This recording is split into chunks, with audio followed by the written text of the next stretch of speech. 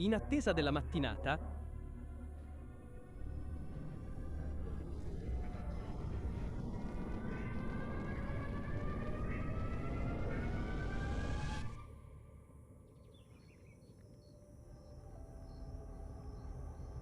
locale, quasi alle 3:30. E presto faremo la nostra chiamata per il rifornimento. Ok, andiamo. È tutto vostro.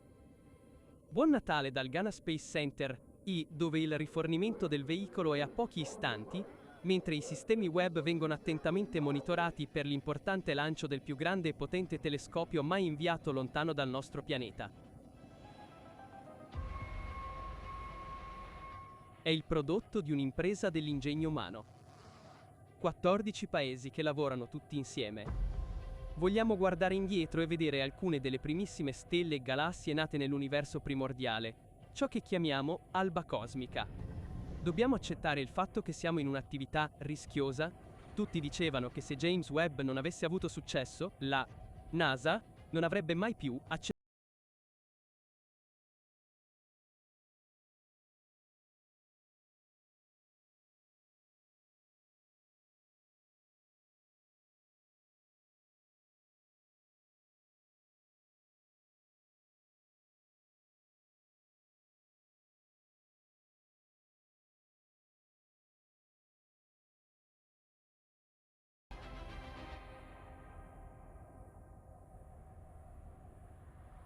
Ora c'è un piccolo stagno qui sotto.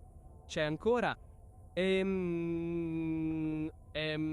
Ogni tanto venivo a pescare qui. Bene, vorrei raccontarvi l'intera storia dell'universo e un po' di come ne abbiamo appreso qualcosa, la mia parte personale in questo processo e dove andremo da qui. La diapositiva del titolo qui dice dal Big Bang e così via fino alla scoperta della vita aliena. Quindi non l'abbiamo ancora trovata esattamente ma penso che sia possibile nei prossimi decenni. Quindi voglio delineare alla fine come speriamo di scoprirlo. Ci sono molti misteri. Mi sono interessato alla matematica e alla scienza quando ero bambino. Ecco una foto del posto in cui sono cresciuto. Mio padre era uno scienziato ma studiava le mucche da latte. Mi ha detto che le persone sono fatte di cellule con cromosomi. Ricordo che avevo circa 6 anni e avevo sentito parlare dell'infinito.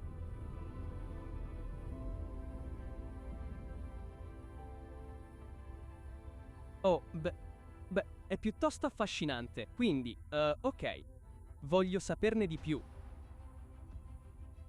A 8 anni leggevo le biografie di Galileo e Darwin e prendevo tutti i libri di scienza che potevo dalla biblioteca pubblica. Mi ci sono appassionato molto presto. Quando ho iniziato la missione sapevo che sarebbe stata emozionante e ho detto, questa è la cosa più bella di cui abbia mai sentito parlare. Questo è ciò su cui voglio lavorare e non mi interessa quanto sia difficile o quanto tempo ci vorrà. Voglio solo lavorarci e far sì che accada.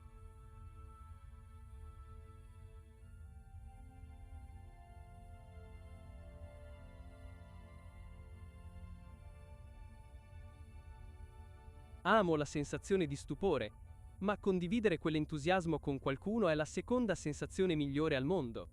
È molto vicino, ma non lo è. Queste due, lei. Una delle cose che crescendo in città non abbiamo mai visto era il cielo. Ricordo che uno di questi ricordi di infanzia più importanti è quando andavo in Canada per una vacanza con la famiglia e i miei genitori mi accompagnavano fuori una sera per guardare la Via Lattea. E io non capivo cosa fosse. E pensavo, c'è del latte lassù. Loro dicono, no, quello è il nostro sistema solare e stiamo osservando tutte le stelle che altrimenti non vedresti. E io non ci avevo proprio capito niente perché non avevo mai avuto a che fare con queste cose prima nella mia vita.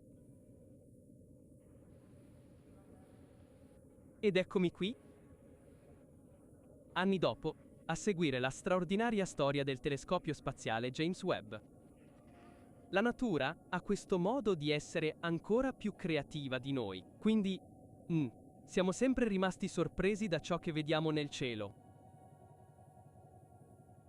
Questa è un'avventura davvero straordinaria, quella che abbiamo vissuto. Il primo Hubble Deep Field è uscito quando ero al liceo. Sapevo già che volevo diventare un astronomo ma ricordo di essere rimasto semplicemente affascinato da queste immagini che arrivavano da Hubble.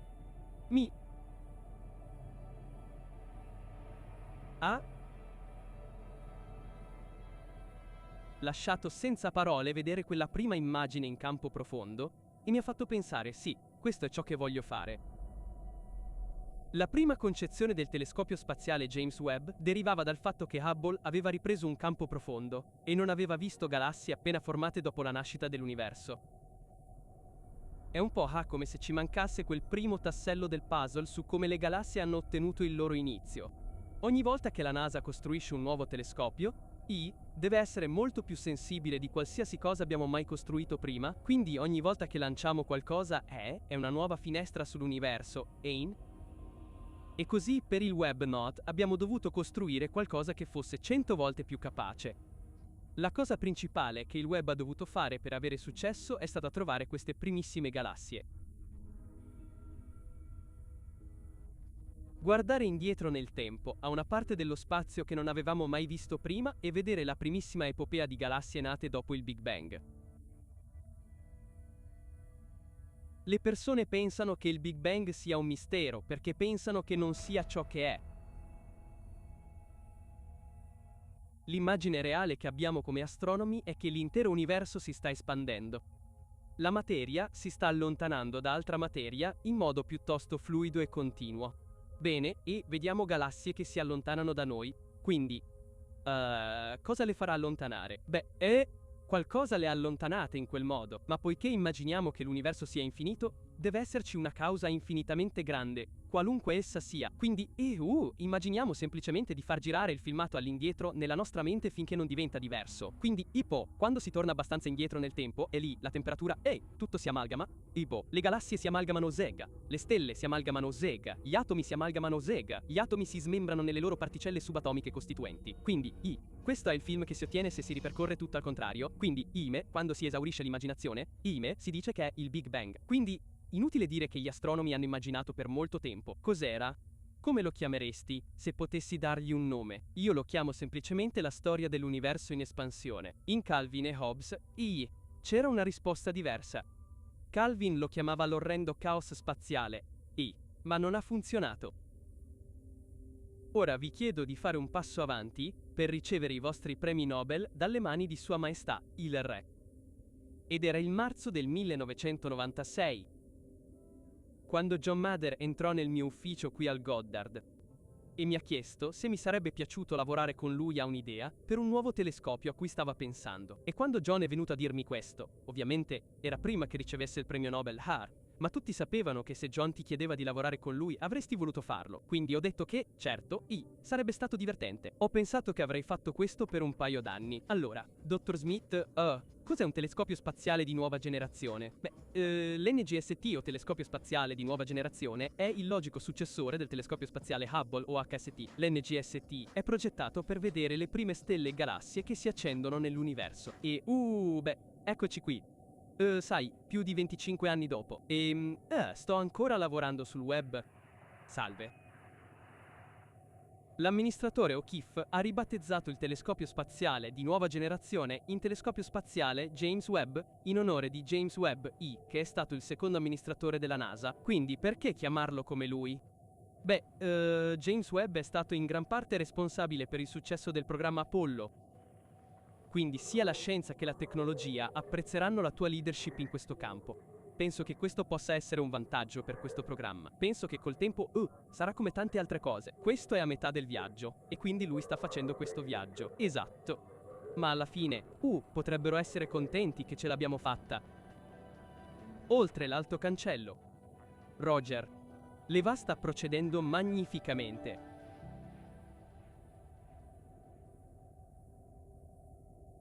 Il telescopio Webb è un po' come mio figlio perché ci ho lavorato fin dal primo giorno in cui abbiamo iniziato. Quindi quando ho iniziato con il Webb il mio figlio più giovane era appena nato. Ha una laurea magistrale, lavora alla Johns Hopkins e compirà 28 anni. Avevo i capelli. Non avevo bisogno di apparecchi acustici o occhiali. E sì, è un periodo lungo, ma col senno di poi. È anche un periodo breve. Abbiamo avuto questo scopo singolare per 25 anni. Rendere il telescopio spaziale James Webb una realtà. E sai, all'inizio la gente pensava che fossimo matti perché le sfide tecniche erano così scoraggianti e il numero di cose che dovevamo sviluppare o letteralmente inventare era ingente. Ricordo che avevamo un disegnatore che era in grado di disegnare quello che dicevamo su una lavagna, e noi dicevamo che ci serviva un grande telescopio con un grande paraluce, un grande ombrello, per proteggerlo dal calore del sole. Così disegnò questo sulla lavagna, e noi tutti dicemmo: sì, sembra piuttosto buono, ci serve qualcosa del genere e dovrà essere pieghevole. E abbiamo iniziato a parlare di come ripiegarlo, e quello era solo l'inizio, e sapevamo di essere sulla buona strada. Nelle prime fasi della missione, parliamo con gli scienziati e scopriamo quali sono gli obiettivi scientifici di questa missione. Cosa vuoi che faccia? Giusto? Poi lo inseriamo in un linguaggio che gli ingegneri capiscono chiamato requisiti. Quanto deve essere grande? Che tipo di sensibilità vuoi? In altre parole, qual è la cosa più importante che vuoi vedere? L'osservatorio James Webb è composto da 3 parti. La prima parte è il telescopio e gli strumenti scientifici. Devono essere molto freddi. Sono progettati per raccogliere la luce infrarossa, quindi l'infrarosso è qualcosa che non puoi vedere con i tuoi occhi. Il telescopio Hubble può vederne un po', ma non è freddo, quindi il telescopio Hubble si illumina ed emette luce infrarossa, quindi non puoi usarlo per fare tutte le cose che gli astronomi hanno identificato come la loro prossima priorità assoluta. Questo telescopio sarà nello spazio, sarà raffreddato a una temperatura molto bassa di 45 gradi sopra lo zero assoluto in modo che non si illumini. C'è uno strumento lì dentro chiamato MIRI, che vuole essere di circa 7 gradi Kelvin, e per mettere le cose in prospettiva, il ghiaccio secco di anidride carbonica è a circa meno 109 gradi F. La seconda parte è il bus della navicella spaziale, e il bus della navicella spaziale funziona a temperatura ambiente qui a 70 gradi Fahrenheit. E ha i soliti sottosistemi il sottosistema di comunicazione IDA, il computer EIDA, i propulsori IDA, il sistema di alimentazione elettrica. Poi tra i due c'è la terza parte, il parasole. 5 strati sottili delle dimensioni di un campo da tennis che separano il lato caldo dal lato freddo. 5 piccoli strati che mantengono questa cosa all'ombra. E questo ombrello, come potreste chiamarlo, non è un ombrello qualunque. Sul lato caldo 200.000 watt di radiazione solare lo colpiscono e riesce a lasciar passare solo 0,2 watt. Questo ombrello sta creando una differenza di quasi 600 gradi Fahrenheit, e se fosse una crema solare avrebbe un fattore di protezione solare di 10 milioni, e dovrà ripiegarsi. E abbiamo iniziato a parlare di come si è ripiegato, e deve essere più grande del telescopio Hubble, e deve arrivare molto lontano. E non possiamo farlo arrivare lì senza un razzo piuttosto grande. Quindi qual è il più grande che puoi ottenere?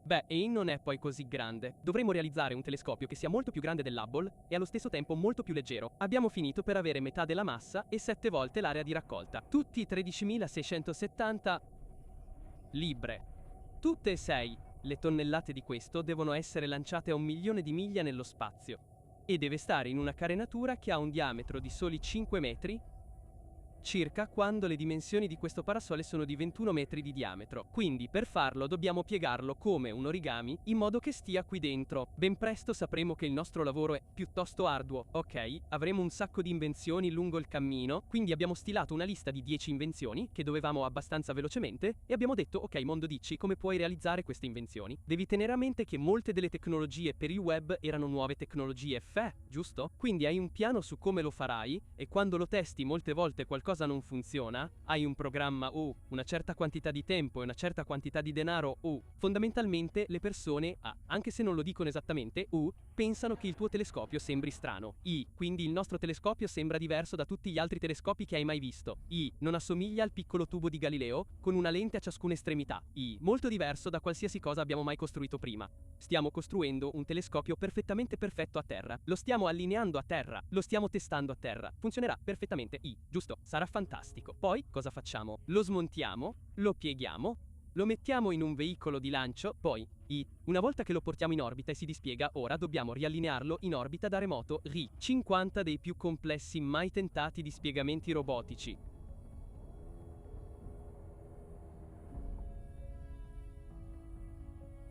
Il telescopio sembra strano, ma è una questione di prospettiva. Per me, invece, è bellissimo.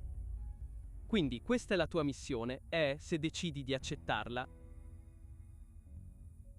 Sì, abbiamo avuto 344 singoli guasti, 295 dei quali associati allo spiegamento quasi tutti i quali avrebbero posto fine alla missione. Quindi, per quanto riguarda il web time, dovremo probabilmente tornare al 1990 time con il lancio del telescopio spaziale Hubble e il decollo dello Space Shuttle Discovery con il telescopio spaziale Hubble, la nostra finestra sull'universo. La NASA lancia il telescopio spaziale Hubble I, la più grande missione scientifica spaziale di sempre. Le prestazioni del Discovery Houston sono nominali. E poco dopo I si scopre che la sua visione è sfocata. La conclusione a cui siamo giunti è che sembra esserci una significativa aberrazione sferica nell'ottica. È stato devastante perché a quel punto avevo lavorato per tutta la mia carriera su Hubble. Il congresso ha tenuto delle udienze. Hubble è il bersaglio delle barzellette televisive a tarda notte. Diventa una delle principali imbarazzo e un grosso occhio nero per l'agenzia. Sebbene la superficie dello specchio fosse perfettamente liscia, lo specchio più liscio mai realizzato dall'uomo sulla Terra. Il problema è che era troppo piatto ai bordi, circa 1/1000 di pollice, ovvero meno del diametro di un capello umano, ma questo era sufficiente a causare le immagini tremendamente sfocate che vedevamo. I miei vicini, che erano tutti molto, felici, e si congratulavano con me per il mio lavoro all'Hubble, venivano da me mentre spingevo mio figlio nel passeggino e dicevano: cavolo, deve essere un duro lavoro lavorare su un disastro nazionale.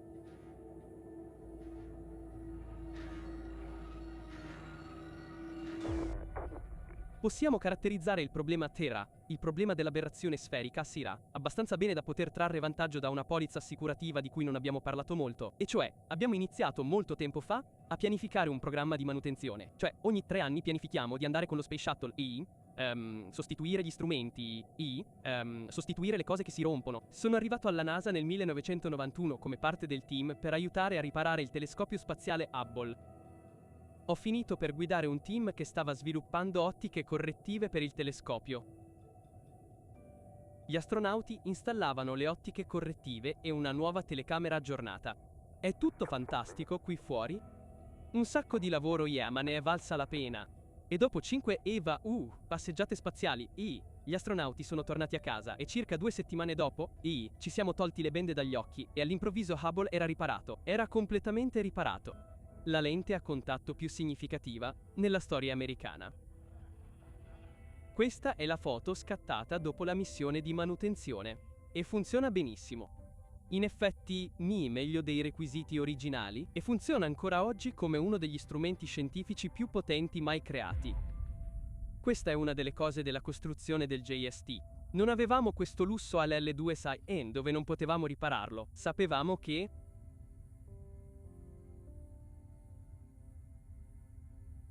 il punto L2 è stato scelto per il telescopio Webb perché è il primo posto in cui è possibile andare dove la Terra e il Sole sono sempre nella stessa direzione. Quindi puoi mettere il tuo ombrello unilaterale e proteggere il tuo telescopio, cosa che vuoi fare per mantenere il telescopio freddo come la ragnatela. Se lo mandi ancora qualche metro più lontano, alla fine scapperà e si allontanerà dalla Terra. Se lo lasci, qualche metro più vicino, ricadrà verso la Terra e avrà una specie di orbita caotica interessante e un modo che non ti piacerebbe. Quindi è il confine tra l'orbita terrestre e l'orbita solare. Ed è un buon punto.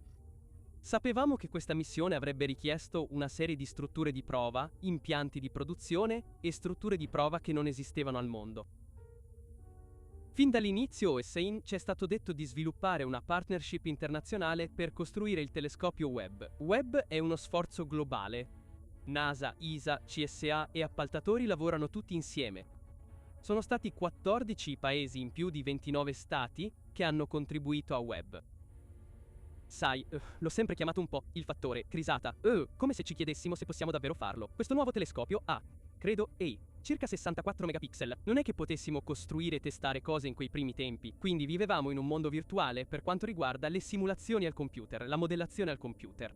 Avevamo scelto la nostra architettura alla fine del 2002 e ovviamente è stato allora che le cose si sono fatte davvero molto impegnative nel tentativo di rendere questa architettura fattibile, perché direi che anche a quel punto non eravamo del tutto sicuri che avrebbe funzionato tutto. Sembrava semplicemente così lontano.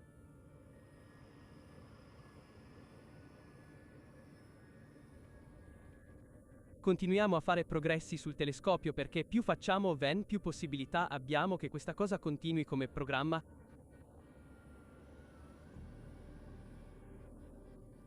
Penso che tra le tecnologie quelle che ricordo essere state più impegnative siano state lo sviluppo del materiale per gli specchi primari. Abbiamo fatto un grande sforzo per determinare quale sarebbe stato quel materiale ed è stata una scelta un po' esotica. Abbiamo scelto un materiale chiamato burillio I, che è l'elemento numero 4 nella tavola periodica. È estremamente rigido, Ki, estremamente leggero. Sono state le proprietà criogeniche del burillium a prevalere. Sai, Min è la sua stabilità a basse temperature e la sua conduttività termica I, la stabilità termica delle cose. Estraiamo il minerale? Dobbiamo perforare e far esplodere l'arite e rimuoverla per ottenere lo strato di cenere vulcanica dove si trova il burillium. 10.000 anni fa, questo era il fondale del lago Bonneville, e milioni di anni fa era un antico oceano. Quindi viene pressato in questo blocco da 550 libbre, che viene poi lavorato fino a raggiungere un peso di circa 50 libbre. Una volta che il blocco è stato lavorato fino a raggiungere un peso di circa 50 libbre, il retro viene lavorato a nido d'ape. È davvero bello. Il lato anteriore viene lucidato. Stiamo collegando i motori sul retro in modo che gli specchi possano effettivamente muoversi e flettersi nello spazio in modo da potersi allineare. Quindi quello che facciamo è effettivamente sottrarre gravità. Quindi stiamo costruendo questo in un luogo in cui c'è gravità. Questo telescopio opera in uno spazio privo di gravità. Il cambiamento di temperatura che avviene tra la Terra e lo spazio deforma notevolmente lo specchio. Si lucida letteralmente la superficie sbagliata, trasformandola in uno specchio O, in modo che quando si raffredda e cambia forma O, la superficie diventa quella giusta. Quindi rendiamo lo specchio meno buono sulla Terra in modo che possa essere più perfetto nello spazio. li manderemmo poi a Huntsville, in Alabama, ISA, dove li testeremmo a Marshall Fuse. Li raffredderemmo a temperature molto basse e misureremmo con uno speciale dispositivo di prova come cambiano mentre si raffreddano. Parliamo un po' prima di quei 18 iconici specchi dorati che si trovano su questo telescopio. Amber, puoi raccontarci qualcosa di più scientifico su quegli specchi? Quindi, il motivo per cui gli specchi sono dorati è innanzitutto perché l'oro è un buon riflettore della luce infrarossa. Abbiamo già parlato di come il web vedrà l'universo nella parte infrarossa dello spettro. Ciò significa che vedrà una luce che è solo un po' più rossa della luce visibile rispetto a quella che i tuoi occhi possono vedere. E così si scopre che l'oro riflette molto bene quel tipo di luce. Ecco. Perché lo specchio è d'oro? Queste sono cose che le persone non sanno che servono per costruire un telescopio come il telescopio Webb. Ma ogni settimana che passava, iniziavamo a ricevere domande del tipo perché ci sta volendo così tanto tempo. E se andrà avanti ancora per molto, e c'era molta pressione, ok. Il Comitato per la Scienza, lo Spazio e la Tecnologia si è riunito. Il telescopio spaziale James Webb è stato identificato dalla comunità astrofisica come la sua massima priorità. Ci sono state voci in giro. Si è detto, annulliamo questa cosa, Personalmente, c'era sempre stata una preoccupazione da molto prima che potessimo finire come il superconduttore, giusto?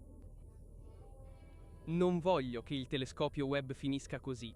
Sai, un progetto scientifico molto grande è finito per essere troppo impegnativo e troppo lungo, e la gente ha perso il coraggio di portarlo a termine. Grazie per la domanda. Il Congresso si è preoccupato molto per il nostro telescopio Webb e ha detto: non è una follia non poterlo riparare? E la risposta è sì, era l'unica scelta che avevamo. Il telescopio spaziale James Webb è un altro caso di studio della cattiva gestione della NASA. Come possiamo immaginarlo? Spero che non perdiamo di vista il motivo per cui gli Stati Uniti stanno intraprendendo questa complessa missione in primo luogo. Se il James Webb fosse completamente finanziato, la NASA sarebbe sulla buona strada per lanciare l'osservatorio spaziale più grande e potente mai costruito. La persona media penserebbe: non potrei sopportare la pressione, l'ansia e tutto il resto. E qual è il segreto? Sì. Come si fa a gestire la pressione di una cosa del genere? È una domanda incredibile. Direi che i legami che abbiamo costruito attraverso i fallimenti e poi attraverso i successi ovviamente, erano una famiglia. Abbiamo sostenuto che la posizione di responsabile delle operazioni di missione per mamme era quella di essere la mamma di tutti. Quindi, tutti qui dentro sapete che sapete che si arriva al punto in cui li si mette quasi personalmente nelle posizioni e li si aiuta a crescere in ciò che accadrà. Si cerca di prepararli. E sapete? Perché dicevo alla gente che era un lavoro molto stressante, man mano che ci avvicinavamo. E dovevi lavorare con le persone per aiutarle a gestire lo stress e cose del genere. Quindi, sai, tendi a essere una mamma e una buona amica e tutte conoscevamo i rischi, sai, sapevamo tutte che non era una cosa sicura. Nessuna di noi se n'è andata. Di questo sono orgogliosa. Prima di tutto, Anne, eravamo noi stesse e abbiamo portato i nostri punti di forza e le nostre parti colorate.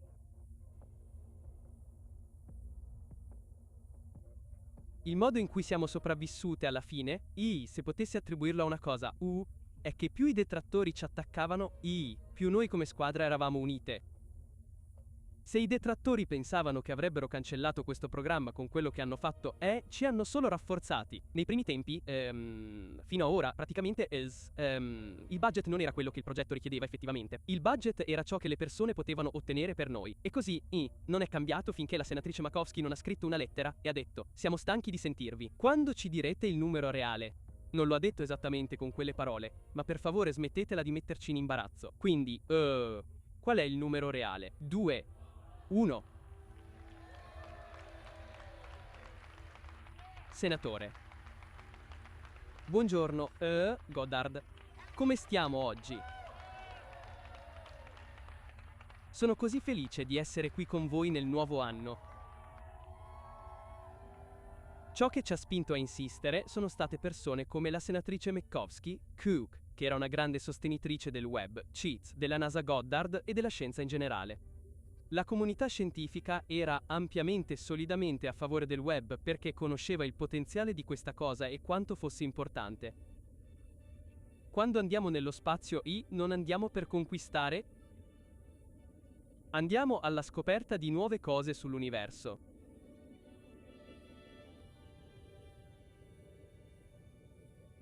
Finiamo di assemblarlo e lo spediamo alla NASA.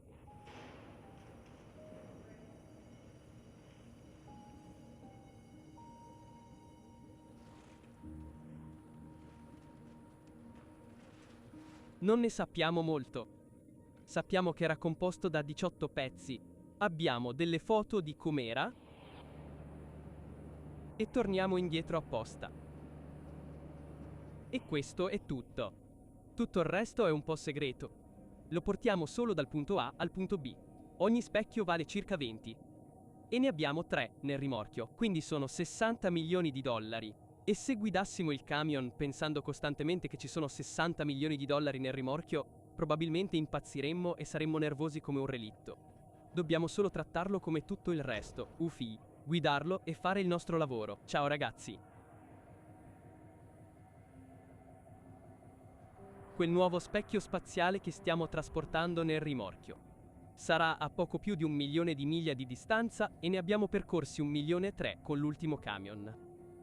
Quindi sarà molto lontano. Posso dirvelo, Pier, perché 1 milione di miglia è un bel po' di tempo al volante di un camion.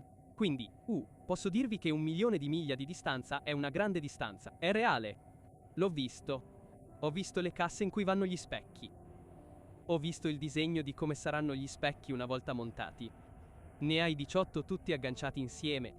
Quindi devi immaginare che li pieghino uno per uno e poi li aprano tutti allo stesso tempo. È proprio come un fiore. Sarà bellissimo.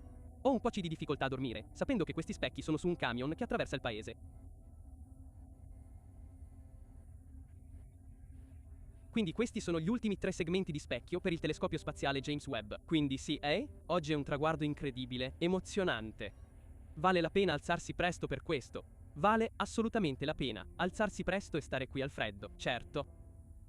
Questi specchi vedranno letteralmente la luce delle prime galassie nate nell'universo. Roba così emozionante. È qui che portiamo tutti i VIP che passano per Goddard. Quindi, voi ragazzi siete sicuramente dei VIP. Oh mio Dio. Quindi sì, questa è la camera bianca più grande del mondo, nel suo genere. E se guardate lassù, vedrete i familiari pod che sono stati sul vostro camion nell'ultimo anno. Sono stupendi. Sono bellissimi. E quindi questa grande struttura gialla qui è dove monteremo gli specchi sul piano posteriore del telescopio. Quindi starà in piano e poi quel braccio robotico proprio lì prenderà tutti gli specchi e li posizionerà sul piano posteriore. Quindi sì, dobbiamo mantenere tutto pulito in modo che una volta che arriva nella parte pulita dello spazio sia, sai, già pulito. È davvero pulito? Sì.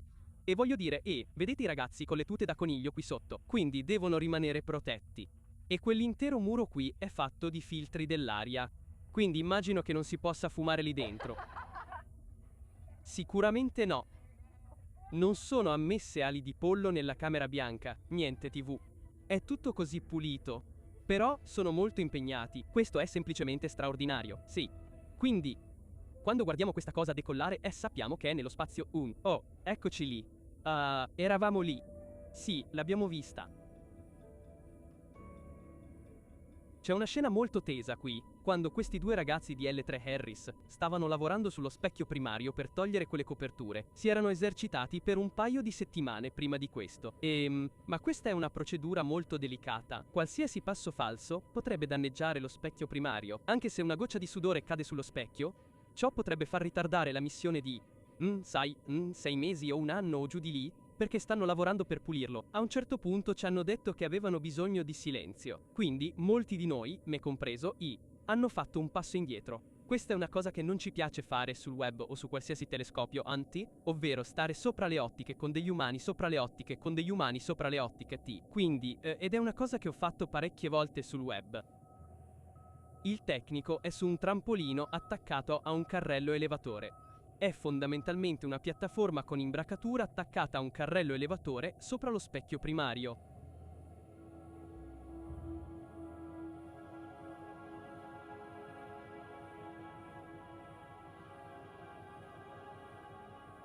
E poi rimuovere fisicamente una copertura rigida da ogni segmento dello specchio.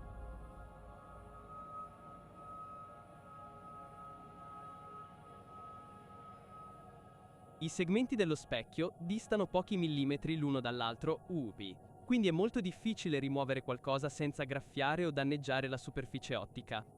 Quindi è stata un'operazione molto delicata e ha dimostrato quanto avremmo dovuto essere attenti. È stato meraviglioso.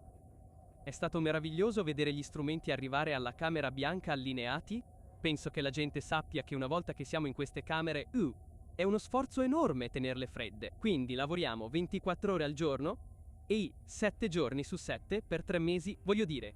E sapevo che quella rete era una cosa molto importante perché stavano solo montando gli specchi quando sono arrivato qui. Voglio dire, non puoi non apprezzare il suo aspetto perché è enorme. È dorato, è bello ed è così diverso da qualsiasi altro. Ma uno dei miei ricordi più importanti della vita è stata la prima volta che sono entrato nella camera bianca e c'è qualcosa di veramente speciale nell'indossare un costume da coniglio e io, soprattutto per andare al lavoro. Non ho mai perso la mia passione per l'idea di indossare un costume da coniglio, aprire quelle porte e vedere un telescopio spaziale in una stanza.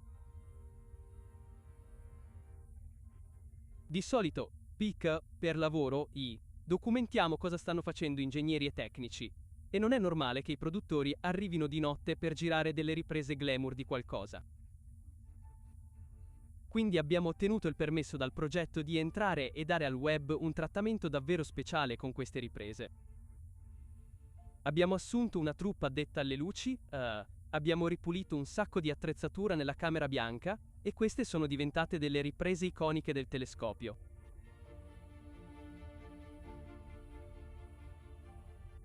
Penso che ci siamo integrati di più in una squadra rispetto a molti altri gruppi media. Ma sì, ti senti totalmente parte della squadra quando sei vestito come il resto della squadra e poi impari a conoscere la tua squadra. Da questa prospettiva. Sai, ci sono alcune persone che ho incontrato solo nella camera bianca e sono rimasto scioccato nel vedere che aspetto avevano realmente fuori dalla camera bianca. Quindi, Apple, vai avanti e portaci a fare un giro della struttura. E vorrei far notare che questa è la stessa struttura che per molti anni è stata utilizzata per sviluppare l'hardware di manutenzione per il telescopio spaziale Hubble. Quindi, sta passando alla sua prossima generazione. Paul, è tutto tuo. Quindi ci sono 4 strumenti e il modulo di strumenti scientifici vero e proprio. Webb ha 4 strumenti scientifici all'avanguardia e una guida. Gli strumenti sono costituiti da una serie di telecamere ad alta risoluzione che forniscono belle immagini e spettrografi. E gli spettrografi sono il vero muscolo scientifico dietro James Webb. Sono quelli che possono estrarre i segnali che ti dicono la fisica e la chimica degli oggetti che stanno osservando.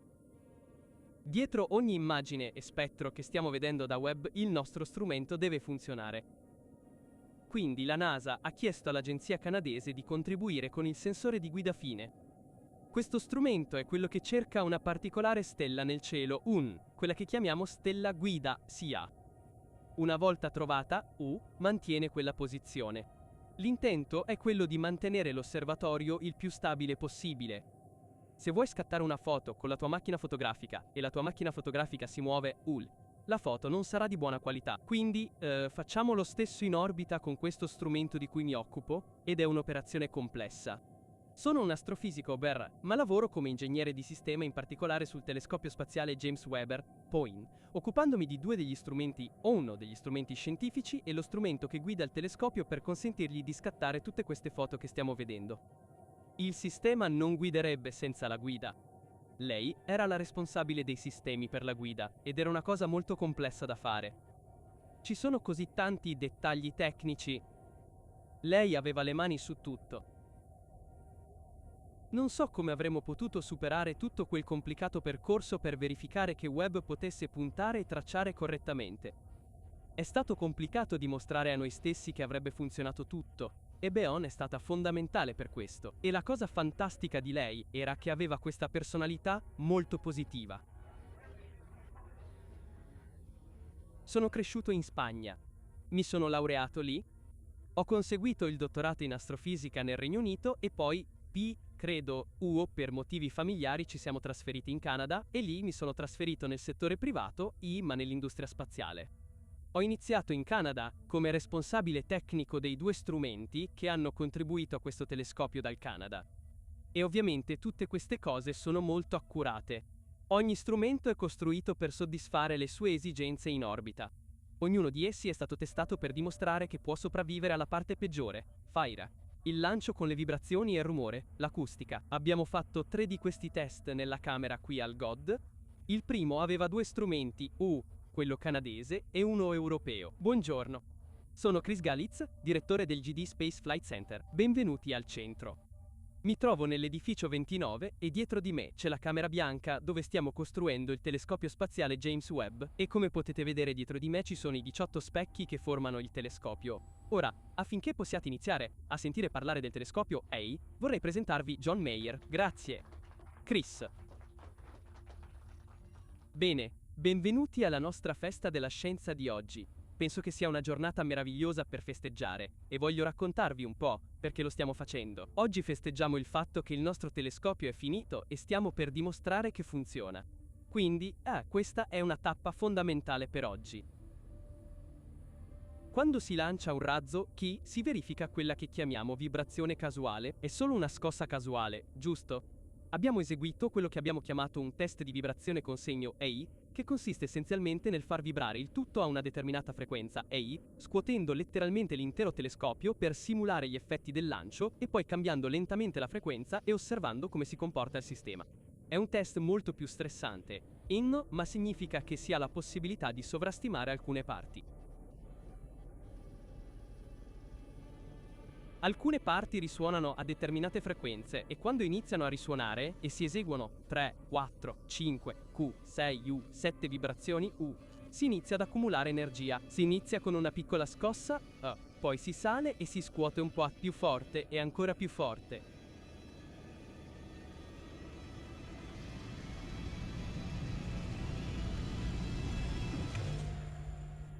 Si è sentito un forte scoppiettio e i sensori hanno rilevato qualcosa che stava superando i livelli che avevamo detto che se ciò accadeva si sarebbe spento automaticamente.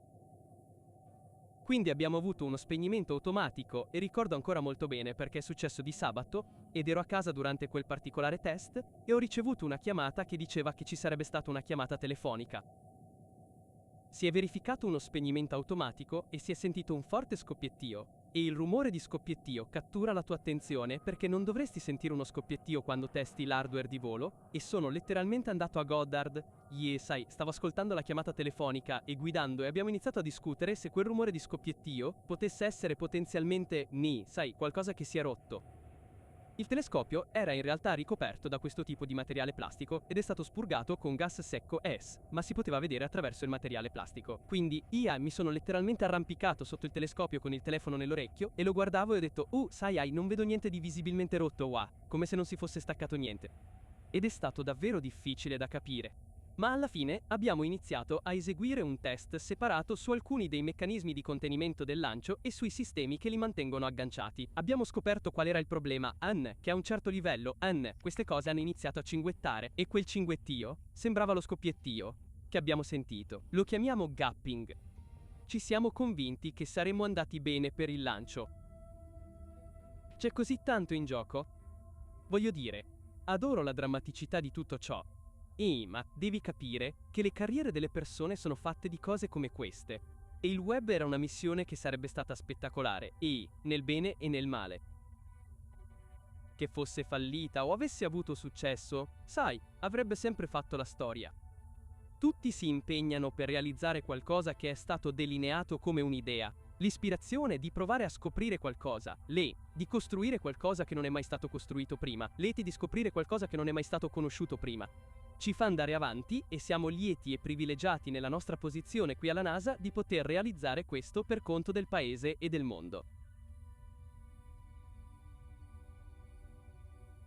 Questo centro di test di curvatura si trovava nella camera bianca principale del Goddard I, la più grande del Goddard I, ed è una struttura fantastica, ma anche quella è al limite di ciò di cui avevamo bisogno per il web. Il segmento ottico del telescopio, la parte con gli specchi e gli strumenti scientifici è stato costruito presso il NASA Greenbelt, RINT, nel Maryland Reeds, quindi imballato e trasportato in aereo al Johnson Space Center di Houston, in Texas.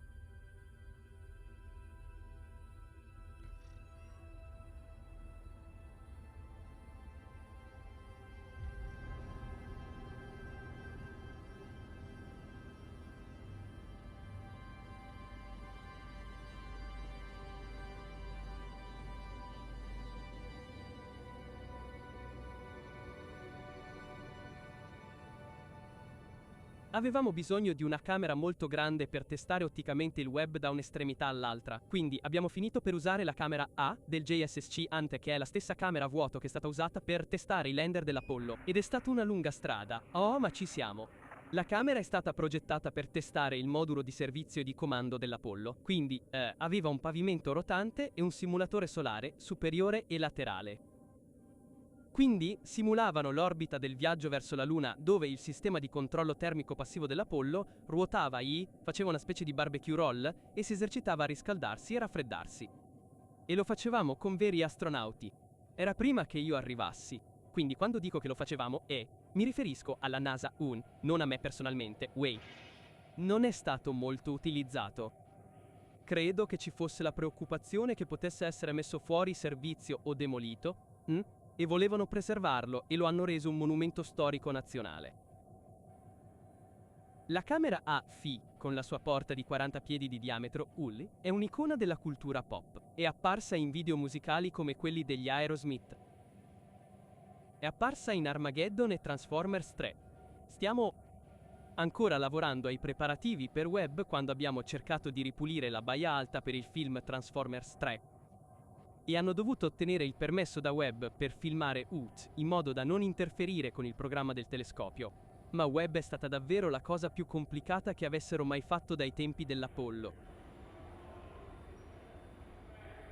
L'obiettivo del test del telescopio nella camera A era in realtà quello di accertarci che tutto funzionasse correttamente alle bassissime temperature e che tutti i sistemi ottici funzionassero correttamente a basse temperature. È stata l'unica volta in cui abbiamo potuto testare l'intero telescopio a temperature molto basse. Il test è durato nominalmente 3 mesi, durante i quali avremmo raffreddato il telescopio. Ci è voluto quasi un mese per raffreddare il telescopio a questa temperatura di meno 400 gradi Fahrenheit. E poi per poco più di un mese siamo rimasti a queste temperature molto basse. Era la prima volta che avremmo testato l'intero specchio primario come specchio perché fino a quel momento avevamo testato solo specchi singoli, quindi dovevamo verificare che le forme di tutti corrispondessero. Era la prima volta che avremmo testato il telescopio, sai, in un certo senso dall'inizio alla fine. La maggior parte del raffreddamento che eseguiamo in realtà avviene tramite un contenitore di azoto liquido molto grande all'interno della camera a vuoto. Ci facciamo passare l'azoto liquido e questo ci raffredda fino a circa 75 gradi sopra lo zero assoluto. Per ottenere ancora più freddo freddo, avremo un sistema di elio liquido al suo interno, ma la maggior parte della capacità di raffreddamento deriva dall'azoto liquido stesso. La sequenza del test prevedeva circa 30 giorni per raffreddare tutto. Avevamo pianificato circa 30 giorni per i test e poi circa 30 giorni per riscaldare tutto. Quindi, quando si pianifica uno di questi test in una camera IA, si eseguono sempre le procedure di emergenza. Se le cose vanno male, cosa farò? E ricordo ancora il nostro primo incontro per Houston in cui abbiamo esaminato tutte le cose che possiamo fare se la camera perde energia, se questo strumento non funziona, eccetera. E poi hanno detto, dobbiamo anche prepararci per un uragano. E ricordo di essere stato lì a dire, cosa? Stai scherzando?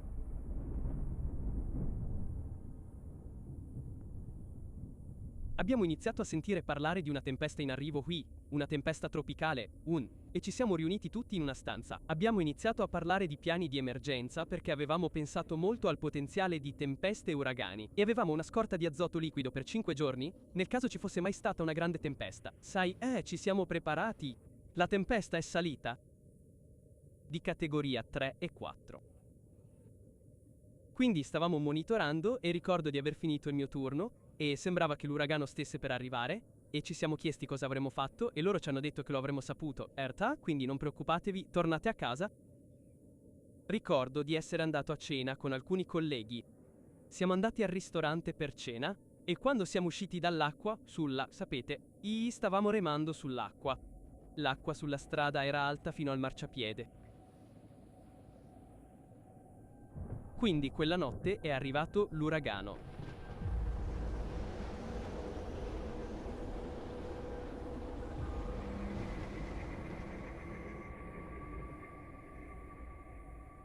E sabato mattina è arrivato e sapete che il cielo si è schiarito un po'. E abbiamo detto, ok, bene, sembra che ce l'abbiamo fatta a superare il peggio. La tempesta ci aveva colpito e quindi sapete che avevamo tutti questi materassi ad aria e un paio di persone sono rimaste lì venerdì sera ma in realtà abbiamo ricominciato a fare i test e sapete che sabato pomeriggio abbiamo ottenuto la prima misurazione dello specchio primario. La prima volta che abbiamo visto l'intero specchio primario è stato subito dopo l'uragano, il giorno dopo. Ma, letteralmente, entro un'ora o due da quelle prime misurazioni, alcuni di noi erano effettivamente usciti a cena per festeggiare. Ce l'abbiamo fatta. E mentre eravamo lì, abbiamo ricevuto un'email dal meteorologo che ci diceva che sembrava che la tempesta stesse arrivando a spirale e che sabato sera ne avremmo avuta una molto più forte. Il Texas stava sentendo tutta la forza dell'uragano. Qui non misuriamo la pioggia in pollici, la misuriamo in piedi. Le tempeste più potenti negli Stati Uniti hanno 20 a 30 miglia orarie e sono una tempesta insidiosa. Sono in corso le operazioni di ricerca e soccorso. Sai, credo che quella settimana abbiamo avuto 51 pollici di pioggia, ma più di 42 pollici sono caduti in una notte ed è stato folle. Ed è stato così intenso che l'acqua ha iniziato letteralmente a entrare dal tetto. Quindi abbiamo iniziato a dover coprire l'attrezzatura. Voglio dire, sei lì e vedi l'acqua arrivare e poi vedi loro arrivare e sistemare tutto. Quindi ci occupavamo solo della quotidianità. Sai, è stato incredibile da vedere. Ma allo stesso tempo lavoravamo e cercavamo di gestire tutto questo. E si è scoperto che la tempesta è durata ben 5 giorni.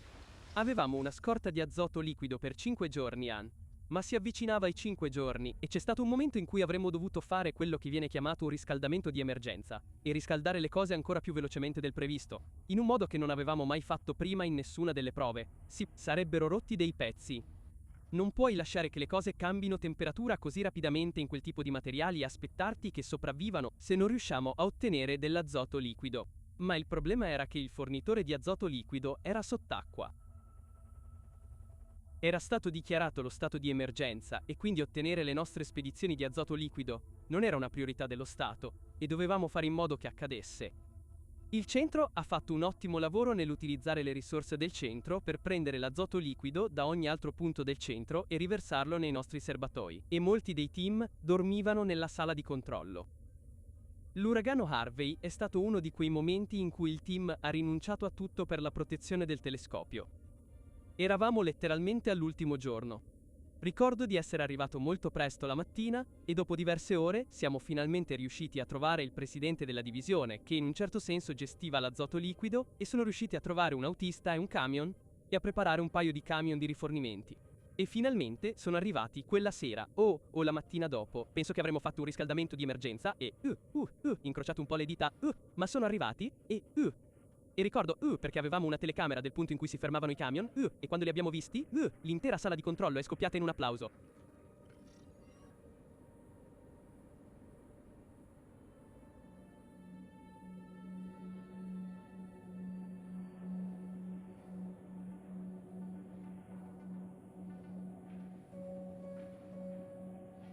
Sono stato uno dei primi ad entrare nella camera dopo che l'abbiamo aperta.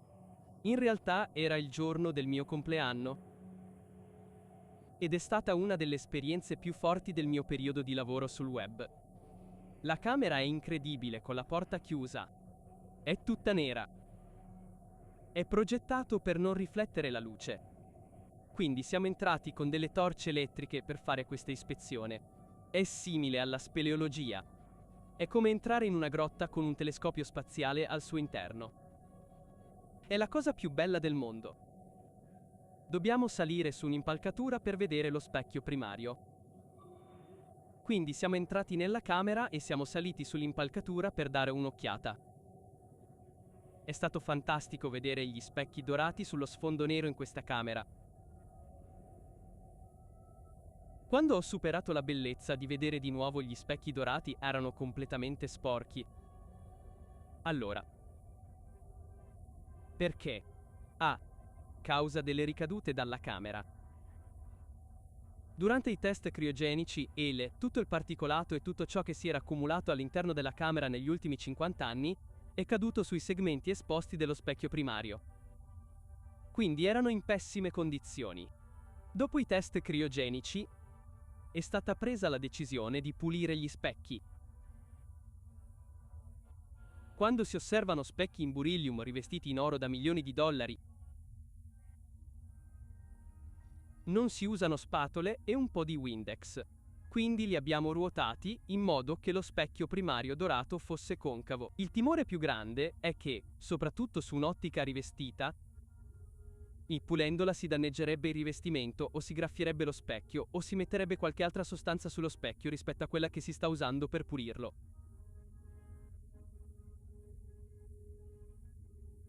Lurin e il suo gruppo di Ball si sono messi in posizione prona con un tipo di pennello molto speciale e IPAC, pulendo tutto lo specchio primario e secondario con piccole pennellate. Ogni pennellata era di circa mezzo pollice o un pollice.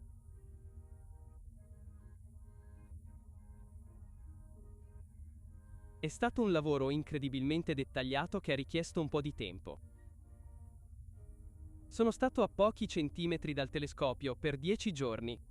E trovandosi sotto quello specchio primario rivestito d'oro, è incredibile riuscire a mettere l'energia nella pulizia di quello specchio e sapere che riceverà fotoni dalle stelle e aiuterà a svelare l'universo. Io dedico del tempo a prepararlo per questo, a pulirlo e a metterlo nella migliore configurazione e nelle migliori condizioni possibili per quello che farà in futuro.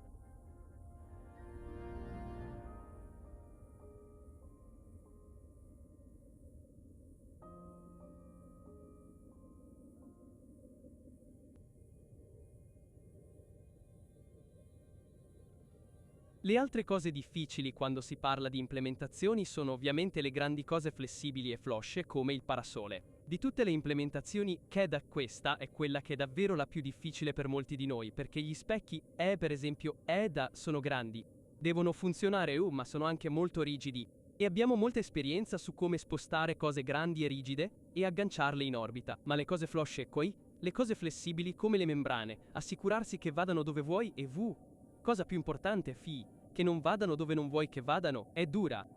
Cosa ne penso del design del parasole? Cavolo? Ecco. Quindi ecco il punto. Personalmente ritengo che il design del parasole sia molto complicato, ci sono un sacco di pulegge cavi motori e azionamenti. D'altro canto, se mi chiedessi di semplificare il design del parasole non saprei da dove cominciare. Penso che sia complicato per necessità. È enorme e deve essere leggero e deve aprirsi in modo positivo. Deve essere in tensione.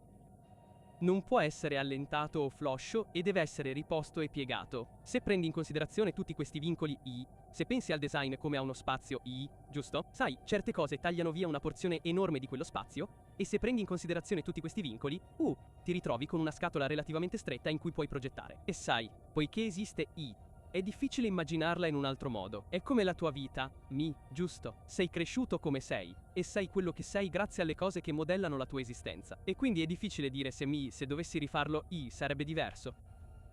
Il parasole è la chiave dell'intero Web Observatory. Sai, Entite è la cosa che blocca il calore del Sole, della Terra e della Luna dalle ottiche e dagli strumenti del web Entite, consentendo loro di raggiungere quelle temperature estremamente basse necessarie per funzionare. Non esiste un libro. Non ci sono standard di progettazione. Il parasole è così innovativo che non riusciamo a trovare niente di simile che sia mai stato fatto volare e che abbia queste cose folli di cui ha bisogno. Il parasole si è rivelato, credo, forse una sfida più grande di quanto alcuni pensassero, perché, sai, sebbene ci siano persone esperte nell'impiego di cose grandi con elementi flessibili, è comunque un problema arduo. E questo era un parasole unico. E quindi volevamo testare cose come, come gestire effettivamente questo materiale. È molto sottile. Ci sono 5 strati, e lo strato più sottile è di 1000 Ollix, ovvero 1000 di pollice. Quindi, molto più sottile dei tuoi capelli. Volevamo essere sicuri di poterlo maneggiare senza strapparlo. Se hai mai provato a piegare un origami, tu sai che la carta può essere piegata solo poche volte. Crea delle pieghe. Ci sono delle linee. La questione principale con il parasole all'inizio era come sostenerlo durante il lancio. Sai, è flessibile. Sai, hai queste 5 cose che si piegano tutte. Devi comunque tenerlo fermo durante il lancio o si affloscerà. Si muoverà e si strapperà. Quindi, devi dargli supporto. L'ambiente di lancio è piuttosto violento. Per tenere la membrana ferma sulla struttura ON, devi tenerla ferma con dei dispositivi di rilascio, e ce ne sono 107. Non puoi nemmeno immaginare il numero di fori che dovevano essere posizionati con precisione in queste membrane. E poi quando lo pieghi tutto, tutti questi fori devono allinearsi. A proposito, quando viene dispiegato, questi fori non possono essere tali da permettere alla luce del sole di attraversarli se allineati. Quindi, è un problema geometricamente incredibilmente complesso. La ragnatela è enorme. È alta circa 3 piani e ha più o meno le dimensioni di un campo da tennis. Provate a immaginare Roger Federer e Rafa che corrono avanti e indietro sulle loro metà del nostro telescopio. Immaginate quanto sia grande e quanto sia difficile. NEA è un attuatore non esplosivo. Questi sono i tipi di meccanismi di rilascio che utilizziamo sulla ragnatela. La maggior parte dei nostri meccanismi di rilascio erano tutti sullo schermo solare e li avremmo infilzati e fissati a questa grande struttura, e poi, quando saremo in orbita, ritrarremo quei perni e tutto andrà bene. E ricordo la riunione in cui abbiamo detto: sì, sembra davvero una pessima idea.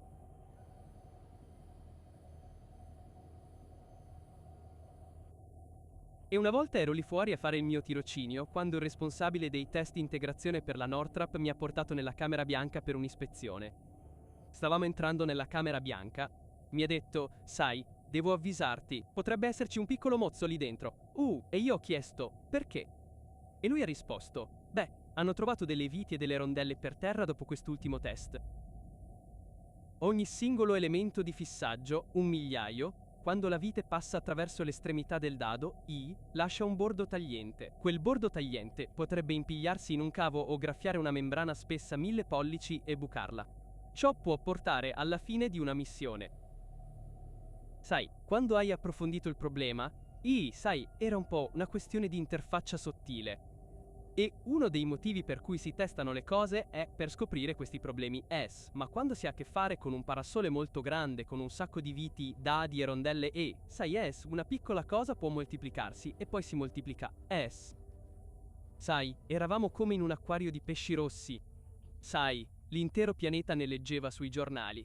E sapevi che ci sarebbe stato quel tipo di problema fin dall'inizio. E quindi, penso che questo abbia creato molto stress per tutti noi. È stato un duro colpo. Ci sono voluti circa 11 mesi di ritardo sulla nostra pianificazione. La nostra architettura specialmente in quelle implementazioni ha avuto 344 singoli guasti giusto? Se devi avere 344 singoli guasti e dipendono tutti dall'ultimo ripristino, dall'ultima installazione devi avere un ambiente di assoluta apertura e onestà. E la paura che deriva dalla politica e da quel genere di cose è il tuo nemico principale. Voglio dire, è schiacciante, giusto? Il team è ormai scomparso, è sui giornali. Stavate diventando sempre meno e ora sappiamo che non rispetteremo di nuovo la data di lancio. Signor Bernstein, bentornato. Grazie. Sa quanto è cambiato dal 1996? Oh mio Dio. Quando è stato pubblicato per la prima volta con un budget di $500 miliardi, può anche solo parlare di quanto è cambiata la cosmologia? È una domanda meravigliosa. E quando pensi all'universo in generale, la NASA impara cose nuove ogni singolo giorno. Come l'universo si sta espandendo e non solo espandendosi, ma espandendosi a una velocità sempre maggiore. In realtà sta accelerando. E cosa lo sta causando? E James Webb può aiutarci a capire che, sai, ai margini dell'universo ci sono galassie che sostanzialmente stanno scomparendo perché stanno accelerando più velocemente della velocità della luce. Wow! Quindi quelle galassie ET, la luce che emana, se viaggia a una velocità superiore a quella della luce, non può tornare sulla Terra, il che significa che ci sono un sacco di cose che non comprendiamo della fisica, dell'astrofisica, che questa particolare navicella spaziale ci aiuterà a imparare. Tornando all'inizio di Cosmic Dawn, scopriremo come si sono formate le primissime galassie? Che aspetto aveva quella prima luce?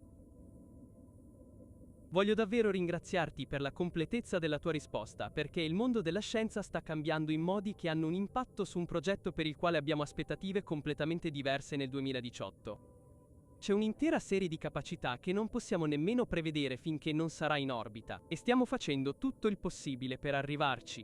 Signor Presidente, vorrei solo che ci fosse un capo della NASA entusiasta di questo progetto. Sì. Quando hai posto la tua prima domanda, avrei potuto immaginare che la tua risposta sarebbe durata un paio d'ore ma ho pensato che fosse una buona risposta. Al di fuori della famiglia e di tante altre cose, è difficile immaginare un giorno di cui essere più orgoglioso nella mia vita, guardandolo mentre veniva interrogato, sfidato, e dava risposte oneste, e si sedeva lì e affrontava tutto questo, sapendo che doveva accettarlo, e alla fine ha detto, ma ce la faremo. E per la prima volta, eravamo sul rettilineo finale.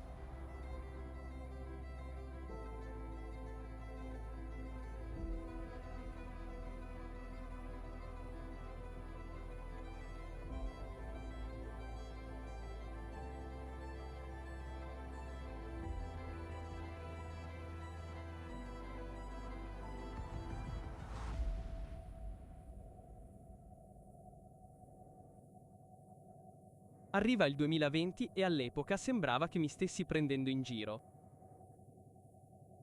Quando le persone mi chiedono qual è stata la sfida più grande sul web, rispondo quasi sempre che avevamo problemi tecnici e sfide tecniche, ma la salute delle persone non ne risentiva.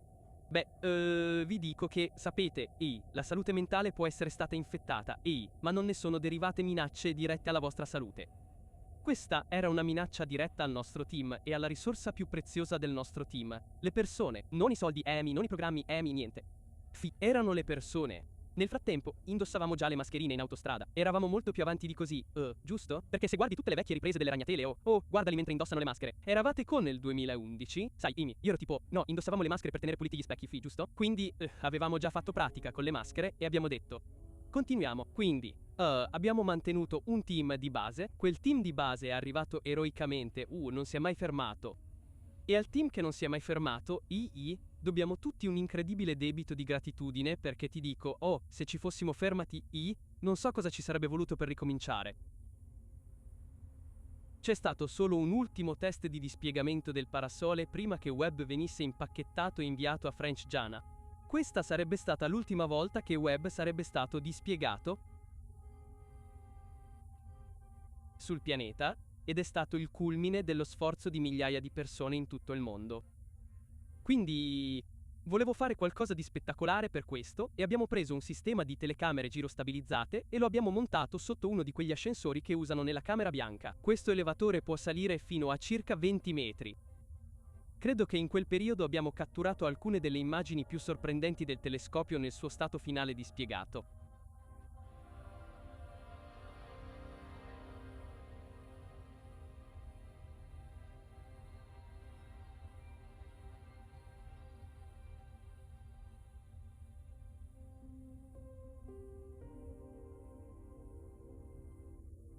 L'ultimo passaggio durante le nostre spiegazioni è stato rimuovere il tappo dell'obiettivo appena prima che il parasole venisse ripiegato. Gli strumenti sono molto sensibili alla luce. Sono progettati per essere estremamente sensibili e, in modo da poter rilevare stelle deboli e lontane, quindi le luci della camera bianca potrebbero potenzialmente danneggiarli. Quindi abbiamo mantenuto questa copertura non solo per evitare contaminazioni, per tenere qualsiasi tipo di detriti o piccole particelle fuori dai microturatori, ma anche per proteggere otticamente gli strumenti dalla luce che potrebbe potenzialmente danneggiare i sensori. Questo tappo dell'obiettivo è stato rimosso all'ultimo momento possibile mentre stavamo riponendo i 4 parasole, e sono stato io a farlo.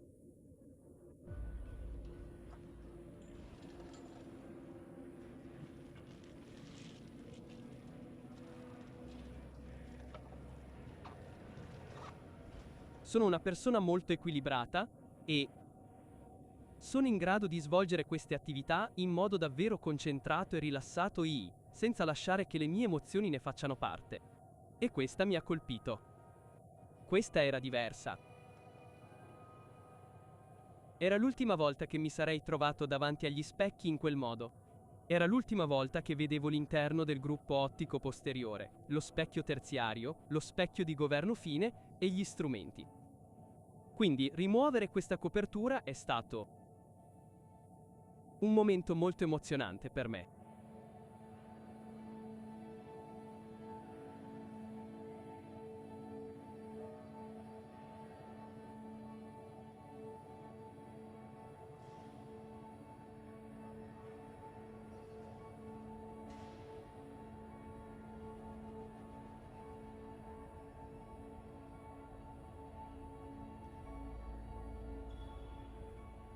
Sono riuscito a tenere tutto insieme e a non far cadere lacrime da nessuna parte, a togliere la copertura perfettamente e a preparare la ragnatela per l'uso. Ma è stato un momento molto emozionante per me dire addio a quella parte della ragnatela.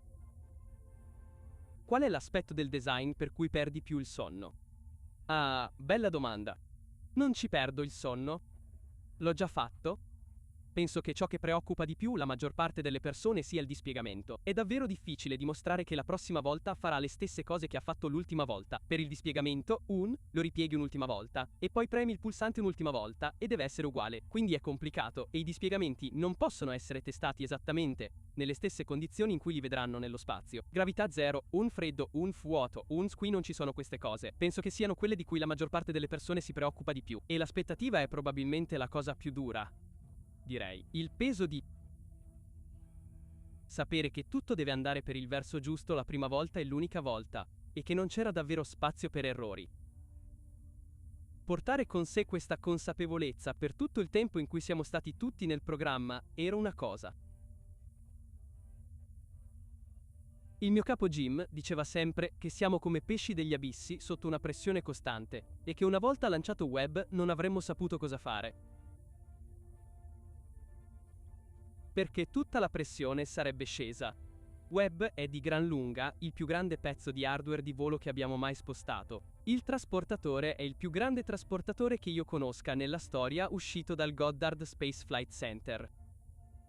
E, fondamentalmente, STARS è una camera bianca mobile che sposta JWST da una posizione all'altra mentre si trova ancora all'interno di un ambiente di camera bianca. E così è stato un arrivederci per l'intero team che aveva fatto parte dell'osservatorio, della navicella spaziale MAN, dell'integrazione e di tutto il resto per 20 anni a quel punto. Non c'era niente di facile nel web. Non importa quale aspetto della missione si prendesse in considerazione, quindi spostare quell'enorme e gigantesco telescopio è diventato straordinariamente impegnativo. Il 405 è semplicemente qualcosa che rappresenta una parte importante del cuore di Los Angeles e di tutta quella comunità. Ed è stato davvero bello poterlo inviare proprio nel cuore di Los Angeles e verso il mare in quel modo e farne parte.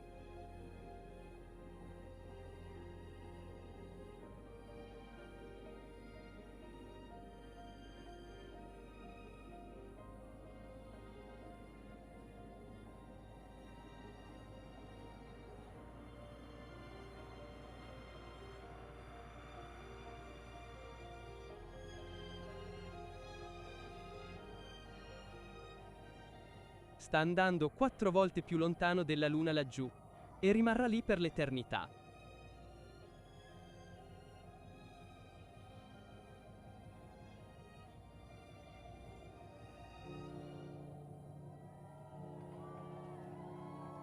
Addio. Consegna.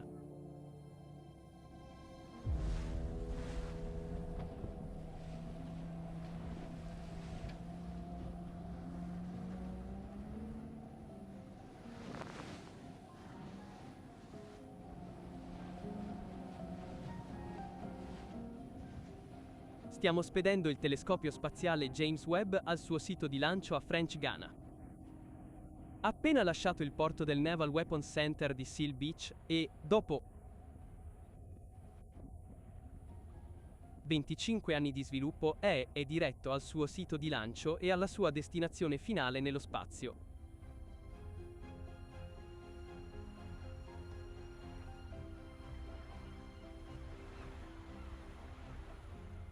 Uno degli aspetti interessanti della nostra partenza è la sicurezza. Come abbiamo fatto a essere sicuri di non incontrare pirati o di non causare interruzioni alla nostra spedizione? Nel settore marittimo, Uri, puoi tracciare le navi ovunque vadano. Mentre stavamo partendo da Seal Beach, c'erano dei post su internet perché c'è una vivace comunità di persone molto interessate a ciò che sta accadendo con JWST. E così su Reddit, in realtà, c'era una persona in particolare che era davvero brava a tracciare la nave e stava fornendo un ottimo registro al grande pubblico su dove stava andando la nave. Sono riuscito a contattarlo e a spiegargli che sarebbe stato grandioso da parte sua aggiungere un po' prim di indeterminatezza sulla destinazione effettiva della nave N, la direzione N, solo un po' prim meno dettagli. E sorprendentemente è stato fantastico. Sai, ha iniziato a postare e a dire che era diventato un po' più generico con le posizioni.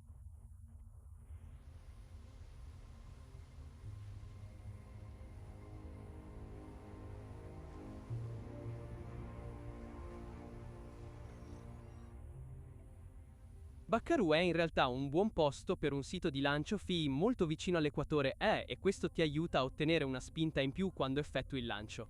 Eravamo lì come in una bolla per lo più nascosti dalla pandemia in grado di lavorare e concentrarci solo sul web e prepararlo per il lancio.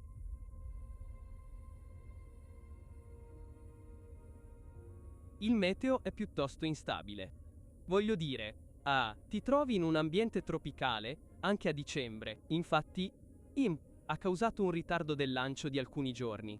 Sotto l'ombrello di quel ritardo del lancio senza offesa, il personale tecnico che stava preparando il web per il lancio ha avuto un po' di tempo in più per potersi occupare dei preparativi dell'ultimo minuto.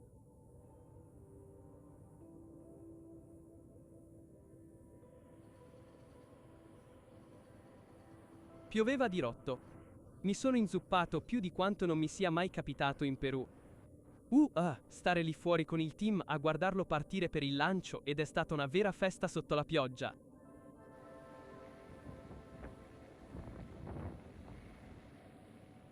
Non saremmo andati da nessuna parte finché il web non fosse decollato sano e salvo. Quindi, non è che dovessimo prendere un aereo o un treno giusto? Eravamo un pubblico in cattività.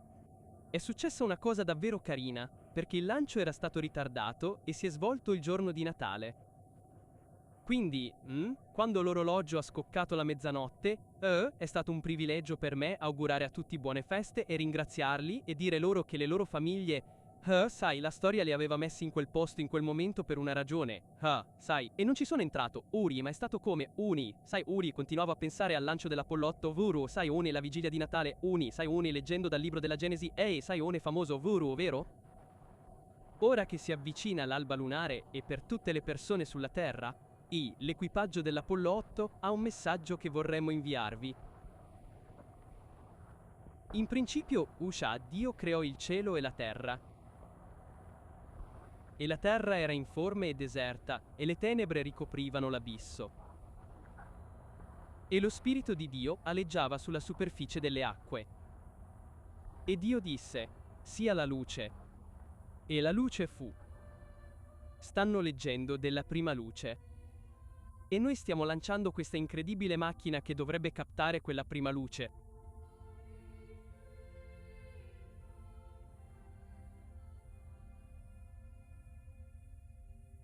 Quando è stato lanciato il telescopio Webb, ero seduto sul divano con mia moglie perché c'era il Covid. Quindi, siamo rimasti tutti a casa, non abbiamo fatto nessuna festa di lancio, ok?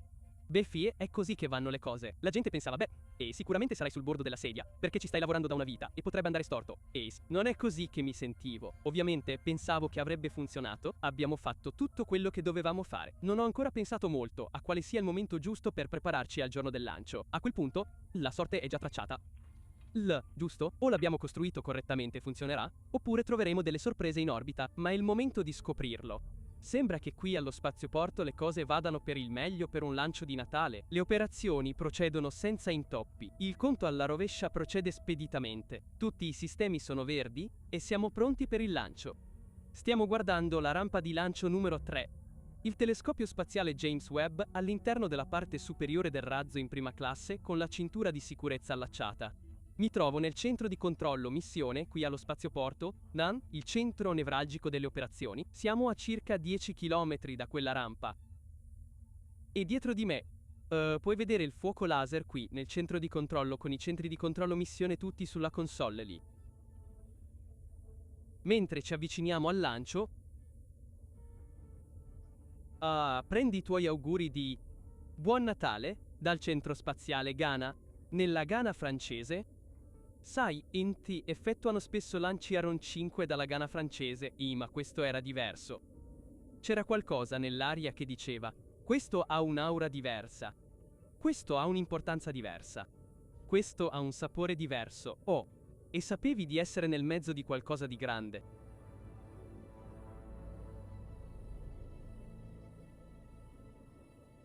Ricevi l'avviso di 2 minuti. Tutti escono su questi balconi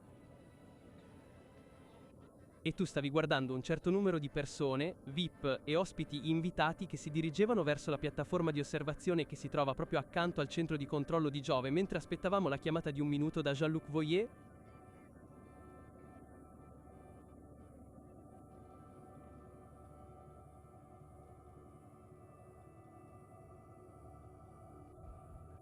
Pollice in su da Jean-Luc Voyer. Tutti i sistemi sono a posto. Siamo dentro da 1 minuto. T-50 secondi nel conteggio e tu aspetti e puoi sentire un piccolo altoparlante con il commento di Rob. Le pompe turbo raggiungeranno la velocità di volo per 7 secondi e verrà dato il comando di accendere i razzi a propellente solido. Il telescopio spaziale James Webb sarà in arrivo. E poi inizia il conto alla rovescia. T- 30 secondi nel conteggio. Quando è arrivato a 8 IA, la mia gola si stava chiudendo. In attesa del conteggio finale.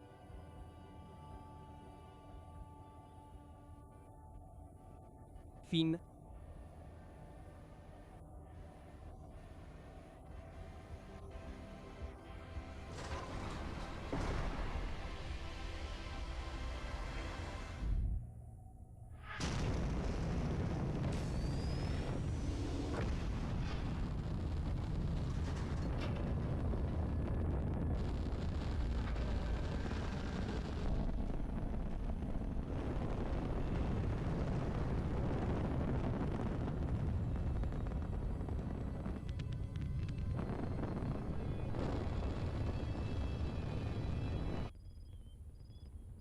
Santo cielo. Perché eravamo a poche miglia di distanza, lo vedi partire e continua a salire e salire e salire e salire. Non lo senti per almeno 45 secondi o 1 minuto. Sai, tutte le mie speranze, i miei sogni, i miei desideri e... francamente, una parte di me è partita in quel momento.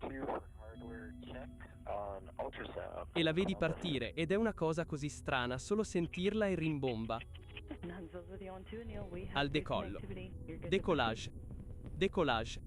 Decollo da una foresta pluviale tropicale fino ai confini del tempo stesso. James Webb inizia un viaggio di ritorno alla nascita dell'universo.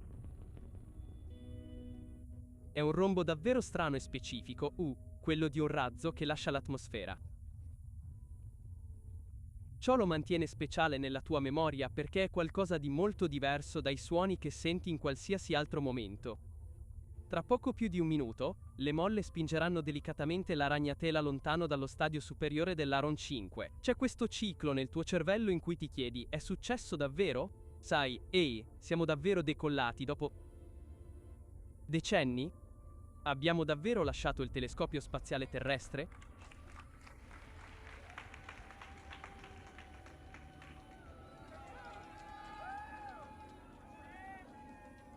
Ironia della sorte, mentre ci meravigliamo di questa vista dalla telecamera del palco superiore, e questa sarà l'ultima visione che l'umanità avrà del telescopio spaziale James Webb, mentre si sposta verso la sua sede di lavoro a circa 1 milione di miglia dalla Terra.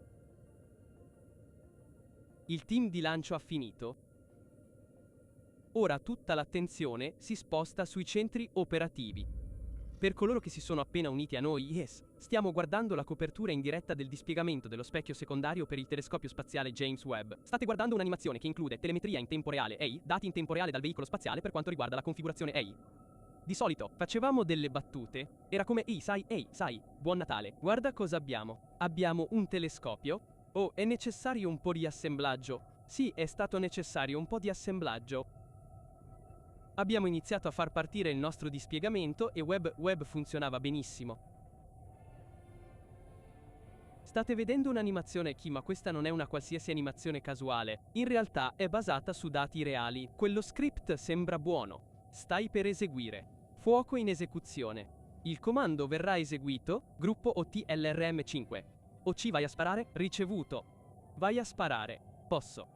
Non si tratta solo di premere pulsanti, ci sono un sacco di informazioni in tempo reale che arrivano e devi essere in grado di gestirle. Devi assimilarle. Capire cosa fare e agire. Mi sto emozionando sempre di più. Il mio cuore sta iniziando a battere sempre più velocemente. Per me c'è un'enorme quantità di gioia. Voglio dire, ho questo sorriso stampato in faccia da un orecchio all'altro in questo momento. Di nuovo, avevamo provato tutto e fatto pratica 1 milione di volte. Ma ora sei lassù e hai solo una possibilità per farlo bene. Senza questo specchio, nella posizione giusta, non arriviamo alla luce nel telescopio. Il movimento del motore è stato completato con successo e l'esaurimento è stato confermato. Procediamo con gli ultimi 2 in sicurezza. Ricevuto. Eseguo.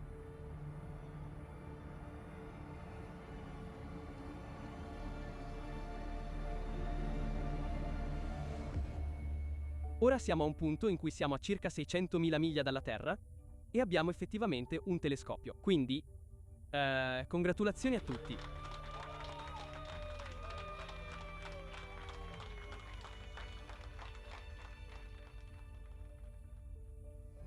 Sono entusiasta di vedere che finalmente funziona perché quando abbiamo iniziato un sacco di persone ridevano di noi perché era incredibilmente difficile e ora è fatto.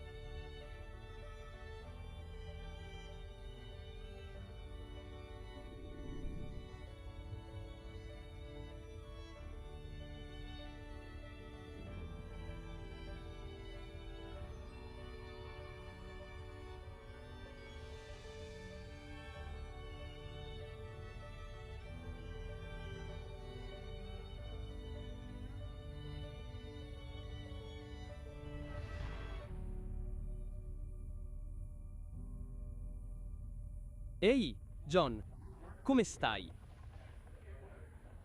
Ehi, John, buongiorno. Buongiorno.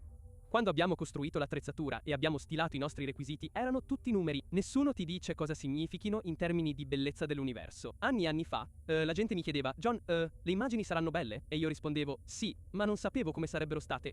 Quindi, è stato un atto di fede, ma è stato un buon atto di fede. Qualunque cosa ci sia là fuori, la vedremo. Non abbiamo ancora portato questo dispositivo a 11.000, ma lo faremo. Quando le cose si sono raffreddate abbastanza, le telecamere hanno funzionato. Ho visto quelle prime immagini. Era tipo, sì, è piuttosto interessante. Siamo davvero, in piedi sulle spalle di migliaia di persone di molte discipline diverse che hanno reso possibile tutto questo. L'immagine è arrivata. C'era una bellissima immagine centrale della stella con 6 raggi di luce radianti e non avrebbe dovuto esserci nulla dietro, niente. Ciò che abbiamo visto si è rivelato essere 250 galassie che non erano mai state viste prima in questa immagine che, presumibilmente, non conteneva nulla. Ci sono galassie ovunque. La gente diceva che eravamo stati bombardati dalle galassie. Quindi, questa è una bella emozione per tutti. Non sapevo che sarei venuto a un raduno oggi. Ma è ancora meglio.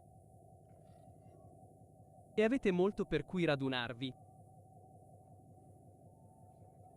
Questa mattina, le persone in tutto il pianeta vedranno le immagini catturate da questo telescopio. Questo telescopio, grazie all'infrarosso TIO, sarà in grado di penetrare attraverso le nubi di polvere. Vedrete la formazione delle stelle. Vedrete divorare i buchi neri. Eccoci. Ci siamo? Facciamolo? Ok, abbiamo il mondo intero che ci guarda. Siete pronti a caricare la prima immagine? Facciamolo, facciamolo. Siamo pronti a vedere la prima immagine di web di una nebulosa planetaria morente chiamata Southern Rain. Wow.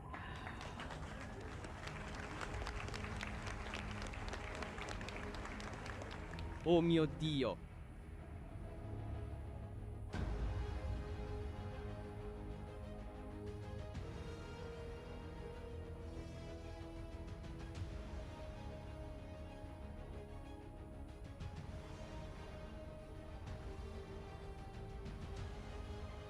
L'arte che è là fuori nel cielo rivelata per la prima volta. Stiamo pensando al team e li stiamo ringraziando. John, grazie a te. Grazie a tutti voi.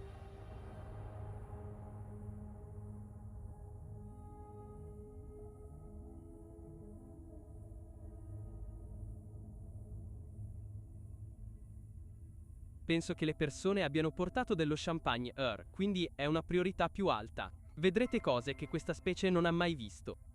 E ci siete riusciti. Dite a tutti che questo è stato un giorno importante nella storia dell'umanità, perché non torneremo mai indietro. Non si può non scoprire. Non si può non osservare le cose. Quindi congratulazioni a tutto il team. Avete fatto tutti la storia. Siate orgogliosi. Grazie.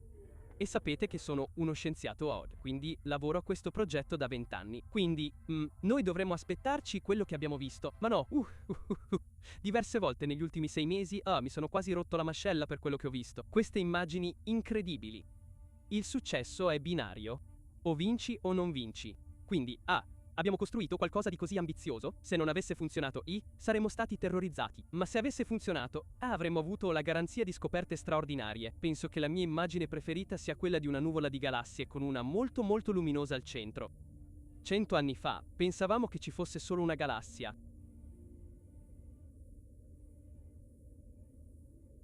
Ora il numero è illimitato, e quella luce che vedi su una di quelle piccole particelle viaggia da oltre 13 miliardi di anni. Ovunque guardiamo sarà una scoperta scientifica. Credo che siano... Oh, no! In ogni immagine è essenzialmente un campo profondo di Hubble, sì. È incredibile o cosa?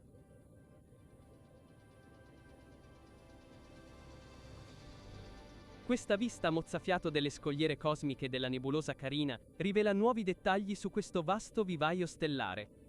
Oggi, per la prima volta, stiamo vedendo stelle nuove di zecca che in precedenza erano completamente nascoste ai nostri occhi. Vista. Vi presento la galassia di Maisie, Bell, che prende il nome da mia figlia Kate perché l'abbiamo scoperta entrambe il giorno del suo 9° compleanno, e da mesi mi chiedeva di dare il suo nome a una galassia. Vorrei lasciarvi con una delle mie immagini preferite. Si chiama Stephan's Quintet, ed è meravigliosa. Dal punto di vista di ciò che scopriremo, cosa diresti a una bambina di 7 anni quando ti dice: capisco cosa sta facendo Curiosity. Ma cosa farà JDWST? Papà? Furu. Ok. Ha una bella domanda. Ciò che stiamo effettivamente cercando di scoprire è l'intera storia dell'universo da allora a oggi. Dall'inizio a oggi, che comprese le cose che hanno creato galassie, efle, stelle, pianeti e la Terra, e che ci hanno permesso di vivere sulla nostra piccola Terra. Ecco perché sono interessato. Ho posto questa domanda a mio padre più o meno così e ho detto: bene, da dove veniamo? Avevo circa 6 o 7 anni o giù di lì, nessuno lo sapeva. Ne sapevamo qualcosa, ma di certo non potevamo raccontarvi tutta la storia. Sapete, possiamo diventare nerd e dettagliati quanto volete. Ma se fate un passo indietro per un minuto, si tratta davvero del nostro posto nell'universo, ed è qualcosa che risuona nelle persone e che le colpisce in modo artistico e spirituale. Vi contatto da Londra.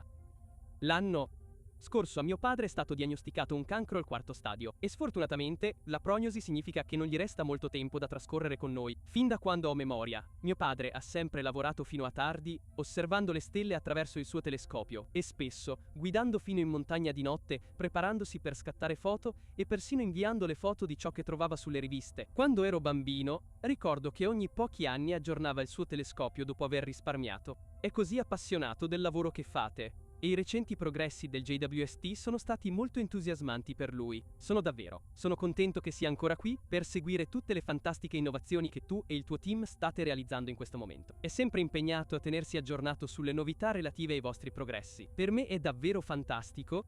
Queste lettere esprimono come mi sento. Queste lettere parlano della meraviglia che provo guardando l'universo. La meraviglia che provo guardando il nostro team che ha reso possibili queste osservazioni e questo strumento. Stupore per ciò che siamo in grado di scoprire. È indescrivibile a parole quanto sia soddisfacente, appagante e gratificante leggere cose come questa. Voglio dire, sì, è piuttosto difficile da descrivere. Ti fa davvero sentire bene per quello che fai. E lasciare un segno per le cose buone e positive nel mondo è davvero fantastico, davvero speciale. In realtà è per questo che amo lo spazio e penso che anche altre persone amino lo spazio perché ti dà quel senso di stupore e di sentirti tutt'uno con l'universo. Quindi, sono contento che abbia aiutato qualcuno.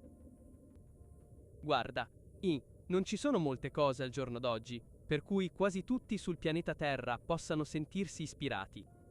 Ma ho la sensazione che le immagini dal web siano una di quelle cose. Trasmettono un senso di meraviglia. È un po' degli come quando sei un bambino e guardi il cielo notturno. Abbiamo bisogno di un po' di meraviglia nel nostro mondo. È solo una sensazione di immensa gioia e realizzazione.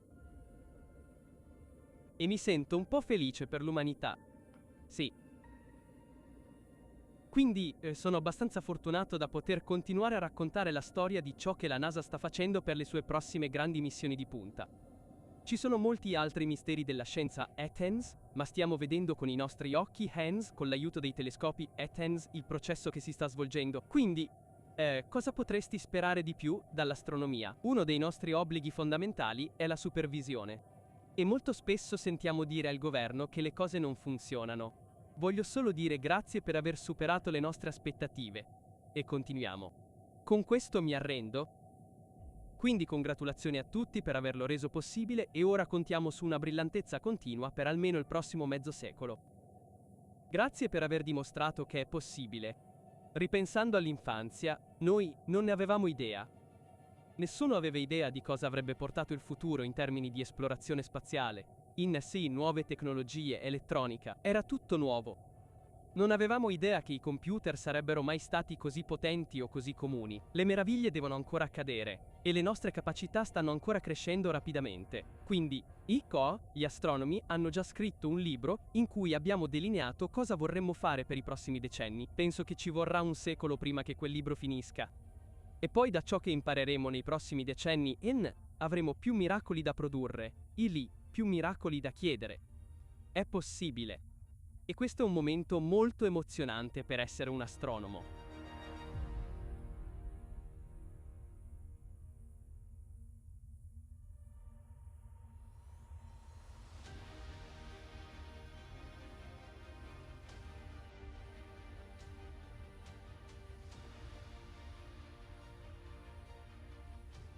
Ho la possibilità di vedere cose che vanno ben oltre la Terra grazie al posto in cui lavoro.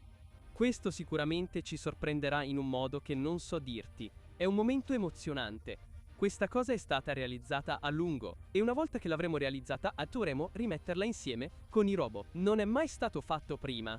L'orgoglio dell'umanità è che quando vogliamo possiamo farlo. Stiamo costruendo questo telescopio per rispondere alle domande fondamentali che ci poniamo. Sta rilevando i mattoni della vita sugli esopianeti che vengono poi inviati al telescopio. Tutte queste galassie sullo sfondo rovinano le immagini, giusto? Ho la sensazione che stiamo scoprendo nuove parti dell'universo. Ci ispirerà come persone, o risolverà un problema che non sapevamo come risolvere, perché impareremo qualcosa che non sapevamo, finché questo grande occhio nel cielo non si è aperto e non l'ha visto. Non so chi altro può dire che...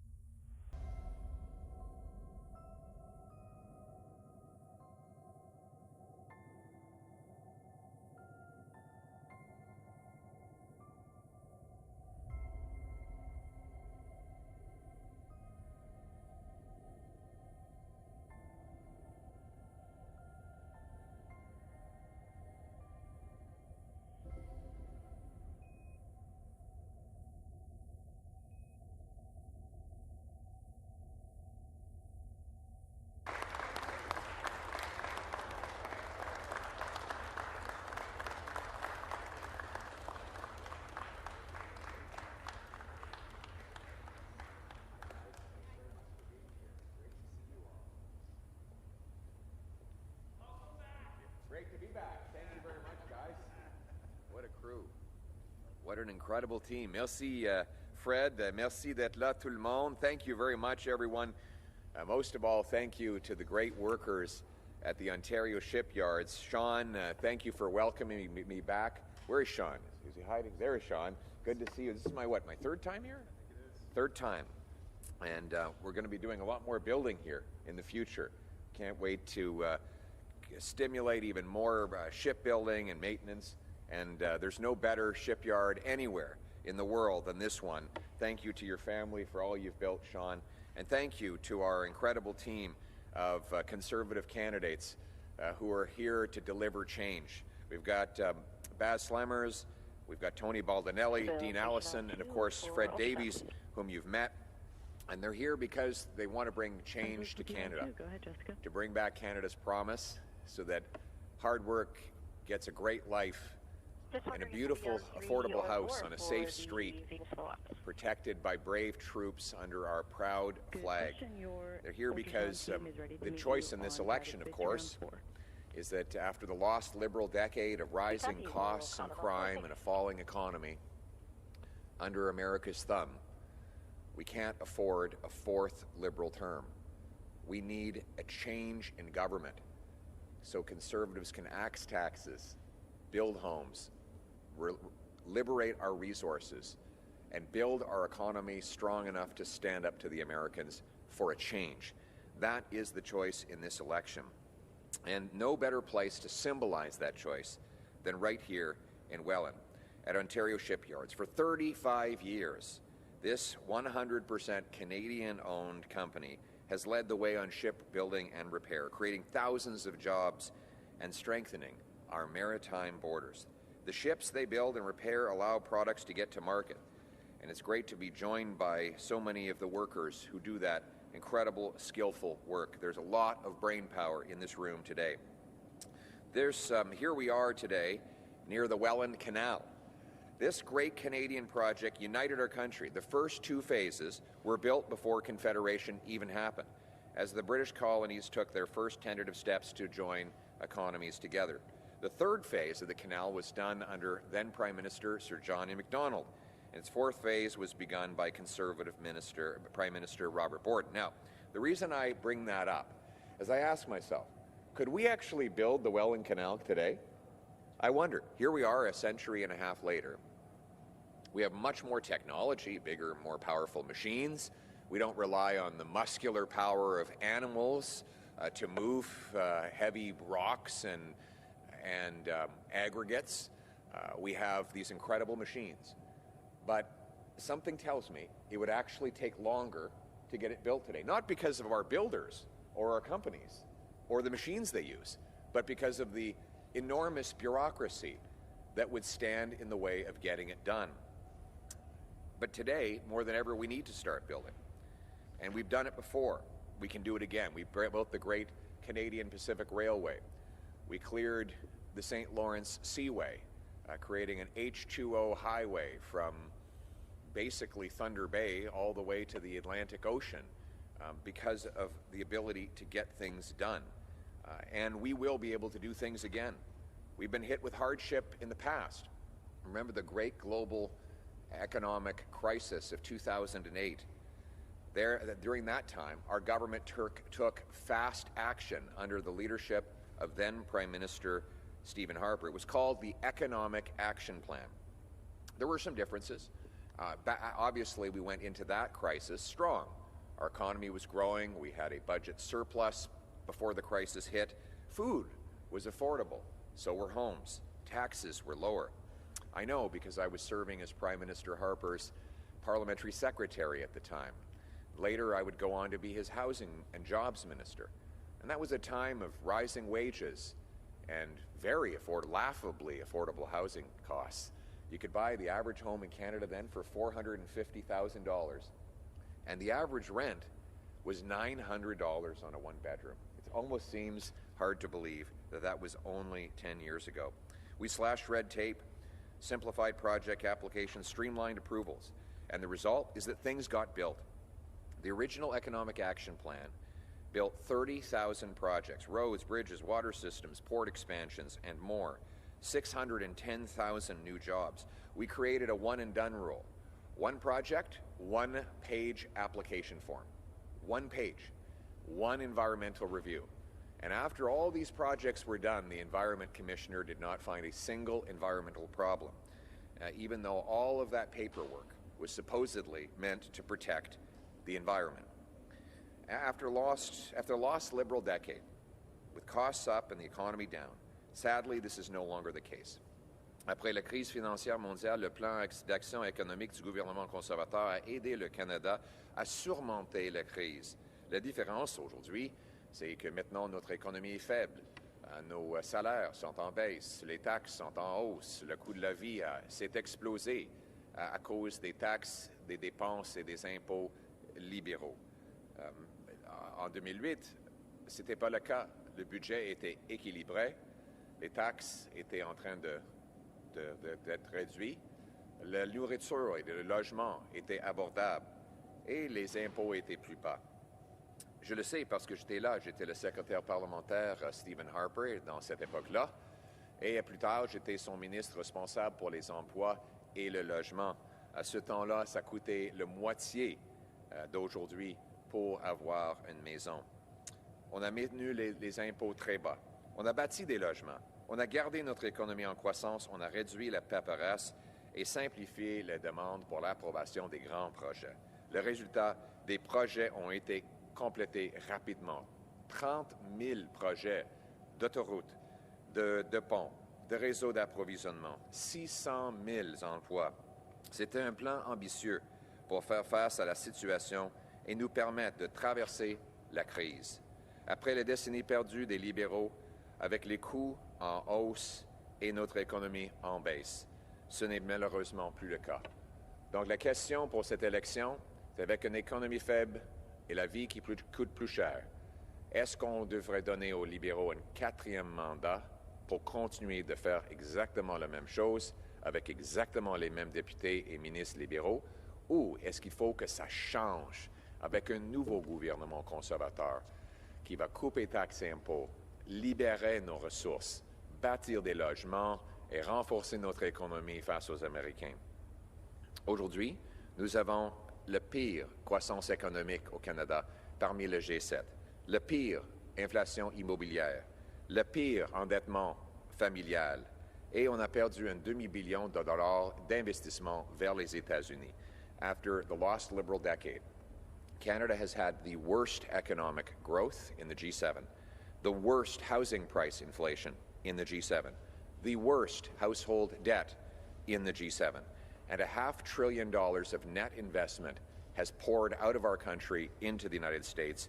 No wonder Donald Trump wants the Liberals elected for a fourth term. Happily, Donald Trump doesn't get to choose our next Prime Minister. Canadians do, and they want change. They want change to turn the page.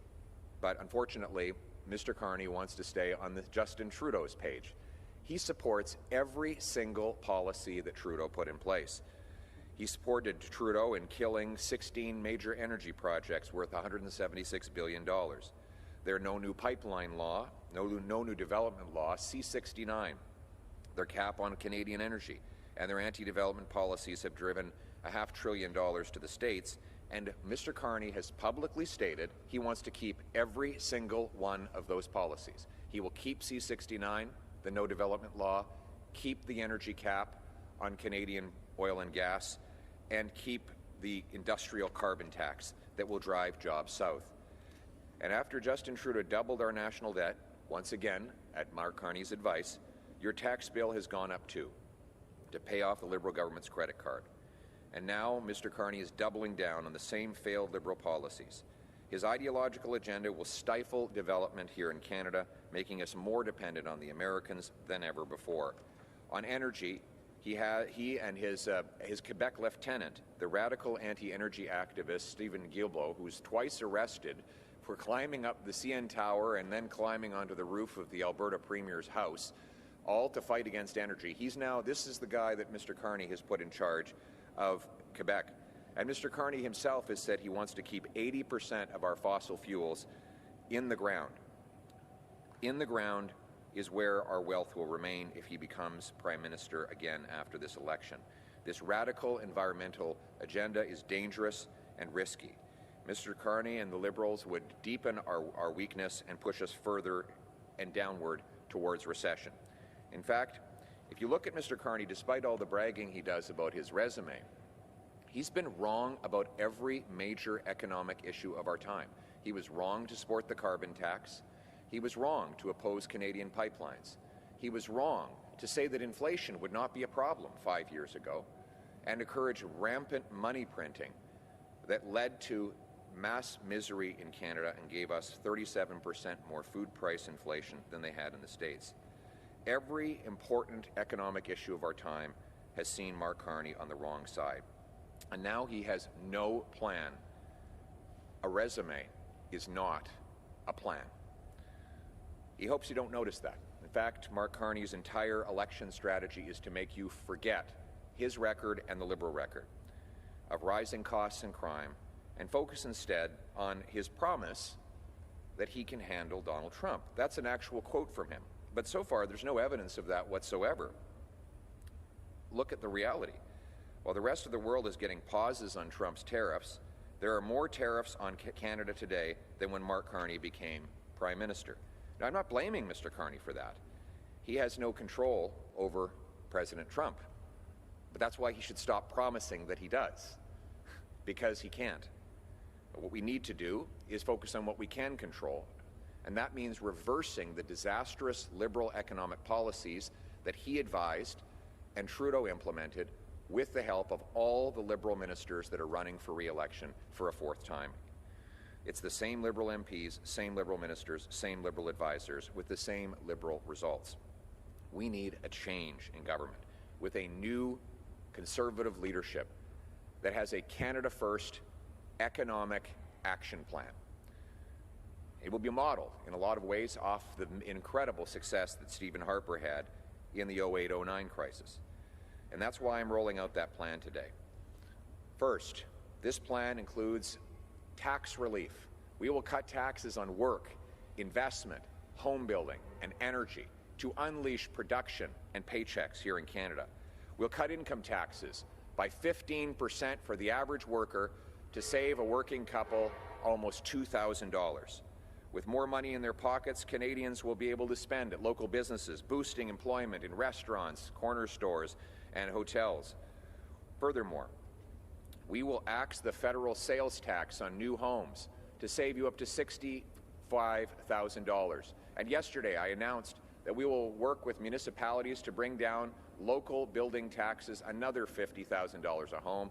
The goal is to cut building taxes by $100,000 per home so that these great workers behind me today can afford a place to live. That will stimulate construction, meaning more trades jobs, and demand for Canada's lumber, which is being tariffed by Donald Trump. If we can build more homes here in Canada, we don't have to send our lumber to the Americans. We can create the logging jobs on our own turf. And to protect our auto workers, we'll axe the federal sales tax on Canadian-made automobiles to create more demand for our homemade cars and allow Canadians a more affordable set of wheels to get around. Conservatives will train 350,000 new apprentices over the next 5 years with an expanded union training and innovation program, and we'll restore the $4,000 apprenticeship grant that the Liberals cut. That means more good union jobs for our young people and more homes being built by our skilled tradespersons. The people that build the homes will be able to buy them as well. We'll also set up a Keeping Canadians Working Fund to provide emergency loans to manufacturers and others hit by the Trump tariffs, because we want to keep people in their jobs, earning paychecks, contributing to Canada. C'est pourquoi j'annonce aujourd'hui un nouveau plan d'action économique du Canada pour mettre le Canada d'abord, pour amener la prospérité et rendre la vie à nouveau abordable, nous rendre indépendants des Américains. J'ai déjà annoncé que les travailleurs vont conserver une plus grande partie de leur salaire à la baisse d'impôts de gros bon sens de 15%. Ça va économiser jusqu'à 2 000 $ pour une couple moyenne qui travaille au Canada. Même chose pour les aînés. Deux aînés avec des pensions d'à peu près 50 000 vont économiser 2 000 $. Grâce à l'argent supplémentaire, les Canadiens vont pouvoir dépenser dans les restaurants, créant en plus des emplois. On va aussi enlever le TPS sur les nouvelles maisons et inciter des municipalités de couper leurs frais de construction un autre 50 000 pour, ensemble, économiser 100 000 $ pour une maison au Canada. Et pour protéger les emplois dans l'automobile, on va aussi éliminer le TPS sur les voitures faites au Canada. Les conservateurs vont former 350 000 nouveaux apprentis au cours des 5 prochaines années pour qu'on puisse avoir les habiletés de bâtir. En rétablissement, le contribution, la subvention pour l'apprentissage à 4 000 $. Ça veut dire plus d'emplois, plus de chèques de paie et plus de construction. On va aussi mettre en place un fonds de la protection des emplois pour sauver des emplois dans l'aluminium, l'acier, les autos, au lieu d'avoir des gens perdre leurs emplois pendant les tarifs de Donald Trump. To make life more affordable again, we need to cut taxes and build homes. And to do this, we need an ambitious plan to boost our productivity and grow our economy after the lost Liberal decade. My new Canada First Economic Action Plan will boost our economy by unlocking our resources, empowering our entrepreneurs, and unleashing our economy with realistic goal of generating more GDP. We'll also pass the Canada First Reinvestment Tax Cut, zero capital gains tax when you reinvest here in Canada. This will be like rocket fuel for our economy, causing money to pour back into factories, shipyards, new homes, business centers, and other places that generate paychecks for our people. All of these policies combined have been calculated to boost our GDP by $500 billion spread over the next 5 years. This calculation has been done by Philip Cross, the former Statistics Canada Chief Economic Analyst, and Dr. Tim Sargent, the former Senior ADM at Finance Canada, who now is practicing as a PhD economist. These two revered economists have calculated that these policies I've announced of cutting taxes on investment, work, home building, and energy, plus repealing the anti-resource Liberal laws, will unlock $500 billion in additional GDP spread over the next 5 years. This is money that will go into the pockets of our workers. This will build our economy back and fortify it against the Americans. It will also generate new tax revenue to fund schools, hospitals, and most of all, our military, to make us more independent. We will do this by unlocking our resources. We'll create a national energy corridor for pipelines, transmission lines, rail lines, and other critical infrastructure. We will pre-approve projects through shovel-ready zones.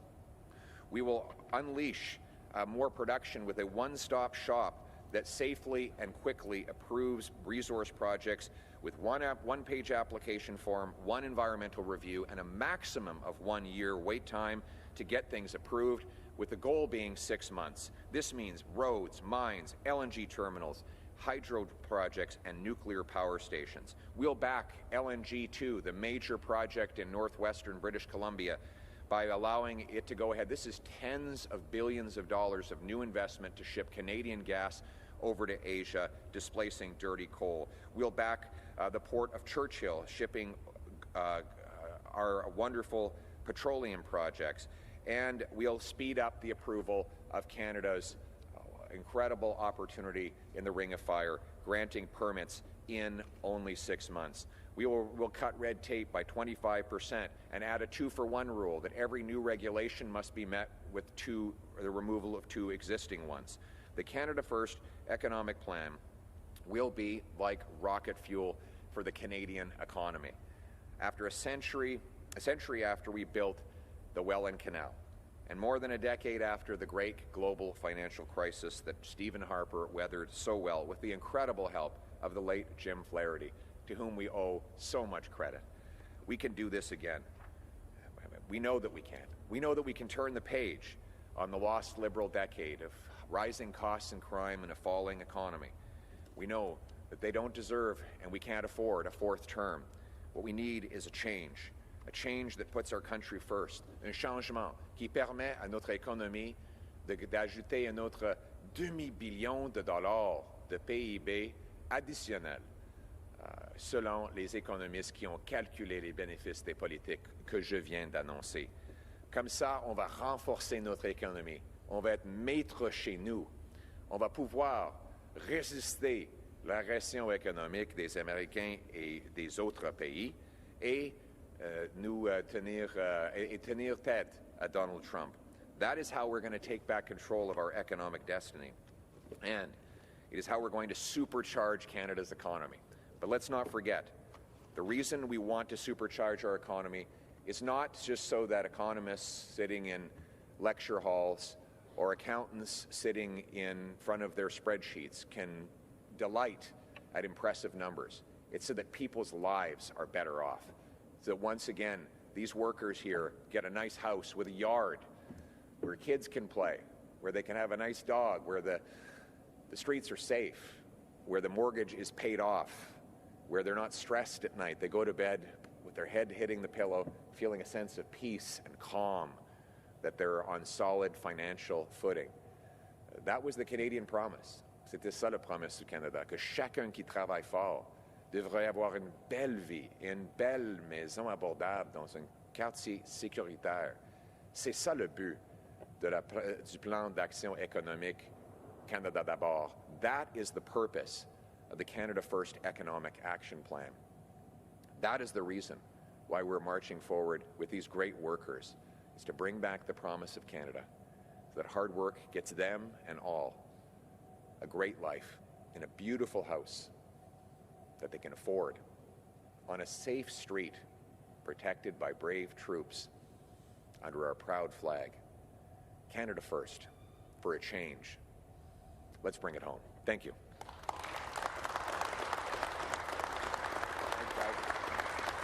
Thank you. We will now go to questions. The first question will be from the phone line. Ines Lombardo, Franco Press. Oui, vas-y. Please unmute, Ines.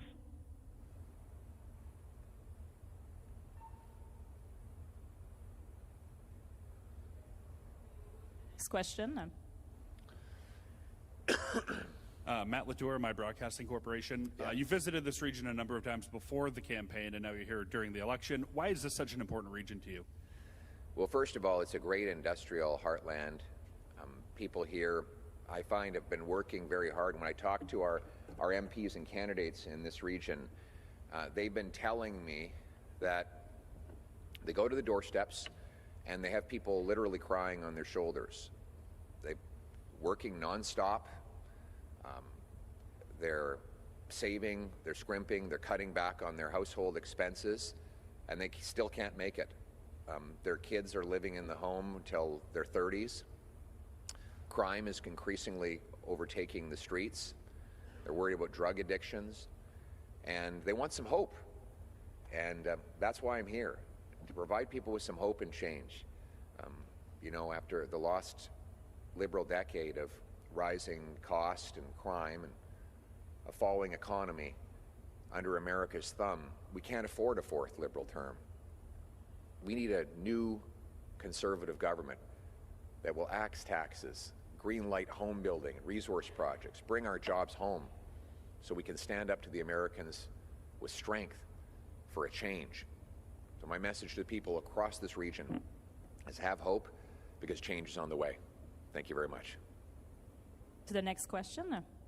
I'm Bill Sawchuk from the St. Catharines Standard. A question about the local candidate here in St. Catharines and his work with the abortion, anti-abortion folks in Florida.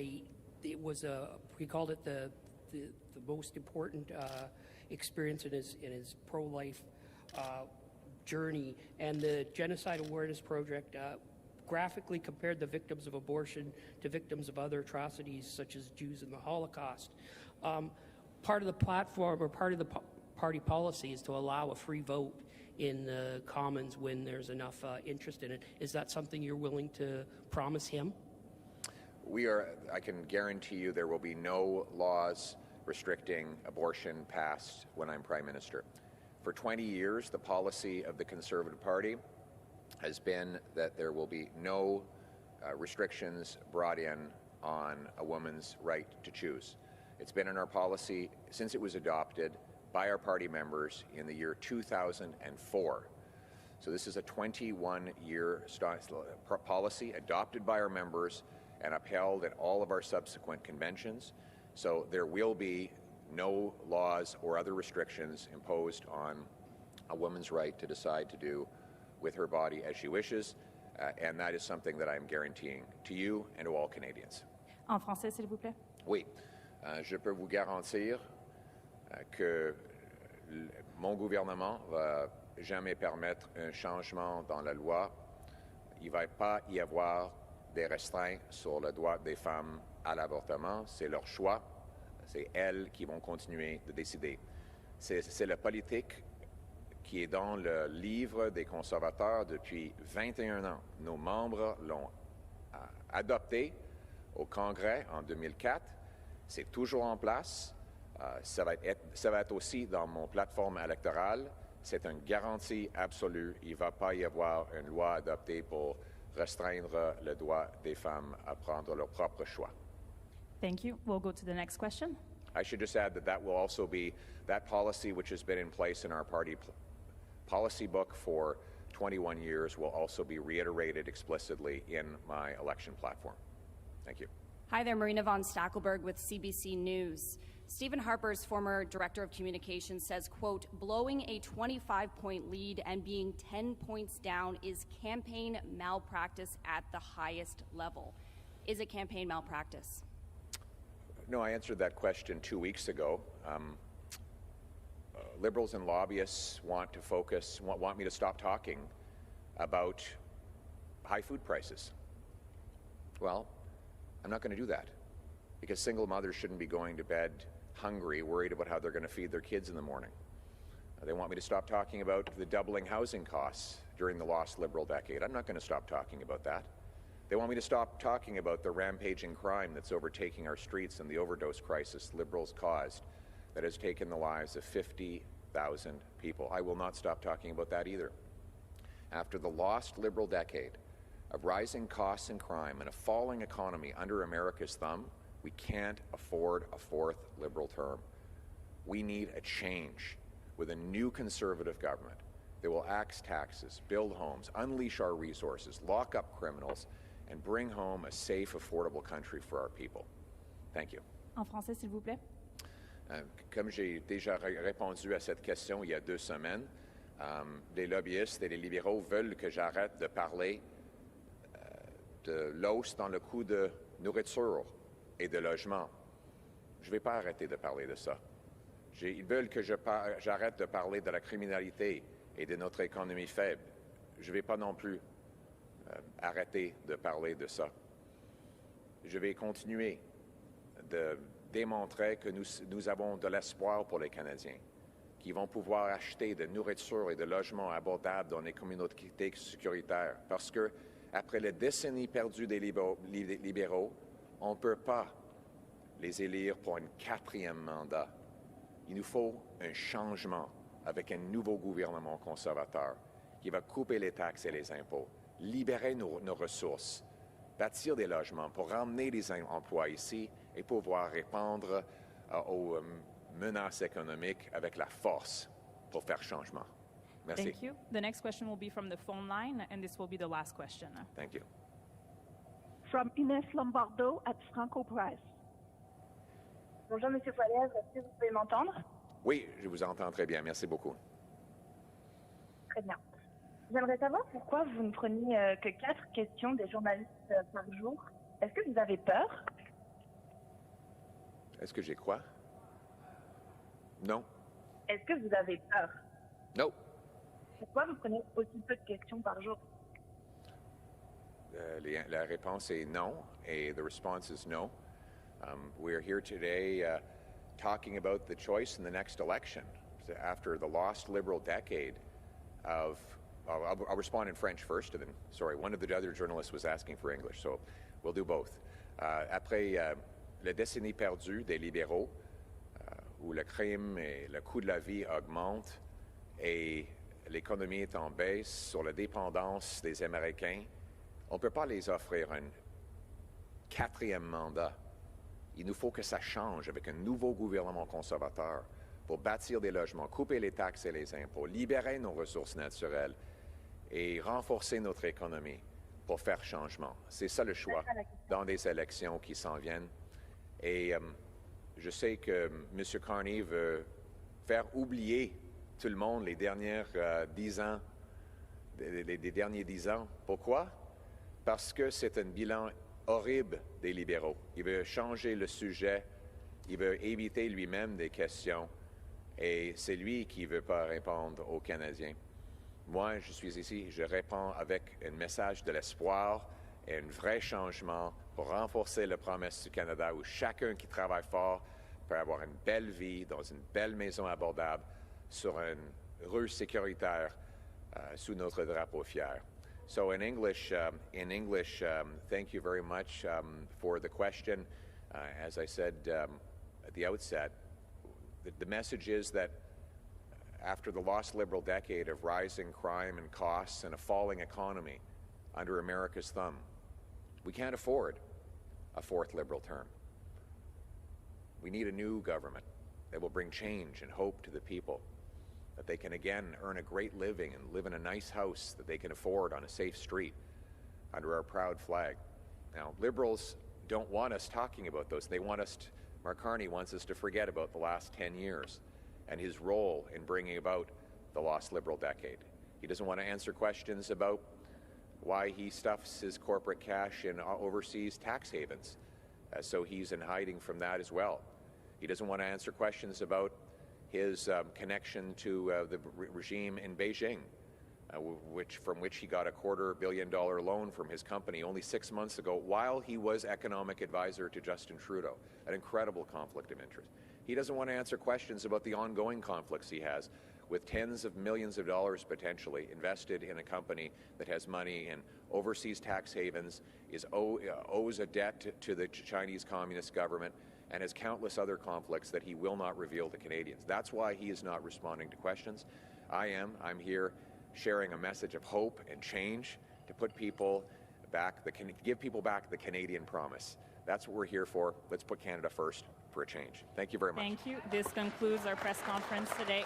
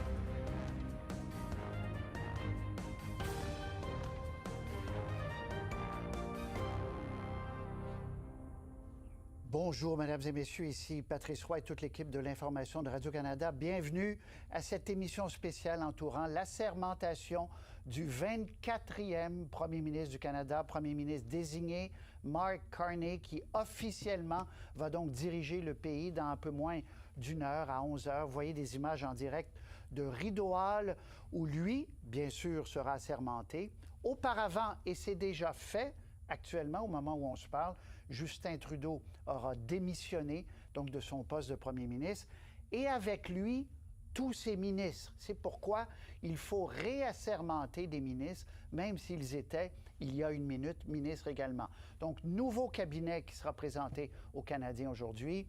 On a parlé de cabinet de guerre, cabinet réduit, on va vous expliquer tout ça. On a d'ailleurs beaucoup d'informations sur qui fera quoi au cours de l'après-midi. Il y aura un premier conseil des ministres cet après-midi. Avec moi, Chantal Hébert en studio pour nous accompagner tout au long de cette émission. Chantal, merci d'être là. Bonjour. Cabinet de guerre, hein, vous aviez l'expression hier. Oui, c'est leur expression, mais qui a été empruntée un peu à l'idée de Jean Chrétien qui voulait faire un cabinet, il l'a nié, mais c'était vrai, un cabinet d'unité nationale. Si le oui l'avait emporté en 1995, ça, c'est le moment où on se concentre presque exclusivement sur un dossier, dans ce cas-ci, le dossier Canada-américain, pas seulement à cause des tarifs, mais à cause de cette rengaine qui ne finit pas de revenir sur l'idée qu'on pourrait annexer le Canada aux États-Unis. C'est ça qui a donné qui donne de l'élan à cette idée de Mark Carney qu'il faut mettre le paquet là-dessus.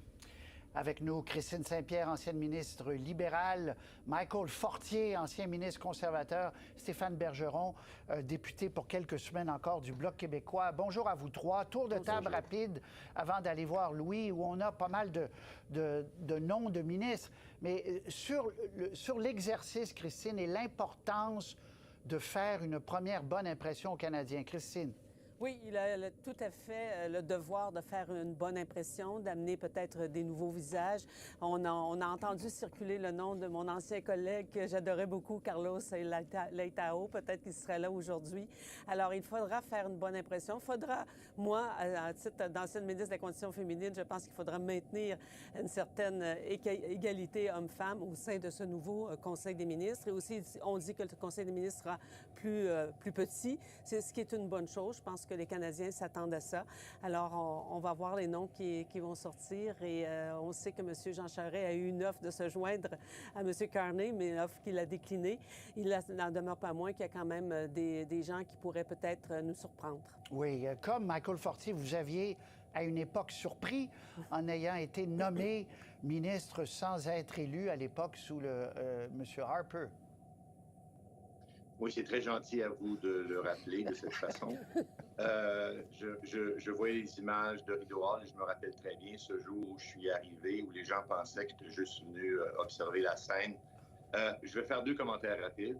Le premier, c'est que j'étais justement avec Harper durant la deuxième campagne, celle qu'on a gagnée en 2006. Et lui, il a eu beaucoup de temps à réfléchir pour son cabinet. Il y a eu toute la campagne, il connaissait plusieurs membres de sa députation depuis un moment. M. Carney vient d'arriver. Alors, il faut que vous vous mettiez dans ses chaussures. Il ne connaît pas vraiment tout le monde. Il a eu peu de temps pour se familiariser avec les gens. Donc, pour lui, de dresser une liste, même si c'est juste de 20 personnes, c'est quand même un exercice qui n'était pas dénoué de défis, ça c'est sûr. Deuxième point que je ferais concernant le point de Chantal sur le seul sujet qui importe, c'est-à-dire les États-Unis, la réalité, c'est qu'il va garder 3, 4 ou 5 membres clés. Et c'est pas que les gens ne se rappelleront pas des autres 15 ou 16 ministres. Mais la réalité, c'est que si vous demandez aux Canadiens de vous nommer 5 ministres, ils vont peut-être vous en nommer 5. Mais au-delà de 5, les Canadiens ont beaucoup de difficultés. Donc, je pense que les ministres importants, c'est ceux qui vont continuer à gérer la crise avec les États-Unis, puis on les connaît déjà. Stéphane Bergeron, vos attentes, vos réflexions à une heure à peine de dévoilement du nouveau Conseil des ministres, du nouveau premier ministre. Bien, un peu comme Michael, 2 points. D'abord, pour revenir sur ce qu'il vient de dire, l'exercice était périlleux pour lui de devoir se départir d'un certain nombre de ministres, d'éviter de faire accéder au Conseil des ministres des députés qui considèrent qu'ils ont été loyaux et qui mériteraient de pouvoir joindre le Conseil des ministres et qui seront évidemment déçus après avoir offert leur appui à M. Carney. Et donc, on aura, d'après ce qu'on en sait, un régime minceur, un cabinet beaucoup plus petit que celui qui était en poste jusqu'à présent. Alors, je serais très intéressé d'entendre les explications de M. Carney sur les motifs qui l'amènent à choisir ce cabinet réduit, alors que les troupes libérales s'apprêtent à se lancer en campagne. Et donc, on va créer des mécontents à l'intérieur des rangs. L'autre élément, c'est selon ce qu'on sait, il n'y aurait pas de gens de l'extérieur. Donc, on essaie de faire du neuf avec du vieux. Et généralement, on peut être surpris. Mais généralement, quand on essaie de faire du nœud avec du vieux, c'est jamais couronné de très grand succès. On va avoir le temps d'analyser tout ça. Merci. Louis Blouin, qui est sur place, bien sûr, à Rideau Hall, résidence de la gouverneure générale, Laurence Martin, qui est à Rideau Hall. On sait beaucoup de choses déjà. On va y aller avec le premier trio, parce que Michael et Chantal parlent d'un cabinet de guerre. Cabinet de guerre, c'est un peu leur expression, effectivement, du camp Carney, mais il y a un trio qui sera très important, qui va continuer, Louis, à travailler avec les relations canado-américaines. Oui, absolument. Et ce qu'on surveillait, c'était le portefeuille de finances, Patrice, et on a pu confirmer ce matin que François-Philippe Champagne va obtenir le portefeuille des finances. C'est le ministère vraiment le plus important. Alors, il veut sans doute, M. Carney, montrer qu'il fait une place importante au Québec. M. Champagne, on le connaît, il doit l'éviter ce matin, lui, ancien homme d'affaires, avocat. Et puis, M. Leblanc est quand même pas en reste. Lui va avoir le portefeuille, donc, du commerce. Donc, on sait que c'est lui qui a un lien très, très fort avec le secrétaire américain au commerce, Howard Lutnick, mais aussi affaires intergouvernementales. Il va être en charge un peu du dossier Canada-US. Et puis Mélanie Joly qui reste dans son rôle des affaires étrangères. Elle va se voir ajouter développement international. Alors clairement, il voulait assurer, M. Carney, une stabilité dans cette équipe-là. Ces gens-là qui vont probablement aller à sa place pendant cette campagne, peut-être à Washington, continuer d'avoir des rencontres. Moi, j'ai hâte de voir comment M. Carney va s'impliquer lui-même dans la relation avec Donald Trump. Est-ce qu'il va vouloir se tenir un peu à distance ou s'engager lui-même au cours des prochaines semaines? J'ai bien hâte de voir ça. Bien, il quitte pour dimanche pour Londres et Paris, premier voyage officiel pour un premier ministre, en disant presque à Donald Trump, vous n'êtes pas le seul chef d'État sur la planète, là. Ouais, il veut miser sur les alliés historiques du Canada. C'est intéressant comme décision, aller miser tout de suite, aller asseoir sa légitimité. Et on vient d'apprendre qu'il va rencontrer le premier ministre britannique Keir Starmer en début de semaine. Est-ce qu'il pourrait rencontrer M. Macron aussi en France? Alors, c'est intéressant comme stratégie, aller chercher des alliés. Puis au Royaume-Uni, bien, on le sait, il a dirigé la Banque d'Angleterre, il connaît ça, il a des amis là-bas, donc il a tout un réseau. Bon, la question qui va se poser, puis on aura le temps de l'analyser, c'est le poids du Québec, entre autres, le poids des francophones, le poids du Québec dans ce cabinet, Louis. Oui, absolument. Et vous avez vu hier, hein, un Jean-Yves Duclos qui était lieutenant du Québec, qui se voit retirer son portefeuille aussi à l'approvisionnement. Et je peux vous dire qu'il y a beaucoup de libéraux du Québec qui sont surpris par ça, Patrice, qui sont déçus que M. Duclos soit écarté. Il y a certains qui nous disent qu'il avait fait une lettre de demande au candidat pendant la course à la chefferie. Dans le camp Carney, ça n'avait pas nécessairement très, très bien passé, ça. D'autre part, Mme Leboutillier en Gaspésie, qui, elle, avait appuyé Mme Freeland, écartée aussi. Et c'est Stephen Guilbeault qui devient lieutenant du Québec. Ce qu'on me dit, c'est que Mme Joly aurait aimé ça, devenir lieutenant du Québec. Elle ne le sera pas. Alors, M. Guilbeault, qui, lui, s'est vu retirer l'environnement, c'était peut-être une façon d'essayer de le garder à bord. Mais vous voyez aussi Mark Miller dans la région de Montréal, qui n'est plus là. Il y avait environ 11 ministres québécois, selon mes calculs. Là, on avait 37 ministres au total. Est-ce que cette proportion-là va demeurer? On va surveiller, mais c'est sûr qu'en donnant à finance à M. Champagne, peut-être qu'il veut essayer de se prémunir, M. Carney, contre cette attaque-là, que le Québec n'a pas sa place. Bien là, disons que François-Philippe Champagne aura un rôle crucial, c'est un fait. Jean-Yves Duclos, on voit ceux qui quittent, là, Louis. Jean-Yves Duclos, Karina Gould, qui était donc dans la course au leadership, qui est arrivé pas tellement en avant-dernière place. Dimanche, Mark Holland, proche. En fait, les proches de M. Trudeau, on les voit. Diane Leboutillier, qui était déçue. Elle s'en est pas cachée hier. Mark Miller aussi. Ça, c'est un peu normal, non? Qu'il veuille imprimer son conseil des ministres avec des gens un peu nouveaux aussi, là. Oui, du sang neuf. On nous dit qu'il y a 3 mots-clés pour ce cabinet aujourd'hui, Patrice. Changement, focus, action. Alors ça, c'est la marque de commerce qu'ils veulent essayer de mettre de l'avant. Et dès cet après-midi, d'ailleurs, il y a une rencontre du cabinet. Mais moi, j'étais surpris que Karina Gould, juste pour revenir à elle, qui représentait l'aile progressiste du parti, ne soit pas inclus dans cette équipe-là aujourd'hui parce qu'il aurait pu envoyer un signal. Oui, je recentre, mais j'écoute encore cette voix-là de la base militante. Et Mme Gould, qui est exclue pour le moment. Mme Freeland, elle, va rentrer, était pour les transports, entre autres, Mme Freeland, donc pas un rôle très senior, mais il va lui faire une petite... Bon, j'aimerais qu'on voit la fiche des ministres qui restent, qu'on refasse la synthèse, parce qu'on a parlé du trio, là, mais François-Philippe Champagne, c'est réglé. Stephen Guilbeault reste, mais pas à l'environnement. Mélanie Joly, Dominique Leblanc, on les a vus. Chrystia Freeland, elle est là au transport, et effectivement, comme vous venez de dire. Donc ça, c'est les figures connues qui vont continuer, mais dans un rôle différent dans le cas de Leblanc, Freeland, Champagne et Guilbeault. Laurence Martin, vous êtes sur place aussi. Parlez-moi du déroulement de la journée. Les Canadiens auront l'occasion d'entendre Mark Carney répondre à des questions, à vos questions entre autres, et des questions des journalistes. Là. Oui.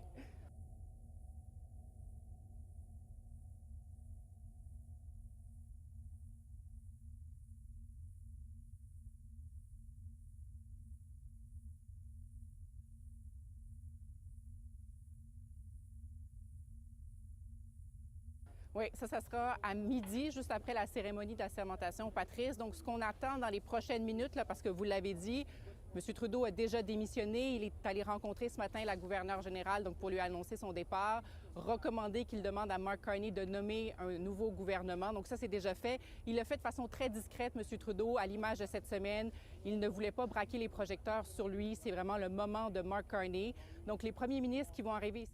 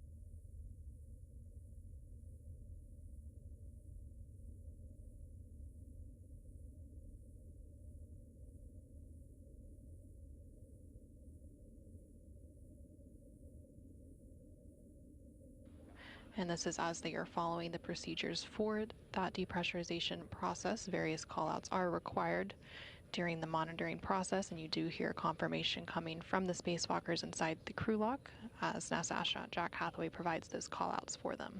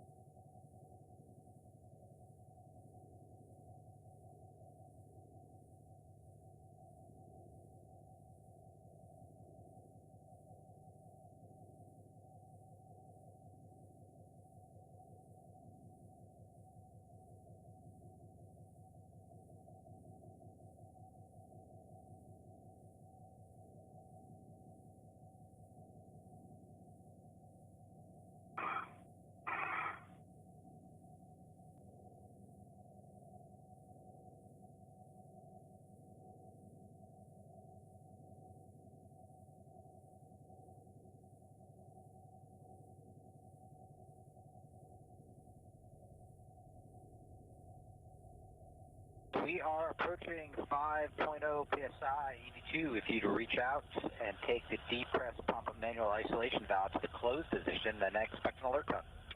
Yes. Press pump. ISO valve is closed. All right, copy closed. For both EV1 and EV2 on your DCMs, take the display switch to status until you see leak check ? Long yes to start it, and then follow the displayed instructions. Let me know when you guys are done. Started.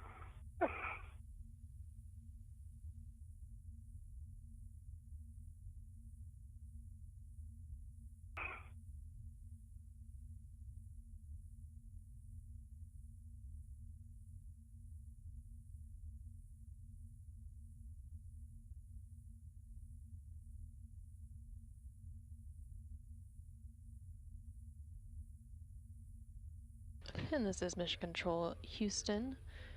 You just heard the call out there that the crew lock portion of the Quest airlock on the International Space Station is now at 5 psi, or pounds per square inch.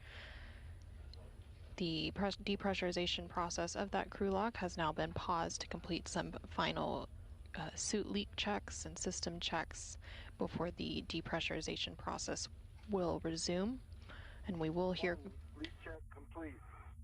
Throw to the EVA in work. Copy EV1 leak check complete.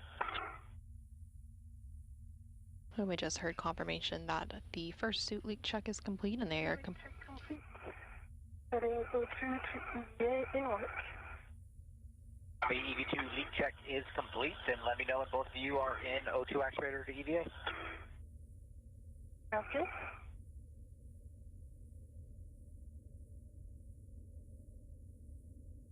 And we just heard confirmation there that we do have 2 good suit leak checks.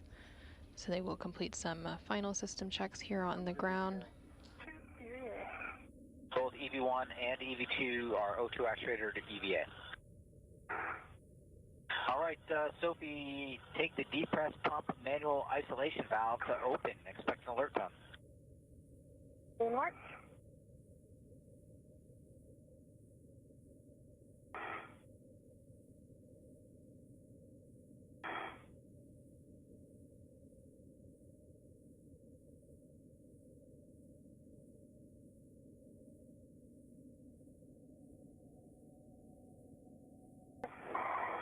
My ISO valve to open.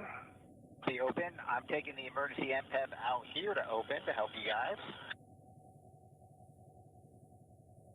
All right, both of you monitor your SUP gauge. If it gets up to 5.5, let us know. 1.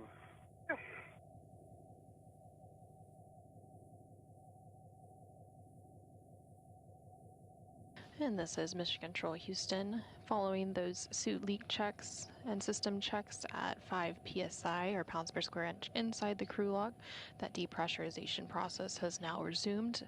Again, this depressurization will take the crew lock down to vacuum to match that of space. And at that point, the suits will be switched to battery power, which will mark the official start of today's spacewalk. Again, today's spacewalk is expected to last about 6.5 hours. As the crew works to complete the installation of a replacement space-to-ground, or SCANT antenna.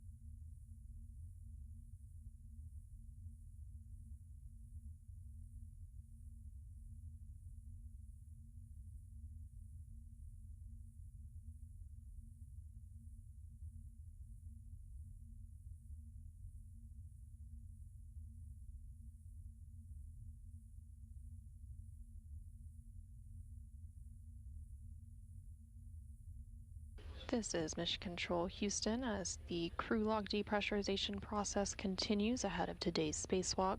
That crew log is now just under 3 psi or pounds per square inch. Once it reaches about 2 psi, the crew will go ahead and complete some additional procedures related to the manual isolation valve, and they will also report initial tether configurations ahead of egress. And then the final depressurization will take place, bringing the crew lock all the way down to vacuum.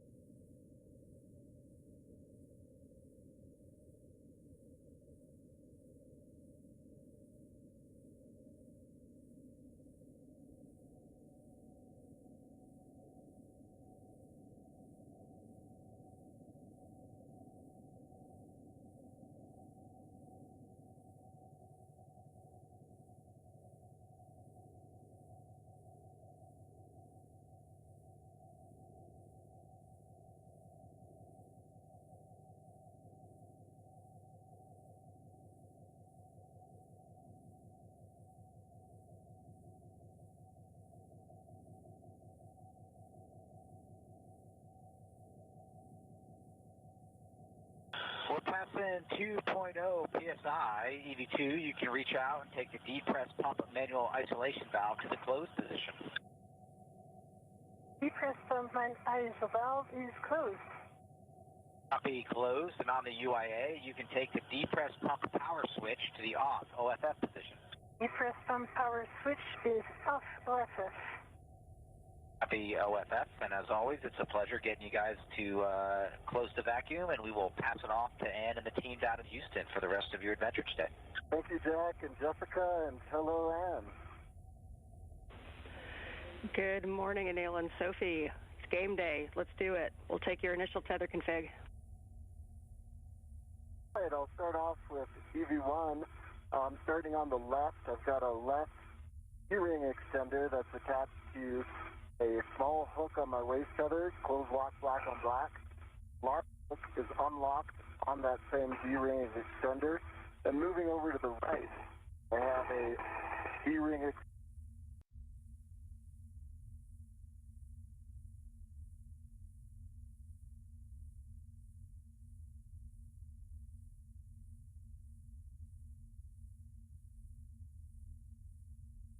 This is Mission Control Houston inside the International Space Station Flight Control Room, which you can see a live look inside that room there on your screen.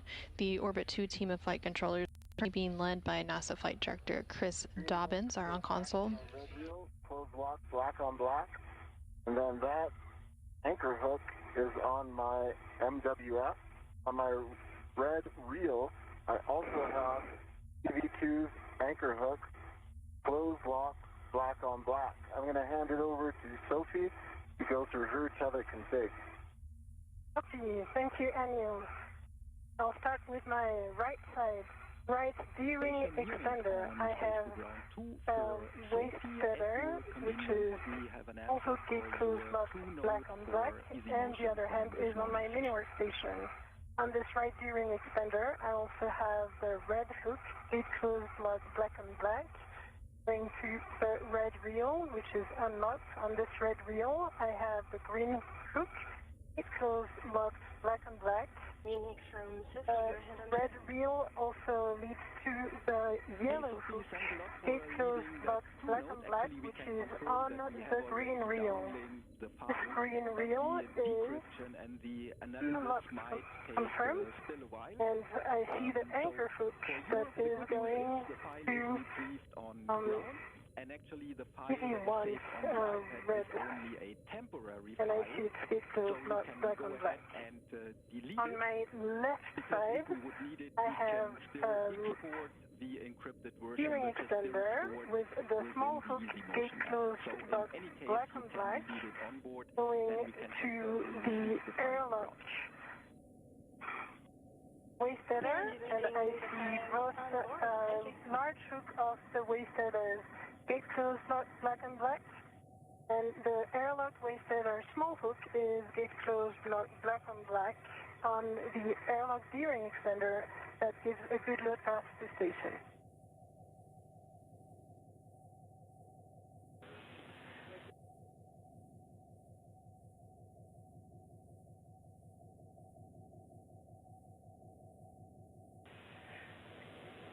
Right, that is mostly a good config, and unfortunately we had a handover in Hill right as you started talking, so if you wouldn't mind giving us your tether config again. We got everything after the green hook on the red reel, but we're looking for your the status of your red hook and your yellow hook on the green reel, and your right waist tether.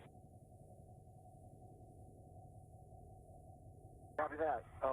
Right waist tether is on the right D-ring extender, small hook, closed lock, black on black, and the large hook's on my MWF. And the red reel was unlocked, the yellow hook was on the green reel, closed lock, black on black, green hook was on the red reel, closed lock, black on black. Green reel was unlocked, and then the anchor hook was on my MWF.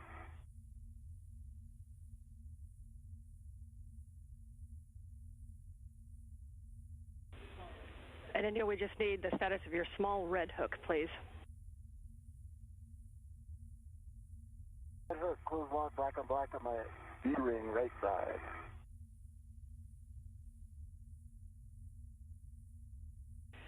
Okay, Neil, we appreciate the extra work there, and those are good tether configs.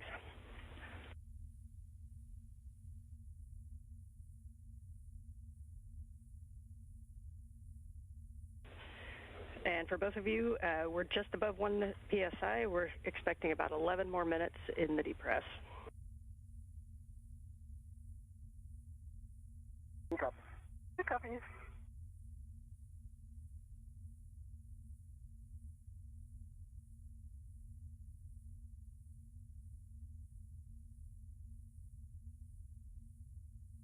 This is Mission Control Houston. You just heard NASA astronaut Ann McClain, who is serving as the ground IV, working through the initial tether configurations for EV1 and EV2. Again, for today's spacewalk, EV1 is NASA astronaut Neil Menon, and EV2 is ESA, or European Space Agency astronaut Sophie Adano. They reported those initial tether configurations ahead of egress, or exiting the Quest airlock of the International Space Station. That egress will come once the crew lock depressurization process is fully complete. There's about 10 minutes remaining in that depressurization process. The crew lock is just above about 1 psi, or pound per square inch. Again, it has to go all the way down to vacuum before that egress process can begin. Throughout today's spacewalk, you will hear NASA astronaut Ann McClain serving as the ground IV, speaking with the spacewalkers and walking them through the procedures for today. And then also there is a CAPCOM, or capsule communicator, who is Steven Zenter, and he will still be responsible for communicating with the crew members still inside the International Space Station.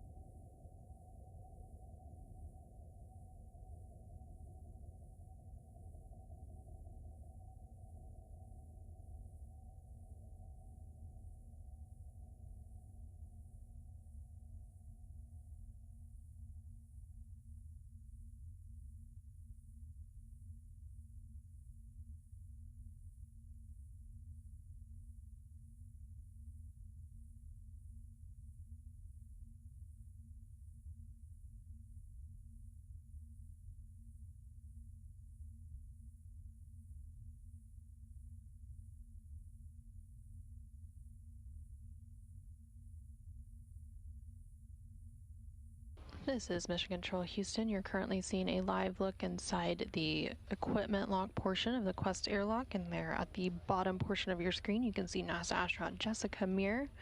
Jessica, alongside NASA astronaut Jack Hathaway, are providing support for today's spacewalk from inside the International Space Station. Before the crew members for today's spacewalk, again, NASA astronaut Neil Menon and ESA astronaut Sophie Adano were moved into the crew lock portion just beyond that hatchway you see there on your screen. Jessica and Jack assisted them with donning their suits and as well as walking them through their pre-breathe procedures and various other preparation steps for today's spacewalk. Right now, the crew lock is continuing to be depressurized down to vacuum. It is currently sitting at about 0.75 psi or pounds per square inch. Once it is all the way down to vacuum, the crew will then turn their suits on battery power, which will mark the official start of today's spacewalk. Again, today's spacewalk is the 283rd spacewalk, and it is the third spacewalk for this month and the sixth out of the International Space Station this year. The spacewalk today is expected to last about 6.5 hours, and the primary goal for today is to finish replacing the space-to-ground antenna, or SGANT, on the International Space Station's Z1 truss. This work initially began last week on August 18th when Neil and Sophie first ventured out of the space station for a 6-hour and 23-minute spacewalk, and they were able to remove the failed antenna and secured it on the station's truss structure. However, they needed a bit more time to disconnect electrical cables and loosen bolts, which delayed the installation of the replacement antenna. So today, Neil and Sophie will go ahead and retrieve that new unit to complete the installation process. Once the crew lock depressurization process is complete, the spacewalkers will go ahead and open the outer thermal hatch and the hatch on the crew lock section and place their suits on internal battery power. They've been working through the depressurization process for about the last 25 minutes or so. The entire process takes about 30 minutes to complete. Again, the crew lock section is continuing to be depressurized down to vacuum. It's currently at about 0.65 psi or pounds per square inch. The pressure of the suits that the crew members wear for their spacewalk, or the extravehicular mobility units, which are those white spacesuits, sit at a pressure of about 4.3 psi, and the internal pressure of the International Space Station itself has a pressure of about 14.7 psi, which matches that of about what we experience here on Earth.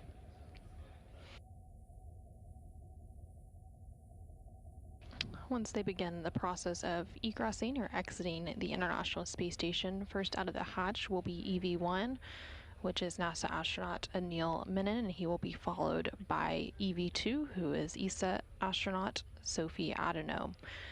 Neil, serving as EV1, has the suit with the red stripes, and Sophie, serving as EV2, is wearing an unmarked suit. Once they exit the airlock, they will complete some initial checks of each other, which are called buddy checks, where they examine each other's suits and tethers to make sure that everything is in order and looking good before they begin moving away from the airlock and working into their procedures for today.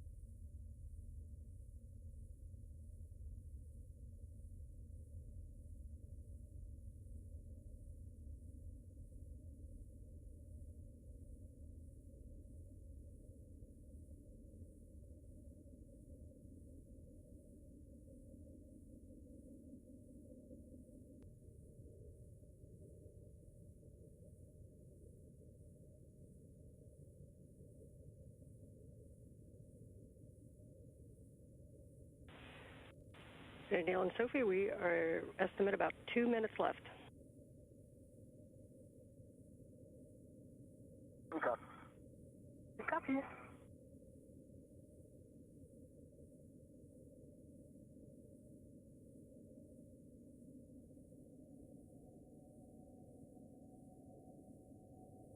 This is Mission Control Houston. You just heard NASA astronaut Anne McClain, who is serving as the ground IV here in Mission Control for today's spacewalk, speaking with NASA astronaut Neil Menon and ESA astronaut Sophie Adenau, who are currently in the crew log portion of the Quest airlock of the International Space Station as they continue the depressurization process down to vacuum.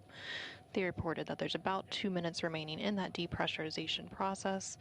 The crew lock right now is sitting at a pressure of about 0.5 psi. For today's spacewalk, again, the crew members will be installing a replacement S-GANT or space-to-ground antenna on the International Space Station's Z1 truss. Last November, S-GANT number 2 began experiencing periodic pointing issues during auto-track operations, basically meaning it wasn't properly gimbaling or orienting itself to communicate with NASA's Tracking and Data Relay Satellite System, or TDRS. And as a result, the flight control team switched operations to S-GANT number 1, which continues to provide high-rate video, voice, and telemetry for controllers here in Houston and around the world. But following today's S-GANT installation, the redundancy for that space-to-ground antenna system will be restored.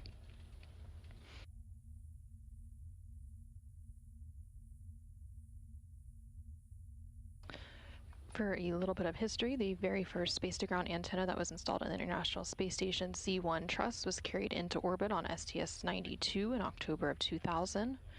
And the spare S-GANT, or space-to-ground antenna that is being installed today to replace the degraded antenna, was delivered on the STS-127 mission in July of 2009. The faulty antenna that was removed and temporarily stowed outside the International Space Station last week. Okay, EV1 and Neil, step 13. You can verify the EV hatch gauge is less than 0.6.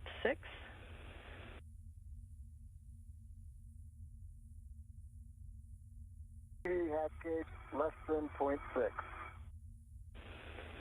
Copy. You are going to open the EV hatch and stow it. Okay. Copies go. Can work.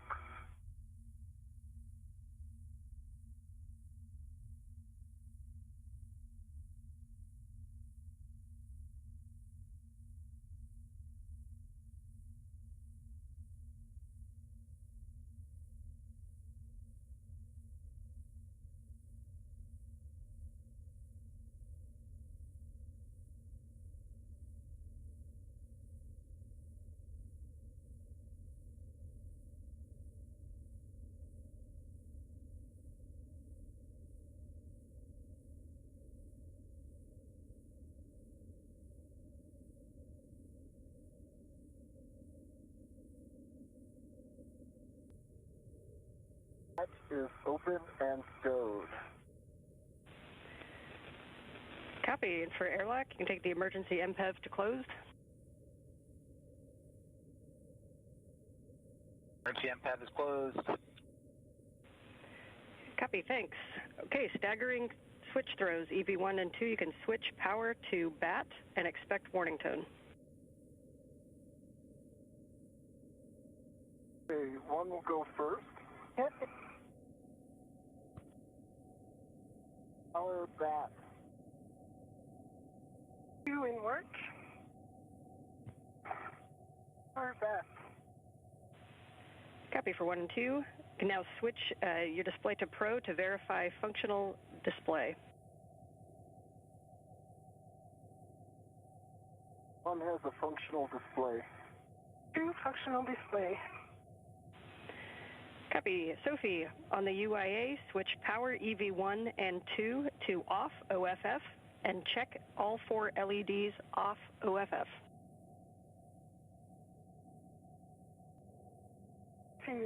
Switch power EV1 OFF, all LED off, and switch power EV2 OFF, and all 4 LEDs off.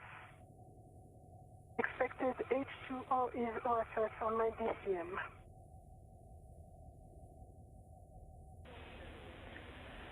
Okay, we copy, and that is an expected message. For both crew, you can remove your SCU from your DCM, install the DCM cover, and stow the SCU in the pouch with pouch Velcro closed.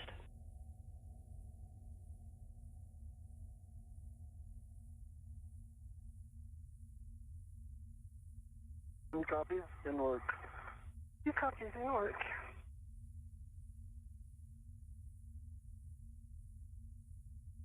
This is Mission Control Houston with NASA astronaut Anil Menon and ESA astronaut Sophie Adano having placed their suits on battery power. Today's spacewalk has officially begun, that taking place at 7:27 a.m. Central Time, 8:27 a.m. Eastern Time.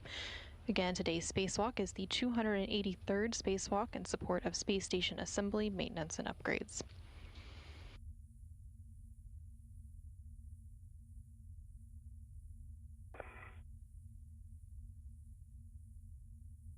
Unstowed. Stowed. Copy. Sophie, you can check that the depressed pump man ISO valve is closed.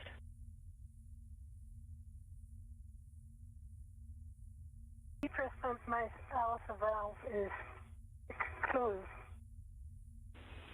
Copy for both crew. Take your temperature control valve to max hot, lowest numbers.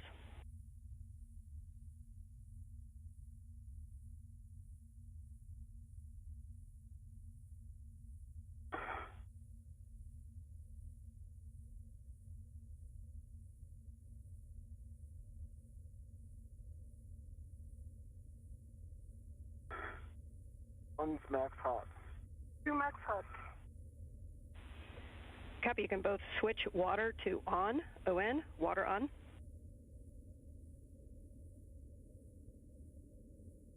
On, water on. 2 water on ON.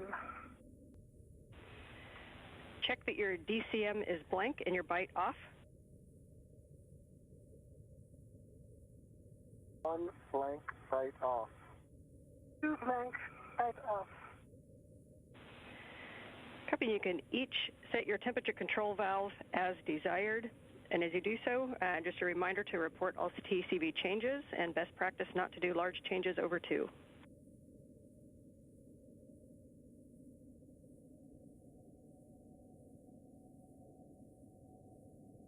One set 6 TCV. 2 TCV 5. Okay, we copy both, and you can report your suit P gauge. We're about to have a handover, so you can set your visors as required, and I'll get your suit P on the flip side.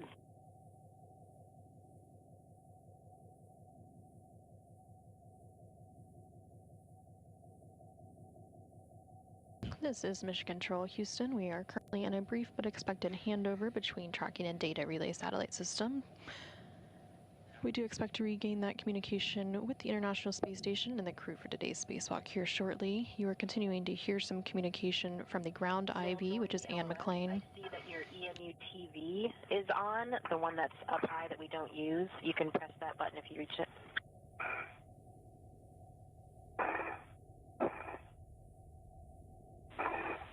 And Houston is back with you if each crew can report suit P gauge. One is at 4.3. 2 4.4. Copy. 4.3 and 4.4. You can set visors as required. It'll be nighttime as we go. We see good suit parameters for both of you, so we do not need step 14, and we'll take care of 15 on the ground, and that takes us to egress. So Anil, you are go to open the hatch thermal cover. You'll unhook the strap from the magnetic plate D-ring, move the hook to the tether point, cinch the strap, and report Sharpie lines. Thermal covers in work.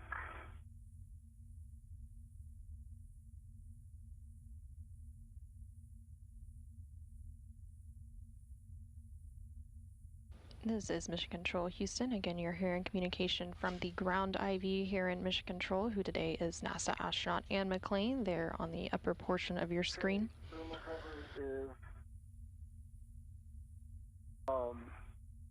attached to itself on the D-ring, and it's got 6 Sharpie lines.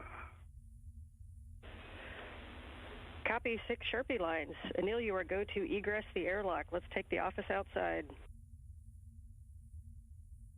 Sounds great, Ann. One's egressing.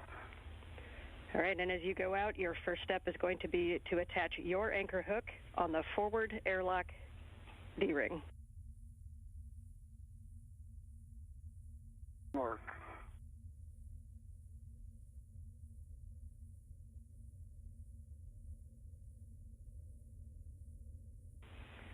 And Sophie, as you get a little more room in the airlock, your first step is going to be to transfer the medium ORU bag, if you'd like to prepare that.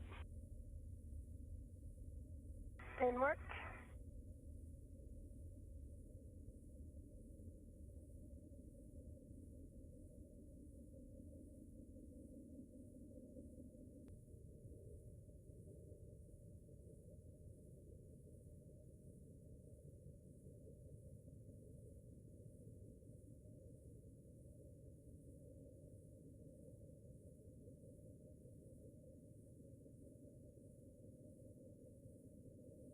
Okay, EV1, safety tether is closed, locked, black on black, forward, airlock D-ring. Copy. You can take EV2's anchor hook to the aft D-ring. This is Mission Control Houston. You're now seeing a view outside of the International Space Station. EV1, who today is NASA astronaut Neil Menon, has opened the thermal cover and is making his way outside of the International Space Station.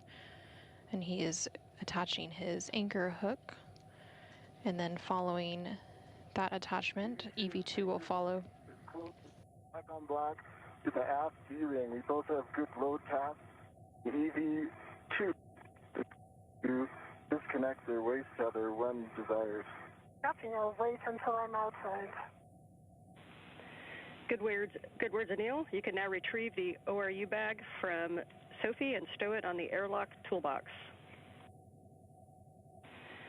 And Sophie, just please report to us. You're ready. And just report to us if you're going to keep the large small ret on the bag or in the airlock.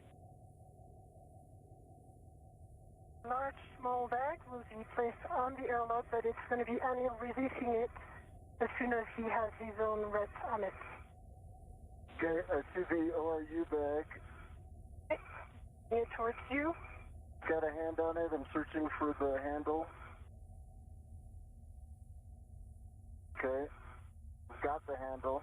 Copy. You've got the handle. It's still ready on the airlock.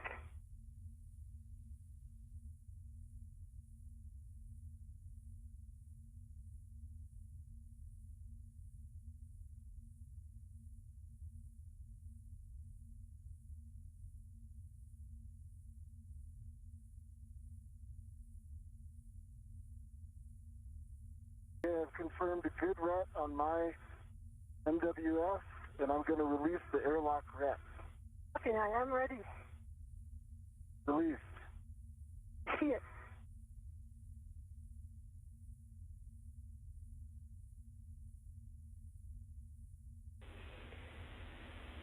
All right, nicely done. And Anil, as you go to stow that ORU bag on the airlock toolbox, Sophie, you can prepare crew lock bag 1. And work.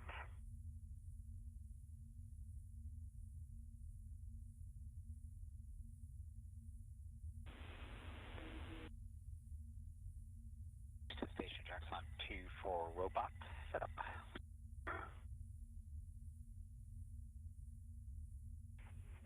Go ahead on 2. This is Mission Control Houston. There you're seeing a live view of NASA astronaut Neil Menon, who is now outside of the International Space Station, and following him soon after will be ESA astronaut Sophie Adeno.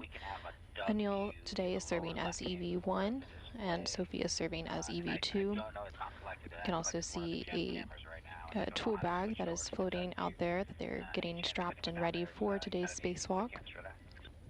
Today's spacewalk officially began at 7:27 a.m. Central Time, 8:27 a.m. Eastern Time, when the suits were switched to internal battery power. Today's spacewalk is expected to last about 6.5 hours. One large hook on the top handrail, the toolbox. I'm going to put a second large hook on the bottom handrail. Okay.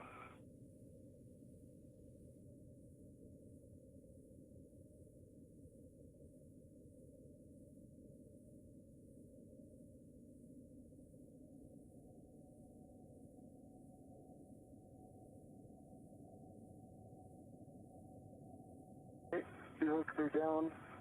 And get my red and come back to you. Copy.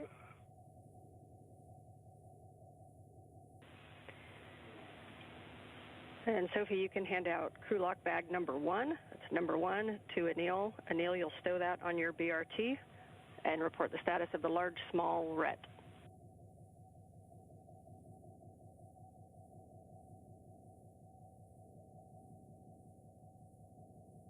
Copy. Copy.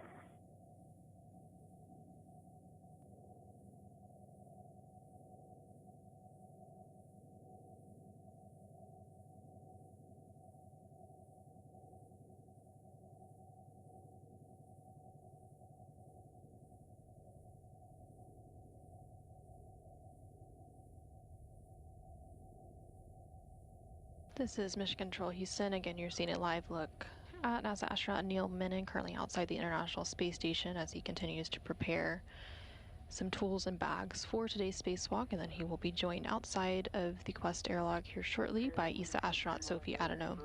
I'm pushing it towards you. Here, see it. Stand by 1 sec. I'm going to just get the ret ready. Yes.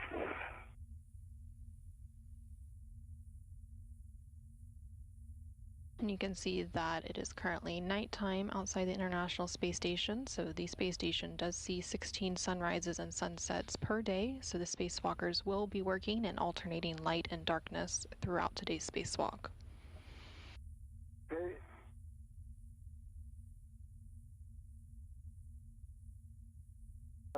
Hand on it. Bring it towards me. Copy.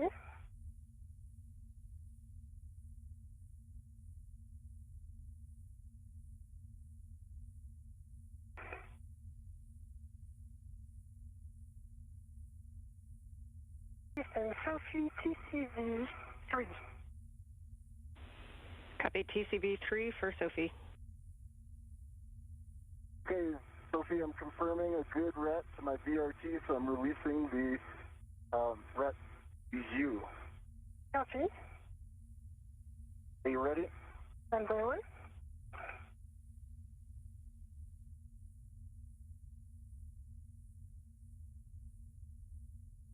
I am ready.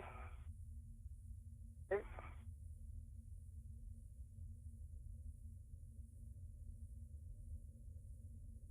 That's coming. I've got it.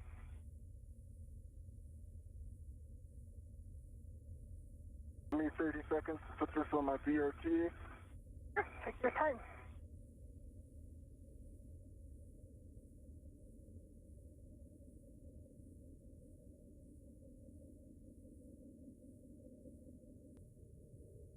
This is Mission Control Houston. You just heard NASA astronaut Neil Menon reference a BRT. That is the body restraint tether. Each crew member is tethered to 2 parts at any given time. They also have a unit known as a SAFER, or Simplified Aid for EVA Rescue. And you are good, go. Copy, go. Okay, and Neil will have you kind of go to the aft side, and Sophie for the forward side, so you can lead that translation.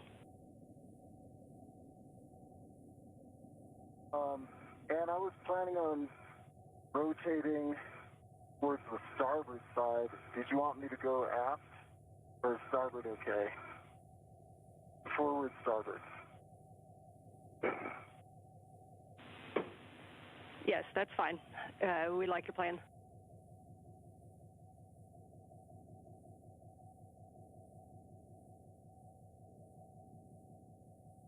coming out.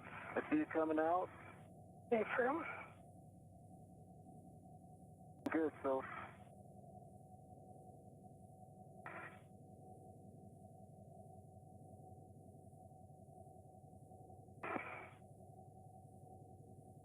I can see your pliss hitting the hatch. So Yeah, I'm working it. okay.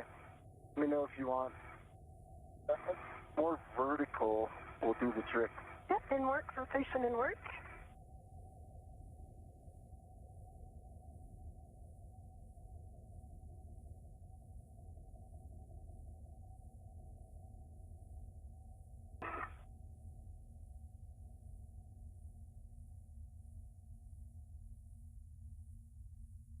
This is Mission Control Houston, EV2, which today is ESA astronaut Sophie Adano, is now making her way outside of the Quest airlock, and you can see And clean.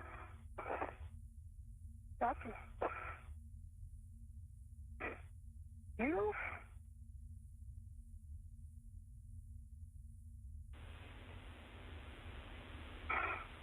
Good to see you guys out there. And when you're ready, you can turn on your HECAs. One HECA on.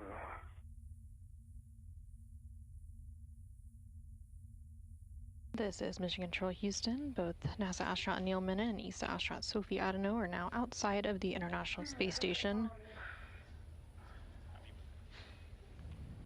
Copy, and close the thermal cover.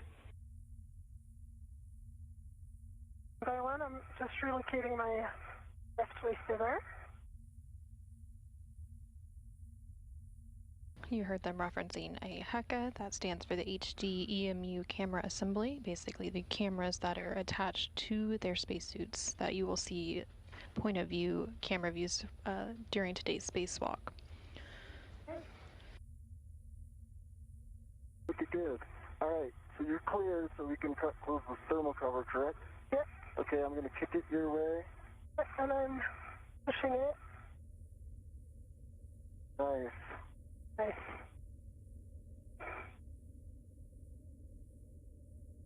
Thermal cover closed, Dan.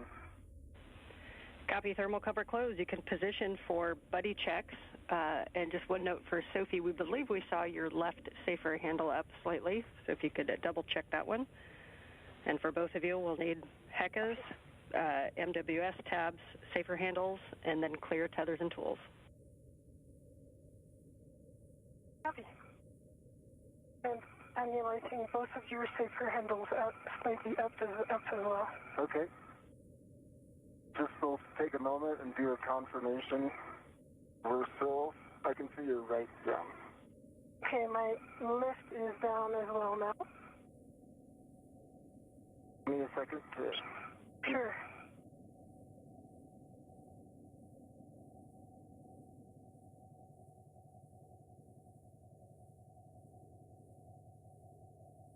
This is Mission Control Houston with NASA astronaut Neil Minna and ESA astronaut Sophie Adano now outside the International Space Station. They are currently performing a buddy check. Well, why don't I start with the buddy check here? I can see one green light. You can see 3 tabs are up. And can you rotate to your left so I can get a good look at your right? Okay, that right safer's down. Can you rotate the other way? Double check. I can see it, and it is down. Taking a good look at your tethers, will you give us your hat? The hat is dry. I think your tethers, I know your tethers are in a good config. Double checking. Are in good config. Right, let me do the buddy checks for you.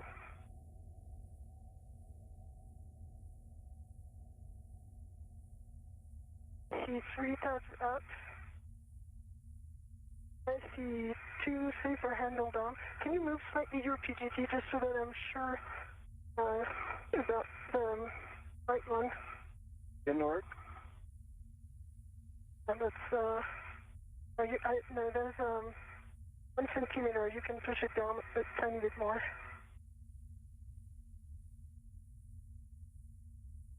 Is it parallax? I'm putting a lot of pressure on it. Okay, that's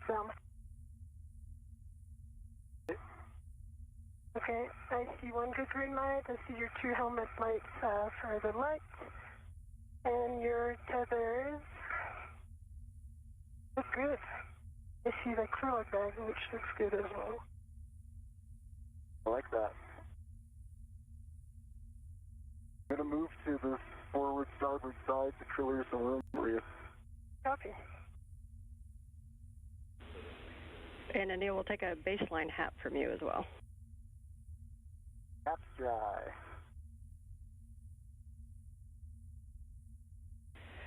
Okay, we see good buddy checks on both of you. So at this time, you are go to start translating. Sophie, you are going to lead the translation, and you're going to the port Cedar Anil, you're heading to S1 for the APFR setup. Okay, leading the translation. And as you do this translation, just keeping an eye on the tethers to make sure that they go where you want them to go.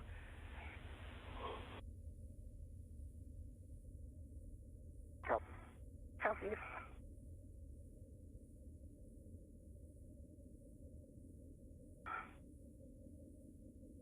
This is Mission Control Houston. We did just hear confirmation that NASA astronaut Neil Menon and ESA astronaut Sophie Adano have completed their buddy checks. During those buddy checks, each of the crew members examined the other one's suits and tethers to make sure that everything was in order before they began moving away from the airlock. They also reported on their baseline HAP status, and the HAP is the helmet absorption pad inside of their EMU, or the extravehicular mobility unit. They're now moving into the next portion of today's spacewalk procedures. And during this part, NASA astronaut Neil Menon will make his way to the APFR, which is the adjustable portable foot restraint, which will be attached to the space station's robotic manipulator system, which is the candidate arm to robotic arm. Also inside the International Space Station, NASA astronaut Jack Hathaway is preparing for his portion of today's activities. He is prime for the robotic operations from inside the International Space Station. So once the robotic arm is set up and NASA astronaut Neil Menon has safely entered his feet into the foot restraint, NASA astronaut Jack Hathaway from inside the space station will begin maneuvering that robotic arm.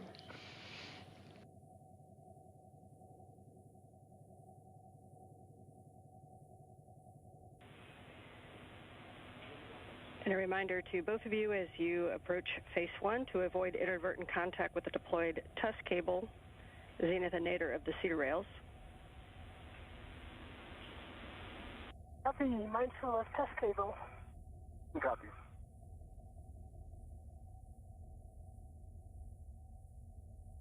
How about the cedar spur?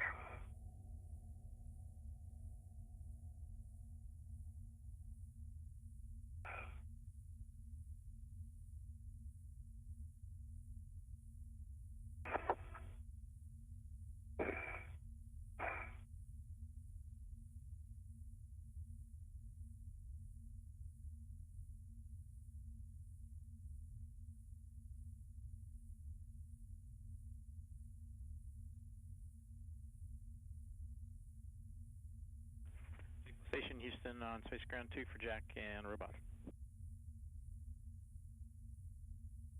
Sure. Yeah, I called up Robos, and they said that if it's not part of your big picture... Copy, nicely done. And you're heading to the port Cedar Cart, and you'll be looking to position yourself to get the APFR. That'll be in width 3, which will be the top left when you get to the Cedar Cart. Anil, you know where you're going well. You're heading toward what will be mile marker 6870. 6870. 6870.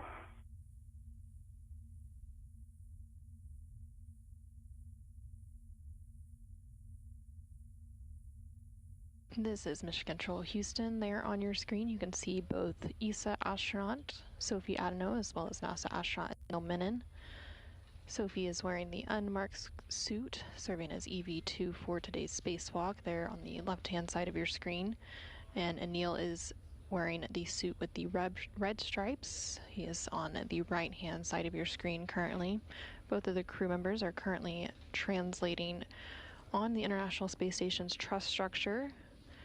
Sophie is currently translating to what is known as a port CETA cart. CETA stands for Crew and Equipment Translation Aid.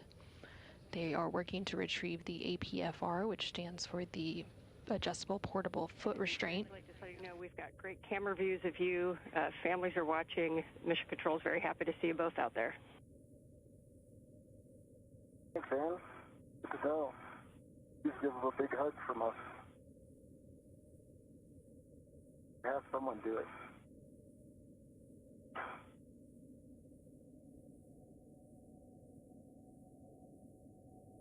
Let's see the card.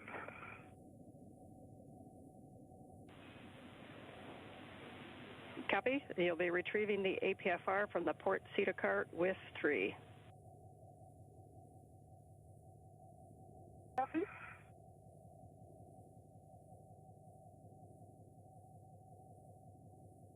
And you did just hear ESA astronaut Sophie Adano call down and say that she had reached that port CETA cart. Again, that is the Crew and Equipment Translation Aid outside of the International Space Station, which is where the...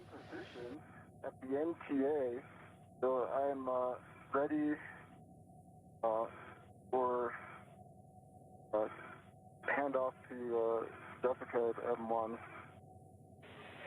Copy. And Sophie, you have your steps at the port CETA cart, so we'll give Anil the comm, and Anil, you can give the M1 go to GCA to the published APFR install ingress position. Copy. Need any more comms, Sophie, or are you okay if I take it over? Take it over. I'm good, thanks. Okay, and for MCC, I can see a small sticker. It looks like a mile marker sticker that's headed nadir, twirling at about 1/4 meter per second. We copy the sticker heading nadir. And Jessica, how copy? I've got you loud and clear, Anil. Are you ready for the GCA to the published APFR install position? Ready for GCR. Good work.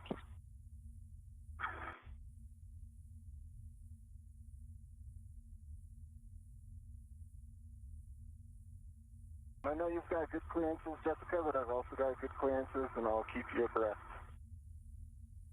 All right, we copy, Anil. You'll be helping with clearances. We're starting motion station aft in 3, 2, 1.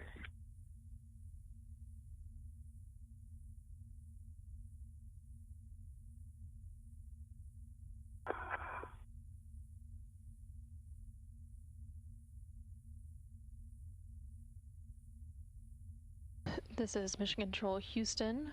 We are currently about 29 minutes into today's spacewalk. That spacewalk beginning at 7:27 a.m. Central Time, 8:27 a.m. Eastern Time, when the crew's suits were switched to internal battery power. You're currently hearing NASA astronaut Neil Menon, who is serving as EV1 for today's spacewalk, and you can see him there on the left-hand side of your screen in the suit with the red stripes.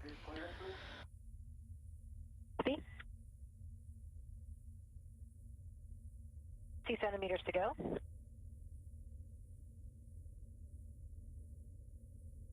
3 centimeters remaining.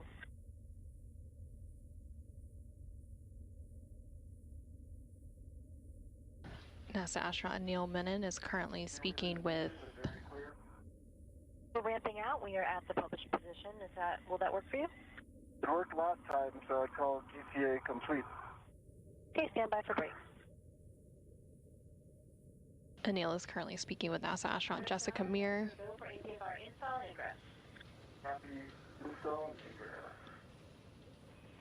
Okay, Sophie, we see you working the APFR. You can just bring that toward Anil when it's ready. And Anil, I'm ready to work your tether swap.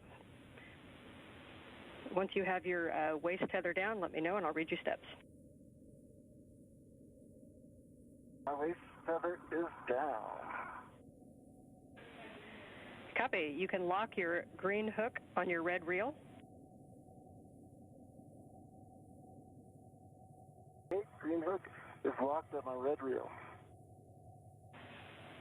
You can retrieve the yellow hook from the green reel and stow it on the SSRMS Lee tether point, checking gates and hooks.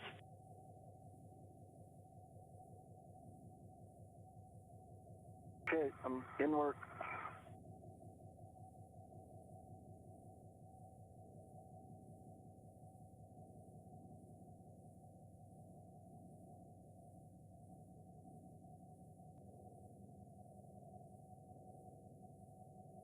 This is Mission Control Houston. You're now seeing the helmet camera, which is the HECA on NASA astronaut Neil Menon's spacesuit. We will see these views throughout today's spacewalk. They're providing some point of view visuals for each of today's spacewalkers. NASA astronaut Neil Menon is currently working alongside ESA astronaut Sophie Adenau as they prepare the SSRMS, which is the Space Station Robotic Manipulator System, which is also known as the Canadarm2 robotic arm. They will be working to install the adjustable portable foot restraint to that robotic arm. NASA astronaut Neil Menon is also currently working on some tether swaps, moving over to that space station robotic arm.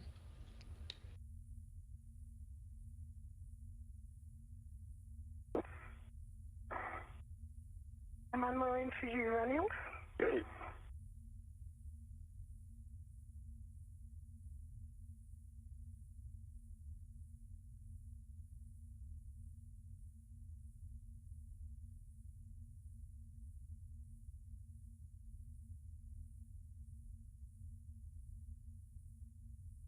Okay, the yellow hook is closed lock black on black on the lee handrail.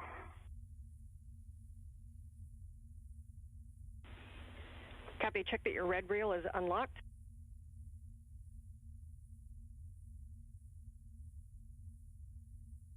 Red reel is unlocked.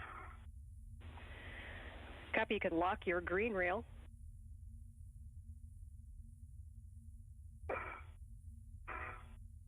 Green reel is locked.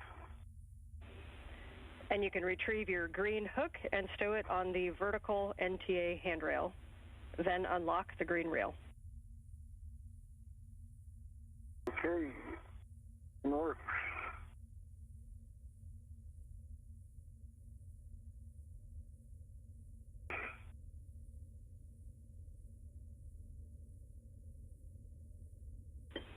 And Sophie, as Neil does that, if you want to look at the APFR, I can give you settings to confirm that we'll be using to install. Copy.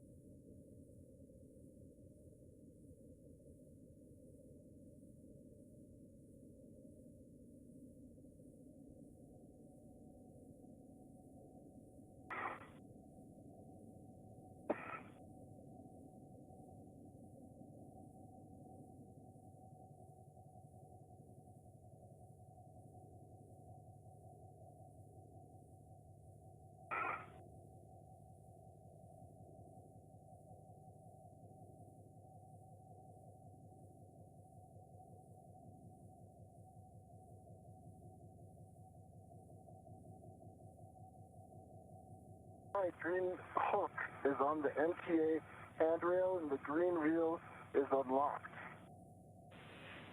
Copy, Neil. We are good with that tether path, so you guys can work together to install the APFR onto the arm. And you're looking for 12 Papa Papa Fox 6. That's 12 Papa Papa Fox 6. Confirm Papa Papa Fox 6 confirmed. So we are good, and I confirm pitch knob can be depressed. Okay, I'm Copy, pitch knob, thanks. Sophie, if you can send it my way, once I have control of it. Just sending it your way. Okay, I have control. Yes. Put on your rat if you can. Yes. Just going to position it.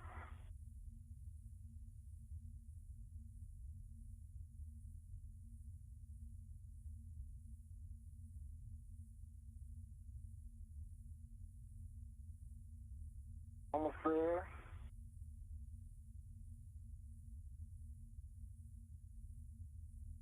This is Mission Control Houston. We're about 36 minutes into today's spacewalk. Black color, black on black. Good pull, good twist test. And I'm going to release this ret to you, okay? Okay, and I am ready.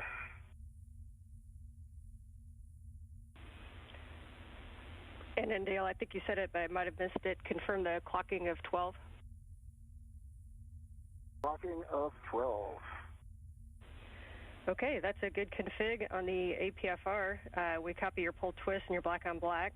And so, Anil, you can get in position to ingress the APFR when you're ready. Okay, I'm moving to an ingress position.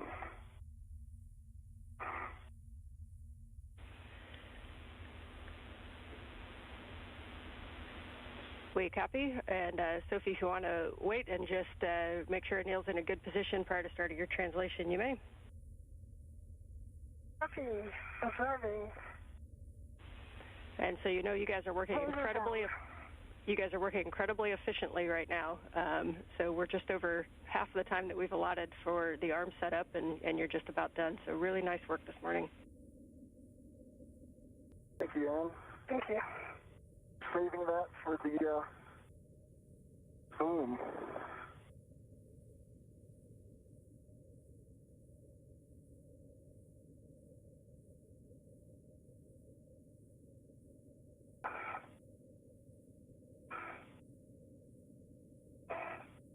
This is Mission Control Houston. We're about 38 minutes into today's spacewalk, which began at 7:27 a.m. Central Time, 8:27 a.m. Eastern Time. We're going to have you hold right there until Anil is at the back off position so that we can get an extra set of eyes and make sure we're all in a good config.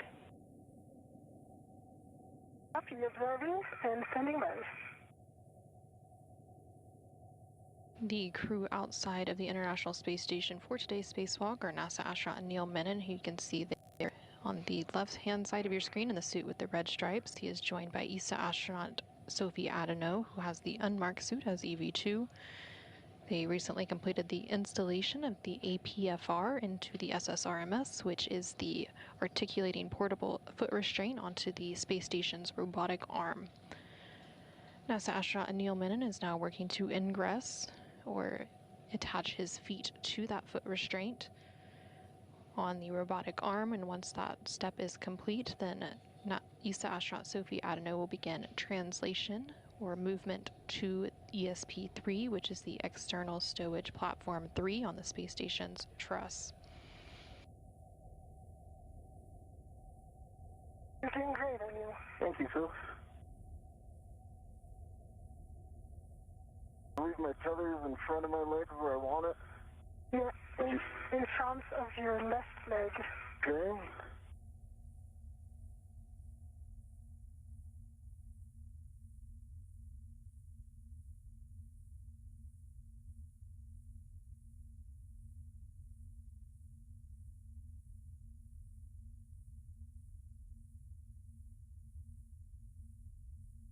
You confirm my heels? The left one is not in. Need to go inboard, yeah. That feels good to me. No, the left one is not in. It isn't, okay? Yeah. Yeah, you're there. The left one is in. Let me just change body position to confirm the right one. Yes, the right one is in as well, so you're in great spot right now. Nice to have you here. Okay, Ann, I am in. So, ready for CA and next step. Copy, and Neil will take a baseline glove inspection and a HAP check, please. HAP dry. Gloves are nominal. Copy, and again, Soph will hold you there. Neil, you can give M1 go to GCA to the published APFR back-off position. With you on 2, Anil. All right, I'm setting my TCB to 4. And to M1, you are go to GCA to publish back-off position. All right, we copy. Brakes are off. We're getting set up. And we copied EV1, TCV 4.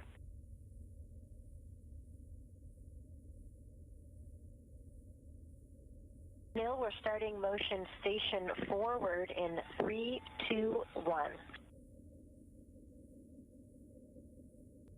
I see motion, good motion. Concur.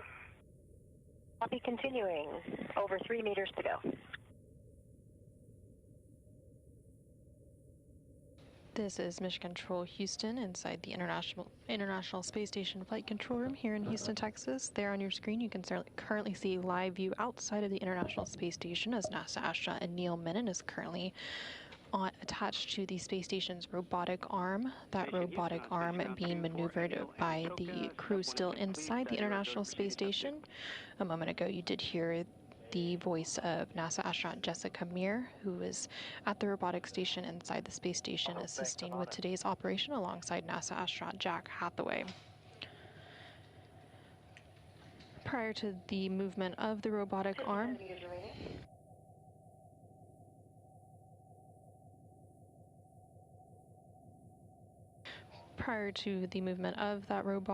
NASA astronaut Neil Menon strapped his feet into an articulating portable foot restraint.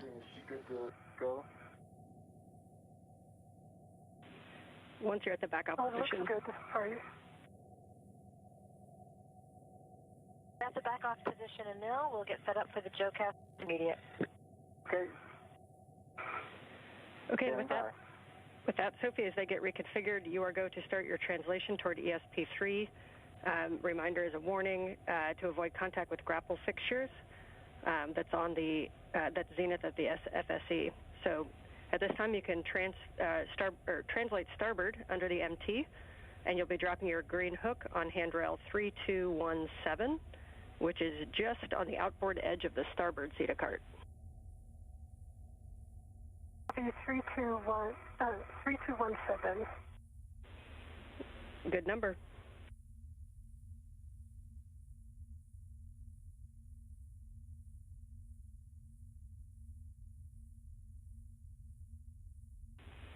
And I think that the Zeta card will block the mile markers, but if not, it's mile marker 5760.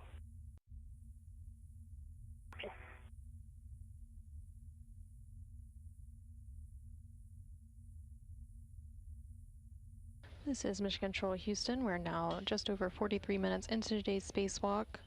NASA astronaut Neil Menon, serving as EV1 in the suit with the red stripes on the upper center portion of your screen, is currently in the articulating portable foot restraint attached to the robotic arm on the space station.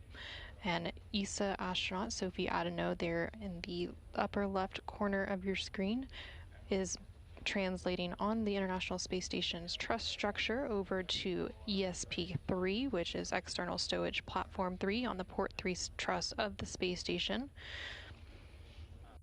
Once they are at that location, they will then retrieve the spare SCANT, or space-to-ground antenna. We're currently...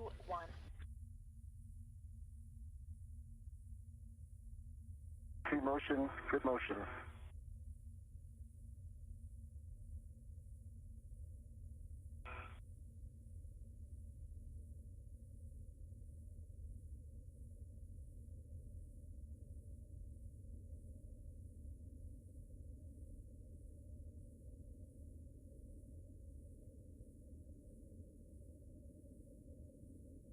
This is Mission Control Houston. You can currently see a live look inside the International Space Station Flight Control Room. The Orbit 2 team of flight controllers is currently on console, being led by Flight Director Chris Dobbins for today's spacewalk. Back with you after a handover. Got you. Starboard Zeta cart. Copy, starboard Zeta cart. Congratulations on your first MT translation. GM.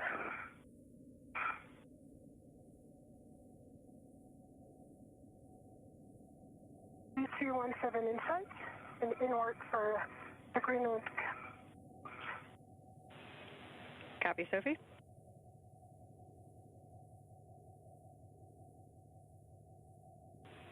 And as you put your green hook down, you can start to give a recon to your translation path, the diagonal beam that we've talked about.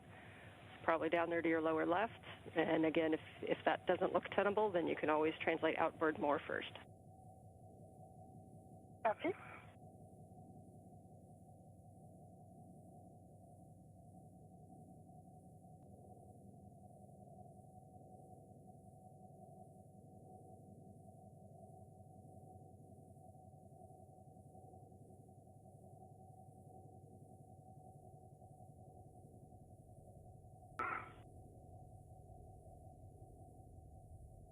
This is Mission Control Houston. Again, there on your screen, you're seeing a live view of the outside of the International Space Station.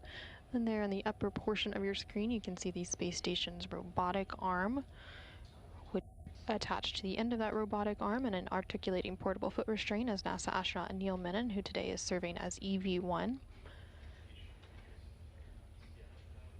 Neil and EV2, which today is ESA astronaut Sophie Adano, are currently making their way over to External Stowage Platform 3, or ESP3, on the Port 3 truss of the space station to retrieve the spare space-to-ground antenna, or SCANT. Copy, green hook on 3217, nicely done. So you can continue your translation starboard, and you can use that diagonal I-beam if you'd like, or let us know if you choose to go starboard first. Okay. I'm going to choose symmetrical diagonal compared to the one that we've reached. There are far less cables, and my body position as well as feathers will be much better. Okay, down to intermediate NL. Okay.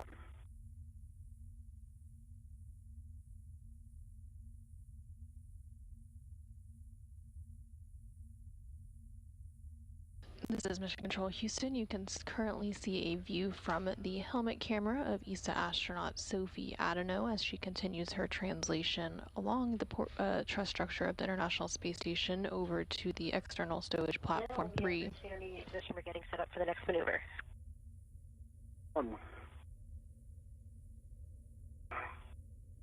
And you also just heard some... And Sophie, if you're going to take the 90-degree path, you're looking for mile marker 5490, and you should see an I-beam headed straight down toward Earth that has WIF 19 on it.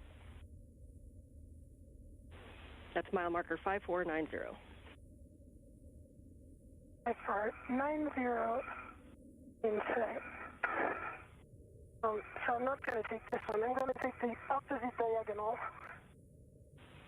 Copy, the opposite diagonal, and if you head out that direction, there's also would be a handrail path just inboard of the Sarge that can take you down nadir also.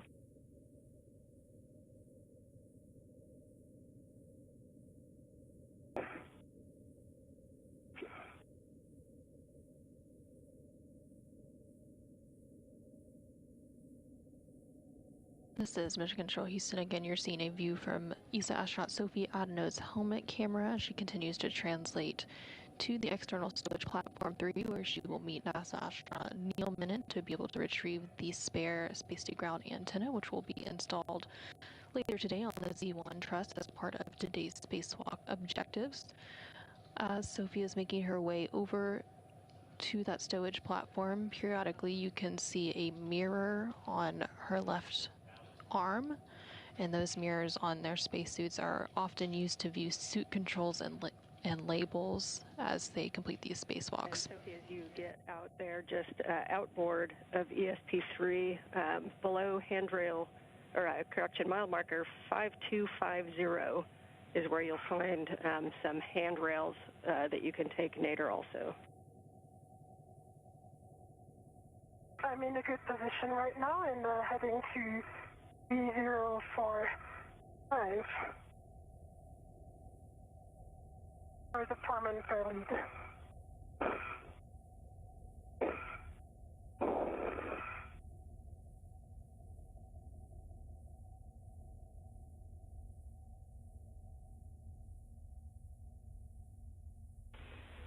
Copy, we see you. Nicely done.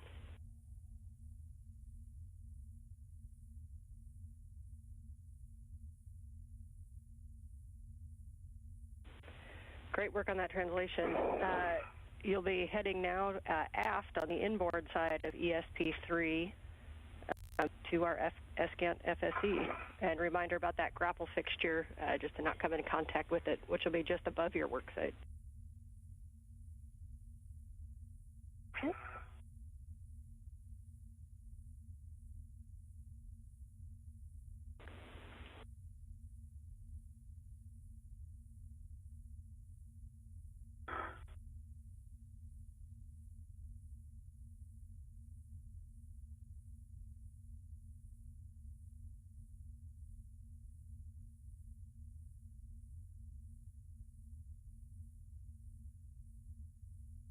Station on 2 for ultrasound. Jessica, Neil, we're ready to take you to the ESP3 position. We're starting motion in 3, 2, 1. Ultrasound activity. I just had a couple questions on the setup. Are we going to be doing this on 3 or 4? 3 motion, good motion. It'll be on 4 and it's privatized. All right, I'll head over to 4. Thank you. You're welcome.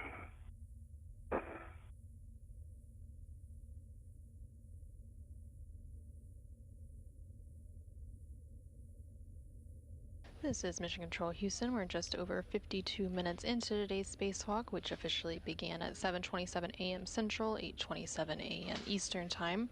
There on your screen, you can continue to see a live view of the external portion of the International Space Station, with NASA astronaut Neil Menon currently attached to the end of that space station robotic arm, which is currently maneuvering to its next location over on the external stowage platform 3, where Sophie and Anil. Corner that we talked about, looks like you're working it. If you need any words, let us know. If you need to do a rich man's fair lead to keep that tether a little more secure, you can. I know they don't loop around handrails as well as they do in the NBL. Yeah, so I changed the rail for the 4-man fair lead because the 3041 is not an appropriate one. I used one on the starboard side of ESP3, and I'm still in work. I'll show all the process. Good job improvising.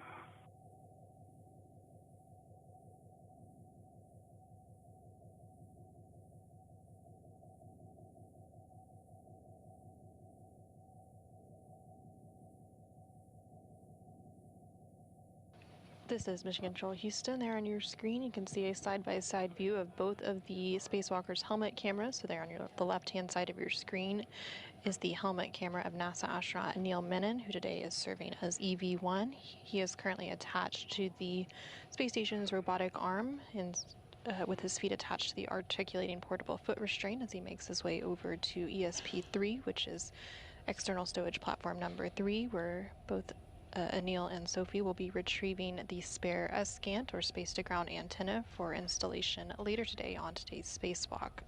On the right-hand side of your screen there, you can see the helmet camera for Sophie Adano, who again is a European Space Agency astronaut who is serving as EV2 for today's spacewalk. Nice job working that corner. You'll see 8305 is off to your right, and that should lead you straight up to the FSE.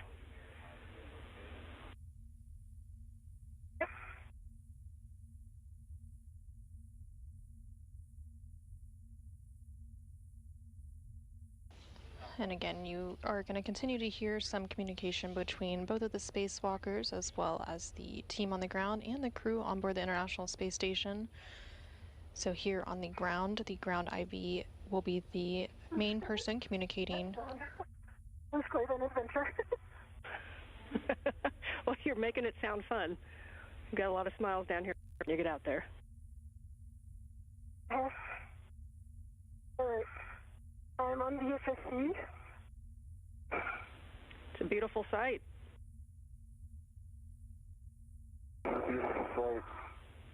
And when you're ready to pause there, Sophie, you want to get in a good position where you can see Anil coming in and help us with clearances. And also, when you've stopped, we'll take a glove and a hep check, please. Okay. I've got good. We're ramping out. Happy ramping out.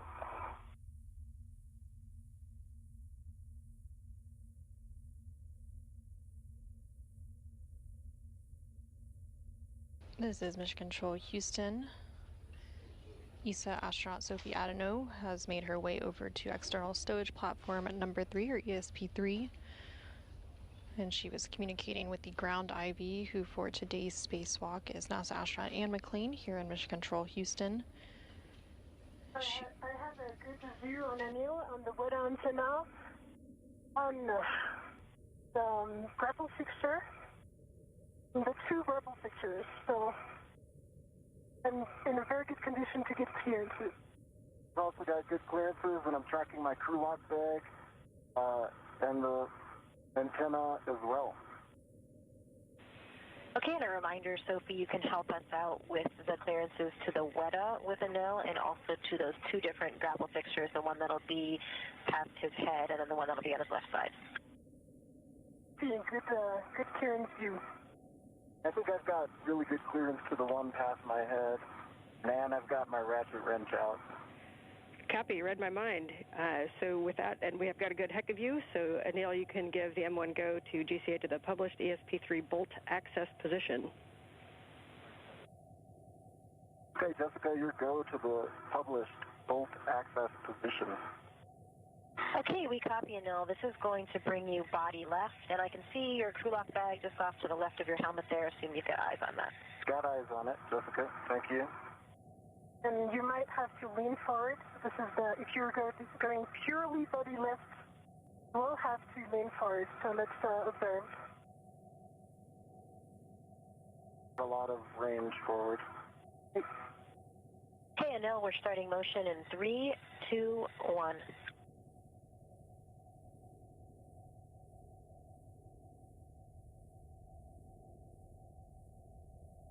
Lean forward. Okay. Clearances.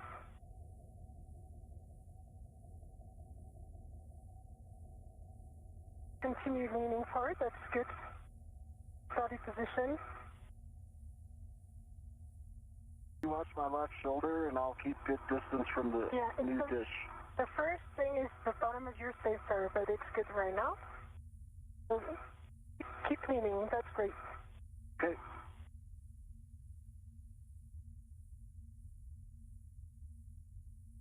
If you want me to go more forward, use the words more forward. Copy, you're good. The next closest thing is going to be close to your head. I see it. Observe, yes, the dish.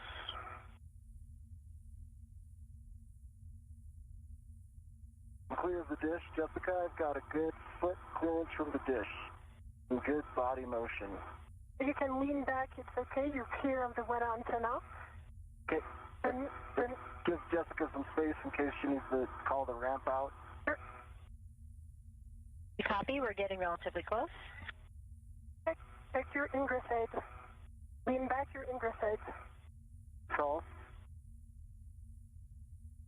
Ramp out, 3, 2, 1. Ramped out, and that is almost at the exact published position. You hold here, let us know if you need additional GCA. I think the published position was perfect. Okay, can I jump in? Yes. Okay. Are you ready for brakes? Complete. GCA complete, ready for brakes. Bringing brakes on. Brakes are on, your go for FSC bolt removal. Okay, Sophie has some words. Yes. Go ahead. But the closest obstacles are the dish itself. You can see it closest to your hand. I'll observe your ingress aid so that it doesn't go out. And the second closest one is right above your helmet. You have about 20 centimeters to the top of the grapple fixture. So I'll observe those two. Do not extend your body upwards. Okay, I will not pitch. I will not pitch back. I will not pitch towards my back. Yeah, and so if you had to make one error in terms of body position, keep your knees bended. That's going to be better. I mean, it's okay, but don't extend your knees. Okay. Okay, good word, Sophie. Thank you. And Anil, you've verified reach the FSC bolts, so you can now ret to the S-Gant T-handle. And Sophie will take that glove and hap check, please. Copy, inward.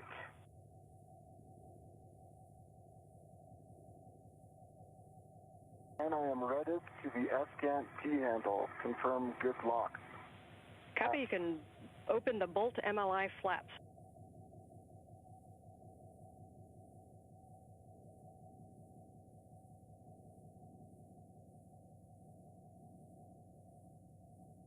Nominal, hot dry. Copy, thank you, Sophie. Open. Port open. Okay, just as a caution, confirm that there's no platform motion before each brake torque attempt. So for Sophie, you're just going to be assisting and helping with those clearances. Anil, you can use the ratchet wrench to brake torque on the FSC bolts. Reminder that we're going to kind of go back and forth. So we're going to brake a half. We're going to go the other bolt and brake one turn, and then we're going to go back. So your first release is going to be exactly a half a turn on FSC bolt 2, which is the one that is closest to the FSC on the starboard side. Half turn on bolt number 2. Half turn, bolt 2, starting now. Starboard bolt. Yeah, that's concur, that's the correct one.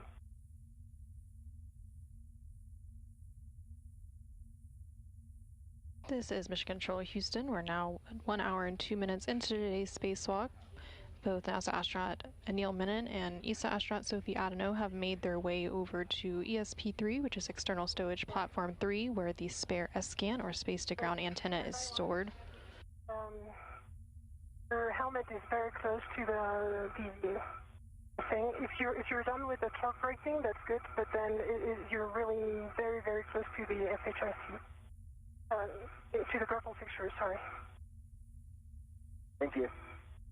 Half turn, starboard bolt. Felt a significant decrease in running torque with that half turn. Copy, good words. We're happy with that. You're going to release bolt number 1, exactly 1 turn. Bolt number 1, which is the port bolt, the other one. The bolt, 1 turn. Sophie, I'm going to get into position to turn it. You tell me if I'll ask you for your feedback. You tell me if I'm in a good position. For this bolt, it's okay. We're in good position.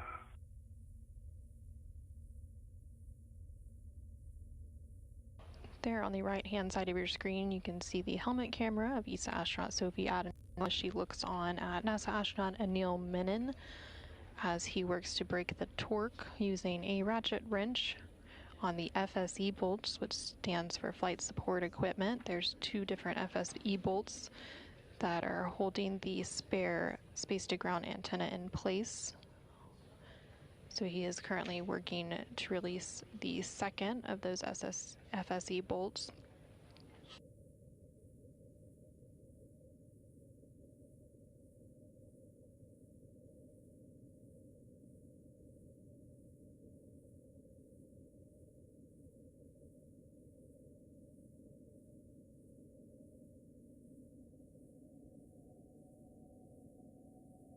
On turn, bolt 1, port bolt, significant decrease in running torque after the first half turn.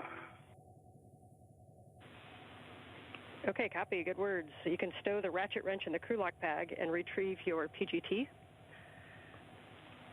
And Sophie, as he's doing this, reminder that when he releases, we're going to have you in a position to stabilize the S-gant. We don't mind if you go on the zenith or nadir side, but we're thinking maybe the nadir side to get to a T-handle, but your call on which side is easier to get out to. Yeah, I'm getting ready to go to the nadir side. The only down thing that I see about that is that I won't be able to observe the grapple fixture, which is the first obstacle. If you want to get some margin, because with the arm movements, there is some, it's very close. So we need some body down of the arm. I think I have good intuitive awareness now, so I'll just keep this same distance from the bolts. Your call on what you guys saw on the Hecka, and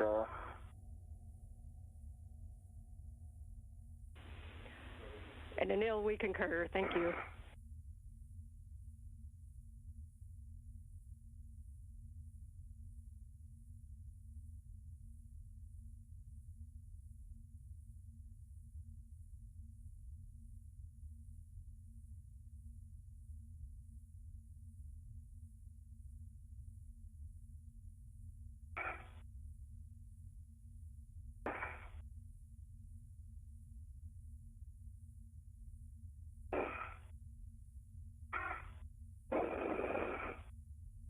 GT is out and CAL's 41 volts. I'm in good buddy position for stabilizing the S-GAN antenna. Okay, Neil, your settings are Bravo 7 counter 2, Bravo 7 counter 2. Bravo 7 counter 2 set. You'll be releasing S-GAN number 2, bolt number 2, the closest to the FSC. Expect 27 to 35 turns to fully release. Bolt 2, closest to the FSC, starboard bolt. Expecting 27 to 35.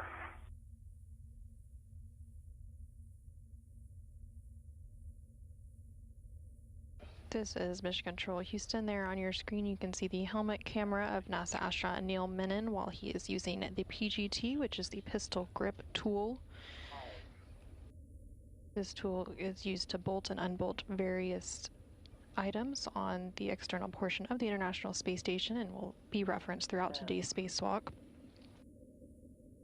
While he completes the release of this FSE, or Flight Support Equipment bolt number 2, using that pistol grip tool, ESA astronaut Sophie Adenau is currently stabilizing the space-to-ground antenna while the final bolt is released. Fine.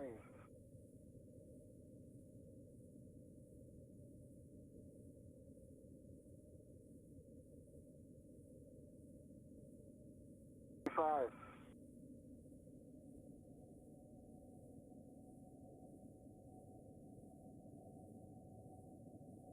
30.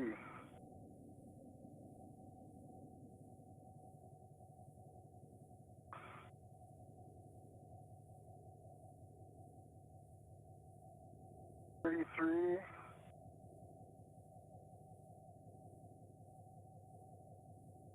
'I think the bolt's released. I'm just checking.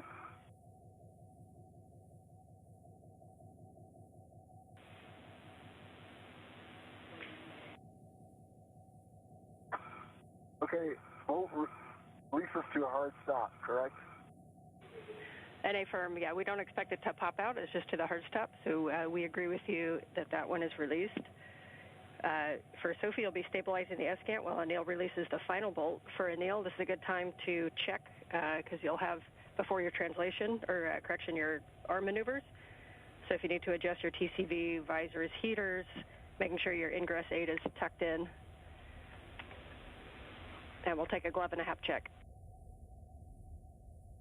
Okay, in work, Ann.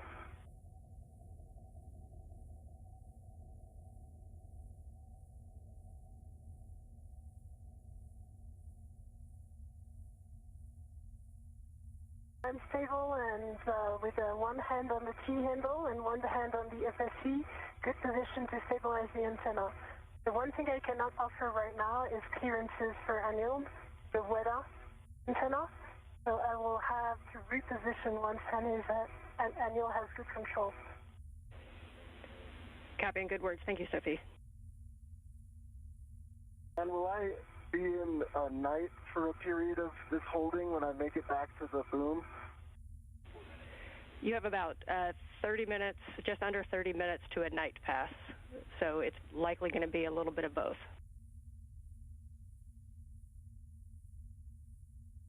Trying to determine whether to put on my glove heaters or not. I think I'll leave them off. Okay, we copy. All right, I'm in a good spot, and TCV unchanged at 4. Ingress aid tucked, gloves nominal, and the visor is down. Copy and hap check. Hap is dry. Copy. This time, Sophie can give Anil the go to release the final bolt. Same settings, Bravo 7 counter 2, expecting again 27 to 35 turns. Anil, stand by. Your left paper handle is up.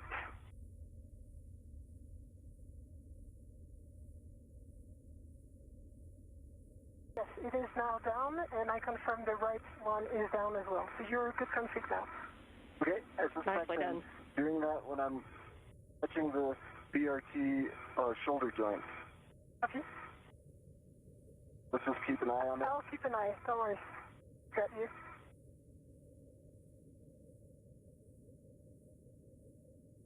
Okay, are you in a good position?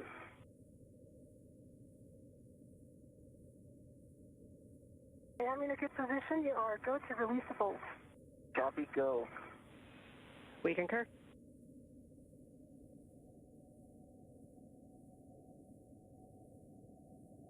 5.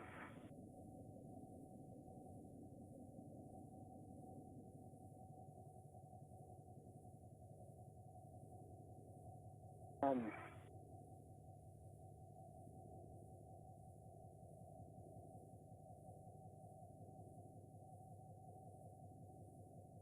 15. This is Mission Control Houston. We are now about an hour and 12 minutes into today's spacewalk. NASA astronaut Neil Menon, who is serving as EV1 for today's spacewalk, is currently working to release the final bolt holding the spare S-scan or space-to-ground antenna in place on the external stowage platform number 3. Once that bolt is released, 35. They will be able to go ahead and relocate that spare antenna to its new permanent home on the Z1 truss of the International Space Station. Copy, Bolt 1 is released. You can stow your PGT. Is enabled for step 4. And so if you can hold it stable, or you can slide the S-scan slightly to remove from passive FSE pins, or you can wait to do that together. I'll wait until we're together.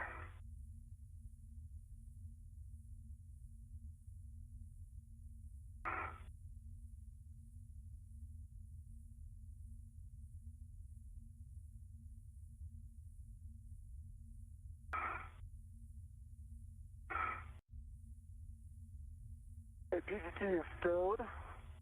Got a hand on the S-cant. Have control of the S-cant.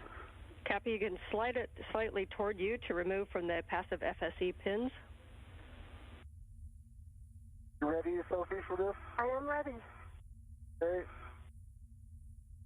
I felt it slide off the pin. It is released from the vessel. That's a beautiful sight. You can see the rear plate is clear. Is clear, confirmed.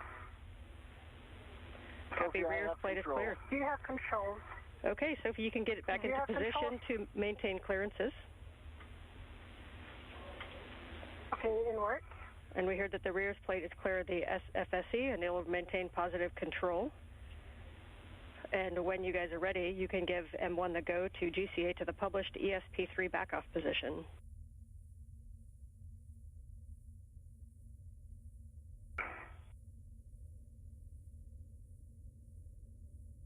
Right, M1, you have the go for GCA to back off. 1 by 1, I'm not in position for clearances. Copy, Neil. We'll get set up and we will wait until Sophie's in position before we start moving. We're going to take brakes off now. Okay. Jessica, just for your awareness, I know we briefed this, but just to repeat, we're going to go super slow so I can make body adjustments and we can potentially pause motion if needed. You concur. We'll go slow and we'll be ready to listen to any pause you have. And a reminder, you have the grapple fixture just ahead of your head, and then it'll be the WETA behind you and then to your left. Okay, let us know when you're in position for clearances. I am in position. Okay, we copy.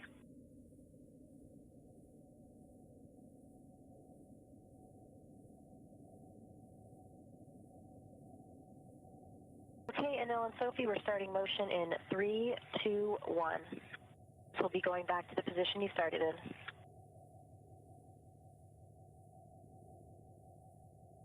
I see motion, good motion.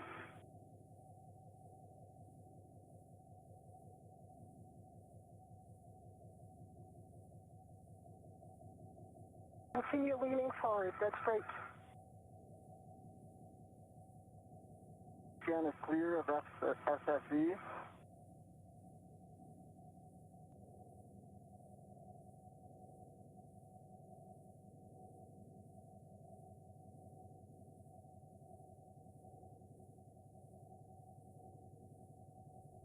We're good on clearances. Continue leaning forward like this.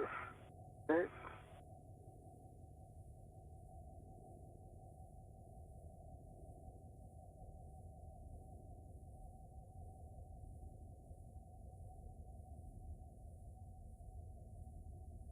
This is Mission Control Houston. We're now about an hour and 17 minutes into today's spacewalk, which began at 7:27 a.m. Central Time, 8:27 a.m. Eastern Time. You can currently see live view outside of the International Space Station of NASA astronaut Neil Menon. You can have whatever body position it will work. Okay, I've got a good solid body position, left hand on agate, right hand choked up on the key handle, feeling stable. Okay. We're getting close to our final position here. Copy. Of NASA astronaut Neil Menon on the space station's robotic arm. He's currently attached to the articulating portable foot restraint. We'll get set up for the next, which will be the intermediate position, the JOCAS. All right, if you can just give me the initial movement I'm expecting of my body, I can anticipate and call the tree. Copy. Sophie, you can begin your translation back towards your green hook, 3217. Copy, in work.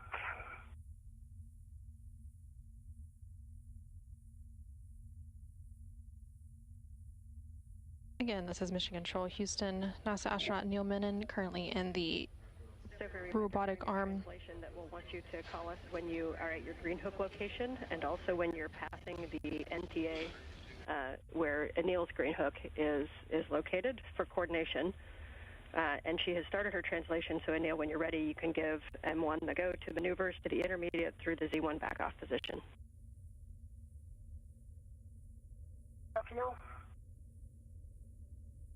Neil, are you happy with the orientation right now of the antenna?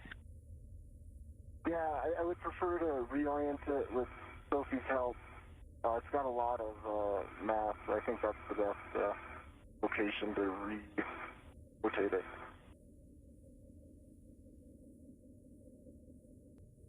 Yes, I'm happy. And you go for intermediate to Z1 back off.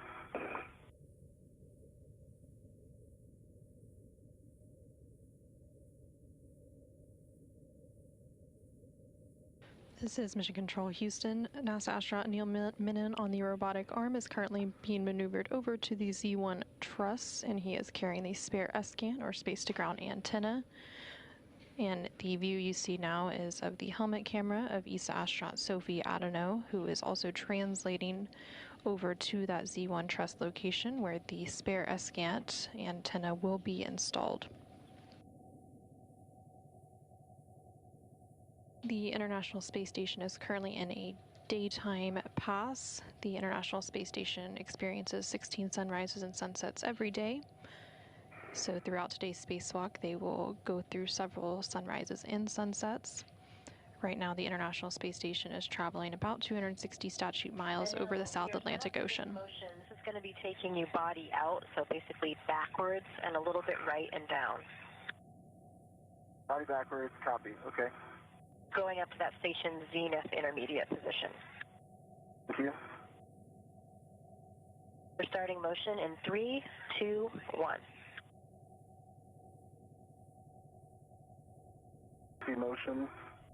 Good motion.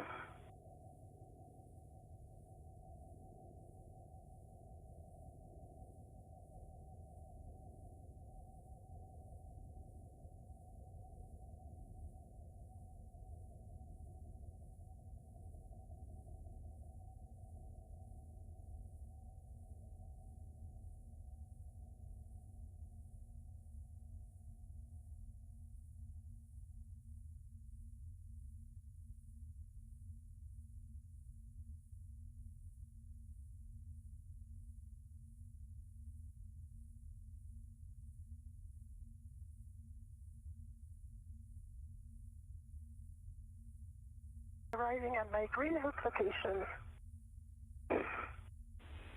Copy, Sophie.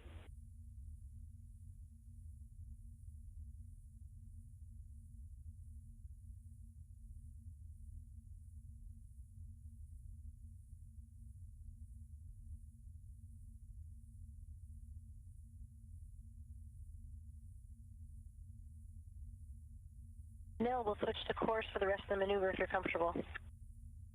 I can handle 33% more speed. Hey, here it comes. Now we're talking.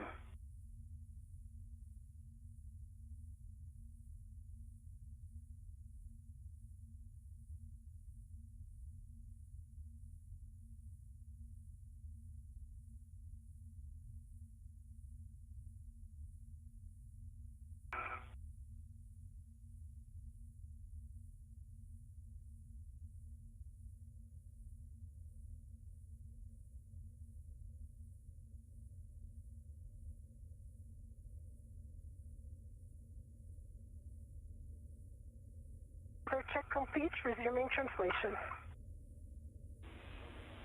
Copy, Sophie.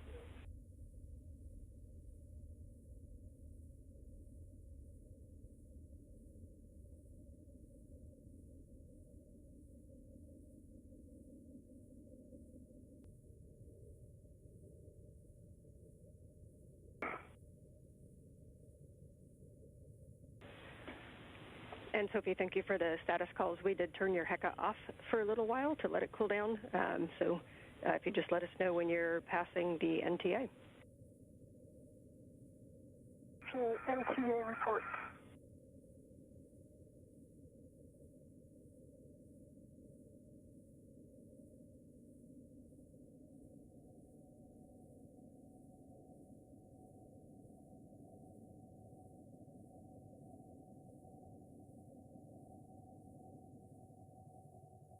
This is Mission Control Houston. We're now an hour and 23 minutes into today's spacewalk.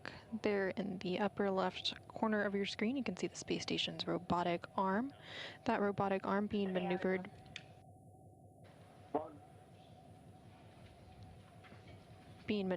by the crew on board the International Space Station, which is why you can hear the voice of NASA astronaut Jessica Meir from inside the space station, providing updates on the on the robotic arm's position and speed.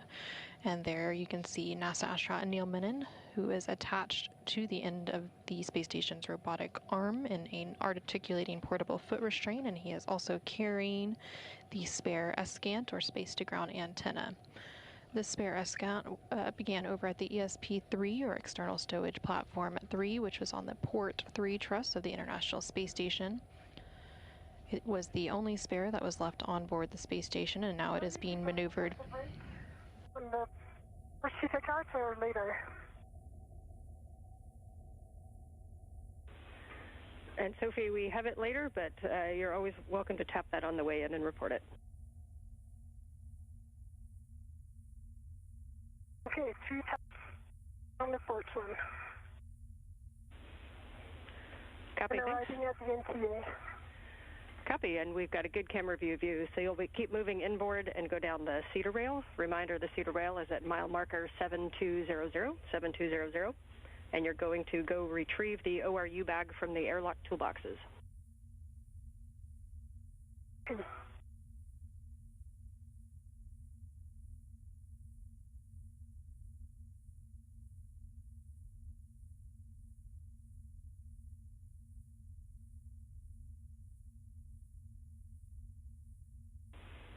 Sophie, as you come down to the airlock, just a reminder that Anil's tether is going to be strung down there, so just keep awareness of it and let us know if you have any issues or need to fair lead it. I see there will be some issue.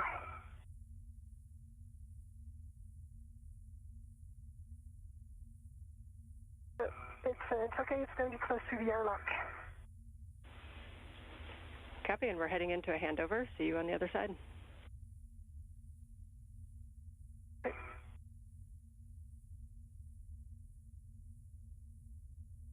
Sophie, run.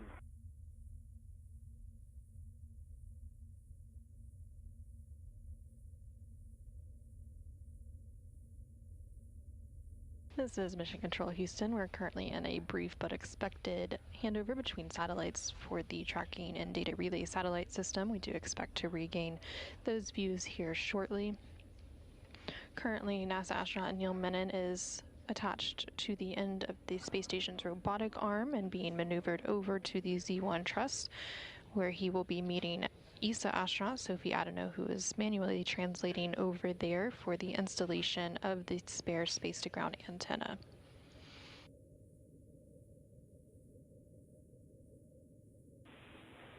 Back with you after the handover.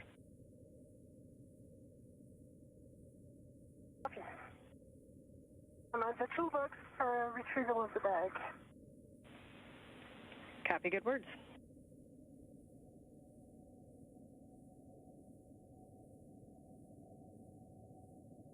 Friendly reminder, it's stacked down in 2 places. I see it. Thank you. No, we are ready to bring you to the next position. If you're ready, you're going to be moving body in and down and a little bit right. Are you ready for that maneuver? I'm ready. Your go for Z1 back off. Okay, starting motion in 3, 2, 1. I see motion. Good motion. Control.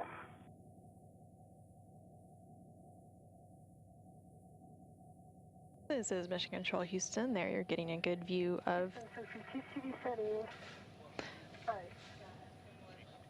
Copy, TCV 5 for EV2. a good view of that space station robotic arm as the crew inside the International Space Station continues to maneuver NASA astronaut Neil Menon, who is attached to an articulating portable foot restraint on the end of the robotic arm. He's being maneuvered over to the Z1 truss, and that will be the final location for the installation of the spare S-scan or space-to-ground antenna.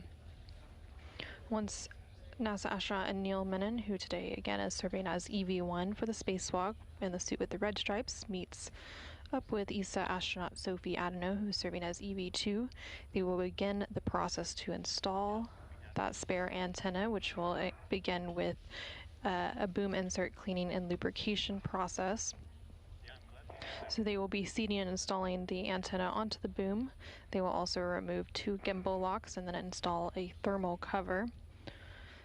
The entire installation process on the boom also includes the hookup of cables and various connections. So again, you will continue to hear a lot about bolts and the pistol grip tool, which is the PGT, basically a space station power tool that is used to bolt and unbolt a variety of bolts and connectors on equipment outside of the space station.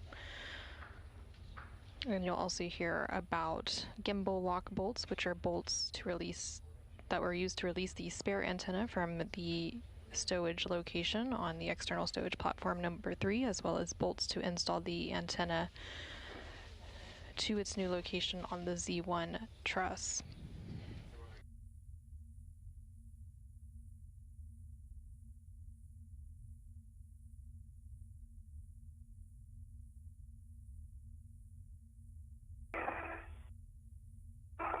And Jessica, I've got good clearances to the boom and the failed antenna. Copy.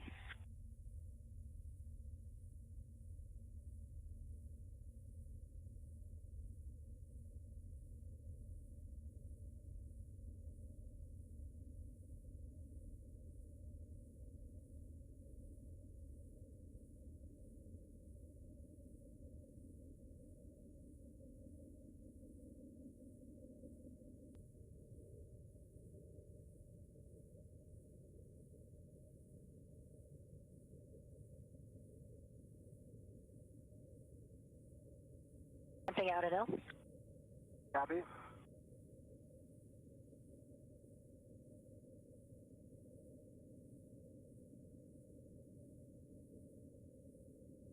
And Anil, this is where we talked about whether or not you're going to start reorienting.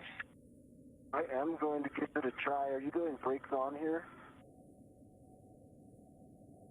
Negative, that's not in the plan, but we can if you need it. I don't think it matters. This is a hold point, correct? Well, Sophie gets up there. And this is the Z1 back off position. Yes. Okay. Yeah, and a reminder, I will attempt a reorientation. Yeah, and a reminder, you'll be here for a little while Sophie does the lubrication, and we are approaching a night pass. Copy, thank you, Ann. And Sophie, when you have a free finger, could you cycle your HECA power, please?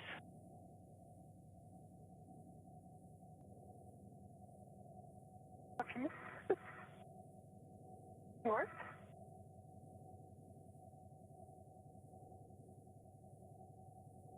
Flag is on the VRT and was about to resume translation and hit out is our cycle.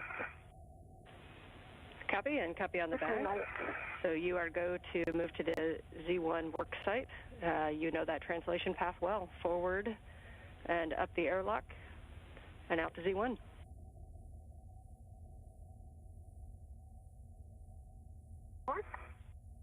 And we discussed this. I believe this is okay. I'm just triple checking. I have put a ret on the agate handle hole. I'm going to release a ret from the T handle and do a rotation. Neil, we are good with that plan.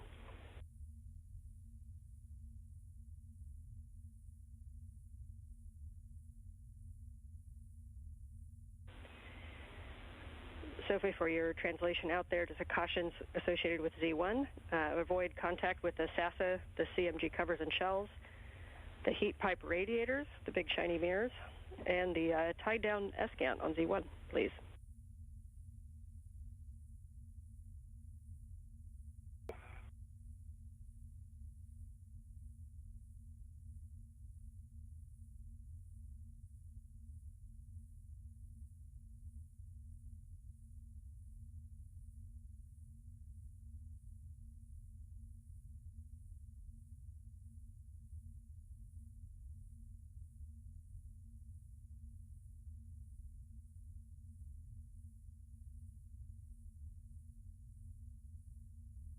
Resuming translation.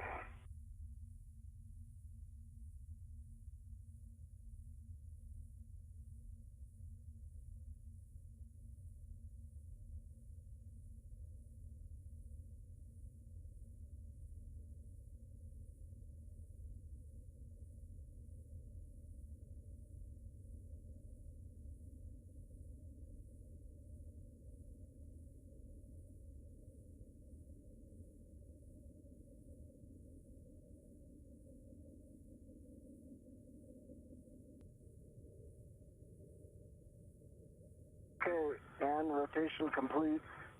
Do you recommend I go back to the T handle, or is it okay if I leave it on the agate?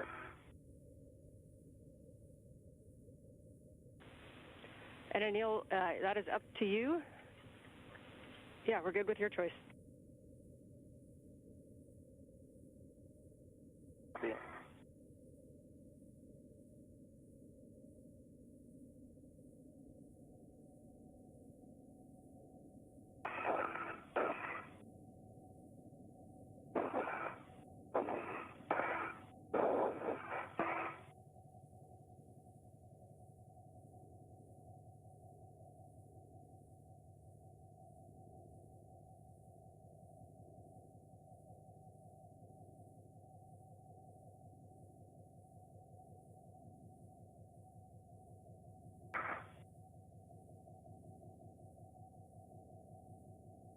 Great, Sophie. I see you there. Got eyes on you if you need anything.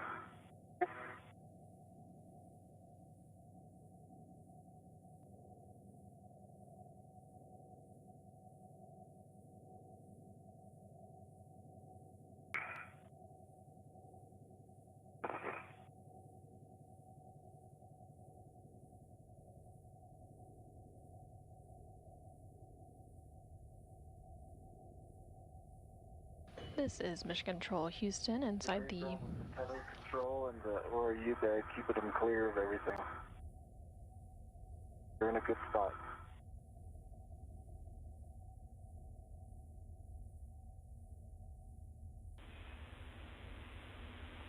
Welcome back, Sophie, to the adventures last week. We'll be stowing the ORU bag in between ZH-36 handrail and the lower boom handrail, and you'll be pulling out crew lock bag 4.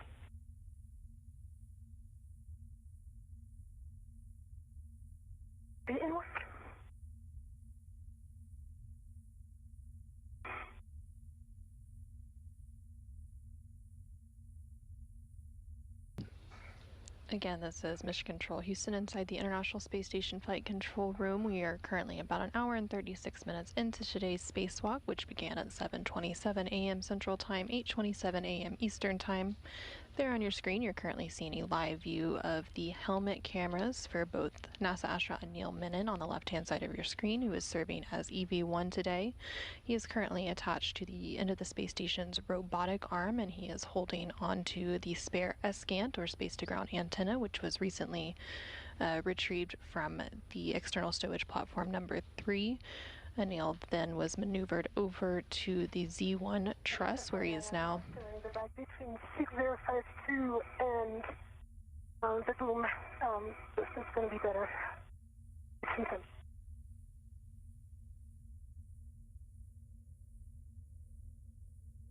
On the right-hand side of your screen, you can see the helmet camera from ESA astronaut Sophie Adano, who is serving as EV2 today.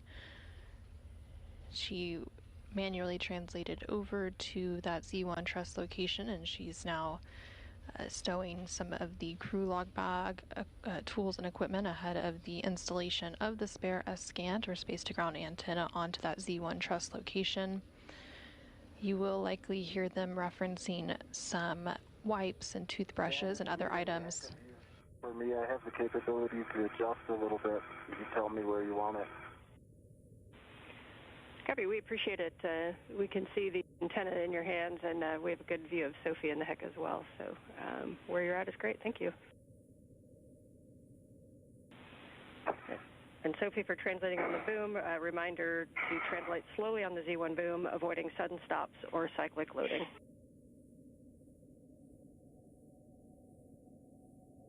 Copy.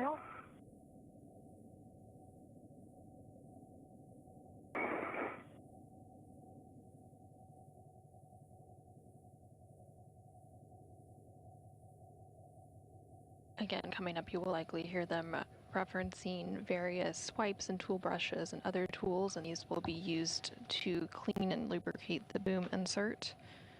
So as a part of the space-to-ground antenna installation coming up, the crew will be seating and installing the antenna onto the boom, and then they will also remove 2 gimbal locks and install a thermal cover. Additionally, the installation on the boom includes the hookup of cables and other connections. So you will be hearing a lot about bolts, as well as the PGT, or the pistol grip tool, which is the space station's power tool that is used to bolt and unbolt various connectors on equipment outside of the International Space Station. You also heard NASA astronaut Neil Menon calling down to the ground, specifically the ground IV here in Mission Control, who for today is NASA astronaut Ann McLean, referencing his HECA, which is the HD EMU camera assembly, basically the helmet camera that you see views of throughout today's spacewalk. While he is currently attached to the end of the space station's robotic arm, he is looking on at his fellow spacewalker, ESA astronaut Sophie Adano, as she completes some of her tasks, maneuvering over to the Z1 truss and retrieving and stowing various bags and tools in preparation for that boom insert cleaning, lubrication, and installation process.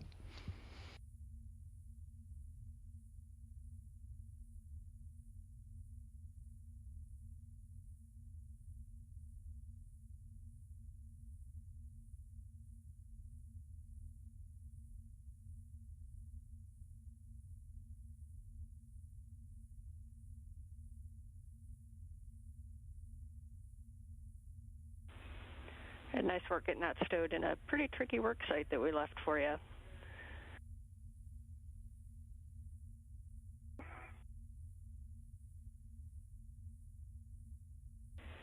Once you're happy with that bag, we'll be retrieving crew lock bag 4 and tending it up toward the zenith end of the boom.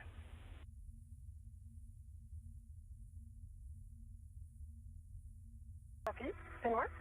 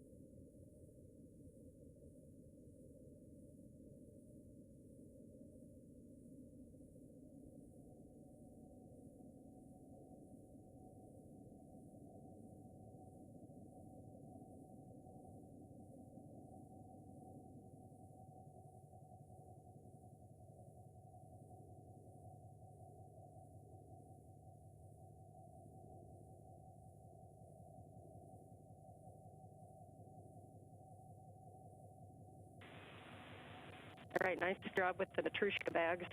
So we'll take crew lock bag 4 up to the end of the boom, and then you're going to be BRTing in a position on the aft port side for toothbrush ops.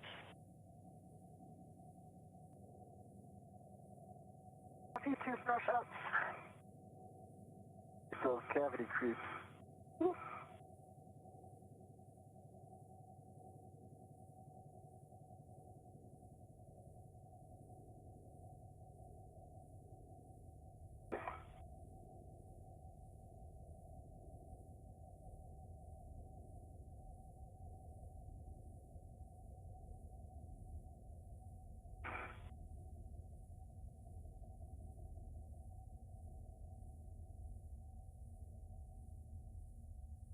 This is Mission Control Houston. Again, you're seeing a view from the helmet camera of ESA astronaut Sophie Adano. And as you get set up, I'm just going to give you some words so you can refine your body position. So right now you're located between bolts 1 and 2. Bolt 1 is on your left. That has the waveguide. Bolt number 2 is on your right, facing aft. We're going to do bolt number 1 second, that starboard one with the waveguide. We're going to be doing that one second, and we're going to want to move from farthest to closest.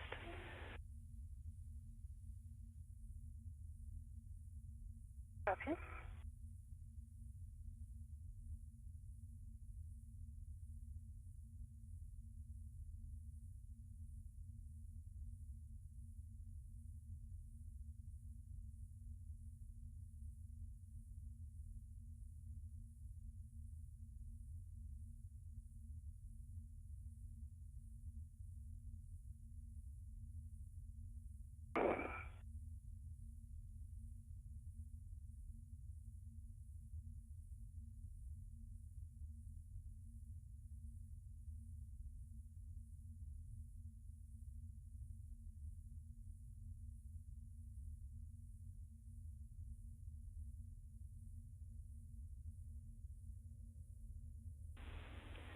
And Anil, you're doing great playing the part of the mutt ball stack mutt.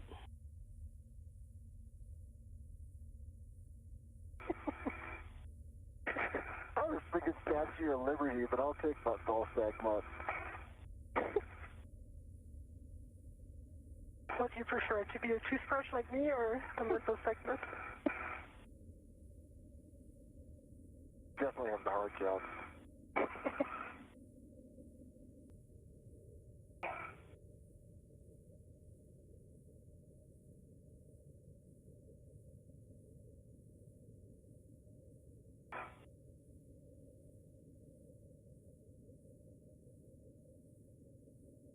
This is Mission Control Houston. We're now about an hour and 46 minutes into today's spacewalk. Again, the expected spacewalk time for today is about 6.5 hours. You can see a view of both of the spacewalkers' helmet cameras for today. So on the left-hand side is astronaut Anil Menon, and he continues to be positioned. Hey, nicely done. So as you know, your first step is going to be to ret to one of those pieces of tape. Actually, first thing I want to do is take a look at those bolt inserts for visible FOD or damage, best effort.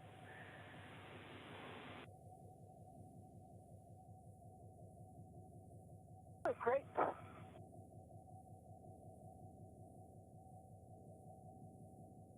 Don't see any damage. You see them in my hacker? We do see it in your HECA. Your words will probably be a little more helpful only for clarity of image, but we hear that you see no FOD or damage. No further damage. Copy. You can now take your MWS RET to one of the tape covers, and you'll be relocating that from the crew lock bag door to the waveguide interface place. You're going to make sure that the adhesive gets all the way pressed down and that the tape cover is not directly touching that interface and that you are not blocking access to the agate bolts. While you work that, I'm going to read you a couple of cautions. We want to avoid suit or glove or tool contact with the waveguide interface. We want to avoid getting any grease on gloves or tools or anything other than where we want it to be. And we're going to wipe any excess grease or FOD away from the waveguide.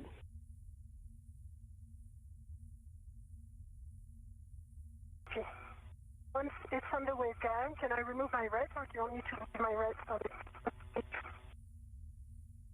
Seems to be sticking well. Yes, once it's stuck down, you can remove that red. All right.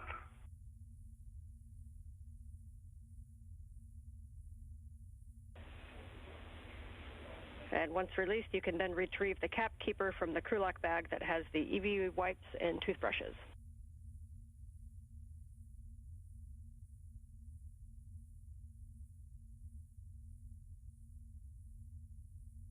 All right.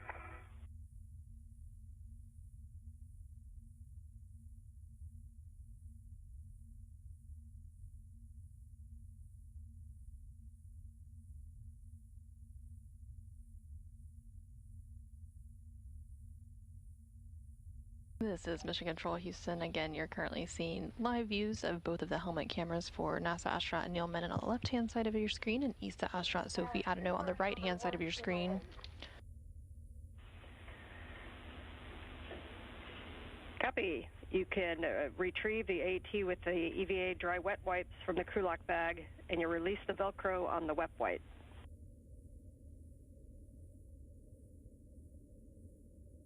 Okay.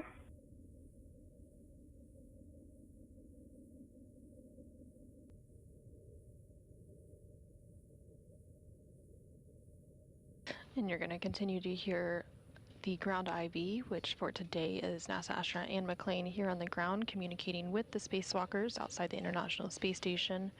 Right now, ESA astronaut Sophie Adano is working through some steps in preparation to clean and lubricate the boom insert before the S-Gant can be installed. Again, the S-Gant is the spare space-to-ground antenna. Okay, see with the wet wipe and the toothbrush, we're going to start with bolt number 3 forward. You're going to insert the toothbrush into the wet wipe and didn't work. Copy.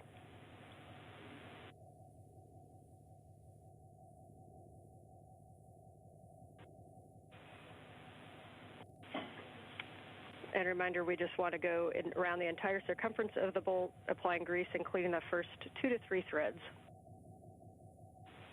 And we will take your words on grease transfer.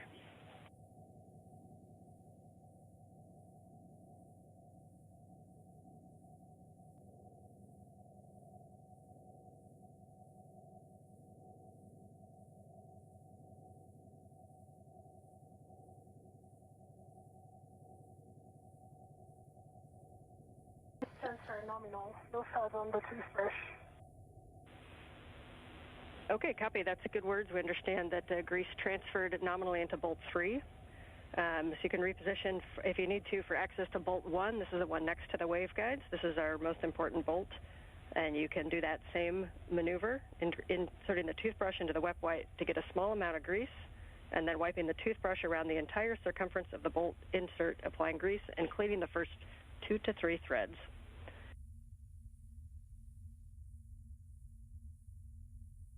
Inward, also number 1.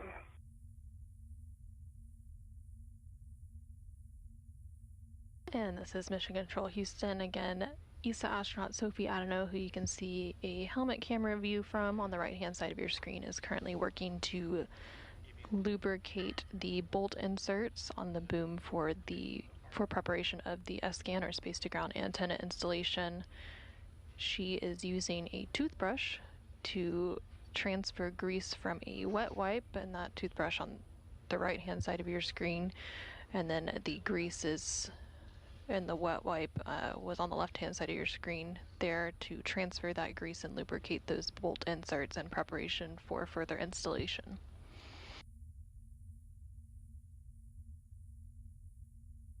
That's nominal, no sound on the toothbrush. Copy, no FUD on the toothbrush, and bolt number 1 is nominal. Nicely done. We will now go to agate bolt number 4 on the starboard side between the 2 NZGLs and do the same maneuver, and we'll take your words on grease and FUD when you're done.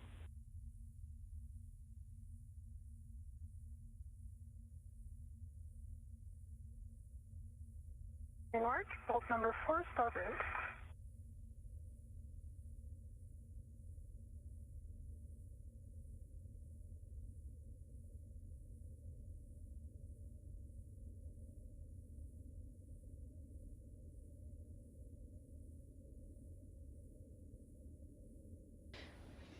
And again, this is Mission Control Houston. ESA astronaut Sophie Adano there on your screen, continuing to grease the bolt inserts on the boom for the installation of the spare S-scan antenna. Sophie Adano is serving as EV2 for today's spacewalk, and then NASA astronaut Neil Menon is serving as EV1. While Sophie completes this lubrication task, Neil Menon is still situated on the end of the space station's robotic arm. After the traverse and up nominal. Copy for bolt number 4. And final bolt will be agate bolt number 2 on the aft side. Same maneuver. Thank you. Number 2 aft side.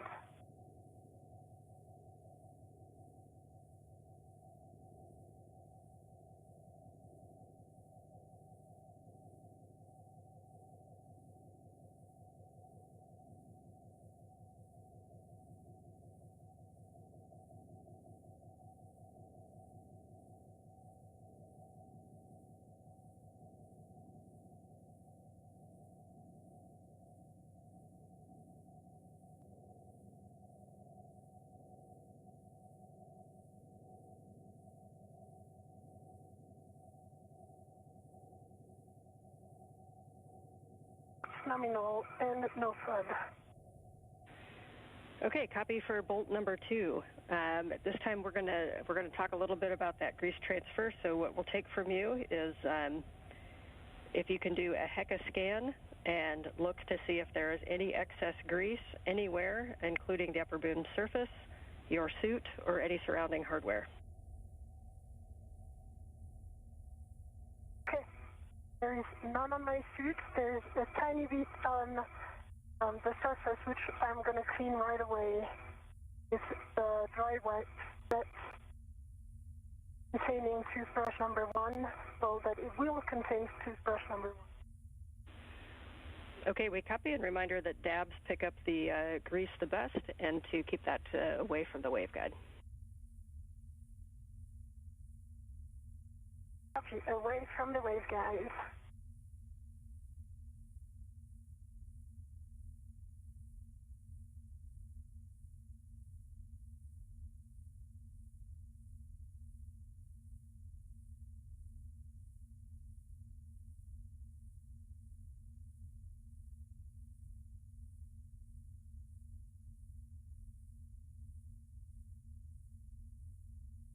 This is Mission Control Houston. We're now about an hour and 56 minutes into today's spacewalk. Currently on your screen, you can see a HECA view, or helmet camera view, from ESA astronaut Sophie Adano. She is wrapping up some lubrication tasks. And I have, I'm ready to put the toothbrush inside the wipe. Okay, we agree. You can stow the toothbrush in the wipe, and then you'll be stowing the cap keeper back in the crew lock bag, and the AET with the wipes back in the crew lock bag. Very nicely done.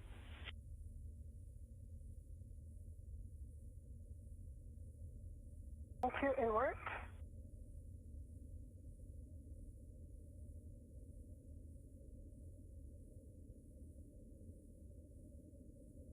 And Sophie is now cleaning up the workstation where she was lubricating the bolt inserts on the boom, which will be used momentarily for the installation of the spare S-scan, or space-to-ground antenna.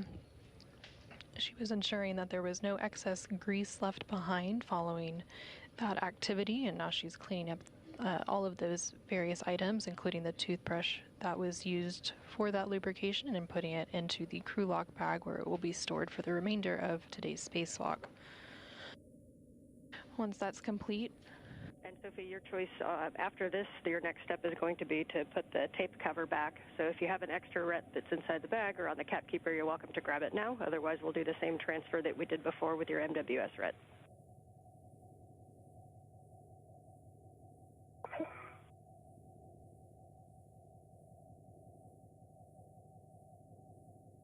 And once Sophie finishes cleaning up that work site and putting everything into that crew lock bag, she will then begin to get into position to install the spare space-to-ground antenna.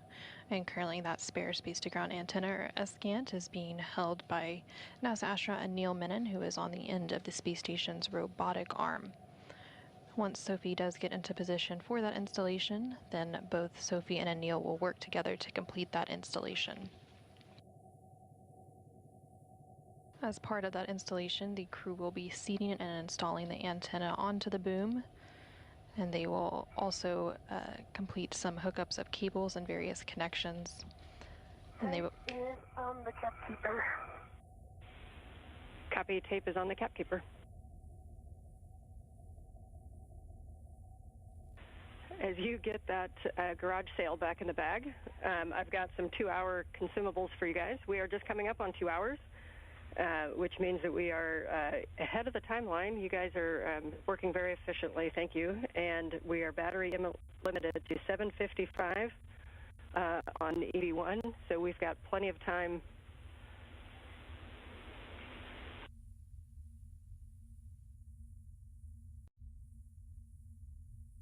Copies.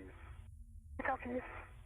Station Houston on Space to Ground 2. We see the enabled warning. Please execute EMER for fire response. Copies. We see the warning as well. We're getting into the EMER book. And this is Mission Control Houston. You did just hear the ground IV, who today is NASA astronaut Anne McClain, call up to the spacewalkers for today. Again, NASA astronaut Neil Menon as EV1 and ESA astronaut Sophie Adano as EV2. They were reporting on some of the consumable numbers, specifically referencing the battery life left on one of the spacesuits. And so the official start of a spacewalk is marked by when those spacesuits are turned to internal battery power. So we're now just at 2 hours into today's spacewalk, with those suits being switched to battery power at 7:27 a.m. Central Time, 8:27 a.m. Eastern Time. And the teams here on the ground were reporting that we are a bit ahead of schedule for today's spacewalk tasks, and they are looking good on the remaining consumables and battery life on both of the spacesuits.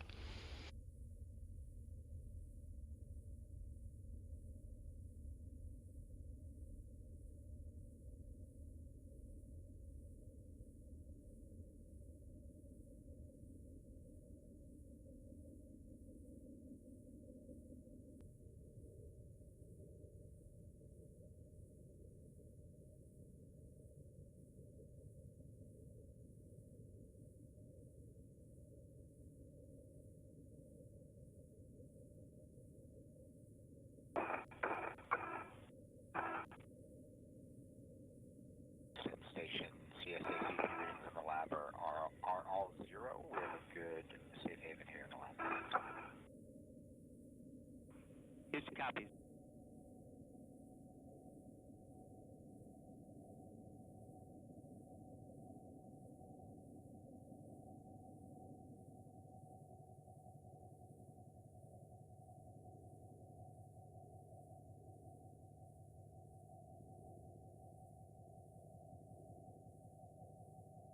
Houston Station on 2-4.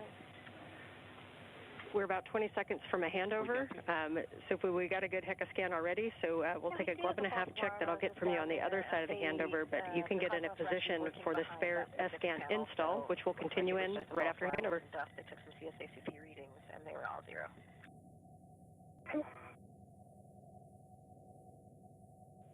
And copy, thanks for that, and we will call this false alarm. Copy, thanks.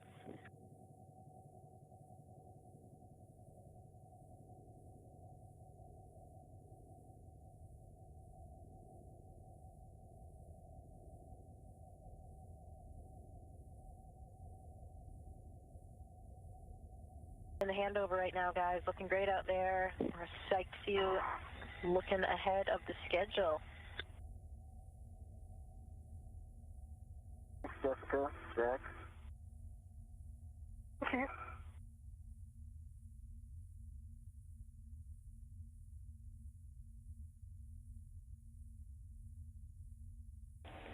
We're back with you after the handover, ready for the glove and hat check for Sophie.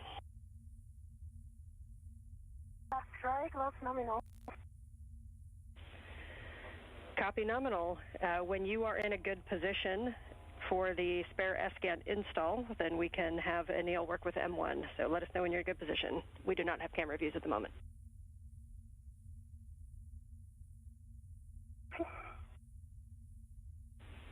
And you will want to be on the port side of the boom looking at bolt 1. Port.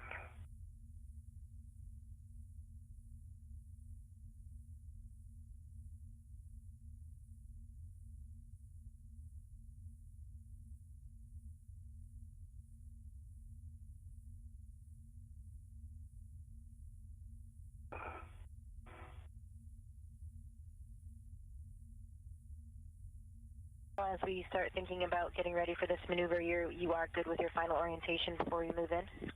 I've got in the right, correct orientation. Be firm.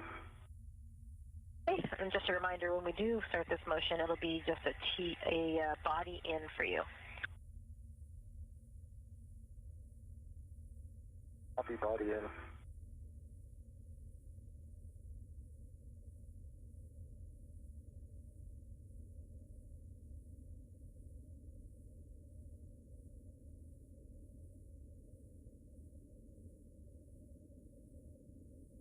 This is Mission Control Houston. Again, we're about 2 hours and 4 minutes into today's spacewalk. Your visor may have slipped down a little.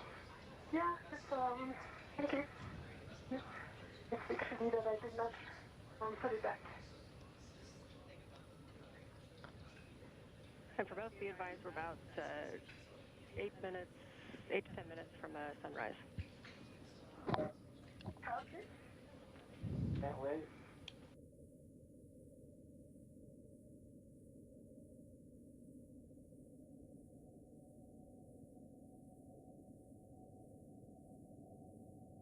All right, I'm in a good body position.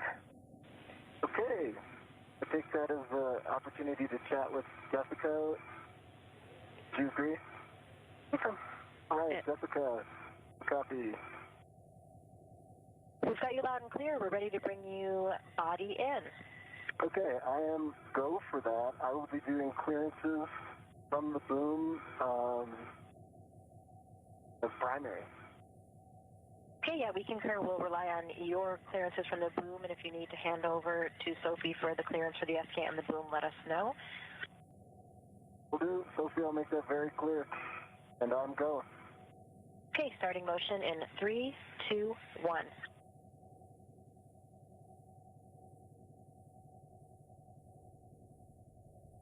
Good motion, and it's good motion. Okay.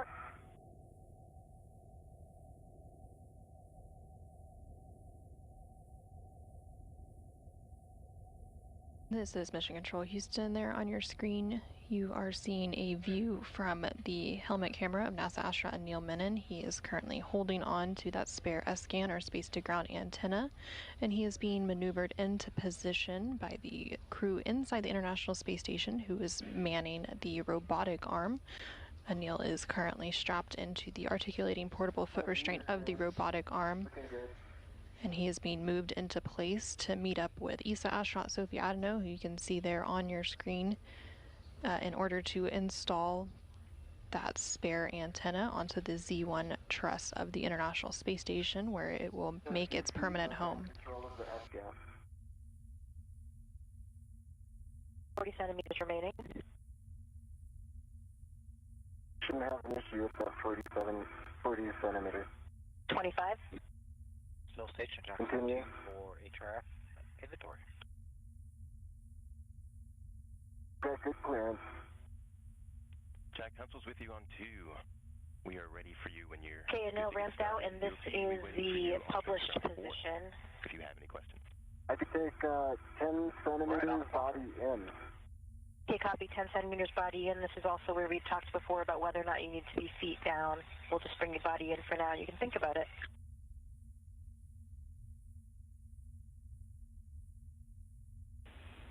Starting body in 3, 2, 1. Reminder, we'll need an inspection before those surfaces are mated. Inspection. Motion.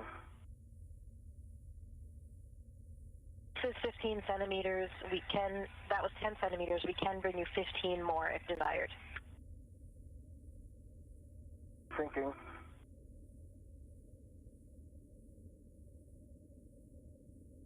Good 10 more. Copy. Starting motion 3, 2, 1.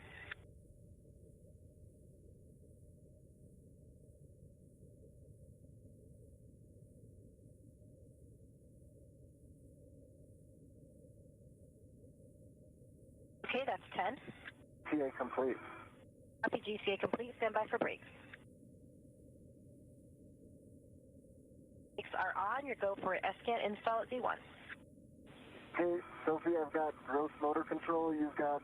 Okay, I've got fine motor control. So you're... Okay, was there more? And for Sophie, if we can get an inspection of the S-scan and boom interfaces, looking at the alignment pins, waveguides, and no FOD or obstruction. Inspection complete. Looks good. Copy. You can fully seat the S-scan on the Z1 boom using the alignment pins. Reminder that max load onto the S-scan while on the boom is 45 pounds or 20 kilograms. And minimize all loads above the S-scan gimbals.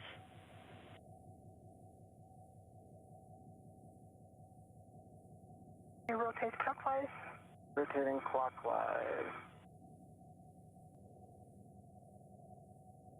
You have control. I have control. Need to slightly adjust body position again. Okay.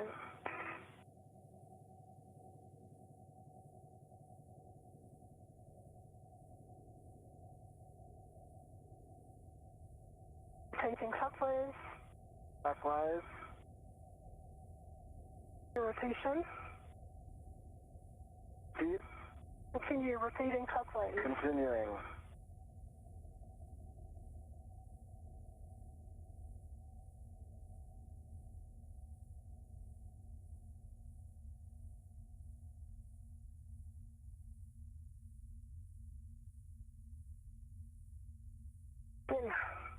Dock.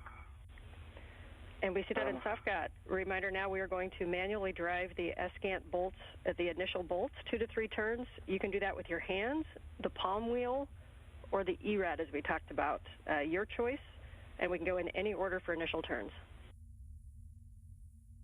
Can you release... Well, I have control. You have control. Can you release the ret that's right in front of you? No, I need to put first a ret on it. I've got a ret on the T-handle. So I've got 2 rets on the S-scan right now. Copy. If you release that, I will have a ret on it. Copy.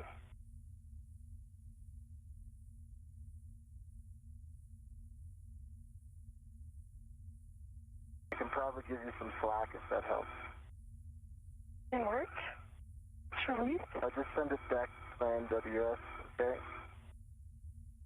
And if you get control, I will get the ERAD. Yeah, I'm just trying. Yeah, okay. The ERAD has control. You have control. I'm going to take a look as well. You know, that's going to be hard to do a hand start. We'll go with the ERAD. And understand we're going for the ERAD? Confirm. Copy.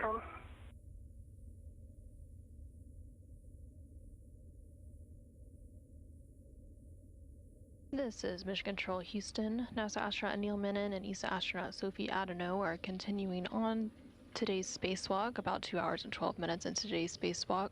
They are currently working together to complete the installation of the spare S-scan, or space-to-ground antenna, on the Z1 truss of the International Space Station. They began that process by fully seating the S-scan onto the Z1 boom. There were 5 alignment pins that they had to line up. Yes. Okay.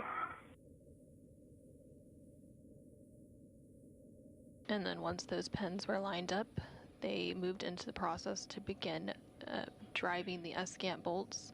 So that is what will begin here shortly. There are 4 different bolts that will be holding the spare space-to-ground antenna into place once complete.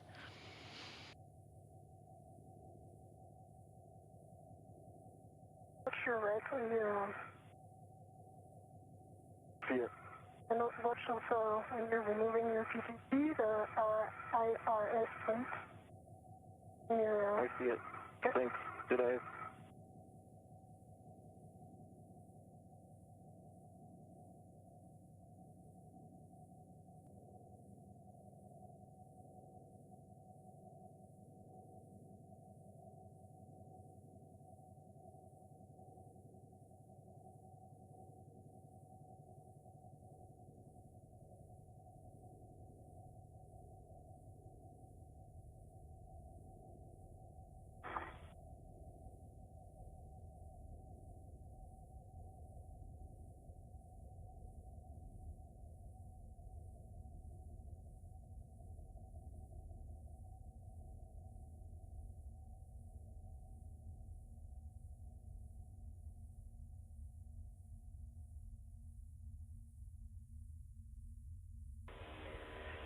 As you get that set up, just one reminder as we count turns on the ERAD that the PGT and the socket will have different turns, so please clarify which end the turns are actually being counted on.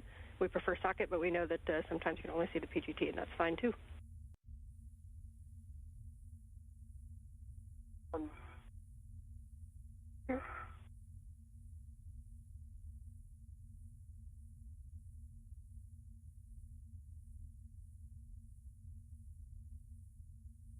Okay, the 6 inches off on a pit pin, good pull test. Copy.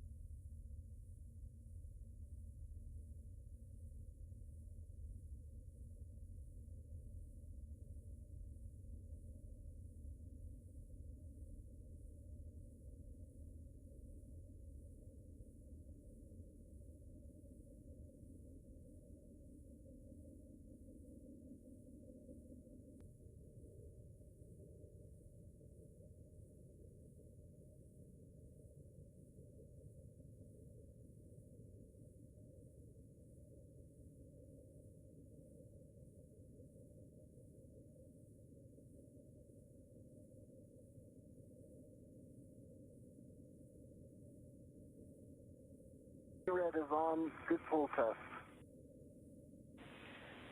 Copy, ERAD and pull test. Your PGT settings for these initial turns are going to be alpha 1, clockwise 2. Alpha 1, clockwise 2. I'm just copying alpha 1, clockwise 2. I'll let you know when it's set. Copy.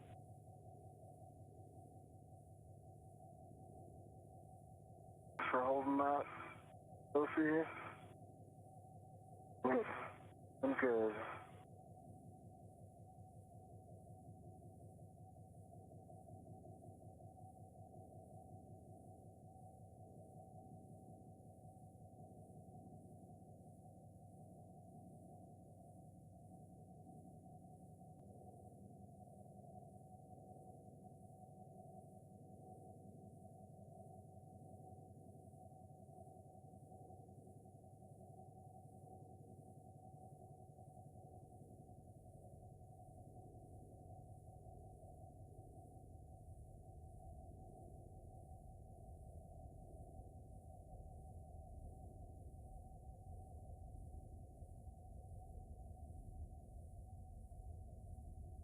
Alpha 1, clockwise 2 is set. Copy, Alpha 1 clockwise 2. You are go to drive all 4 SCAT bolts, 2 to 3 turns for the initial, and just let us know exactly how many turns you get.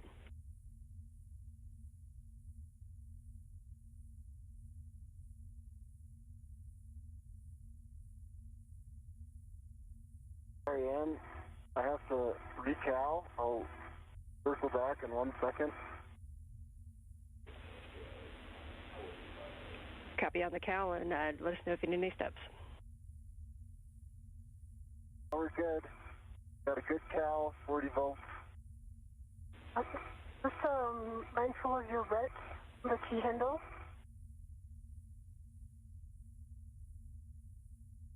Alpha 1, clockwise 2, is it pulling you? Yeah, a tiny bit. Okay.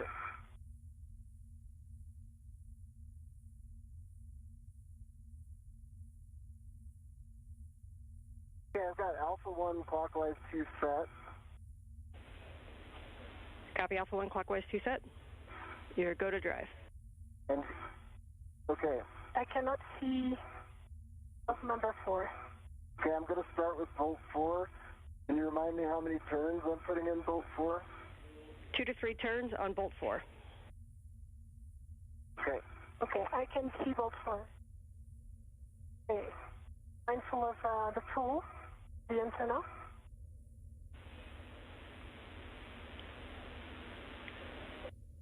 Okay, I'm going to do the... Okay, I got it. I'm going to do the count. Copy, you do the count.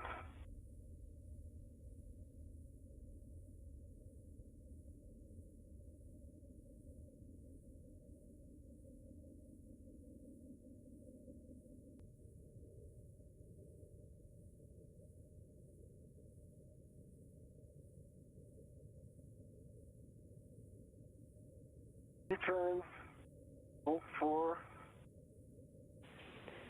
Copy, 2 turns, bolt 4. Sorry, and let's retract that. I thought I got 3 turns. I didn't have enough downward pressure on the bolt, so I'm going to go back with more downward pressure. Copy, so understand no turns yet on bolt 4.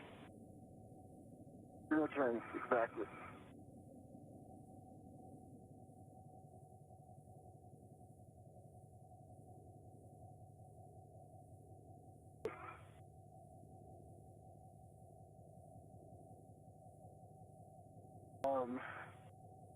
Yeah.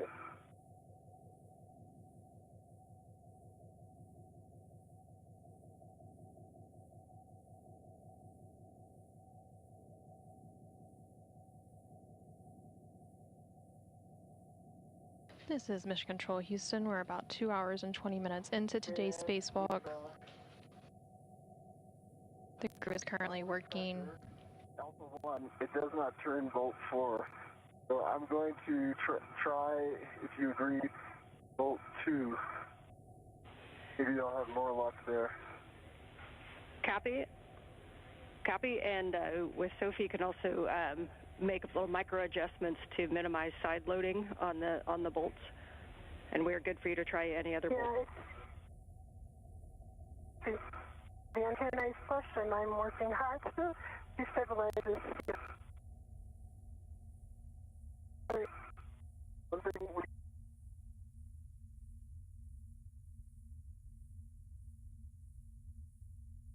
This is Mission Control Houston. We're currently in a brief but expected handover between satellites on the Tracking and Data Relay Satellite System, or TDRS, and we do expect to regain those views and communications with the crew on board and outside the International Space Station here shortly. Currently outside the International Space Station, NASA astronaut Ed Neilman and ESA astronaut Sophie Adano. For the moment, and then I'm going to take control, and then I'm going to let you do a rep, okay? Okay. Back with you after our handover. Not sure how much of that you caught, Ann. We did not catch the status due to handover. Okay, so plan is I'm going to hold down, I have control, Sophie. I'm going to hold down the F-scan. Sophie's going to ret to it, then I'm going to undo my ret to the T-handle, because it's possible that's also adding some challenges in terms of side loading. Okay, my red is on the Copy, and we are good with that plan. So here's a ret to the agate handle. I'm going to go release my key handle ret. Copy and concur.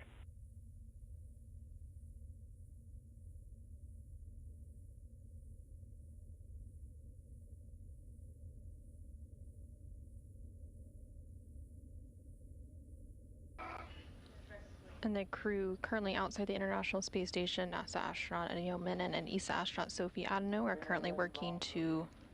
I see it. Done. All right, so we will try bolt 2. Copy, and just some words as you try that to verify the alignment, which you could do just by pushing down on the bolt, even if it doesn't turn, but you can push to ensure that it's aligned, and then checking for any side loading, and you may need to increase axial force on the bolt slightly. The alignment is good. We can see the bolt going down. The surfaces are flush, so minimal side loading. Copy message. Copy.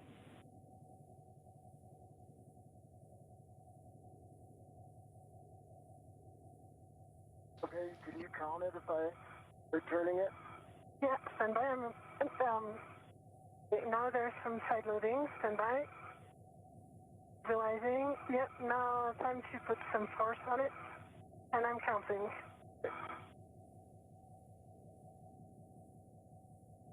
Not in. Oh, I agree.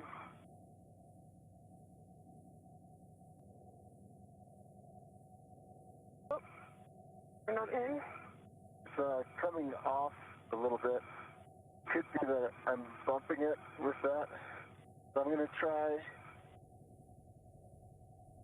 Now that we have the red, I'm going to try the one in front of me again. Okay. Because that's a clean shot.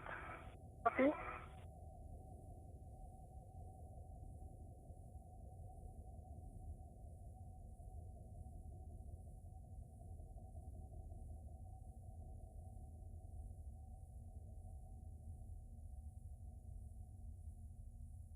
I cannot see the bolt. I can see it.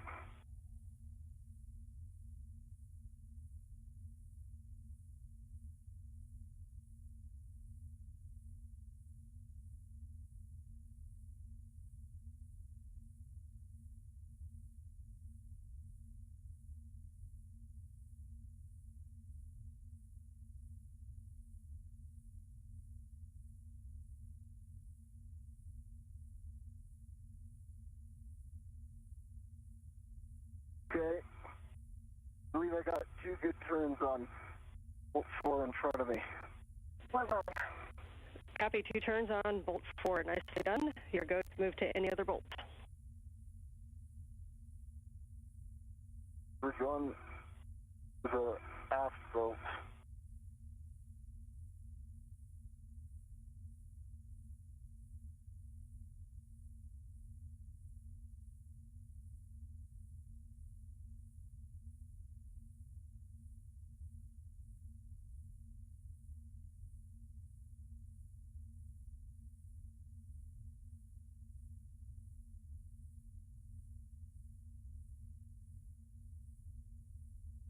This is Mission Control.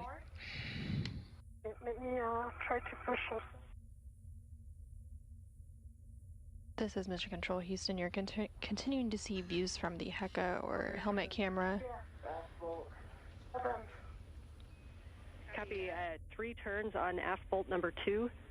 One note, if the ret that's on the ERAD, if the ret that is on the ERAD is causing any issues, since that's installed, you are going to remove that. Yeah, that would be good. I'm going to remove that. Good catch, John. That removed. Okay. Well, and that was 2 turns on the aft bolt. I think I heard 3. Copy, 2 turns on the aft bolt, so we have 2 turns on starboard and 2 turns on aft. Confirm.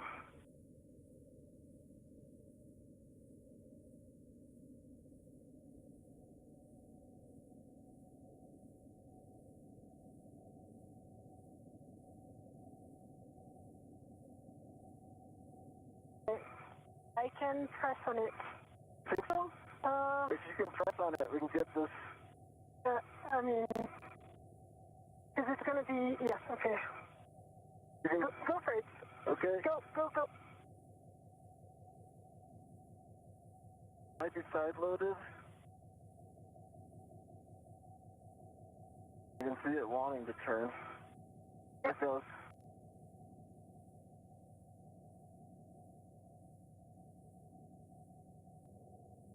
Okay. One more half turn. The first half did not go. Yeah, that's good. Okay. You called the turns on that? 2 turns. Okay. Copy, 2 turns on forward. Copy, 2 turns on forward. Okay. I need to do mine here. Yeah, if you can put that on yours. Yes, and work.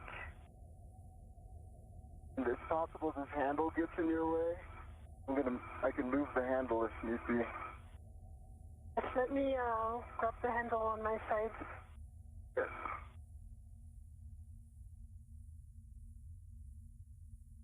We can go like that, Sophie. Let's try.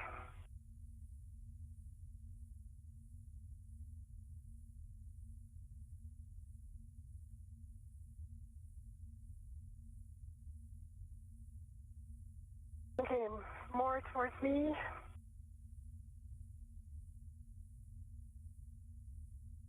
More towards me.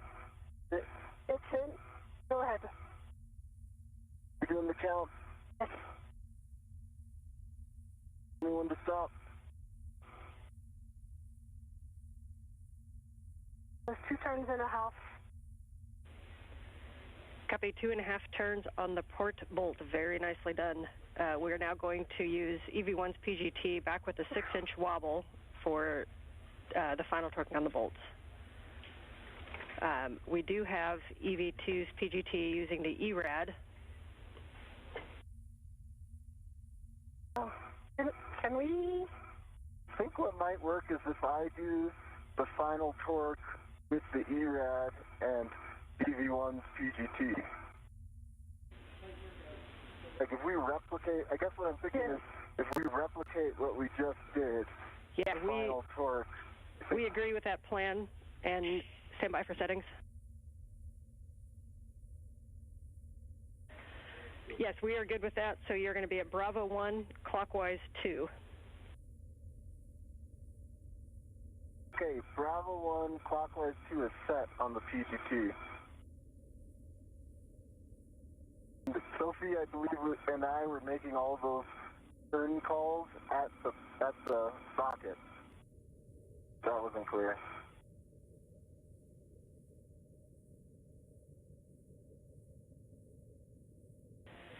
Okay, and this is where we do want to do bolt number 1 first.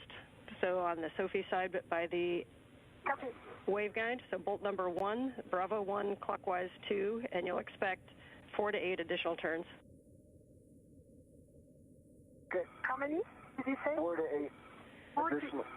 4 to 8 additional turns.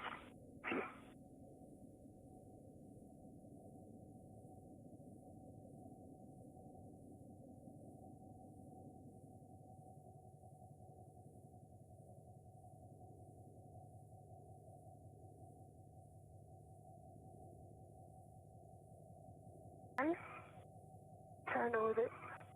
I think it needs to go down more on it. Yeah, you need me to turn it. Yeah, but it's not aligned with the bow. Understand. Yeah. Got it. Okay. You need to brace this well. Yes. And I'm pushing. And you're going to tell me when to stop and start turns, okay? Okay. I'm braced, so just do a countdown and tell me. Okay. 3, 2, 1, go.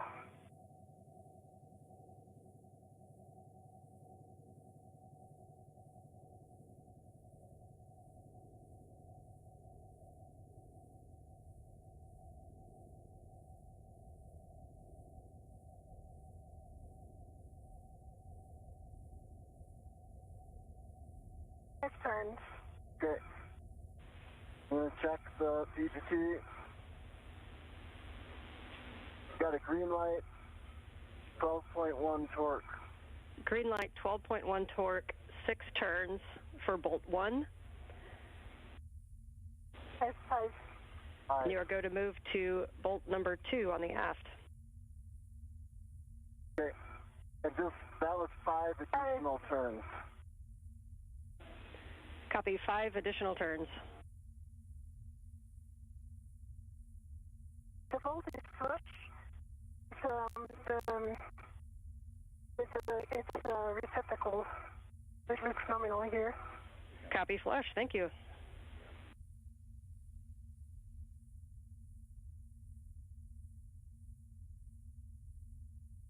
Aligning. Okay, we can press down. All right, you're counting, Sophie. Let's just repeat that.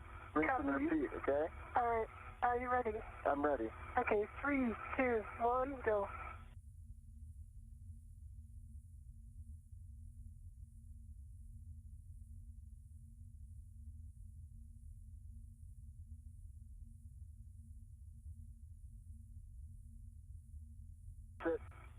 It's not flush. So that was 3.5. And again, avoiding side loading. Okay.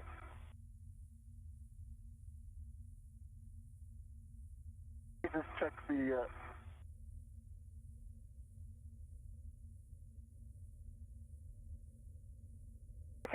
I feel that.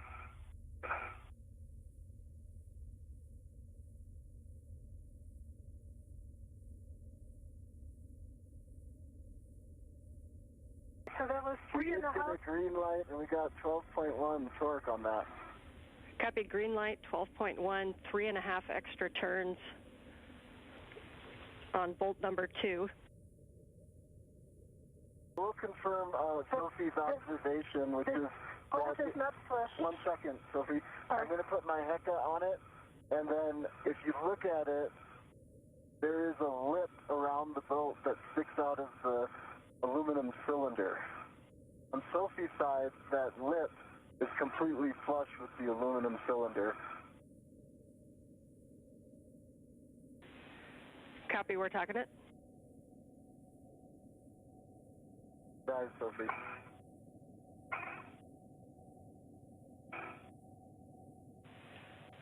And Neil, does it look like that may be driving a side load? I don't think so. I could try again. Or we could come back to it. Checking.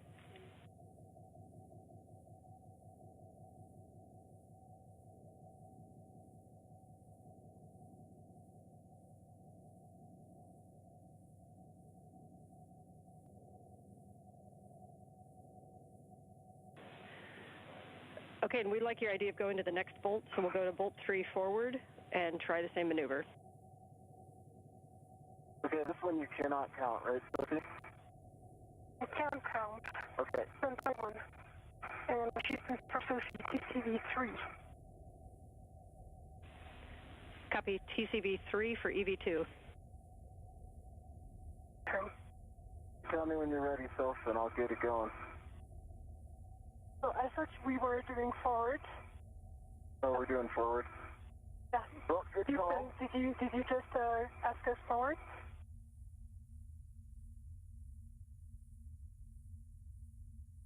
And could you confirm next bolt?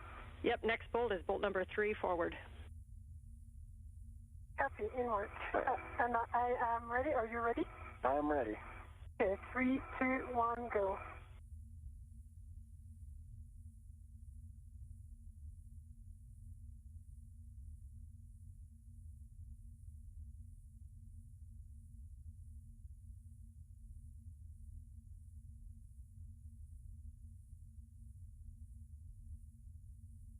I got a green light, 11.9 torque. How many turns to get, so? 4.5. In observation, the bolt is not completely flush.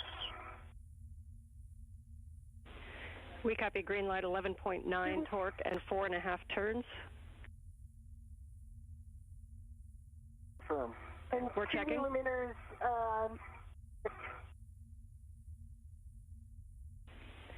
and if you could please drive that bolt one more time, please. really good purchase here.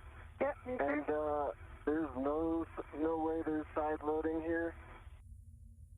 And it's got 0 turns, 11.9.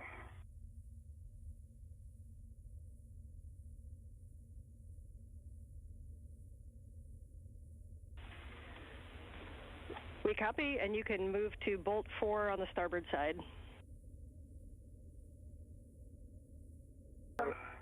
I'm going to reposition so that I can count. I think I can do this one. If it's... I have good view now. You do? Okay. All right. All right, there's 0 side loading. I'm starting in 3, 2, 1.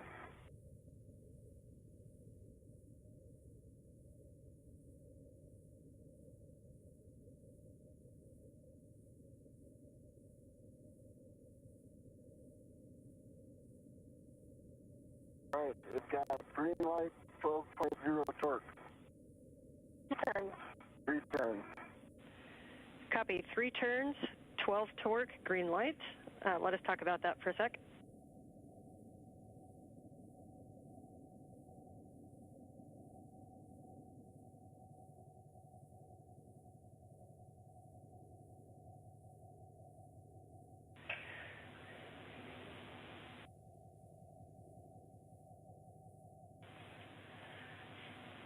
Okay, so we're going to talk about the bolts. While we do that, if you can give us a visual inspection of any gaps or misalignment and a wiggle test to see if the S-gant is moving on the boom. Right, I'll hand that to you, Sophie, to give the verbal. Okay. Okay. And wiggle test is there's no wiggle. It's really stable on the boom. And if we could do the wiggle test at the T-handles, just to be able to impart a little bit more force. Sophie? Let me do that, Sophie. You watch, and I watch.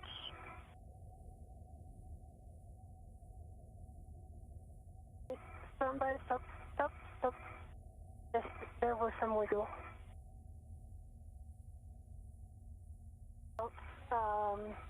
But we came back to nominal, and now there's no gap again. There was about 2 millimeter wiggle at the base. Okay, that's a good report. We understand there was a wiggle, and it produced a 2 millimeter gap, and then when you put it back, the gap went away. Yes, degree back. Copy, and we're going to talk that for a sec.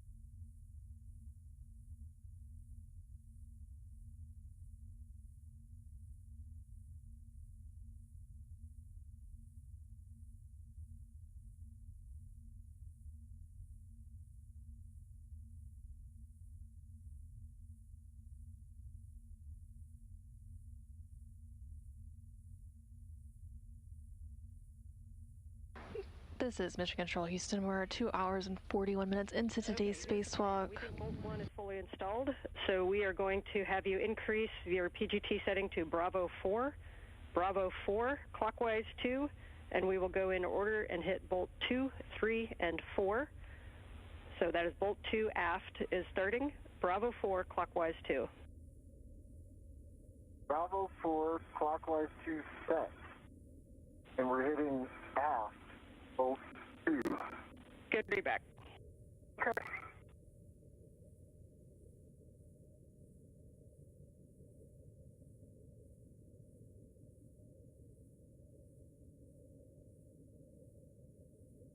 The crew is currently working to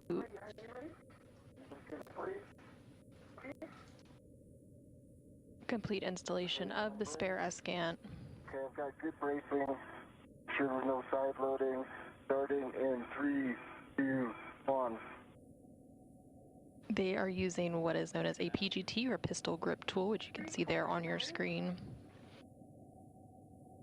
And on the PGT, green light, 19 point. I'm having trouble reading the tiny digit. Copy, 19 torque, 3/4 turn, green light for bolt number 2. Confirm. Checking. Not fully flush yet. Copy, checking.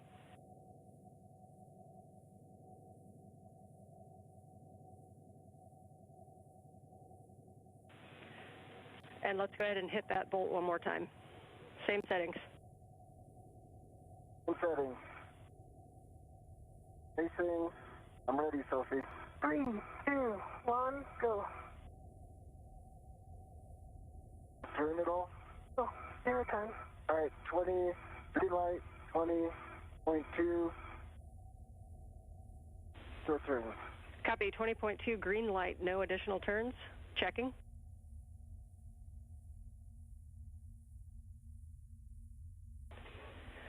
Okay, we like that torque, so we're going to move on to bolt number 3, forward.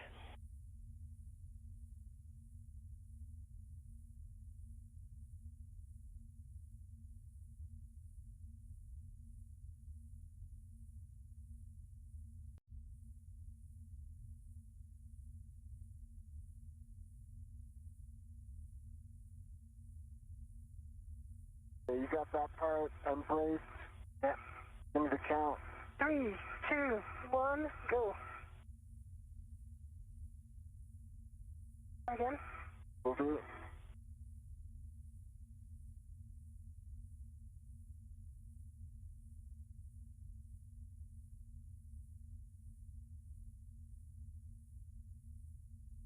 That's looking good.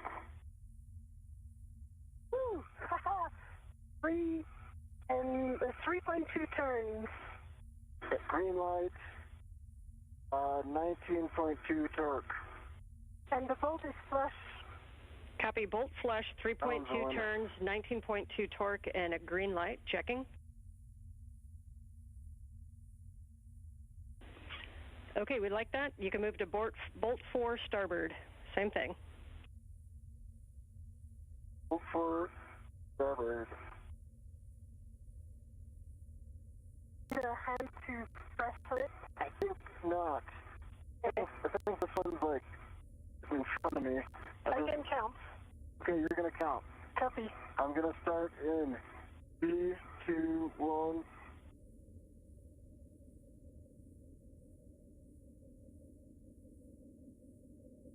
I'm gonna go one more time, Sophie. Copy, you go. 20.3. Green light. How many turns did you see there? 1. We copy 1 turn, green light, 20.3 torque on bolt 4 starboard, checking.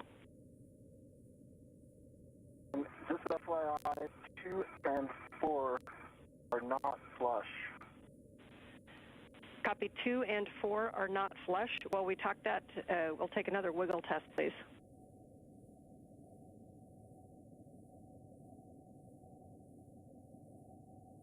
Wiggle. Okay, no gap. Copy, no wiggle, no gap, and we are talking it.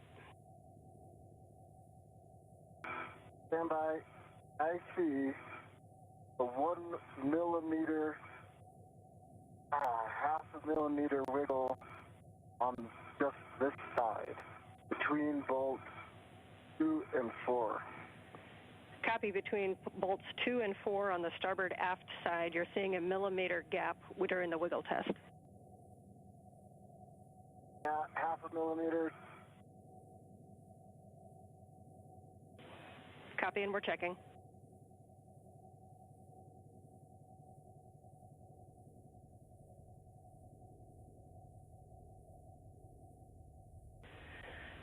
Okay, nice work on those. Our plan right now is to move on to the NZGLs, and we're likely to come back and hit these bolts again.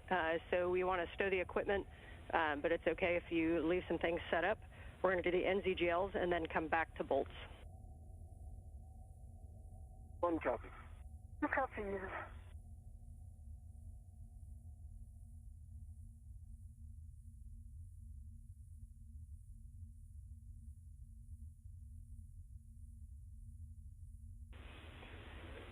And Sophie, can you cycle your HECA button, please? Please?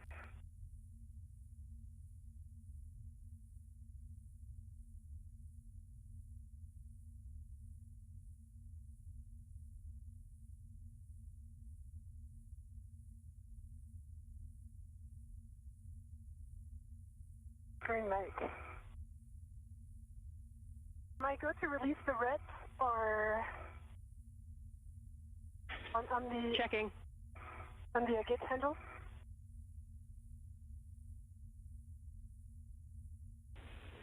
You are go to release the red. Okay.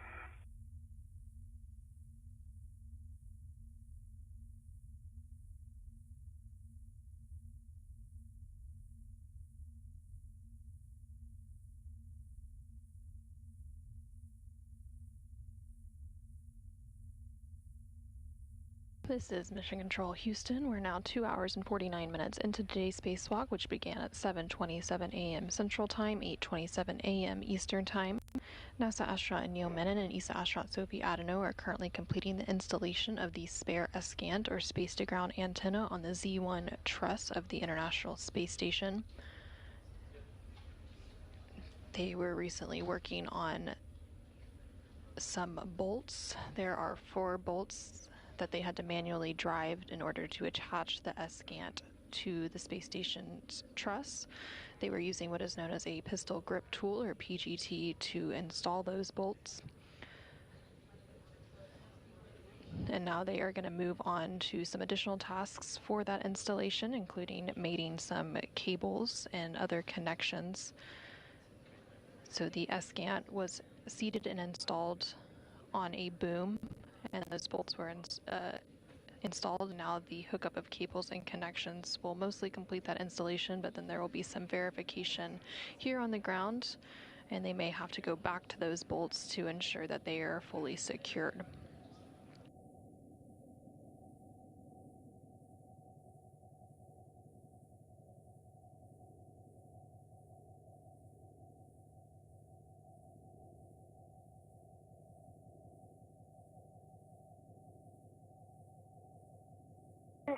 Good position for help.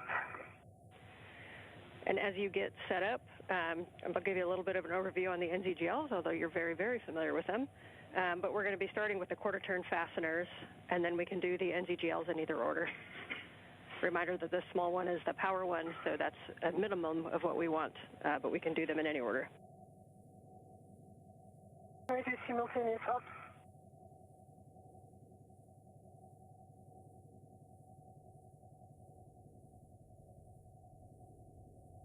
And am I go to start on the quarter turns? Yes, you can release the quarter-turn fasteners from the cable harnesses. Remember, there's 5. Copy 5. Sophie, if you're in a position to get the cap from a boom connector, you go to remove the cap from the boom connector. Okay, inward. The quarter turns are off. I'm ready to the cap on J1. Copy quarter turns, and you are go to remove the cap from J1 boom connector.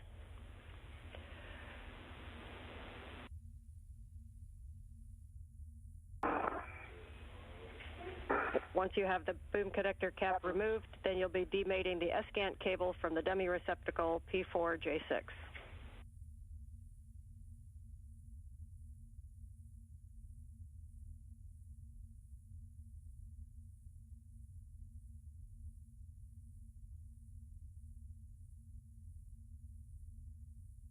P6 is demated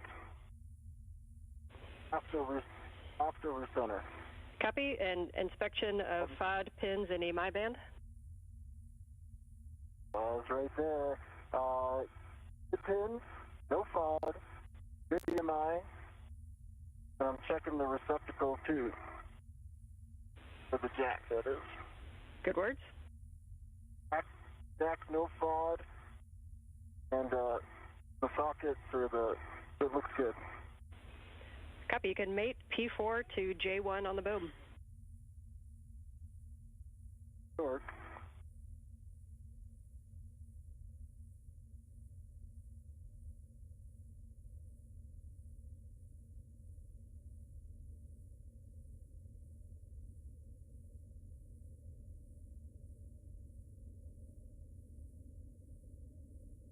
You know what? I've never been more happy to tell you that it is forward over center mated. We love it. Happy people all around. Let's go for a repeat. You can now install the cap on the J6 dummy receptacle, and then we'll move to the J2 boom connector cap.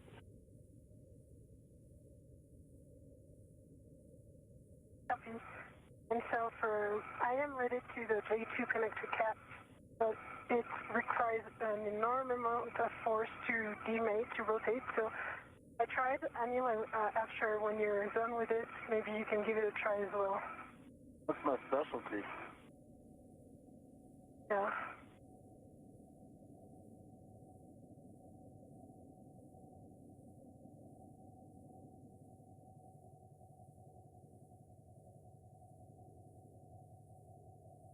Put away. That would help. Yeah. So we have this. Yeah. Got it.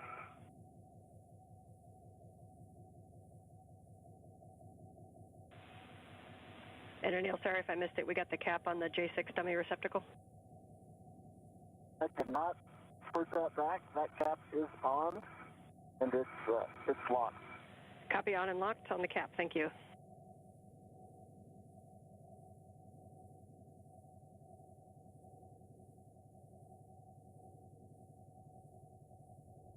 Done. Right, the plug is demated. I got a good vantage on the pins there, Sophie. I don't see any FOD. I know this was a hard one, so I'm taking a good hard look, and I don't see that spring aspect to it. It looks like a clean app. Okay, good inspection. You can demate P5 from J7 and do the same inspection on that side. Pass this back to you, Sophie. Yeah, I see it. Okay. Houston, station on 2 for photo TV view. Neil, Houston's with you on 2. And we are checking the view.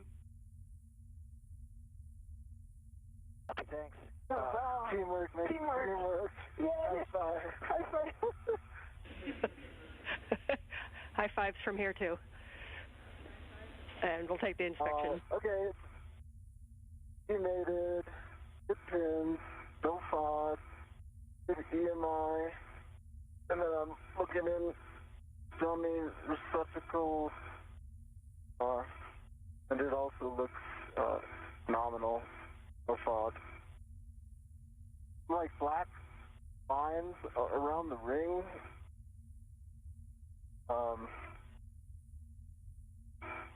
That's it.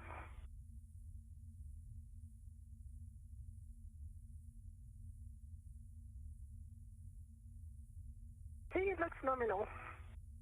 I can see what I can see from here. Looks nominal. Okay, and you are going to mate P5 to J2.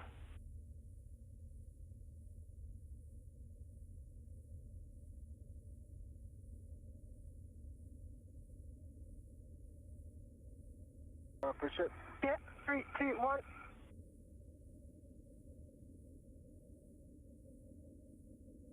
Are you fresh on your side? No, I am not. Okay, so start again. Remove. Remove. Okay. Now, go.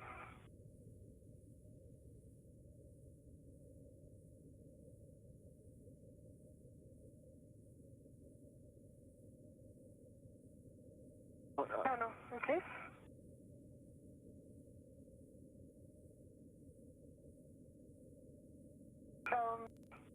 No. It's flush on my side, but not on yours, so you might... I think we're off on the angle, aren't we? What about this? What do you think? This is good. This is perfect. You think this is good? Yeah, this is well. Okay. It's flush on my side. How about yours? No, it's not flush on my side. Okay, so let's try again. Okay. Get it right sooner or later. Yeah, that's good. It's 2 millimeters on my side. 2 millimeters on my side. Copy. Pushing. 3, 2, 1. Oh, flush on my side. Not flush on my side. Oh. Okay.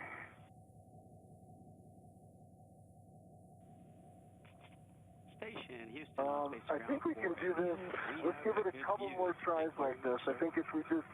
Yes, agree. We're just kind of like off in terms of Good to hear. just our alignment. I think Thanks for training me on Capcom. I hit it. Okay, so if I'm looking on this side, I see about 2 millimeters. How about you? I see 4. So 4. So maybe like that? I see 2. Okay, I see maybe like 3. 3, yeah. Okay, so why don't you do a direct center, push back. See? I've got a good purchase, so if you can hold stable. Okay, I'm holding stable.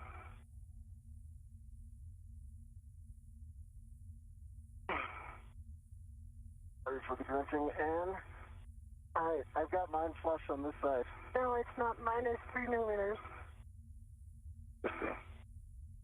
Okay, and we're going to relay it to you what's going on, and in case you guys have some troubleshooting, I don't think it's a big problem, and then we will offer a suggestion, but what we're trying to do is set it in, and on the slide back, we keep getting one side flush and one side not flush, and it could be that we just don't have like a direct push-in center, because we're both offset a little bit. So my next thought is to just GCA head like station aft, where I can get like a direct orthogonal push on it. I'm open to other ideas, and we'll be quiet. Yeah, we're checking that right now.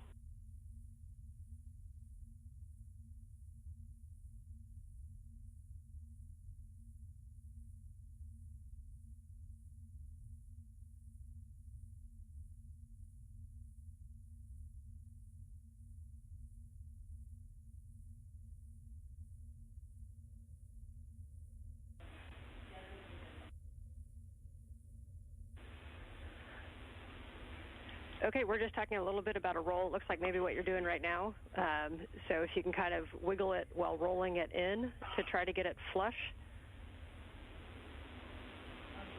on both sides.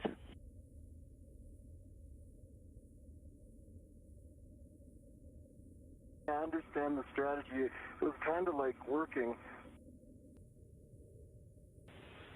Copy, and we've got about 2 millimeters.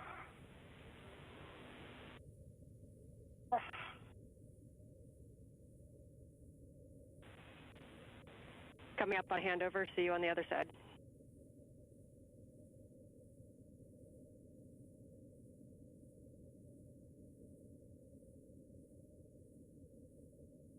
Station on 2 for a video question.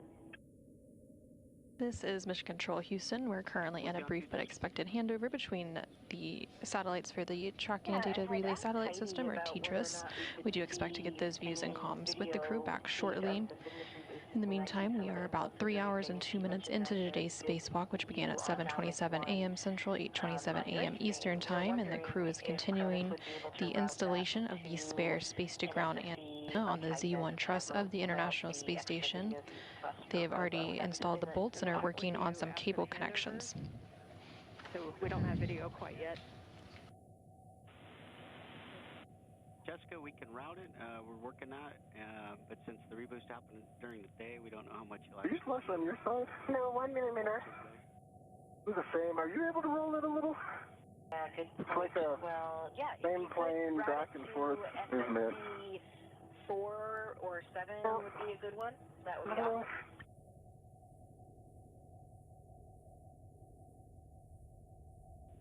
Hey, this time it's really well aligned. It just needs a final push. Yeah. Actually, like, looks like What do you think about the hammer, man? Yeah, I think it's well aligned. All right, thanks so much. And so just want to make sure the handle stays fully aft, and then you can continue to work it. We have a couple directions we can go. If you think the GCA would give you a little bit more purchase on it, then Stephen's working with the crew inside right now to get you GCA if you need it. We also have the option for the hammer if you think it's just a force thing. I think it's force in the right direction. So I actually think the hammer is going to work. Agree. We are good with you using the hammer to tap that on. Hey, you want to do it, the honor self, or do you want me to do it? I have a pretty good position, but yeah, I think you're better. WC position is going to be better from where you are. Okie doke. Mind holding this? I am holding it. Hammers and toothbrushes on one EVA, that's pretty epic. They're like opposite sides of the spectrum. All right, rubber side, direct in the middle. Yeah, and on the blue line. That's exactly it. You got it. Go for it. I'm going to start out really light. Yeah. We're going in. You got it. Sure. It's fun. Yay! Yeah, it's so good. Trying to send you some Earth joy if you can hear it. Oh, we got to go forward over center. Oh, thank you. It's awesome. I want to see it go forward over center, though, before I So do we. Let's do it. Want to push down?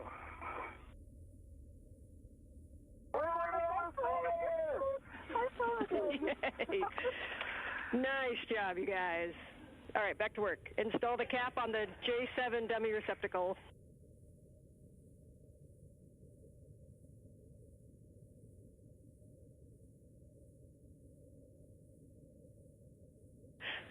Really nice job with that, you guys. Lots of smiles around here.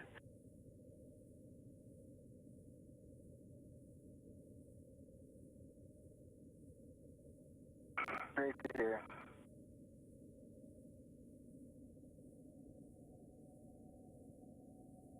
Dummy is installed.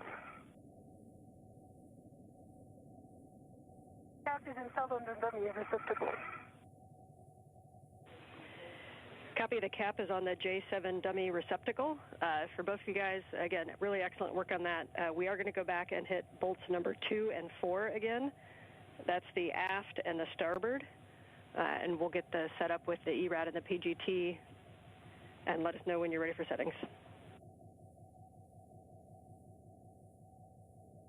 I'm ready for settings. I will tell you when they're set, but I'm ready to copy. Okay, we're going to use that Bravo 4 again, Bravo 4 clockwise 2, and just a reminder that's kind of the max that we can put in the bolt.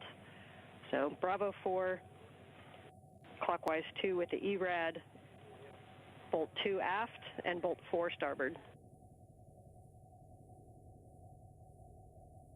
I'm going to stay here so that I can help her. Okay. Bravo 4 clockwise 2 is set on the ERAD, and the PGT. He's right in front of that one, so why don't you get it on there? Yes, you know what? Okay. Yeah, you pretty comfortable with that? I am. All right, I've got a really good grip. Okay. And it could be better. Let me just reposition. Yeah. Okay. Do you think there's any side loading or anything? Right now, no. It was good. Okay. 3, 2, 1. Turning? No. Your turn. Okay. 3, 2, 1. Your turn. All right, that was another 19.8 green light. We'll try one more time. 3, 2, 1. Your turn. Another green light, 19.8. Green light, 19.8. Your turn. And understand no turns? Your turn. Stay firm. Copy. 0 turns for bolt 2. Checking.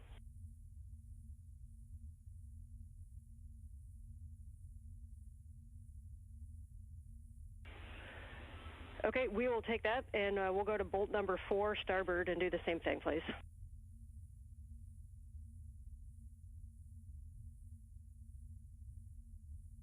Okay, moving to starboard. Thank you, Sophie. Yep. Starting in 3, 2, 1. Turn. Your turn, 19.8. Copy, 19.8 and 0 additional turns on bolt 4 starboard. Checking.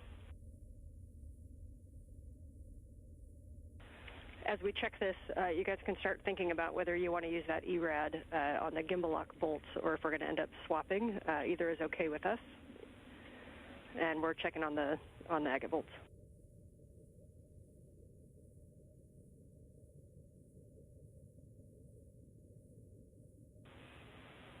And Anil, if you have a free finger, we'll take a Hecka recycle, please. Cycling.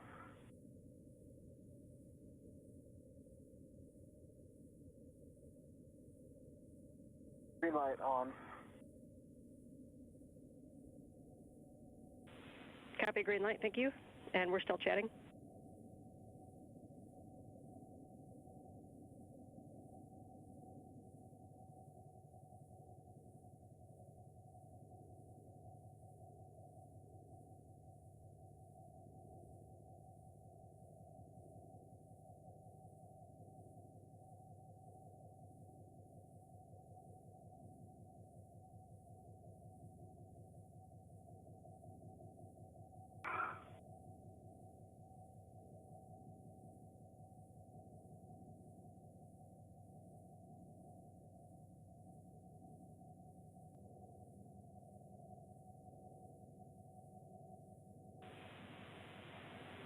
And you guys can just hang out there. We're still talking these bolts and some of the options because we didn't quite get the full turns that we were looking for.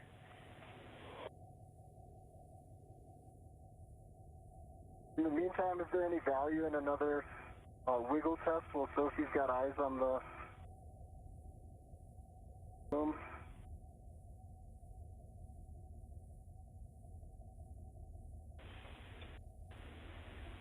You can try that. We don't expect there to be any difference, but you can try that while we continue to talk. Thanks. Yep, I have good eyes on it. Okay, oh, I agree. There's no 1 millimeter gap. Station tracks up. Same as you described on this side. And Jack, we copy. You are on robot. Okay, and we have the next plan when you are ready. I am looking at the PhD camera. Okay, we are going to use the ERAD with Bravo 4, so same settings, and we're going to hit bolt 1, 2, and 4. That's bolt 1, 2, 4. So that's one on Sophie's side, on the on the port side. Bolt number 1 first. Here, or is that something that needs to be pre-programmed in from down there? Checking. Bolt 1.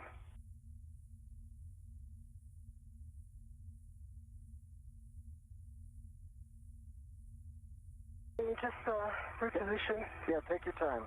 Then once you're set, I'll give you the head of the ERAD, and we'll do the same thing.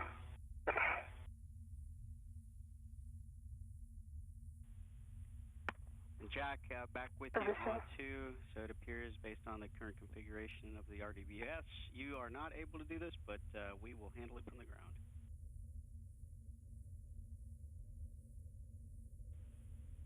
Yep, and it'll take a second. Yeah. Be hands off for a while, or? Yes, if you don't mind.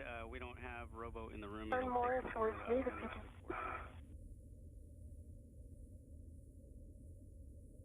Okay, sounds good. I'll play around. Give me a holler when you need me to be hands off. Will do.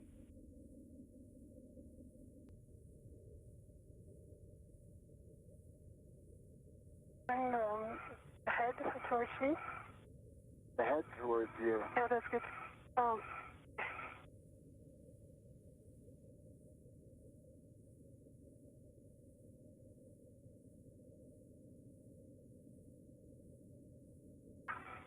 Good. position. Good position. Yeah.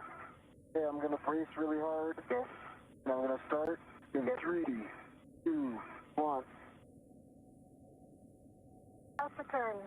Oh, wow. Copy. Can you look at the PGT and read the... I can't see it. It's a green light. How's the turn? 19.2. 19.2, half of a turn on bolt 1. Nice job. So we can go to bolt number 2 on the aft. Can you remove the PGT?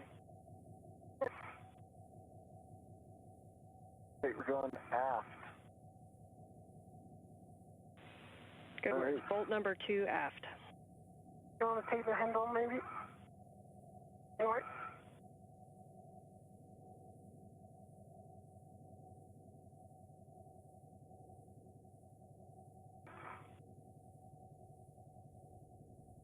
Position. 3, 2, 1. Punch you turn. 19.8. Green light. Wait, I want to try again. I think there was some side loading. I think now it's better. So go now. 3, 2, 1, go. 19.8. Green light. Turn, would you say? Thank you, turn. 0.2. And heard 0.2 turns, 19.8 torque, green light for bolt number 2.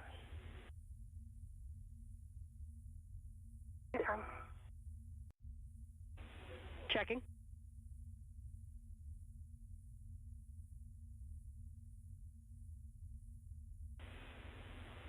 And Neil, can you report on the bolt being flush?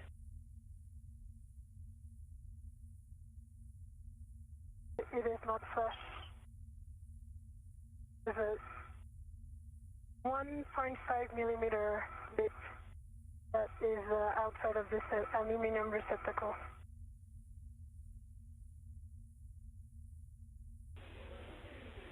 Checking.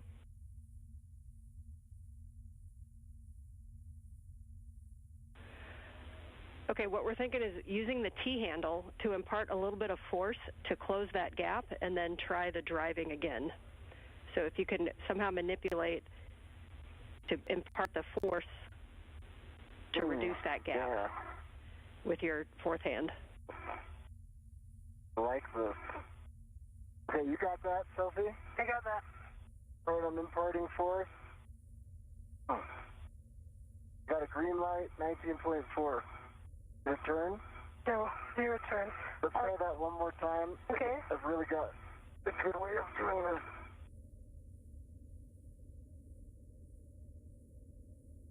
Your turn. Okay, 19.4. I had some good, solid pressure towards that. Okay, we monitored no turns. We're checking.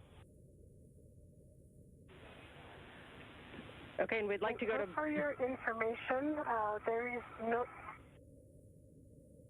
gap between the surface, the top of the bloom. Okay, we understand no gap. So we'll go to bolt number 4 and try that same thing on the starboard side.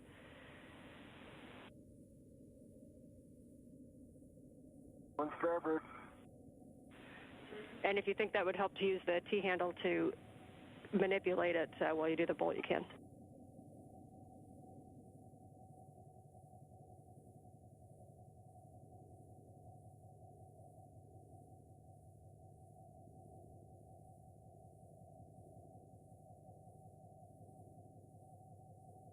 Okay, I'm pressing.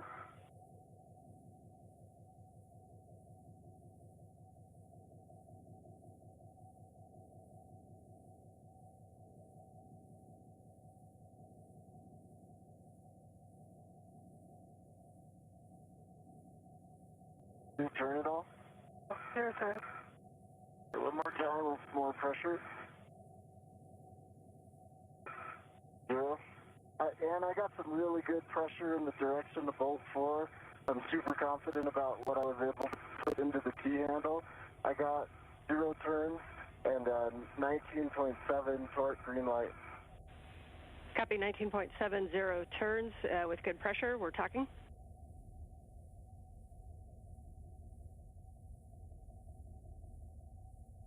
See, I feel like there's less movement. I agree. There's less gap in the wiggle test. So yeah, we would like wiggle, to. Okay. I think it's gone down the. Understand you're not seeing a gap at all during the wiggle test?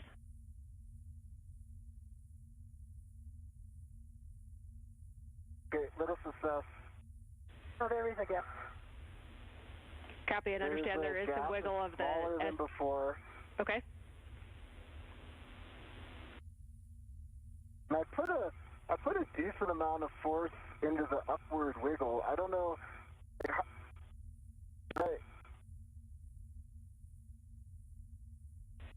We're talking it. I guess I'm trying to relay. I put it. Okay.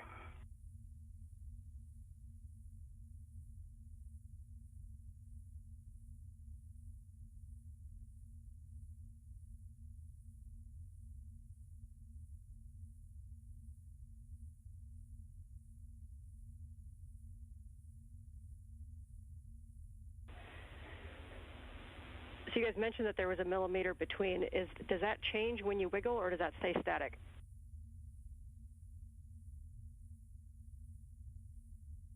That change. The static, there is no gap at all. And all is flush. The top of the boom is flush with the bottom of the antenna. No gap from no sides. When there is a wiggle with a huge amount of force by Anil, there is then an induced gap only on the aft and starboard, about 1 millimeter. Not on the port and forward. Okay, understand. Port and forward stay flush. And you get, on the starboard and aft side, you get about 1 millimeter of a gap in between the S-scan itself and the boom face during that wiggle test. We're about 20 seconds from a handover. Sophie, can you head down and get the torque wrench out of the ORU bag, and I'll meet you on the other side of the handover with instructions. Copy, torque wrench in work.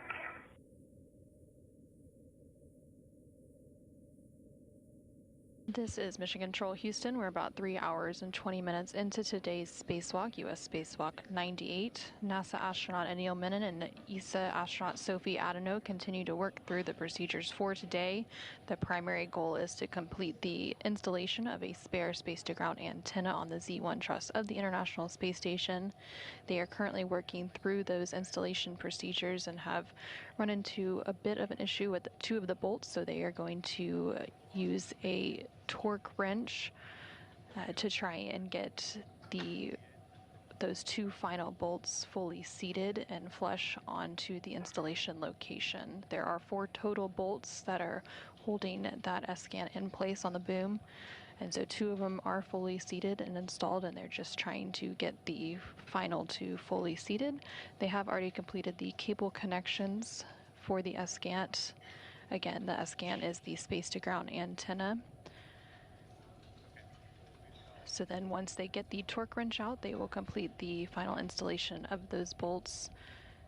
Right before that brief handover, ESA astronaut Sophie Adano went back to the crew lock bag to retrieve that torque wrench, and now you're again seeing a live view looking from one of the helmet cameras as they continue that installation.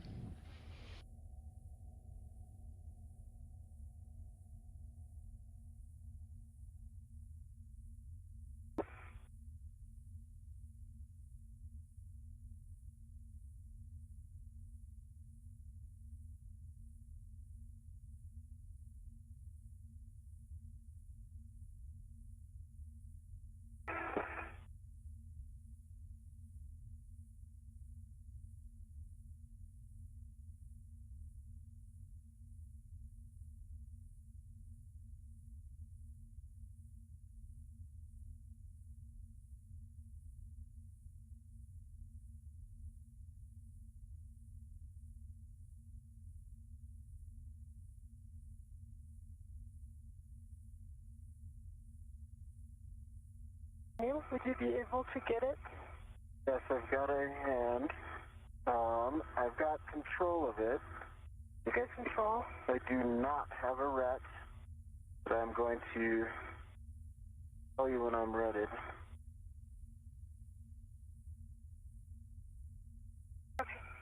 Okay, I have a ret. I've confirmed it's locked. I can release the other ret. You okay with that? Can we work with the rets inside? I mean, if we lock it, then we don't remove the ret from the bag? Yeah, we could give that a try. If it gets cumbersome, then I say we just let it go, but it's locked now. Okay.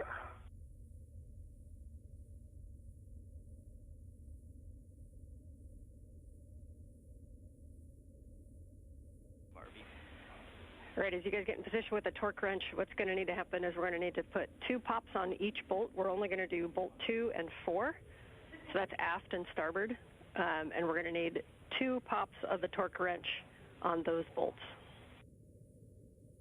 Copy, 2 pops. And while I'm doing this, I want to feed you something for the engineers to chew on.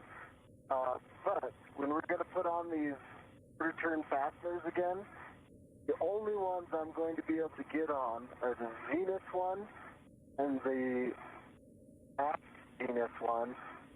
The other ones are really misaligned, and there will be no getting them on. Copy, and those are good words. Those do not go back on in this configuration, so those are only when they're on the dummy connectors. Okay. Problem solved.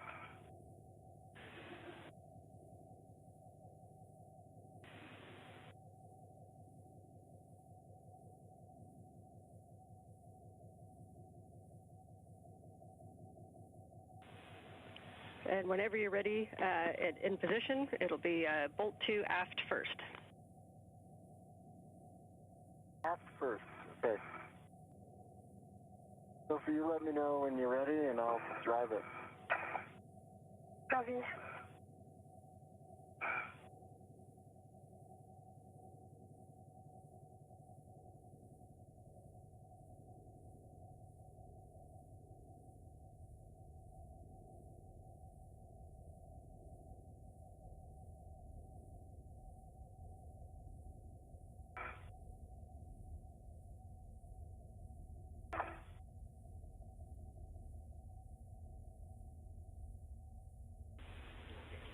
And in addition to the 2 popovers, we would like to know if you happen to get any extra turns on those. Did not. Okay. In position? I am in position. All right. We're going aft first. Did you check that it's clockwise? I did check, yes. Okay.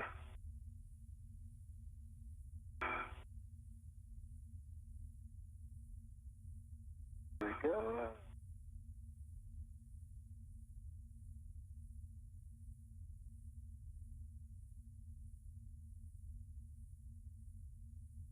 I'm kind of hitting you a little bit. There we go. Okay, you ready? Yes.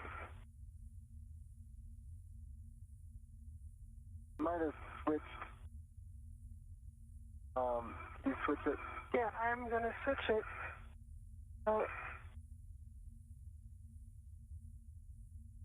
That should be good. Yeah.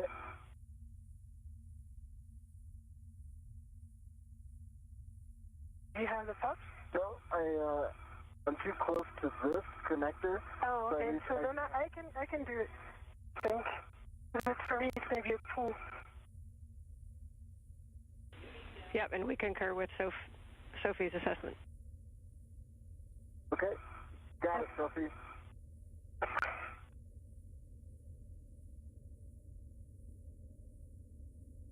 One.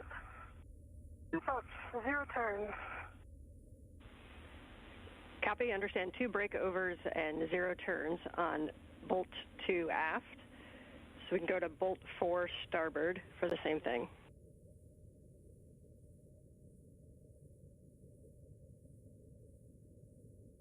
For starboard.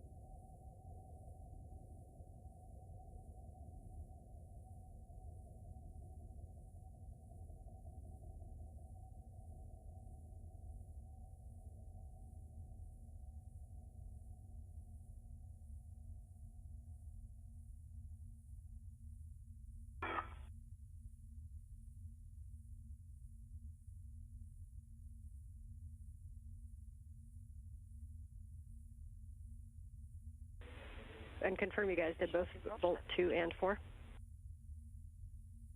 2 and 4. Starboard first, and then, aft first, then starboard second. Okay, and we're still talking about it. Copy. Copy.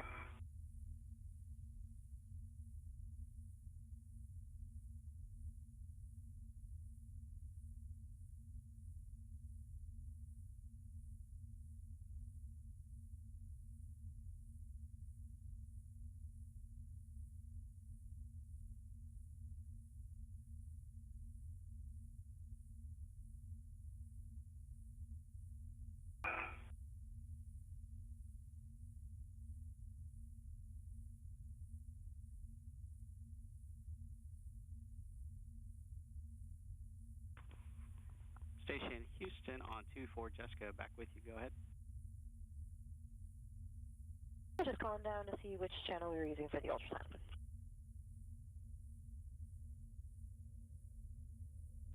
Space to ground 4. Copy, back on 4. Thank you. You're welcome.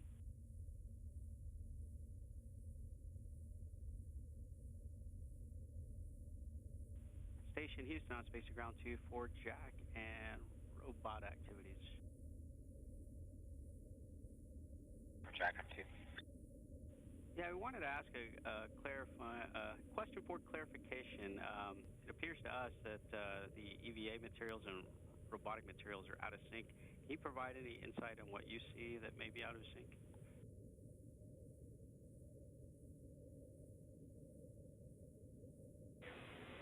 We're still chatting. We're just in a weird middle ground. We'll get back with you in a sec. Give me just a minute. Bring the pictures up. Understand. No worries. It's debrief. We were ready for this.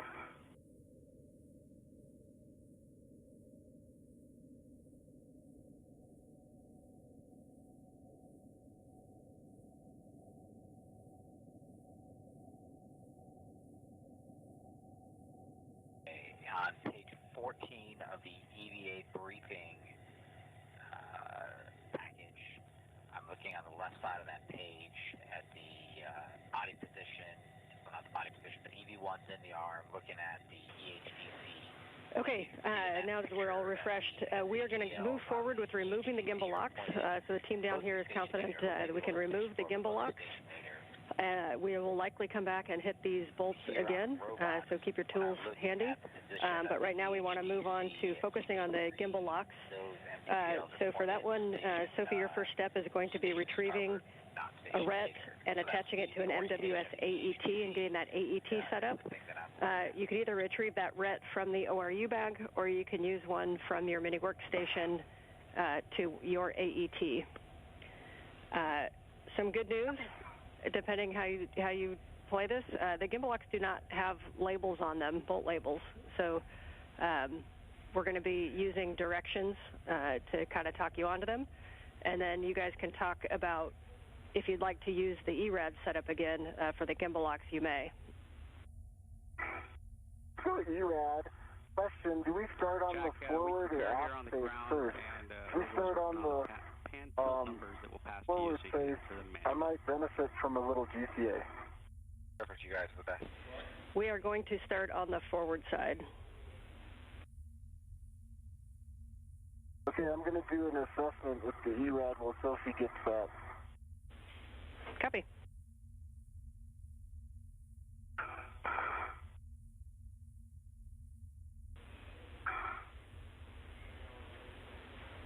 While you guys get set up, we're coming into a handover, so I'll talk to you on the other side.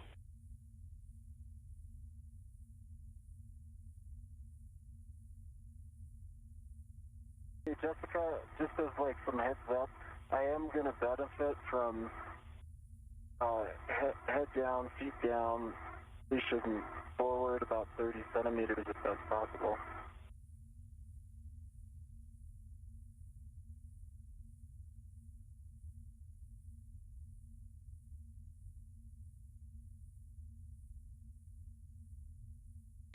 This is Mission Control Houston inside the International Space Station Flight Control Room, which you can see a live view of there on your screen.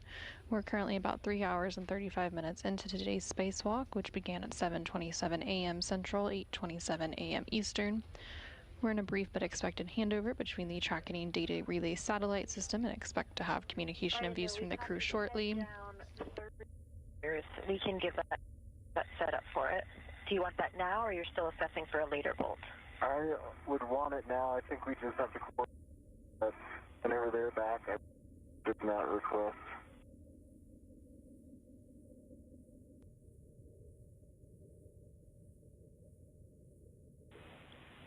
We are back with you, and they've talked to Jessica if you do need GCA, and I've got ERAD and PGT settings. When you're ready, we'll be starting again on the forward. Copy all, Ron. Getting set up for 30 centimeters.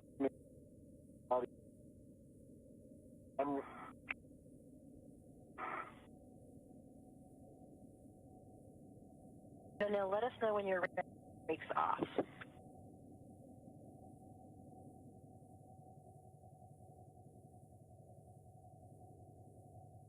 The crew outside the International Space Station includes NASA astronaut Anil Menon and ESA astronaut Sophie Adeno, and they are continuing the installation process. Sophie, can you hold on to this ERAD for 1 moment? Yep.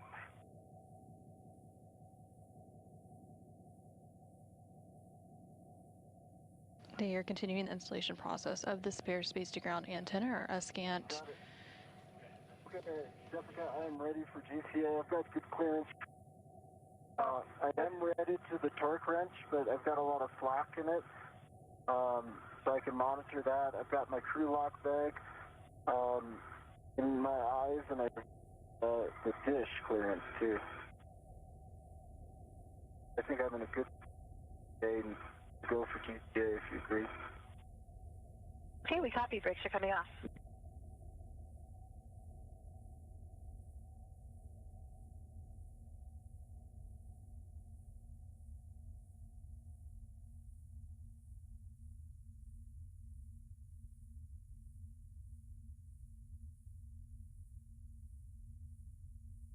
We're going to give you that 30 centimeters on you for clearances from you from the SCAN. Got it. Here go.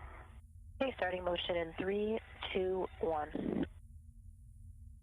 See motion, good motion. I've got good clearances. No concern.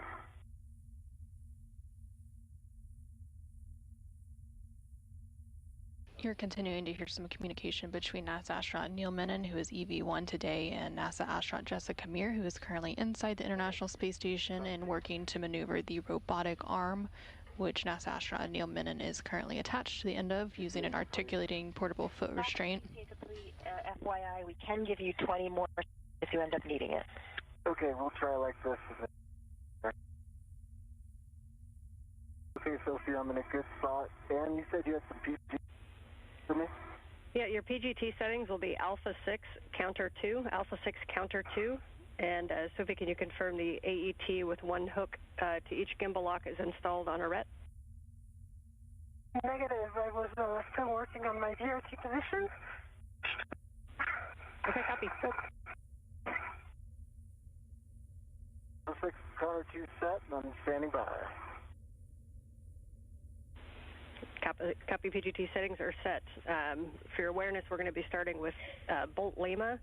The order does matter for alignment, and so Bolt Lima that is unmarked is on the forward side. It's going to be the outermost set of bolts on the port side. So farthest from you, Anil. If you were looking straight at it from the forward side, it's on the very bottom right. Yes. I see it.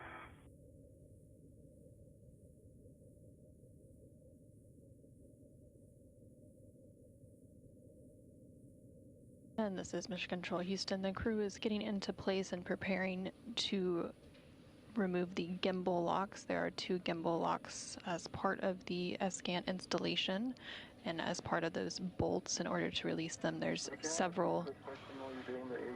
Yes. Are you going to be able to guide this ERAD on? Yes. Okay, then I won't ask for any more GPA.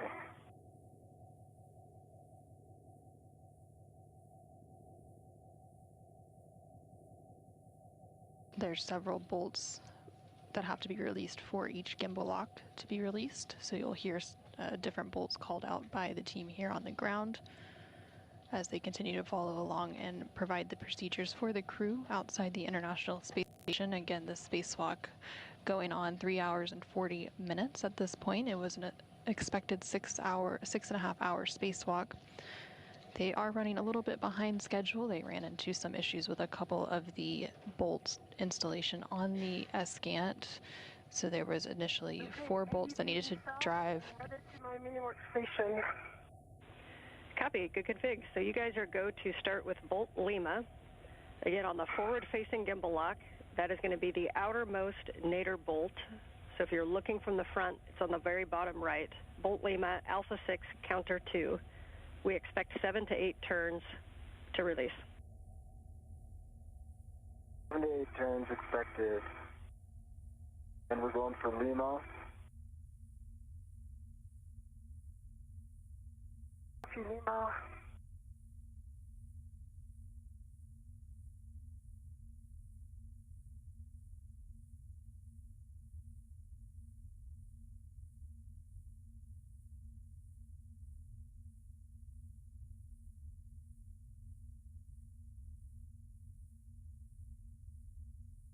The handle is annoying right now.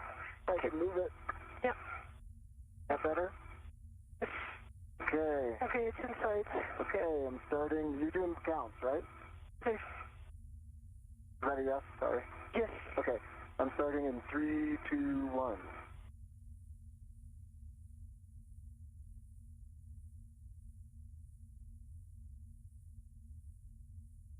Tell me when to stop. I'll tell you when it's released.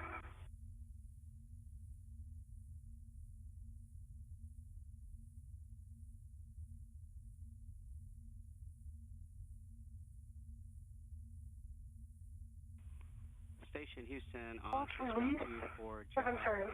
and camera. Copy, 7 turns to release on Lima. Your next bolt is going to be Juliet, which is going to be the one directly kitty corner from it. So on Neil's side, zenith most, on the outer bolts, Juliet. Hey, Juliet. I think I put Juliet on. We got a good... Do the counting, I'll just get it on Juliet. Okay, I do the counting. And that's just like Okay, I'm starting in 3, 2, 1. Checking.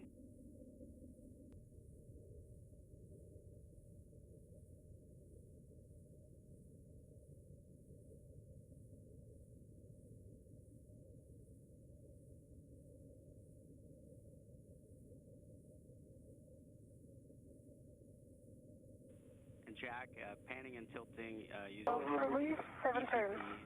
the RoboSim will achieve. Copy, 7 turns. Next bolt will be bolt Mike.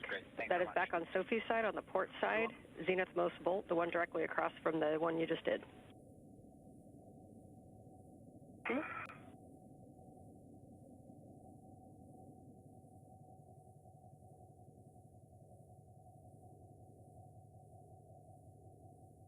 Was it Wait.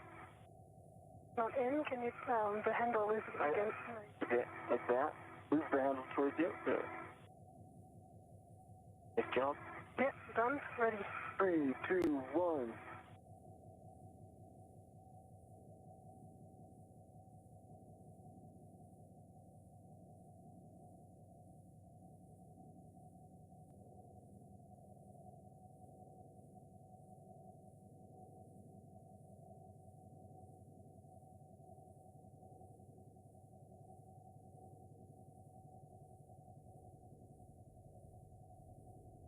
Turns.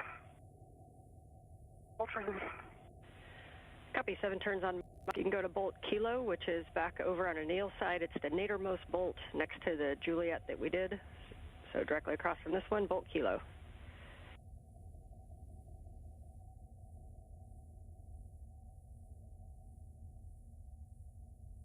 2, Jibria got Mike.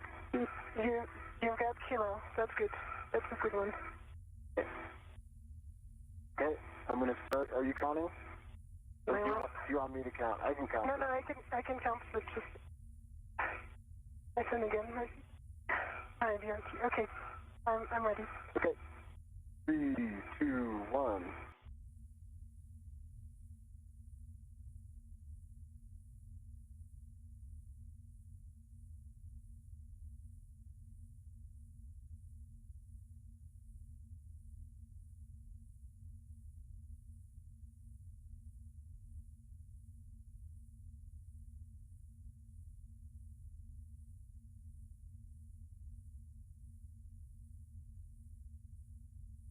Six and a half, and bolt release.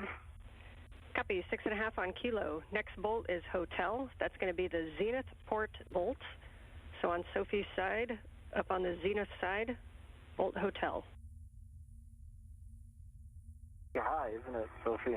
I think I can get that on, actually. I can finesse it. Just, I don't feel like... changing again my VRT. Yeah, you get, let me take the stab at getting that on there.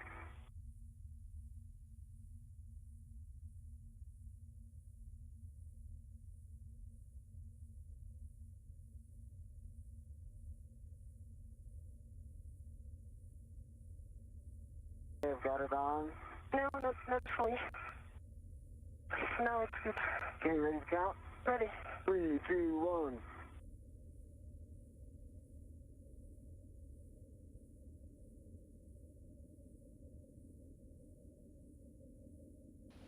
This is Mission Control Houston, 3 hours and 46 minutes into today's spacewalk.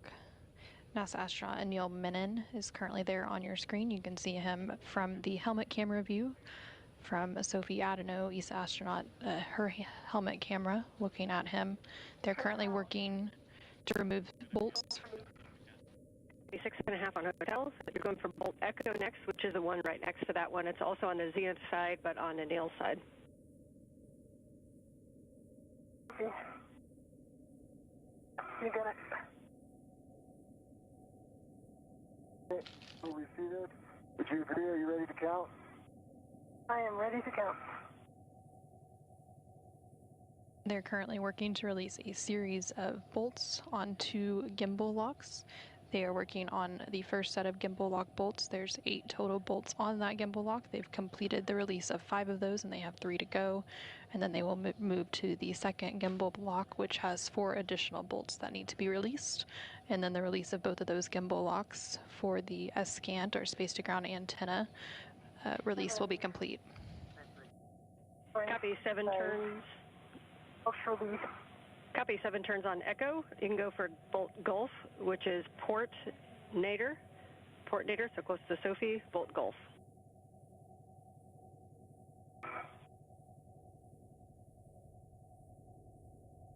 Ready to count?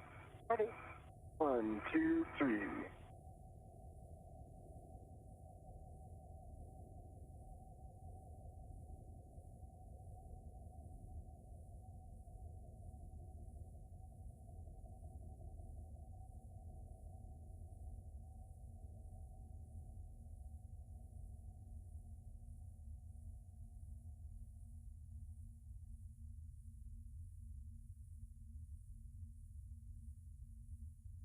Point 7.5, bolt release.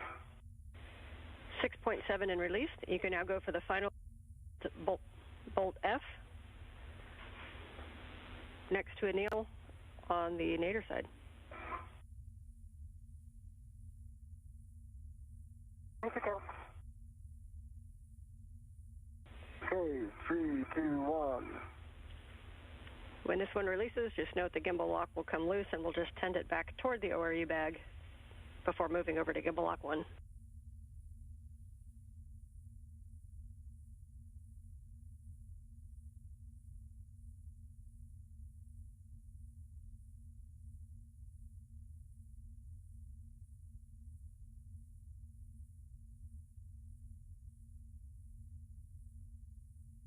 Seven turns.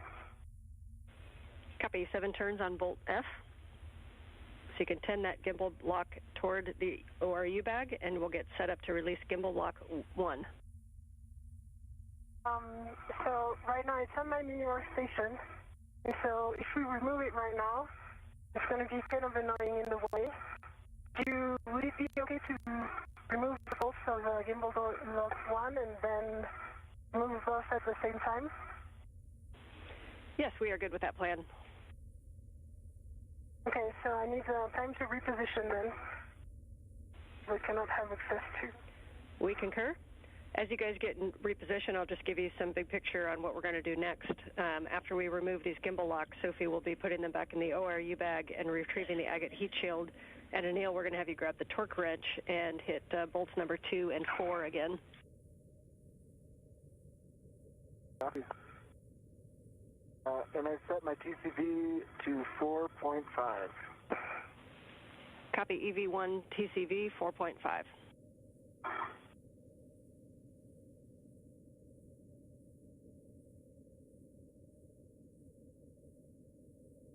And Jessica and Anne, I think also I'll need to GCA back to that original position, so the 30 centimeters head up. We copy back to the original position, 30 centimeters body up. And when you're ready, I can get you all the clearances. Okay, are you ready for brakes off now? Sophie, would it be okay if I GCA? Yes. Okay, I've got, you need any comm or anything? No, I'm good. Yes, ready for brakes off, ready for GCA. Brakes are off.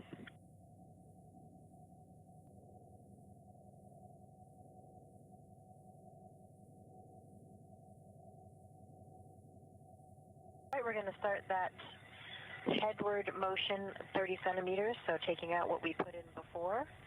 Starting motion in 3, 2, 1. Good motion, it's good motion. I've got good clearances. I've got my crew lock bag, torque wrench, GT, and I'm clear of the boom and antenna.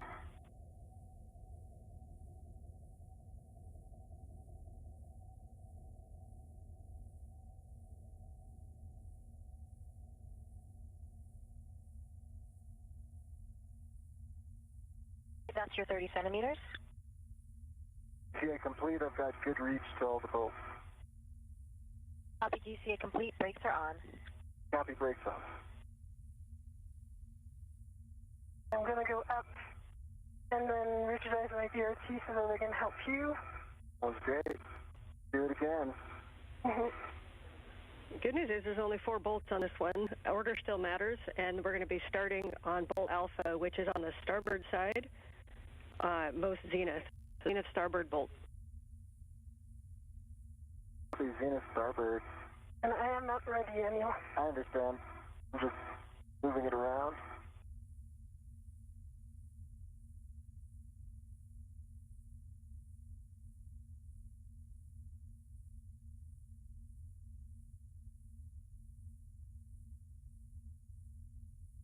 No rush, Sophie. I'm just getting set up. Copy.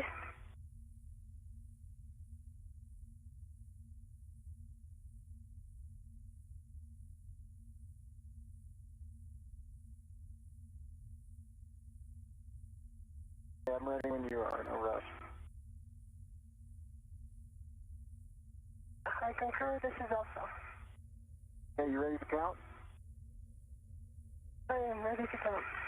Starting in 3, 2, 1.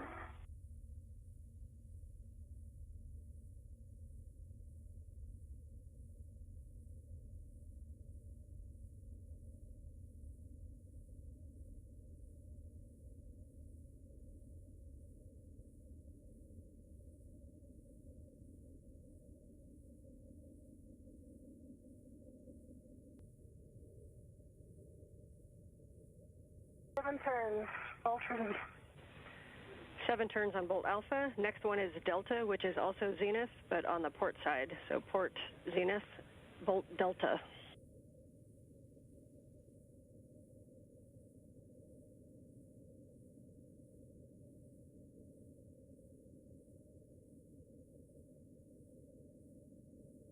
Okay, I got it on, Sophie.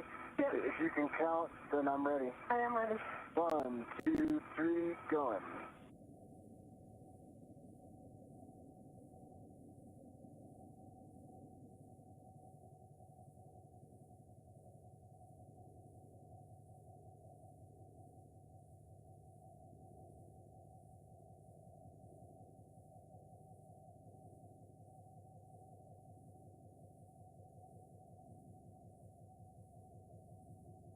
Turns, both release.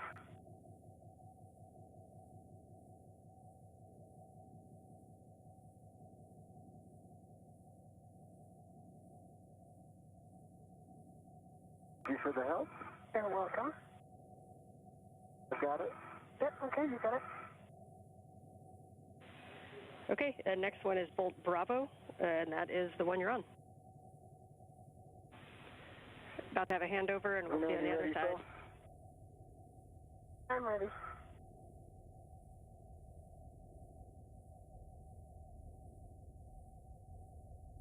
This is Mission Control Houston. We're 3 hours and 56 minutes into today's spacewalk. NASA astronaut Neil Menon and ESA, or European Space Agency astronaut Sophie Adano, are currently working to remove 2 gimbal locks to complete the installation of the spare space-to-ground antenna, or SCANT, on the Z1 truss of the International Space Station. There are 2 gimbal locks. The first gimbal lock... I said, once we get back with you. Okay, go ahead, make the call, Phil. 7 turns, bolt release. Copy, 7 turns. You can hit Charlie, the last bolt on the bottom left there. This will release the gimbal locks. And then again, Sophie, you'll stow those down in the ORU bag.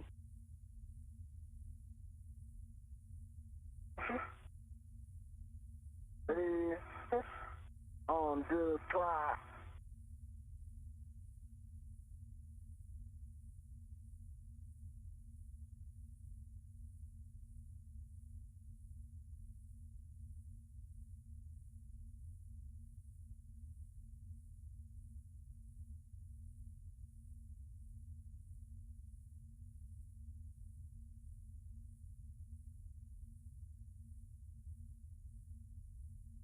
Center house, bolt released. Copy, bolt released. Nice job, you guys. You made that look easy. We can stow those gimbal locks down in the ORU bag, and Sophie, you'll be retrieving the agate heat shield. For Anil, you can stow the PGT.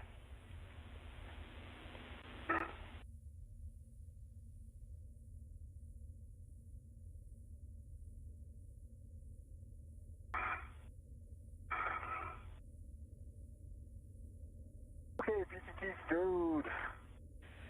Okay, and that is the last time that we'll be using the ERAD, so you can remove that as well. Okay, give me some time to work on it then. No worries. Thanks. Go ahead. I'm ready to copy. Yeah, no worries. It's just admin items. Once you get those stowed, then we're going to need you to cycle your HECA again and get a glove and HAP check before we move on to bolt ops.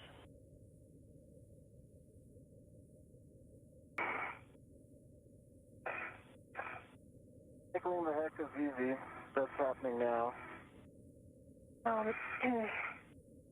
we chat a second for the strategy to remove the gimbal lock?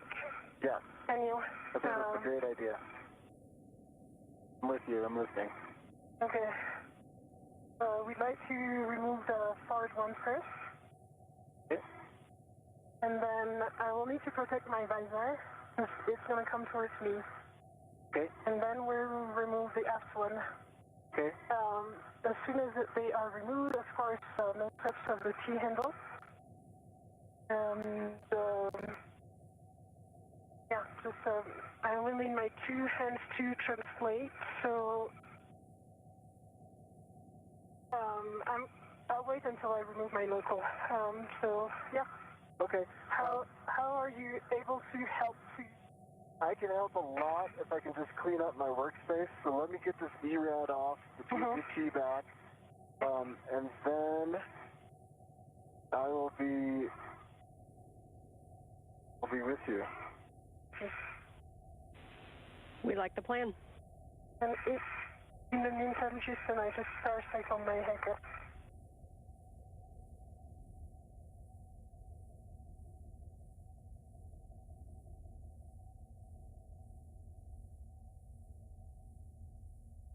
is dry and gloves are nominal.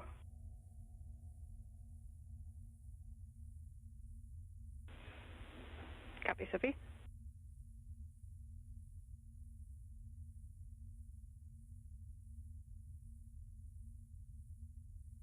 And is there anything you want me to put on the PGT after I take this off? Checking.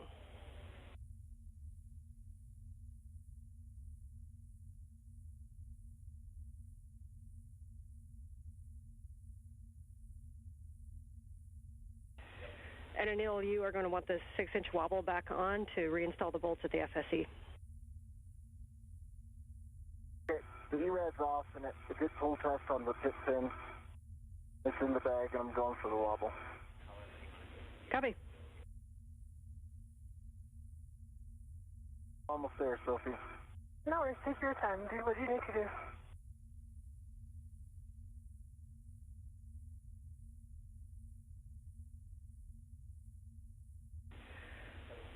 And Anil, if able, prior to getting your tools set back up, if you can assist Sophie with the gimbal locks to keep those moving down to the bag.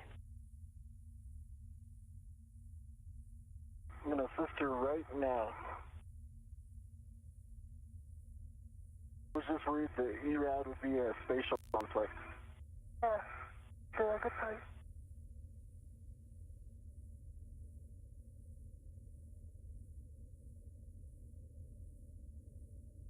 I'm with yourself. Okay. We each got one side. Okay. The only thing is that I don't have a VRT in order to be ready. Oh, that was sorry. a lot easier than expected. Yes. I'm passing this to you. Yes, I got it. Control. Yes. Do you have control? I have control. You have control. Yes. All right, going down with this. Nicely done. Stabilize here if you'd like. Yes, can you stabilize this as I have control. Yes.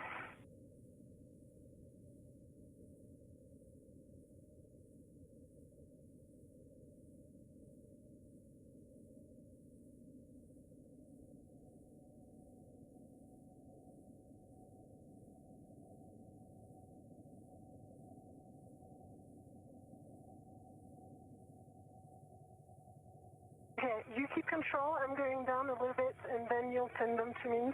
Okay. It's going to be easy because they are ready to me. Yep.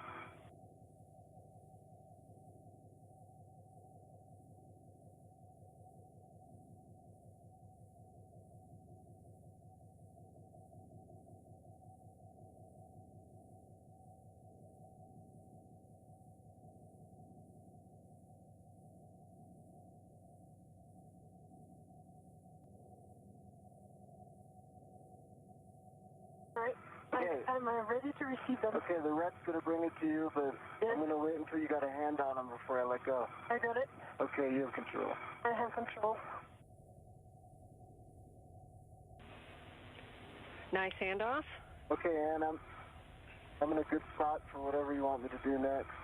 Okay, so we'll do a glove and hap check first.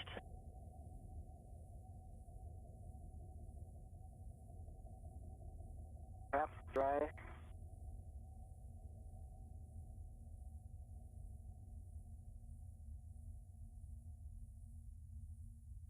Phenomenal.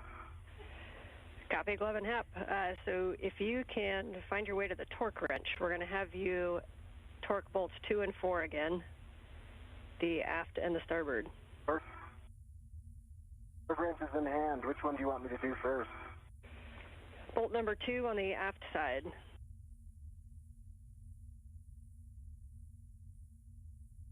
Starting with bolt 2.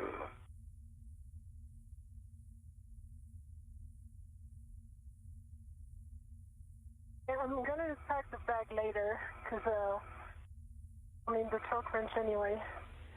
Yep, we got the torque wrench, and you will be putting the crew lock bag, so that's a good plan to leave it a mess right now, and we'll just be grabbing the heat shield.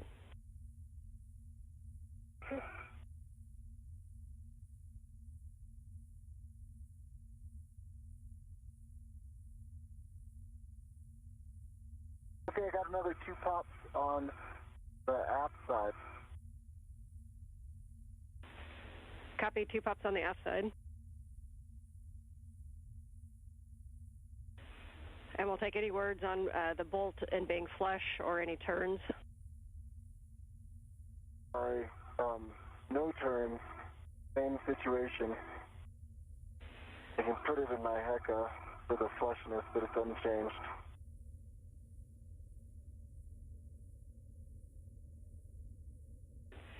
Okay, we can go to bolt 4, and then we're going to end up having you kind of wiggle that T-handle, see if we can offload and get any turns on these bolts. Do you want me to do bolt 4 without the wiggle or bolt 4 with wiggle first? Just hit bolt 4. Hey, we'll do the wiggle at the end, so just hit the bolt.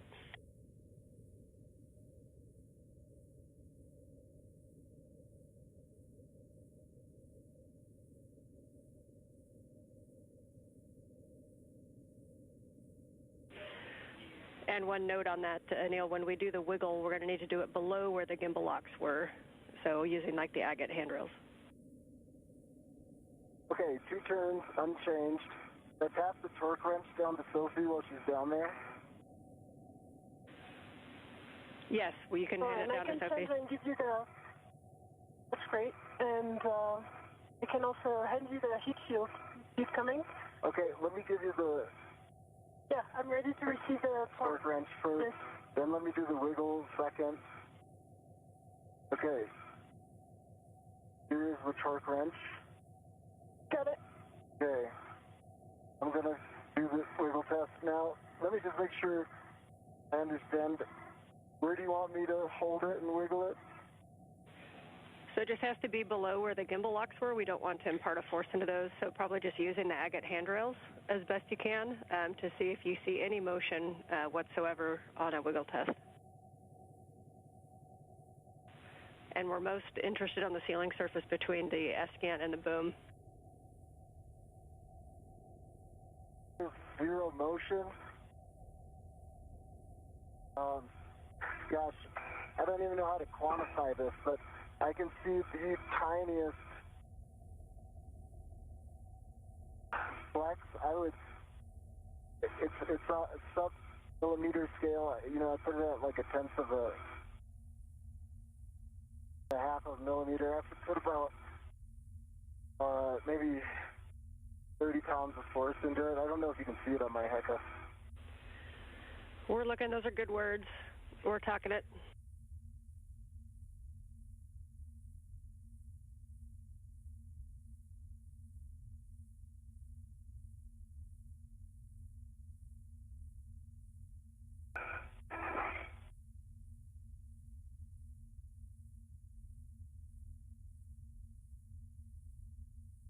While you're talking, Houston, Sophie, guys.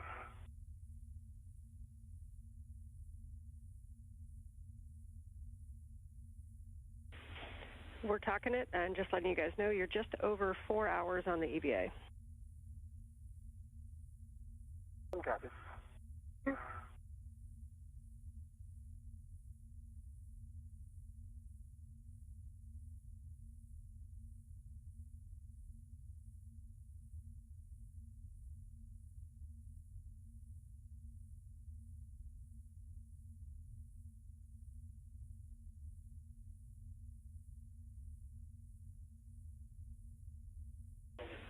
Okay, let's install that heat shield. You guys can work together to do so. Copy. Are you ready to receive it? I'm ready to receive it. Reminder, as we do the heat shield, there's going to be a strap that goes under the waveguide bolt, and then you'll have 2 quarter-turn fasteners, and we're just going to look for a snug fit, and all the Teflon tabs are tucked in. So you should see a strap that looks like a scrunchie, and that goes on the port side. Scrunchie to port side, copy. I'm on my way. Want me to start it? Yes, please start, and it goes under cable, right? You start. That's exactly it. Got it. And yes, under the cables. Sorry.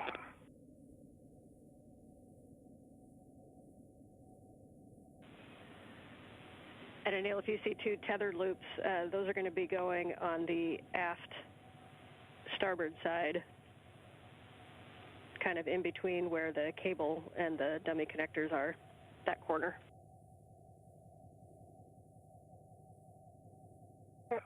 Just the RT so that I can help you. Okay, I copy that, Anne. I see those loops.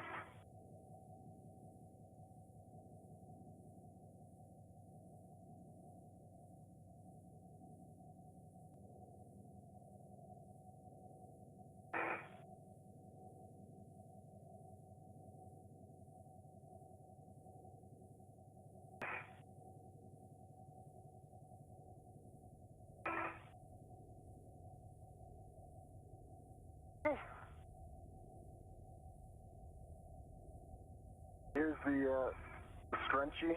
Yes. Scrunchie's through. One more. And then can you get it from the other side? I sure can. I got it, and it's going under the cables again. Yep. It's through. All right. Taking care of the elastic guys under these guys. Up.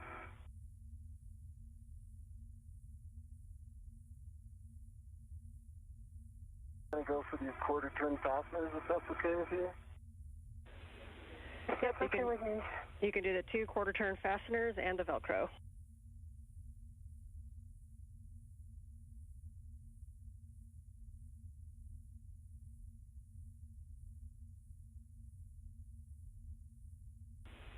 And we see the strap under the waveguide bolt. Nicely done. Yep, that's it.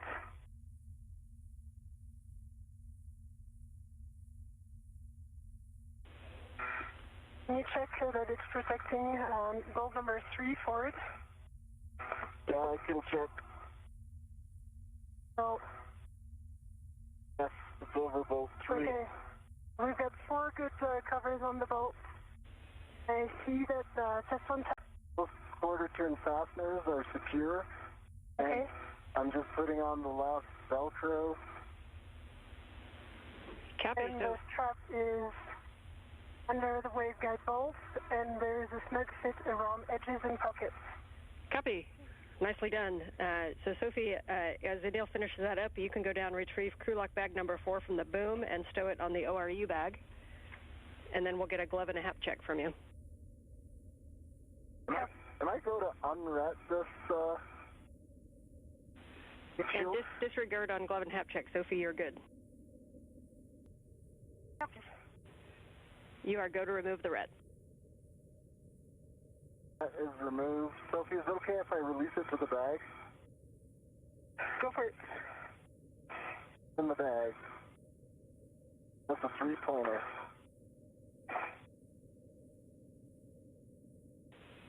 Really nicely done. We caught up a little bit on that heat shield. That was good work. So the next steps are going to be to get in position for the handoff of the failed. So Sophie, you're going to get the crew lock bag number 4 down toward the ORU bag. And Neil, you'll be ready to talk to Jessica and Jack and to get a go to GCA to the published Z1 tie down removal assist position.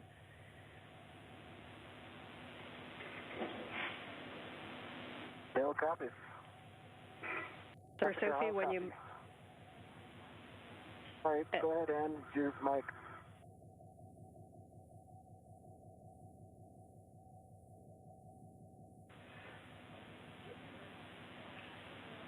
And Sophie, we see you moving.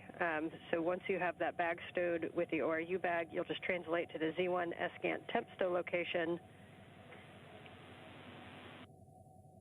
Okay.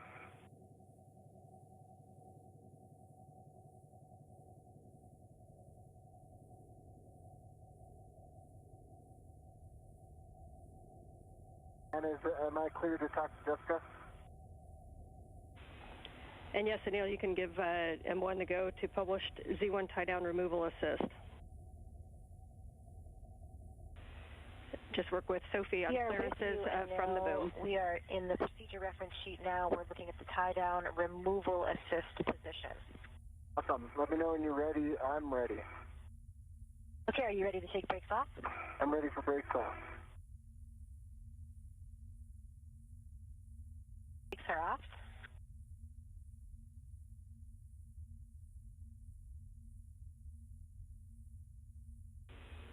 And Anil, this is going to be the three-part series where we go body up, body out, and then body left. No copies. And prior to moving body left on Anil, we'll just make sure that Sophie is down on the Z1. I am on the Z1, working on the bag.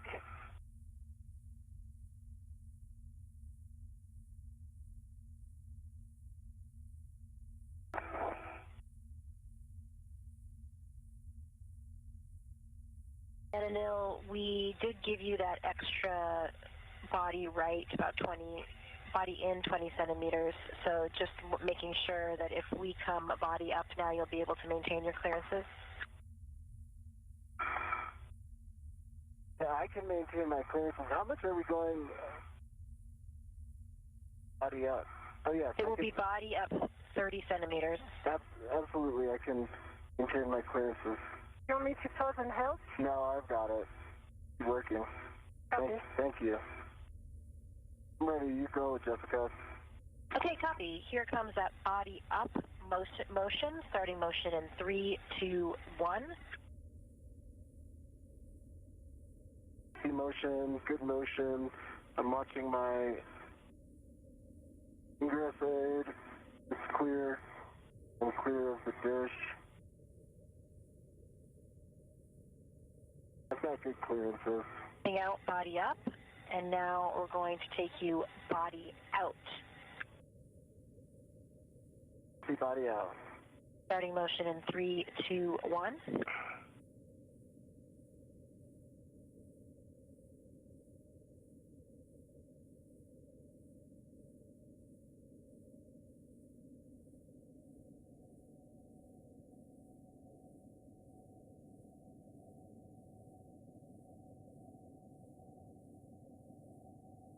This is Mission Control Houston. We're about 4 hours and 18 minutes into today's spacewalk, which began at 7:27 a.m. Central, 8:27 a.m. Eastern Time.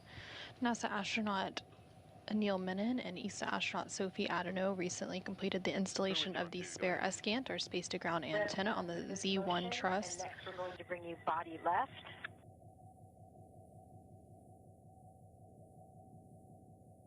As part of that installation, they installed 4 bolts and mounting... Sophie and Anil, are you ready for that body left motion? Yes, I am ready. Okay, starting motion in 3, 2, 1. See motion. Motion. Got good clearances. Give us 1 moment. We got a meter.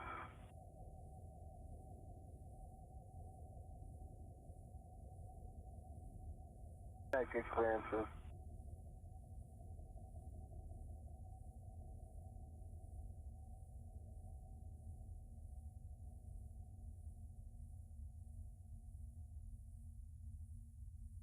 Good clearances. 50 centimeters remaining.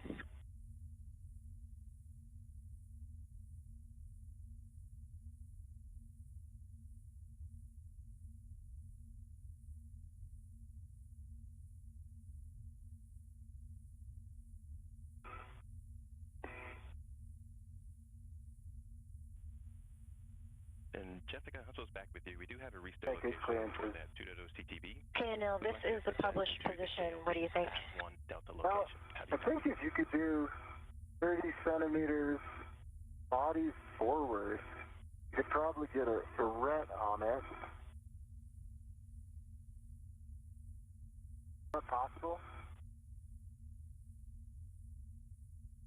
I don't think so, but stand by. We're going to check first. While they pack that, the first step is going to be to put a RET on the S-scan. That can be from either of you. And then we'll be releasing the long-duration tie-down tethers. And Sophie, if you wanted to start the long-duration tie-down tethers, you can. I'm going to first start on the RET. Sophie, while they talk about that, tell me when you're done with your RET.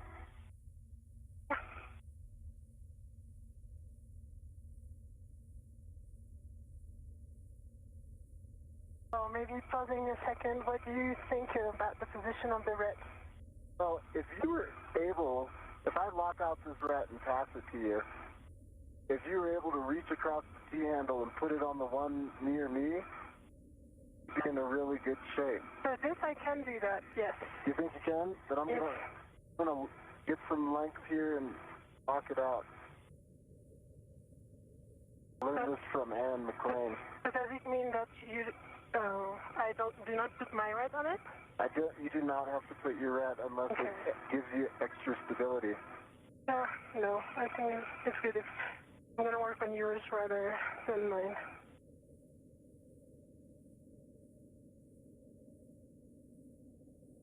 Okay. This is Mission Control Houston.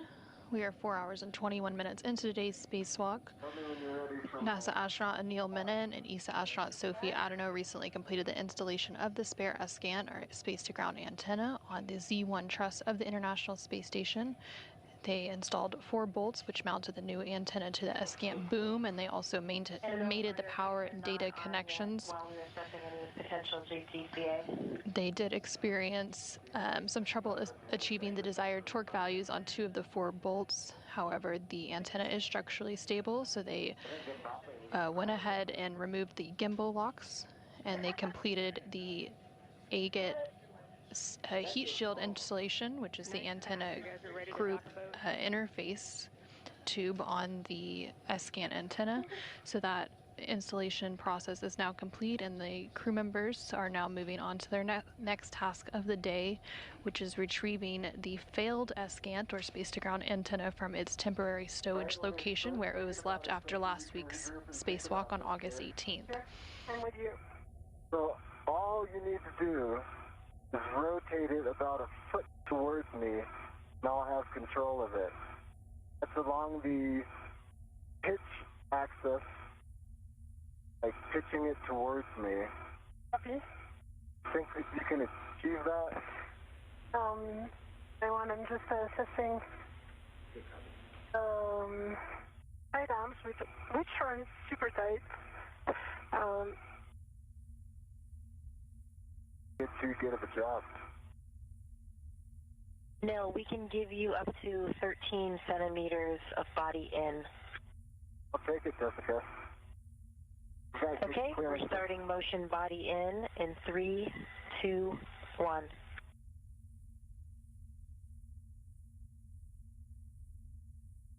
Good motion. I've got great clearances.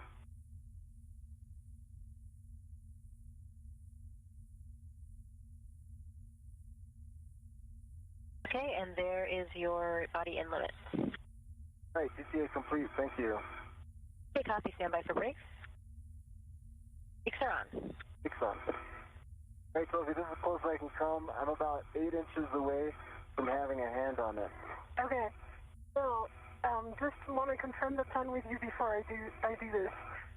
So one plan would be to release this upper thing, which can easily go, and then come back and I can pull it. So this upper one would be off easily. The down one would be less easy, but the advantage of the upper one would give you the T-handle. Yeah, what do you think? I think that's brilliant. I think once you do that, I have a high confidence I can get a hand on it. Okay, so let me know when you are ready. I'm ready, and I should probably set my suit up for a long hold, right? Good call. Yes, you're reading the procedure with me, so I would set yourself up with your TCV, your visor, heaters. Make sure your ingress aid is tucked in, and note that you've got about 15 minutes to losing the big heater that you have out there. So about 15 minutes to sunset. Okay, that's great words. I learned from the last one. And for Sophie, for the long-duration tie-down tethers, we like your plan. You're doing great work on those.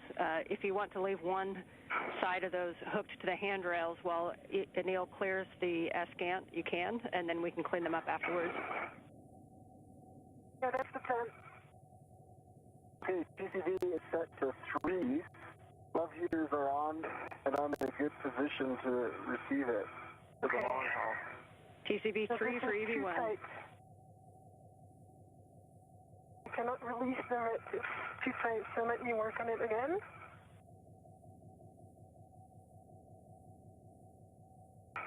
That's fine.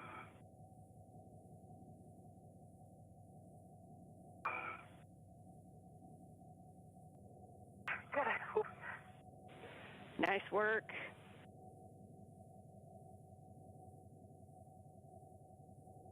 Nice job. One is still attached to me.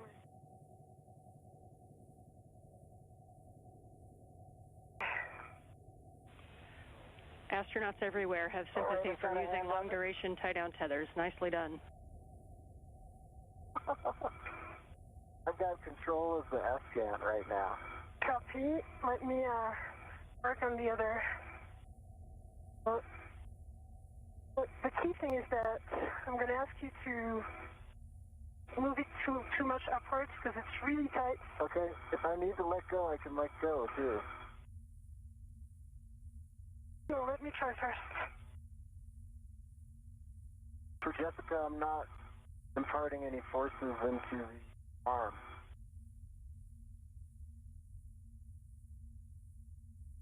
Okay, we copy, and brakes are on and no.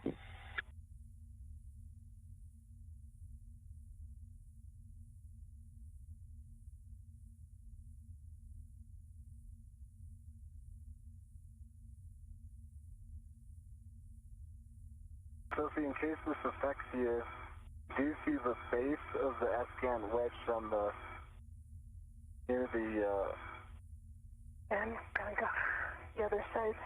Yeah. Because this one doesn't work. Too tight. The one on this side, it actually looks loose. I think you can get it off.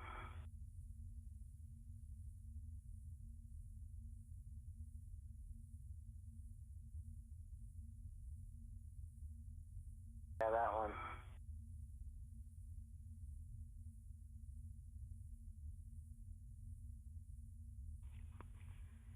Station Houston on Space Ground 2, 18 seconds to Cygnus burn start.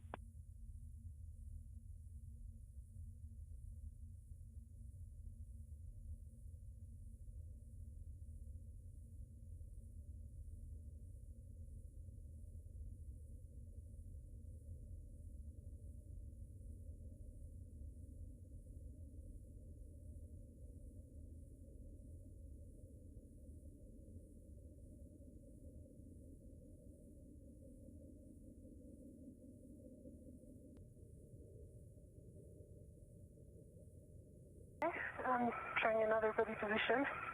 Alright, it's a very awkward position. The instrument is the hook.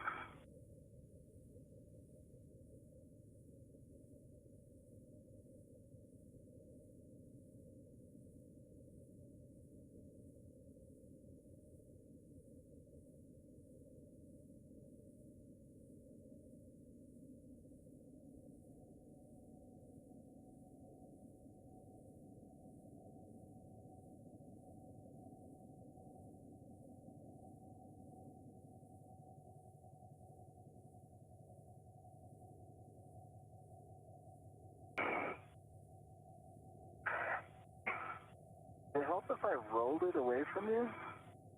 Need some more space?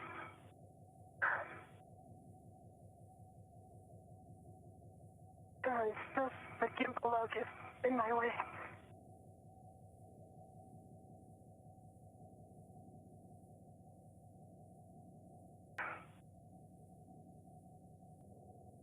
Let me know. Did you get it? No. Can I give you a suggestion? Yeah. If you do a full body, if you put your body on this side of the boom, my side of the boom, and you just square up on that hook, you'll be facing it It'll take a little time for translation, but it'll make the hook really easy. Yep. Let me try again this one, just in case. Neil, if it would help you, we can offer you a body pitch in. So basically you would pitch in about 5 to 10 degrees.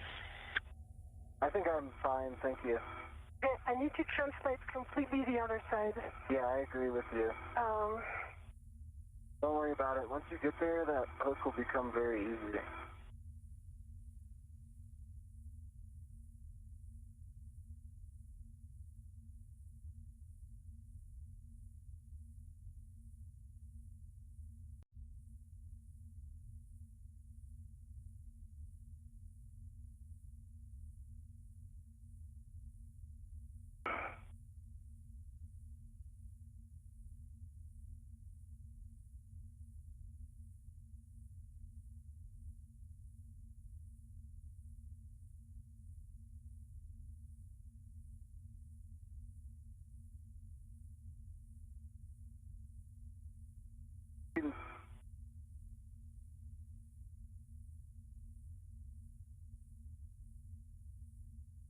Like what you're doing.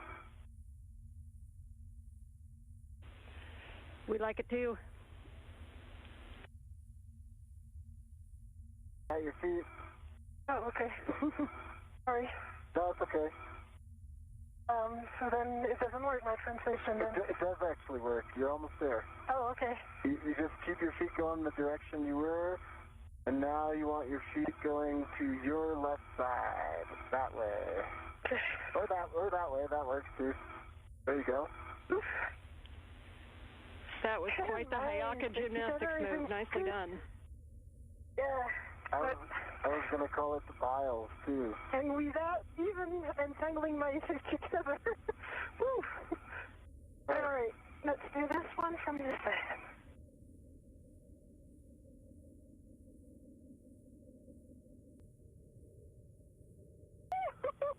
Got it. Yeah, sometimes it's just a matter of position. Good job. That was the sound of victory. Nicely done.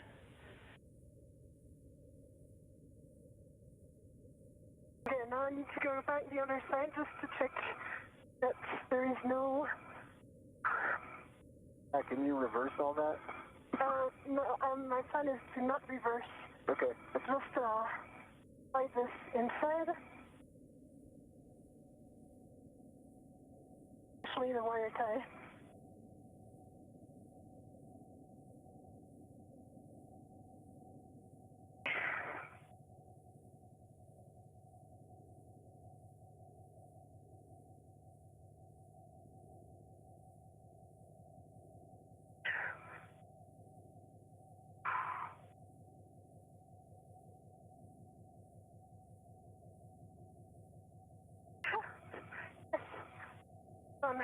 So now it's almost loose, but good enough for you to grab.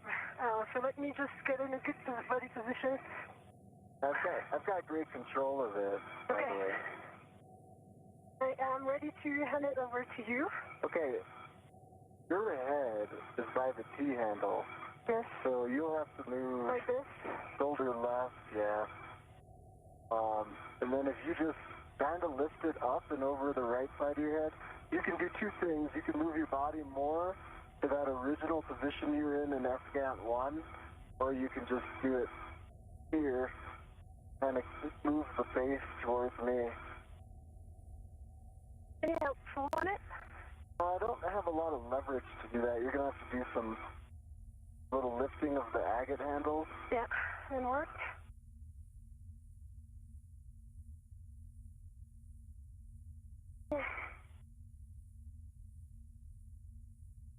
Really?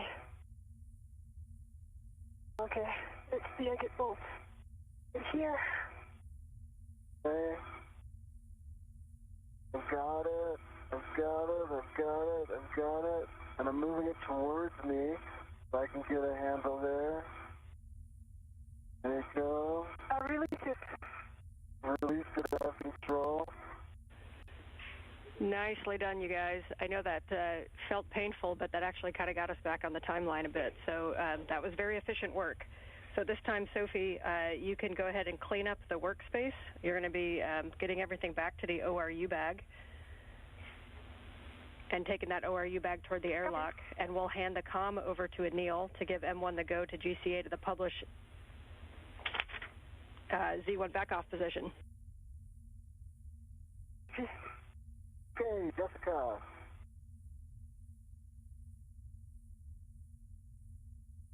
With you, Anil. All right, I've got really good clearances and control of the failed F-cant, so I think I can steer clear of things. And I will, of course, be primary for this area, and you are go for the next series of positions, which I think starts with the Z1 back-off. Okay, yes, stand by. We're getting set up.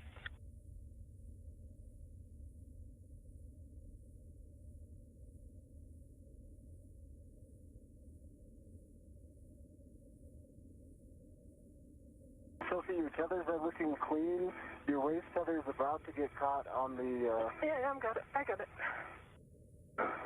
Thank you, though.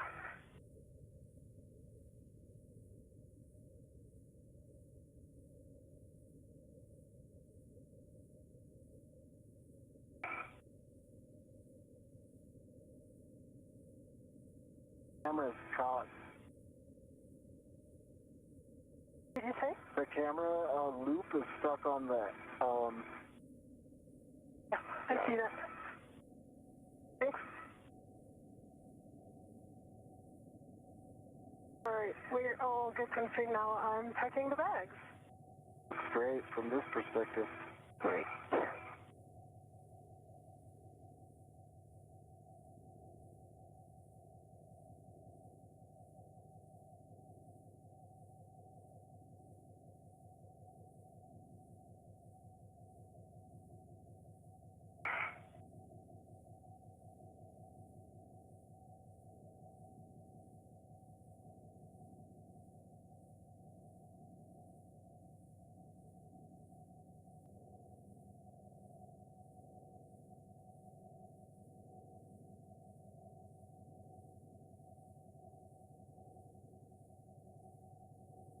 Now, this is going to be two maneuvers. First, we're going to bring you body out, and then we're going to bring you body right back to that Z1 back-off position where you were. All right, one's ready. Okay, starting motion body out in 3, 2, 1. Good motion. I got good clearance.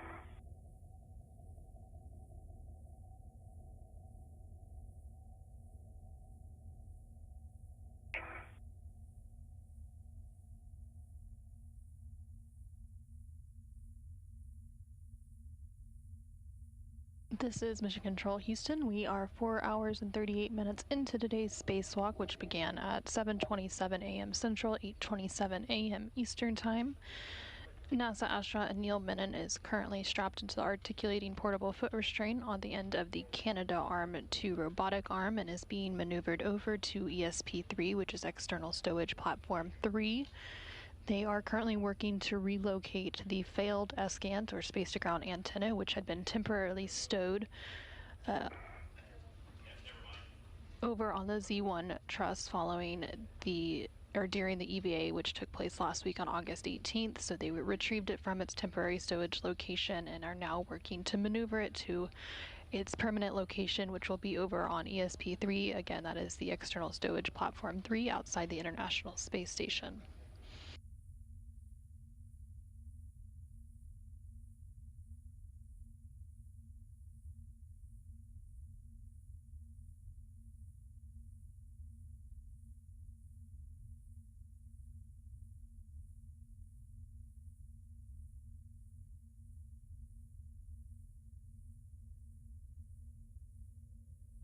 Now we're going to bring you body right in 3, 2, 1. Ready. Good motion. Got great clearance from the SCANT.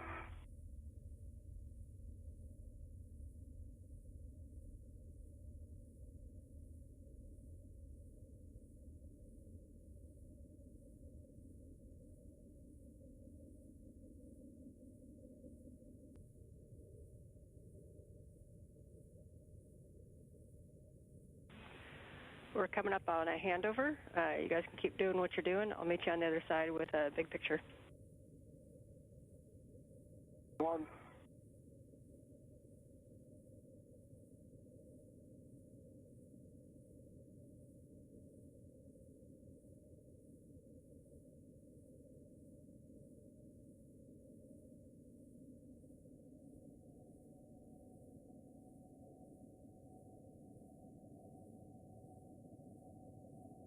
This is Mission Control Houston. We are currently in a brief but expected handover between satellites as part of the Tracking and Data Relay Satellite System, or TTRS. We are now about 4 hours and 40 minutes into today's spacewalk, and the spacewalkers today, which are NASA astronaut Anil Menon, serving as EV1, and ESA astronaut Sophie Adano, serving as EV2, are currently working to maneuver over to ESP3, which is External Stowage Platform 3, to permanently relocate the failed ESCANT, or space-to-ground antenna, which had been previously removed from the Z1 truss and temporarily stowed during last week's EVA on August 18th. Following that installation over on... 3, 2, 1.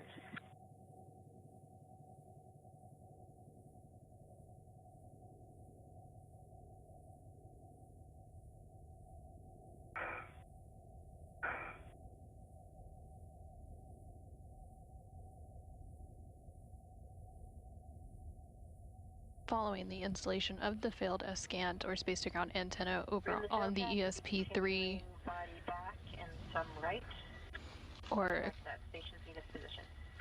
or External Stowage Platform 3, the crew will then move into some cleanup activities. So specifically, they will begin cleaning up the SSRMS, which is the Space Station Robotic Manipulator System, also known as the Canadarm2 robotic arm. Yeah, I'm good with course. And just for coordination, we're going to have Anil hold at this Z1 back-off position until Sophie's ready to start translating after cleanup.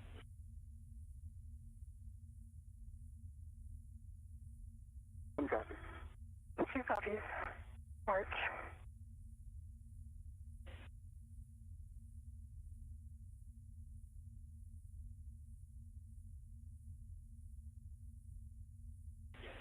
Okay, so a couple words for both of you. First, for Sophie, when you have a free finger, if you would power cycle your HECA, then we can help you with the inventory, so you don't have to do that quite so detailed. We're going to have you finish cleaning up at the Z1, get the ORU and crew lock bag 4 bundled with the long-duration tie-down tethers inside. We'll get a good look at that work site because we'll not be coming back. Once you're completely clear of the boom and start the translation, we'll have Anil's start his JOCAS, and at that time we can have Cronus is going to start playing with the antenna that you guys just installed to verify how that went. We have plenty of time. That handoff, like I said, it seems like it was a little bit challenging to do, but it actually went very quickly compared to what we expected. So we're very healthy on time and very healthy on consumables. So our plan is to get the failed antenna back over to ESP3 and just kind of go back on the nominal timeline. So really excellent work to both of you guys.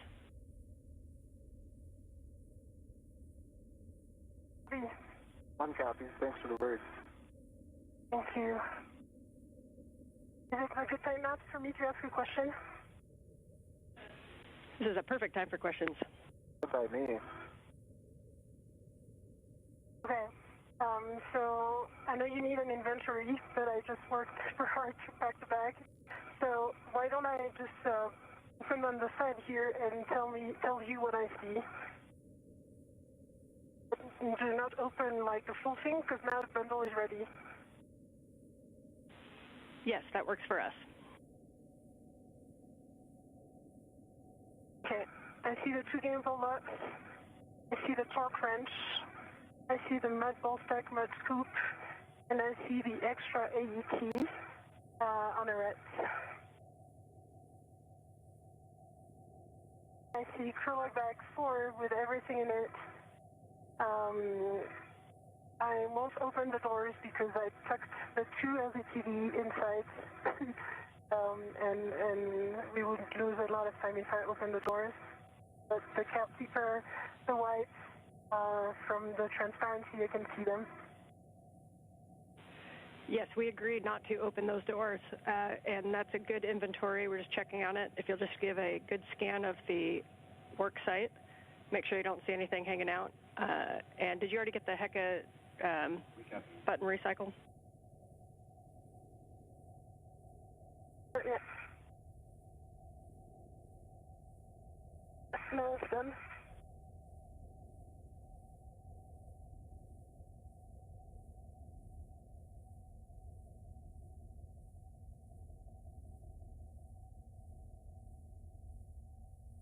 You're at the intermediate position, and as Ann mentioned, we'll be holding there.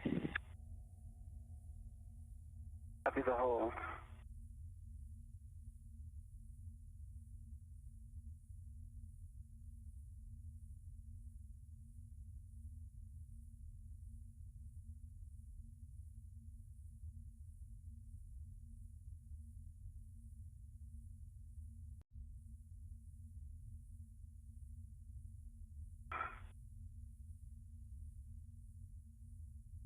Okay, so the work site is clean. I see anything else than the bag.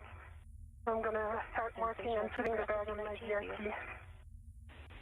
Copy, really nice work, Sophie. Going from long-duration tie-down tether work into a bag inventory is not the easiest of tasks, but no, we were doing great. Looking at SSC-19. Seems to have lost the view. I'm not sure if there's anything we do to regain it. It says video stream lost, waiting for reacquisition.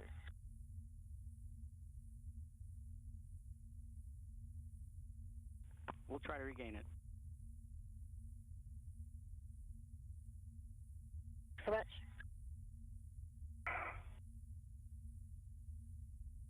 And for your SA, we're not really seeing plumes, but we're trying to take time exposures from the ground.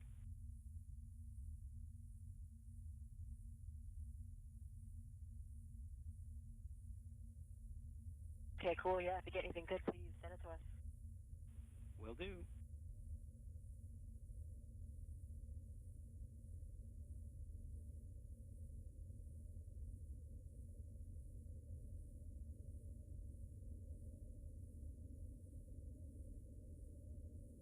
This is Mission Control Houston. We are 4 hours and 47 minutes into today's spacewalk. They've since retrieved that scan and are preparing to maneuver it over to ESP-3, which is External Stowage Platform 3 on board the International Space Station. Right now, NASA astronaut Neil Menon is in a holding pattern while ESA astronaut Sophie Adeno completes some worksite cleanup activities. And Sophie, we don't have a camera on you right now. If you have any statuses for us, we would take it. And we just got your HECA back. Okay, good.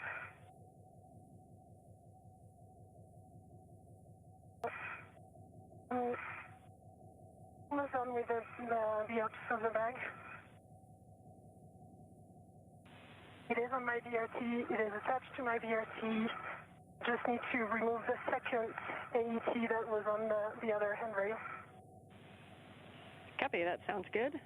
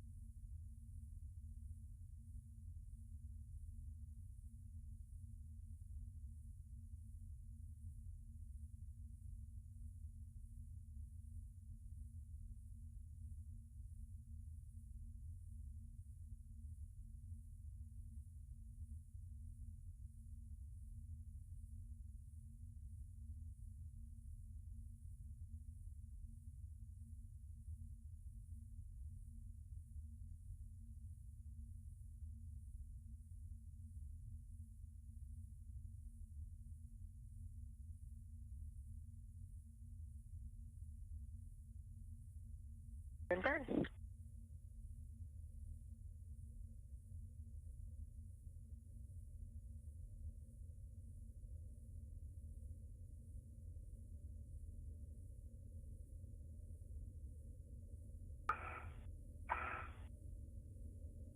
Viewing translation.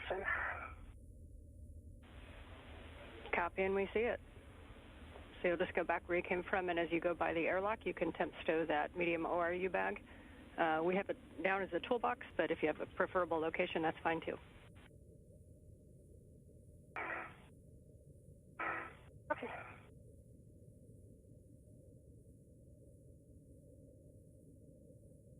This is Michigan. Back into the airlock. Next. I can put on the D-ring. Yeah, but just circular handrail, you mean? Yes. You can put on the circular handrail or even on the toolboxes.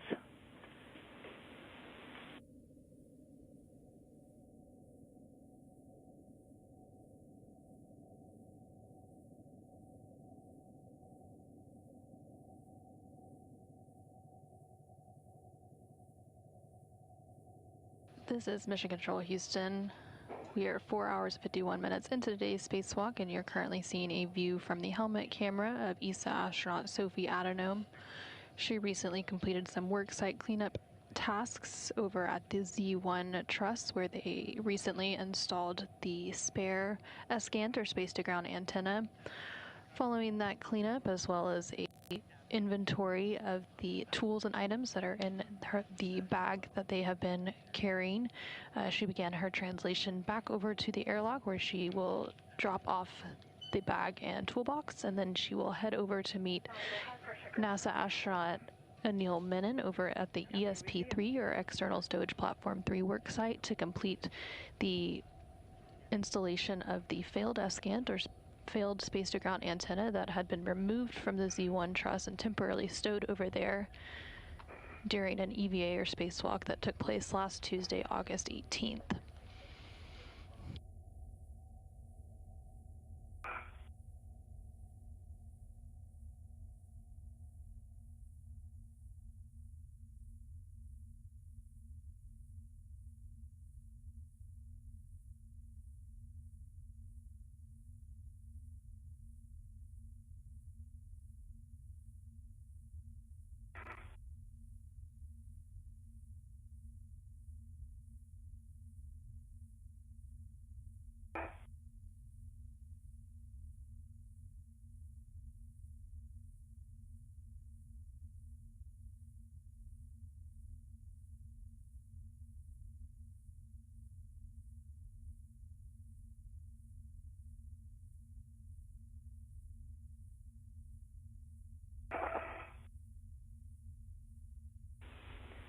And Sophie, we see you at the CETA spur.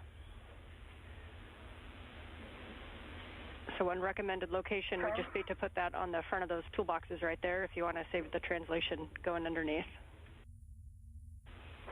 But just a reminder, we're healthy on consumables and healthy on time, so there's no rush.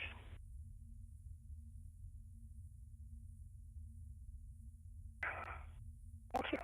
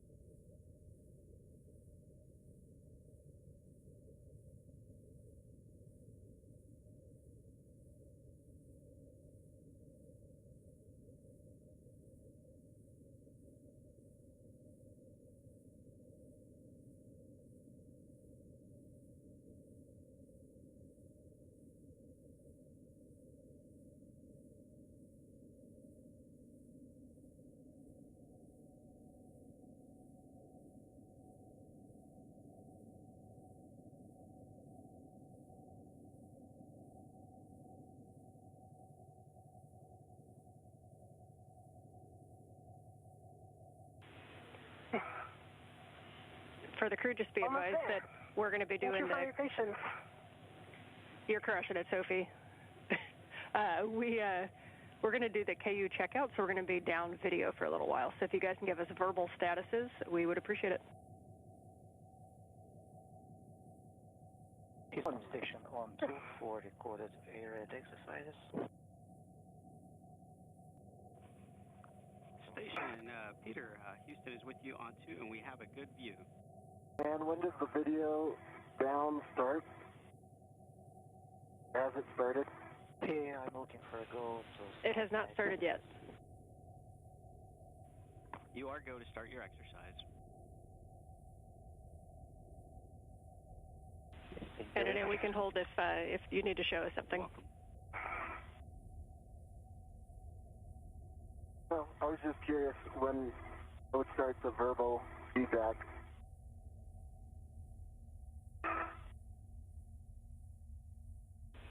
We'll give you a heads up when it's imminent.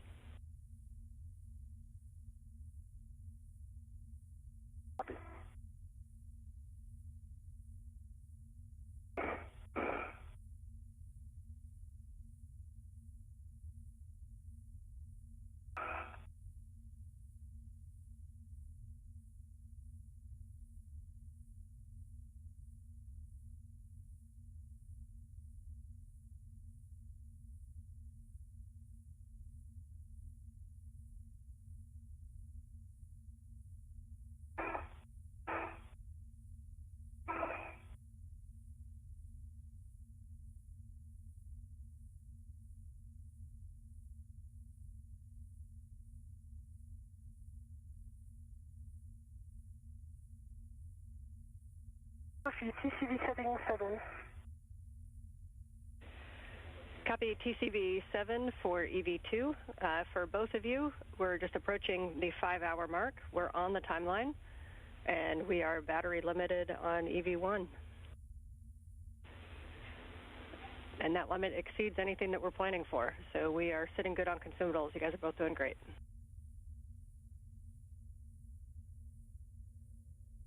Thank you.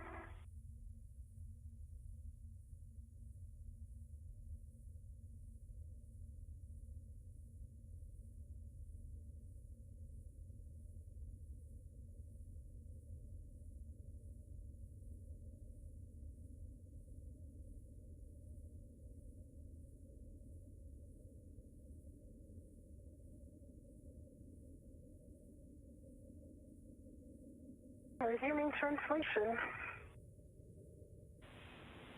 Copy resuming translation. Thanks, Sophie, and we'll just take your call as you go by the NTA and as you get to your green hook position at 3217.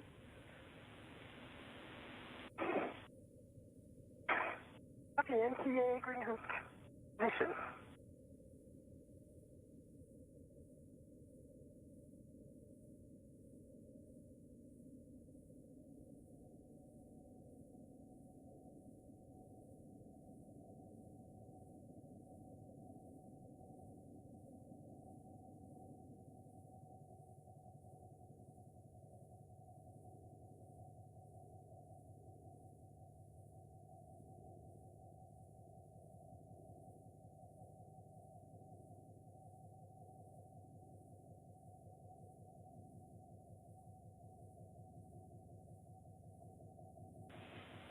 And Sophie, we see you on phase 1. Fun. Yeah.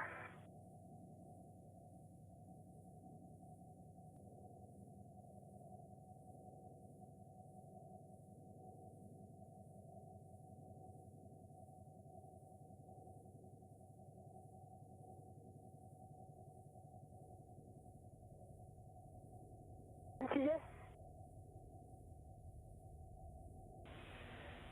Copy. Sophie is passing the NTA.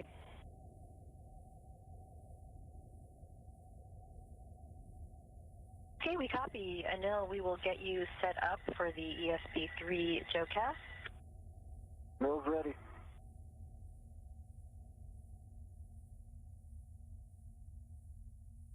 You have my go when you're ready. Okay,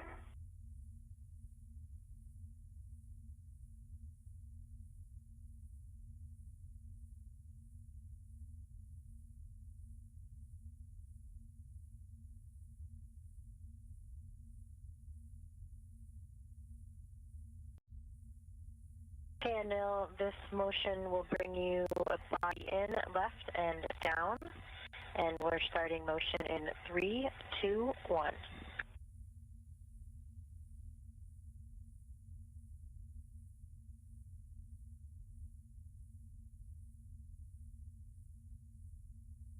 Good motion, good motion.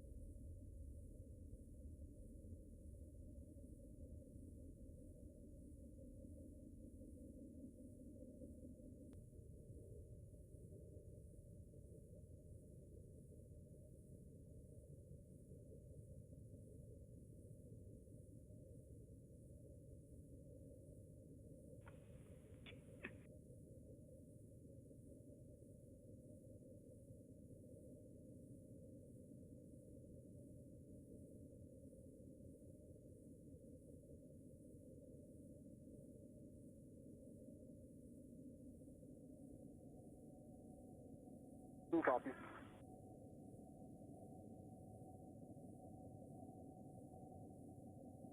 Take a fair analyst. Seems like it.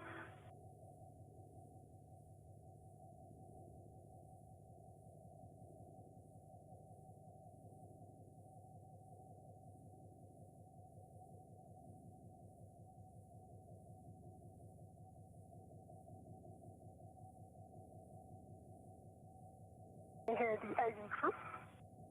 What's that? You have good come with the IV crew? We loud and clear, and we have good green status for comm with the ground. You think it's related to the KU takeout? Nope, I got you guys loud and clear, and we can still see you too. Okay. Oh, nice. Thanks.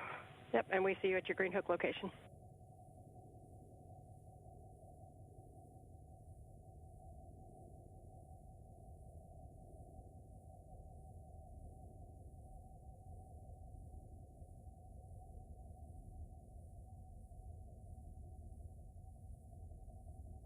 See Weta.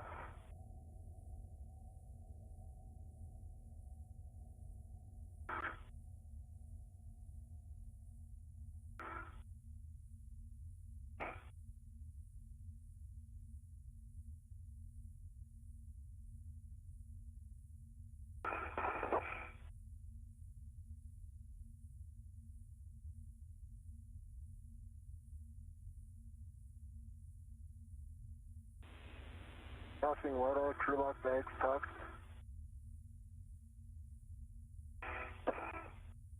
Stepping out or no? Ready.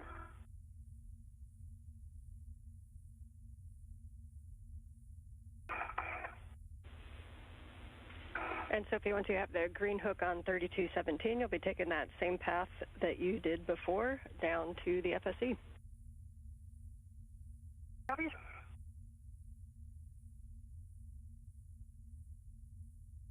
Tether check and TCV 4.5. Copy TCV 4.5 for EV2. You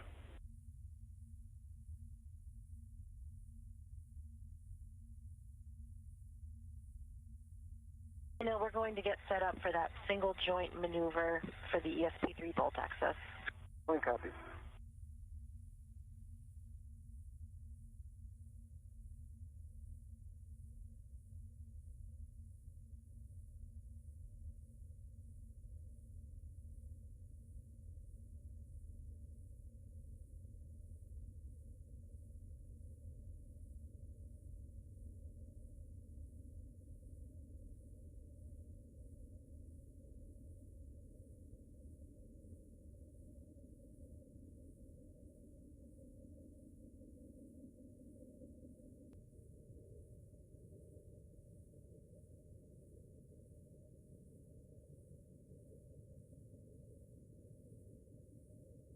starting translation. Copy, and we see you.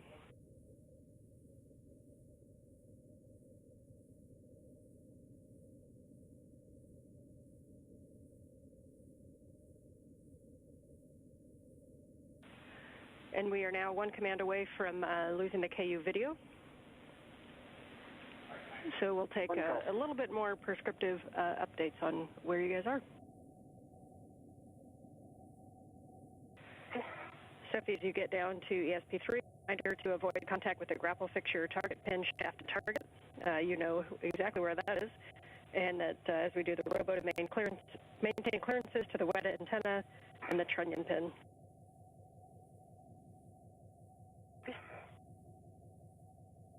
And Sophie will also add the graphics fixture by no and then the one off to his left, like you were monitoring last time.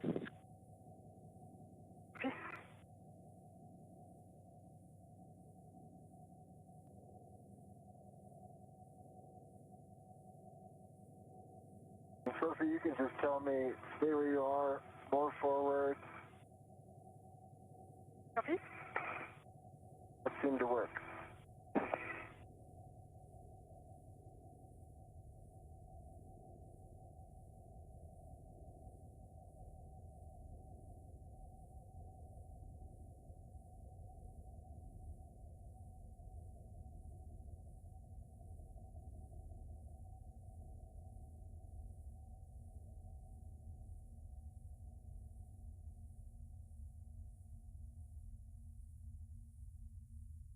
My shell lead on 30, so that's going to be better for me. We copy, Sophie.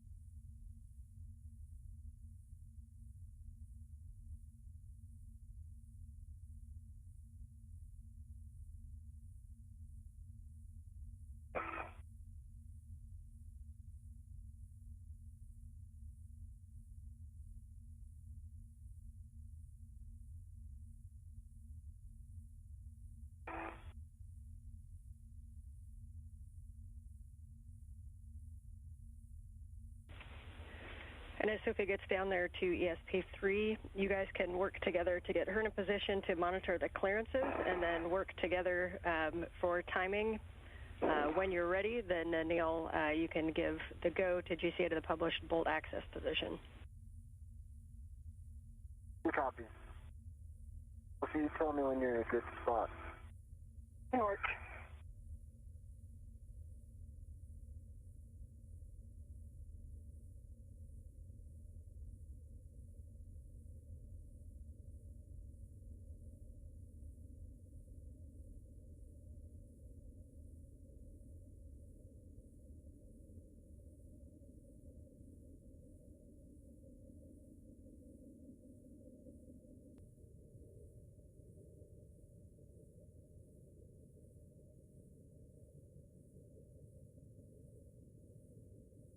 This is Mission Control Houston. We are currently about 5 hours and 10 minutes into today's spacewalk. That spacewalk officially beginning at 7:27 a.m. Central. Let me start my vocals and everything, and I'll be with you in momentarily. Copies. Ground copies. And you guys are just a couple minutes from sunrise.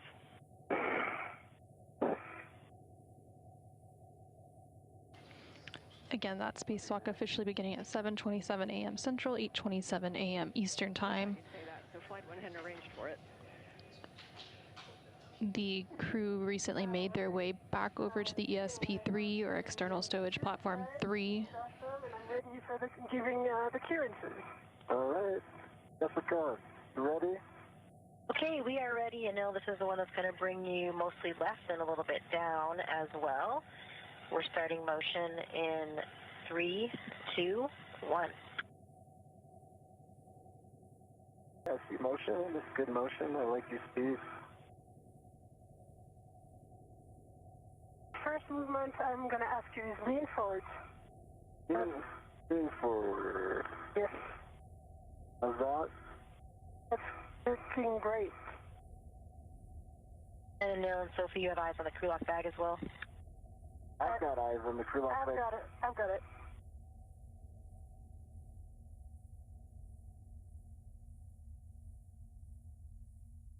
Continue leaning forward, that's good. I do have eyes on the dish, right? The dish, yes. Okay, so you might need to move the dish. We've got a good meter on this side. And this is Mission Control Houston. You're continuing to hear some communication there between NASA astronaut Anil Menon and ESA astronaut Sophie Adano. Anil serving as EV1 today and Adano serving as EV2. They recently made their way back over to ESP3, or External Stowage Platform 3, to complete the installation of the failed S-Scant, or space-to-ground antenna, which had been previously temp stowed over on the Z1 truss following its uninstallation last week on August 18th. Earlier in the EVA, or Spacewalk today, they did complete the installation of the spare S-Scant on the Z1 truss. The reason we are hearing the crew but not seeing them is because there is an intentional KU outage while they complete some initial checkouts of that new or spare S-Scant that has now been installed over on the Z1 truss. It's expected to last about 30 minutes and has been underway for about 10 minutes or so, but we do expect to give views back once some of those checkouts are complete. There on your screen, you're seeing a live look inside the International Space Station Flight Control Room here in Houston, Texas. The Orbit 2 team of flight controllers continues to be on console. They are the execute team for today's spacewalk and are being led by Flight Director Chris Dobbins. Put on brakes, please.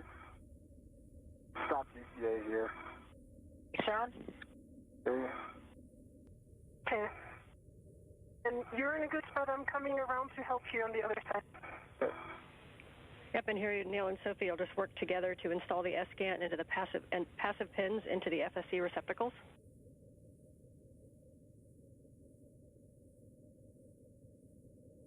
Copy. Pin.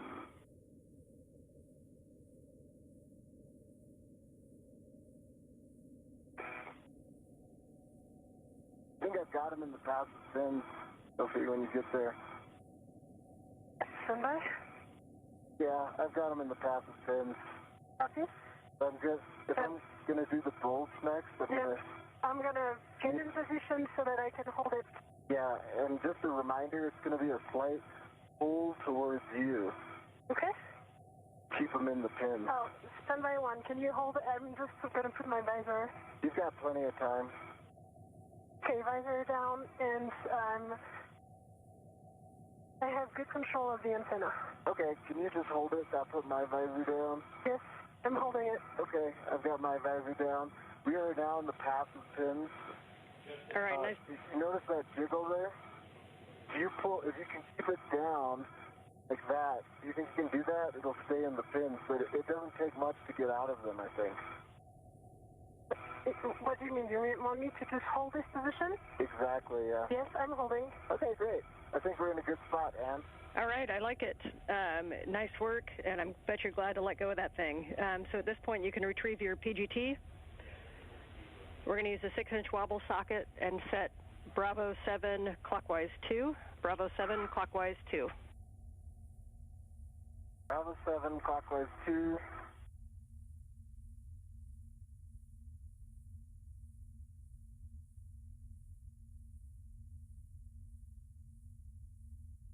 Bravo 7 clockwise 2 is set on the PGT.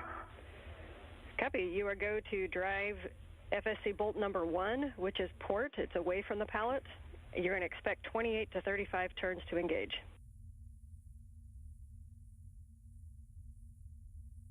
To 35.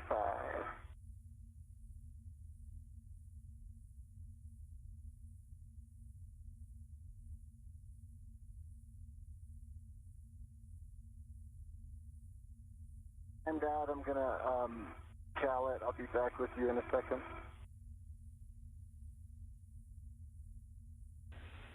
Copy.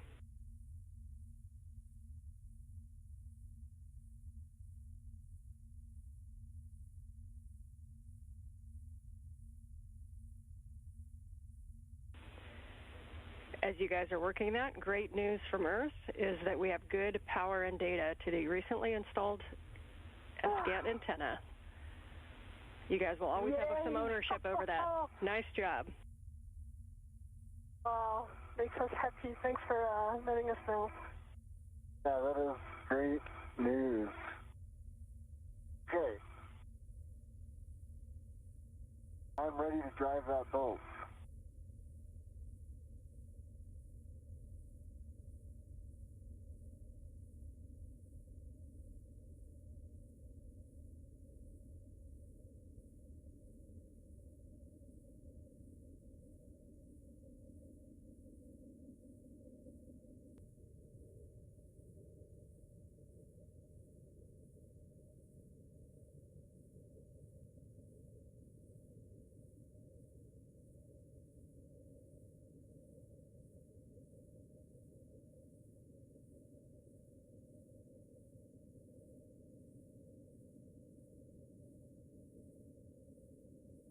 This is Mission Control Houston. We're now 5 hours and 18 minutes into today's spacewalk, and you're currently seeing a live view inside the International Space Station Flight Control Room here in Houston, Texas, where the Orbit 2 team of flight controllers is currently on console, being led by Flight Director Chris Dobbins.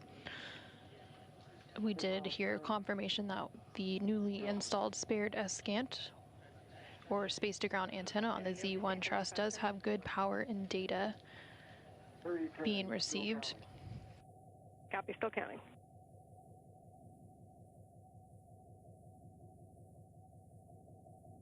The spacewalkers for today, following that installation of the spare SCAN on the Z1 truss, went ahead and maneuvered and translated over to 25.3 green light. Green light, 25.3 torque, 36 turns on FSE bolt 1. You're going to drive FSE bolt number 2, starboard bolt toward the pallet. Towards the pallet, inward. Copy. Again, they went ahead and maneuvered over to external stowage platform number 3 to where they're now installing the failed SCANT, or space-to-ground antenna, which had been previously removed from the Z1 truss last week during an EVA on August 18th. They are currently working to drive 2 FSE, or flight support equipment, bolts to firmly install that failed SCANT over there on the external stowage platform number 3. They have completed one of those bolt installations and are working on the second one using the PGT, or pistol grip tool.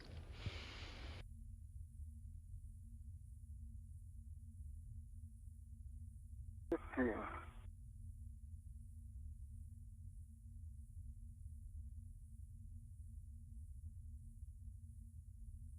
20.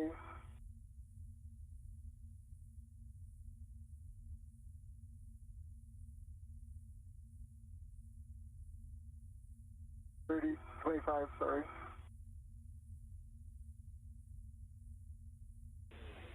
Copy. 30.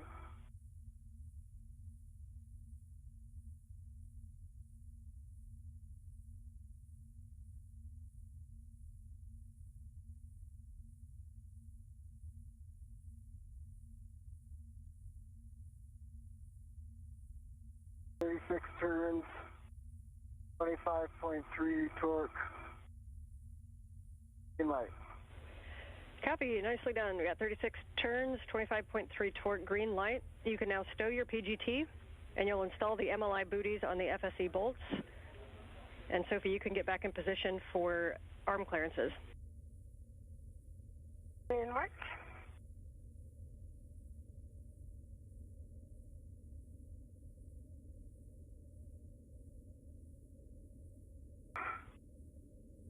And this is Mission Control Houston. Those 2 FSE, or flight support equipment, bolts have been installed on the failed ESCANT or space-to-ground antenna on the external stowage platform number 3.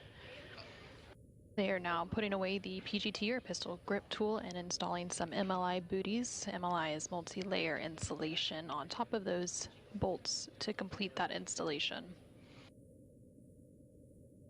MLI booties velcroed on. Copy. Very nicely done. Good work there.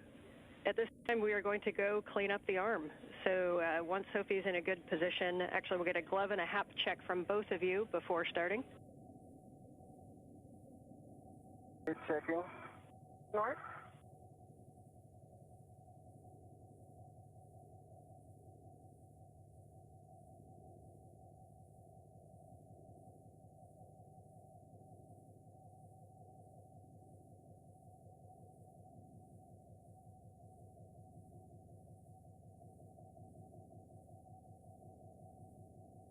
All right, try out nominal gloves for EV1. I have nominal gloves for EV. Copy. Glove and hap check for both EV1 and 2, thank you. Once you're in position, Sophie, then Anil, you can give M1 go to GCA to the published ESP3 back-off position. I'm in good position. Sophie, any advice here? Or just stay lean forward. you lean forward? Okay. Yeah. Okay, watch this. I'm going to watch this, but I do have a close passage here, but I got eyes on that. You just watch my head, okay? I do. Okay, Jessica, how copy? We've got you loud and clear. We're ready to take you to the ESP3 back off if you're ready. I'm ready. You have my go. You're going to be moving body right back where you were, starting motion.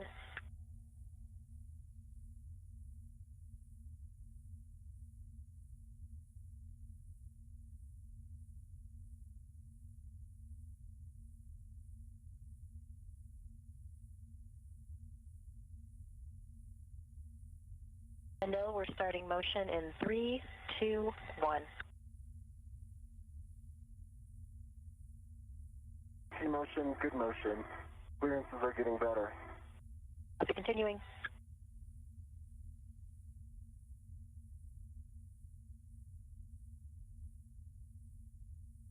This is Mission Control Houston. NASA astronaut Neil Menon and ESA astronaut Sophie Adano have successfully completed the installation of the spare ESCANT or space-to-ground antenna on the Z1 truss at the International Space Station. They were also able to go ahead and retrieve the failed ESCANT from its temporary stowage location and install it on the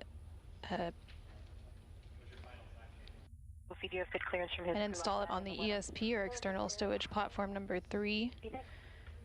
Now that those tasks are complete, they are being maneuvered back over near the airlock, and the final cleanup steps for the SSRMS will take place, and that is the Space Station Robotic Manipulator System, also known as the Canadarm2 robotic arm.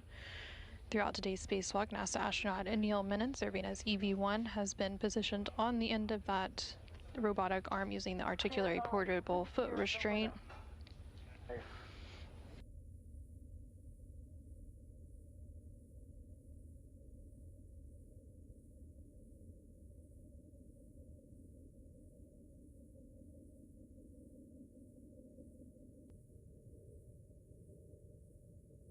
Ramping out, and Neil will get set up for the intermediate position JOCAS. Who copies? Once the robotic arm is maneuvered into its proper egress position, NASA astronaut Neil Menon will go ahead and exit that articulating portable foot restraint. Sophie, you're going to be translating back up to face 1, staying outboard of the arm position where you were before. We're going to have you do that same APFR pickup and putting it back on the seat of cart.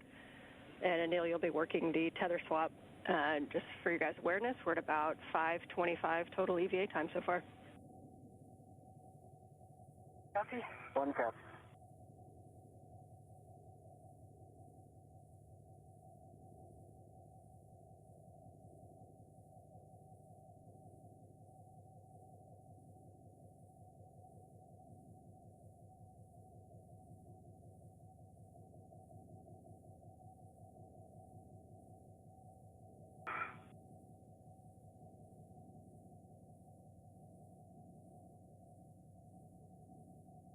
Now we're starting motion back up to the intermediate position in 3, 2, 1.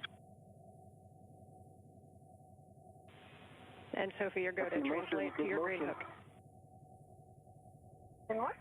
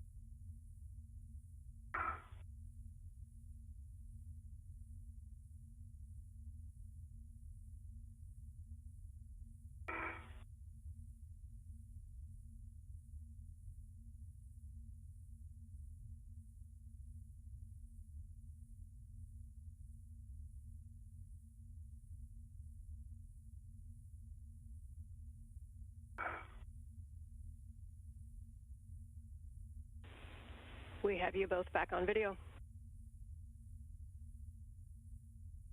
The checkout went well, you said, right? Yeah, we have power and data. We haven't checked the waveguide signal yet.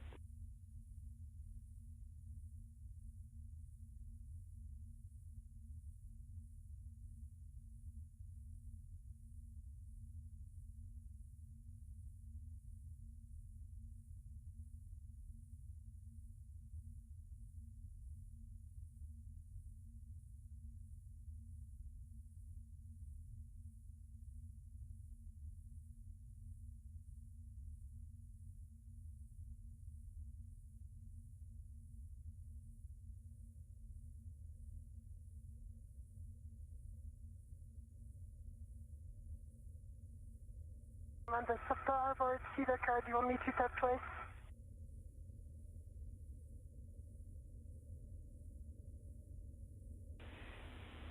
And for big picture for you guys, we are at 5.5 hours, and our plan is to clean up the arm and do a nominal ingress. Sounds good. Copy. Starboard SETA card, you want me to tap twice? Yes, Sophie, we're going to need the 2 brake tap on both the starboard and port SETA carts as you go by. Copy. Part is done.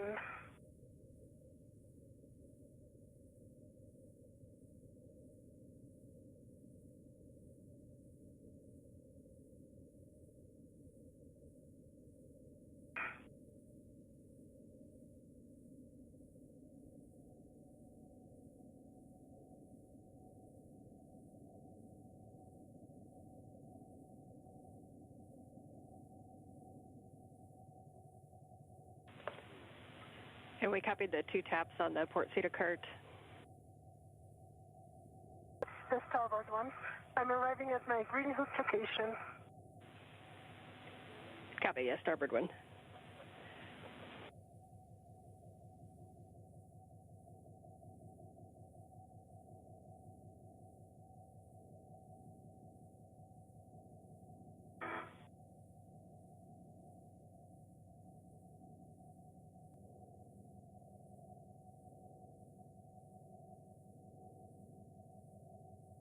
I don't know, we're ramping out.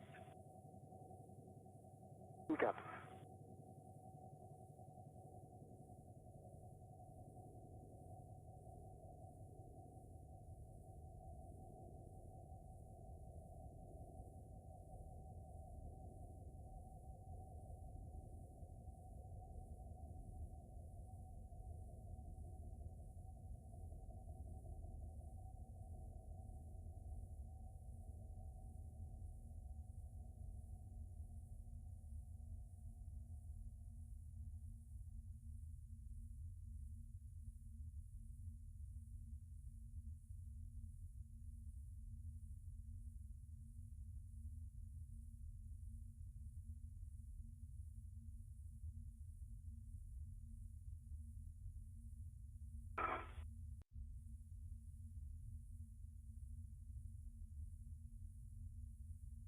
No, we're getting set up for the JOCAS to the APFR back off position. Okay.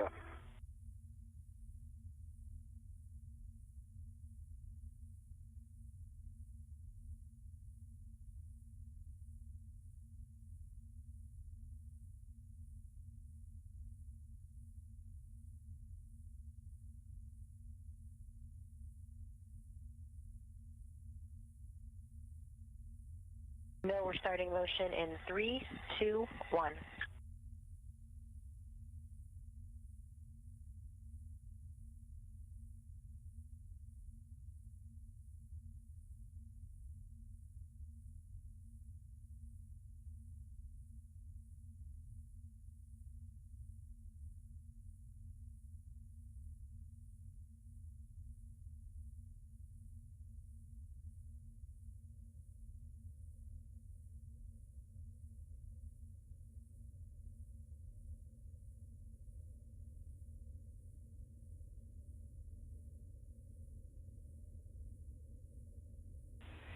Sophie, can you pause there real quick?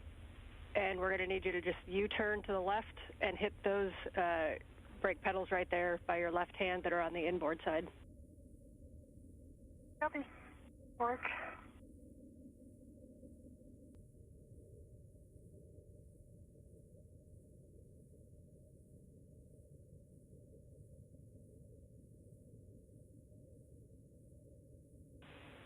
Beautiful. Thank you very much, Sophie.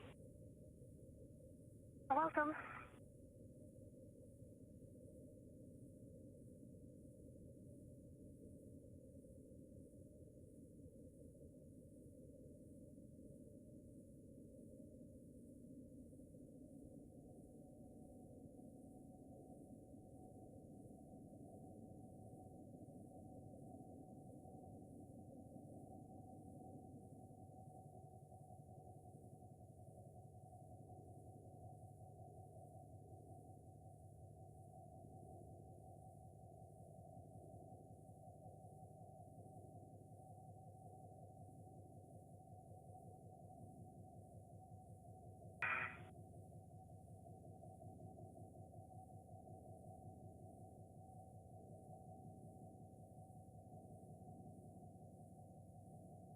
Up on the starboard side of the port seeker. Copy, and we're going to need those on the inboard side as you translate off the other side, and you can find a good position where you can watch your crewmate come into phase one.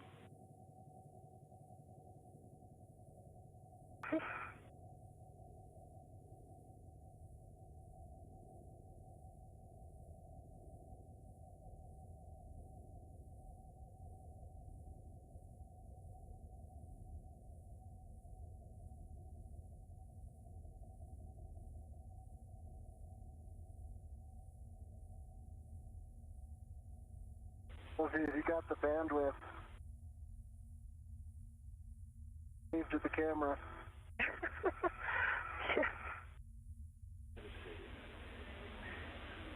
You're behind. And we saw your two taps on the port seat of Kurt, and we'll want to hold you there, Sophie. I don't want to move too much farther inboard because Neil's going to be coming right over your right shoulder. Okay, so I'm gonna go 1 mile after what's forward. Yeah, that looks pretty good. I think that'll be clear. Okay, no, we are at the back-off position. Be back off.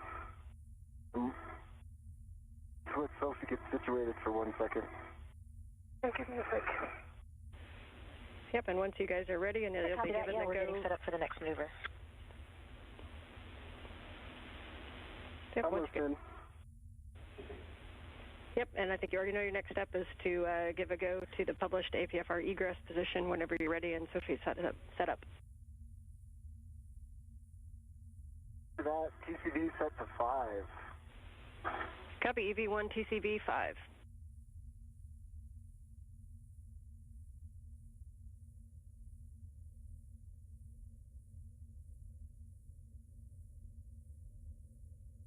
You are in no rush here, so take your time. Alright. I'm in good position. Okay. You can get eyes on me? I can get eyes on you. Okay. Alright, Jessica. I'm ready for the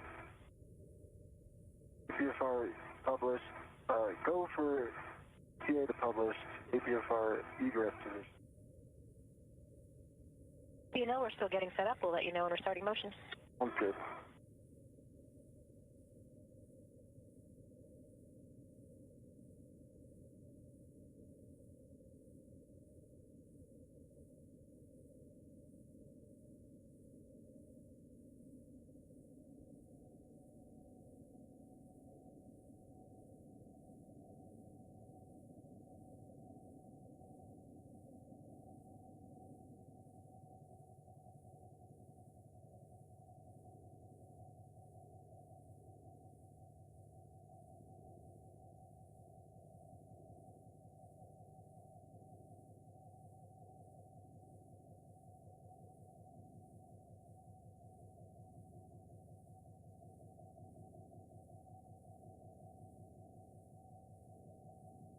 Okay, now we're ready to bring you station aft, starting motion in 3, 2, 1.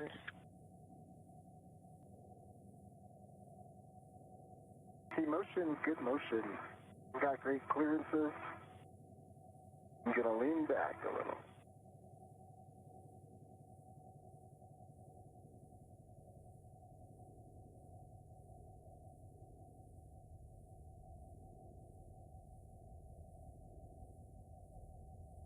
Off your right shoulder, Sophie, but I've got clearances from you. Yep.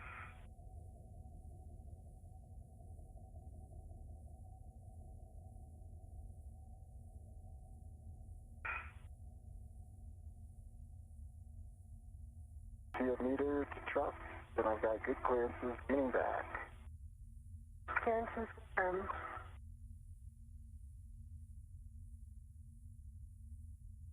50 centimeters remaining. Yeah.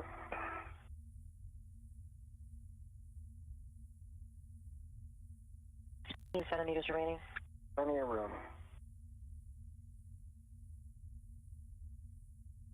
All right, there's your published position. GCA complete. Good job. Copy, GCA complete. Brakes are coming on. E-brake? No.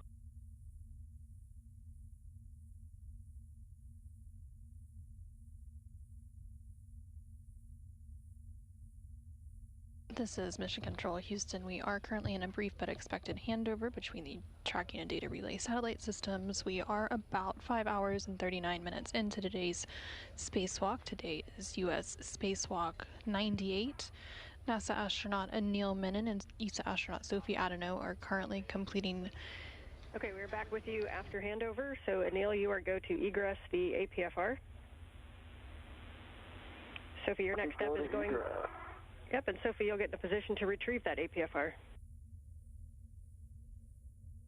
Work.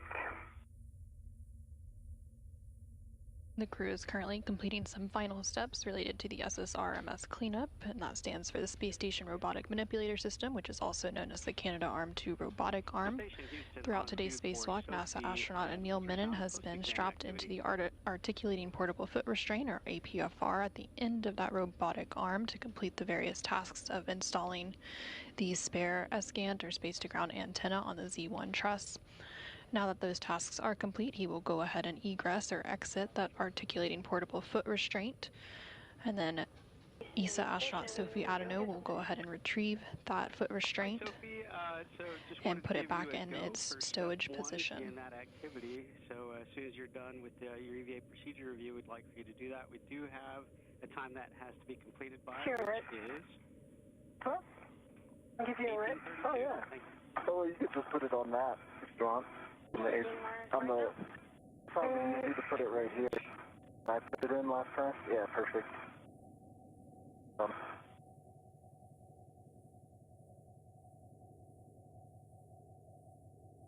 Alright, we got a rep for the APFR. Let me just do a couple things here, Sophie. Yep, take your time.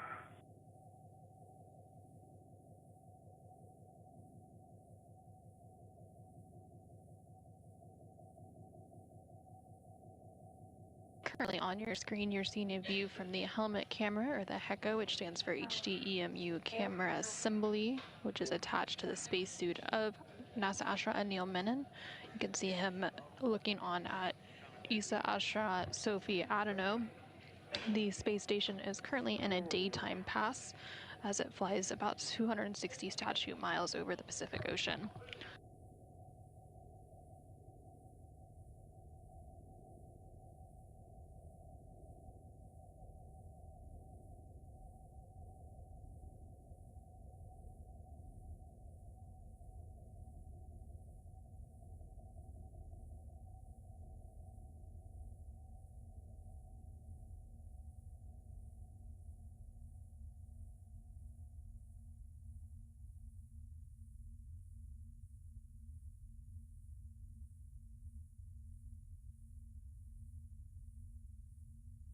Okay, so you've got a red to it. I'm going to remove it, okay? I'm ready for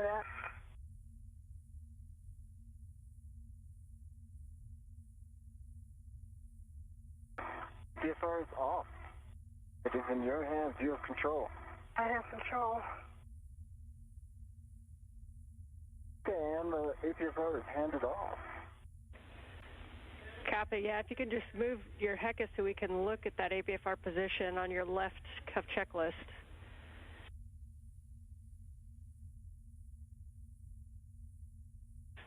Who are you talking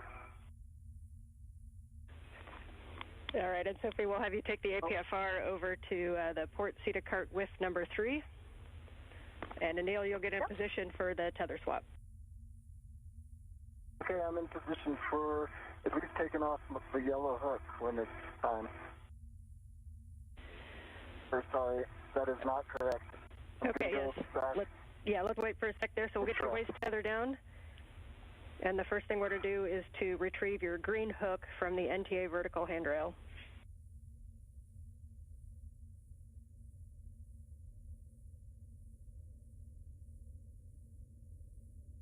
Tether is down and I'm going for that green hook. Copy. And if you want to lock your green reel beforehand, you can. You can retrieve the green hook and put it on your red reel. I'm going to lock the green reel.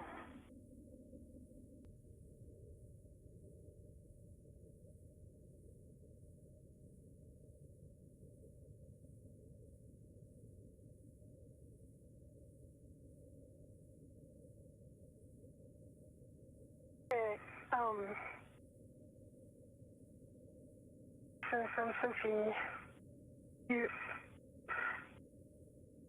I'll let you finish your steps, but I have something. Yeah, that'd be great. Yeah, I'm almost there. Okay, green hook on red reel, locked, black on black, closed. Copy. You can unlock that reel.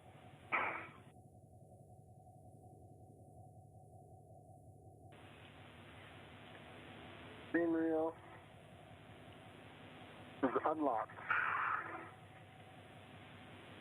And you'll release your yellow hook from the SSRMS Lee and attach it to your green tether rail with a gate close, hook locked.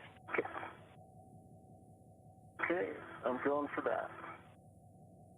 Sophie, you can use the comm if you'd like to talk to him.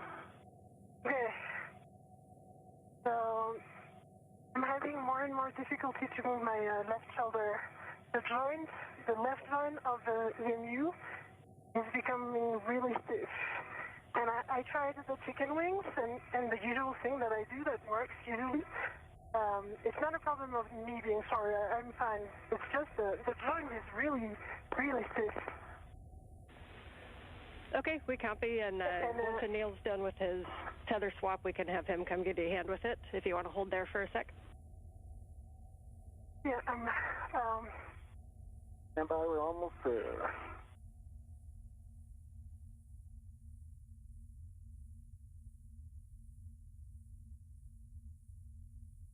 Nice heck of you.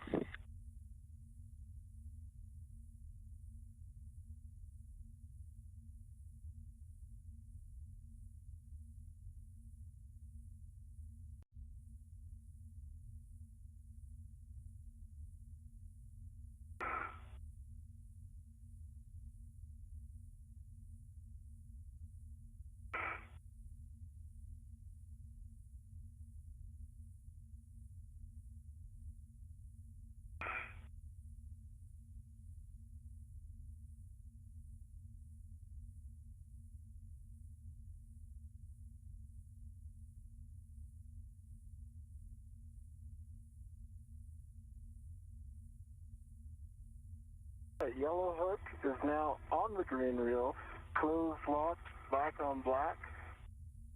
If I'm in a good config, I can target over here.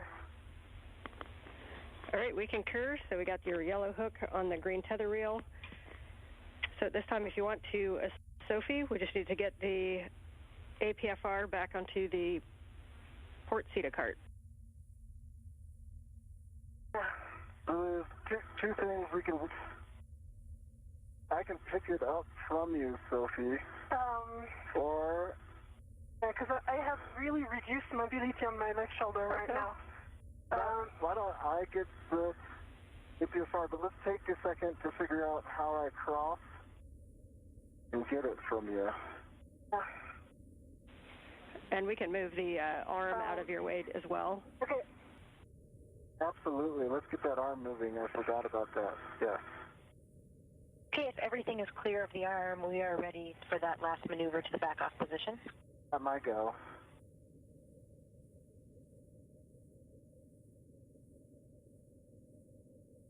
Okay, what I suggest is I go back to the port CETA cart. This I can do. Okay. And then there we'll be able to do something. Agree. I can go high over the CETA cart, put myself in the middle, and then take the APFR from you.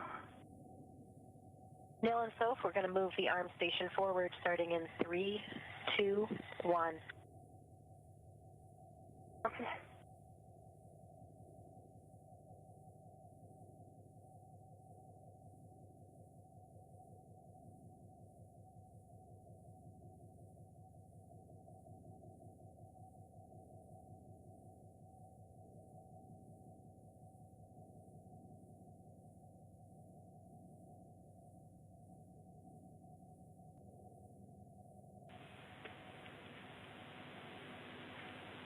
And Sophie, you seem to be translating now. It is, did the arm work itself out? Oh. I have limited motion on my left arm. He's gonna stop. But I'm gonna post here, and like Anil is gonna climb to the with APFR, the with number 3, and I'm posing here. Okay, yeah, we like that plan, and if that arm joint got a little bit twisted on the suit, then Neil may be able to help kind of move it back if the normal swimming motion didn't work. Yeah, I did a ton of the swinging motion, the usual one, and it does not work. Copy, we're tracking.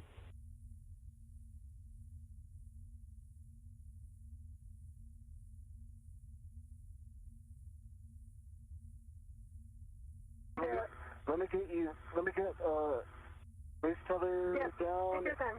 I'm in good position right now.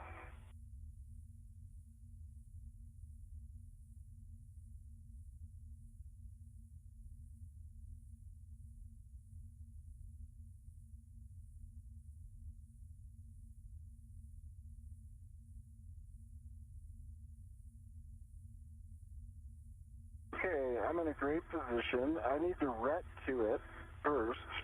Or leave it on my rep. I think it's long enough. Okay, yeah, I think that'll work. Yeah. Okay, let me release. So I'm releasing the jaws. Do you have good control? I have good control. Okay, releasing the jaws now. I'm leaving my rep. Okay. I've got it. Okay, I see it. And confirm APFR settings for stowage. APFR will go into WIF 3, and it's going to be 6 Papa Papa Fox 6. That's 6 Papa Papa Fox 6. Okay, we are set there, which is great. That's great. Yeah, I see it.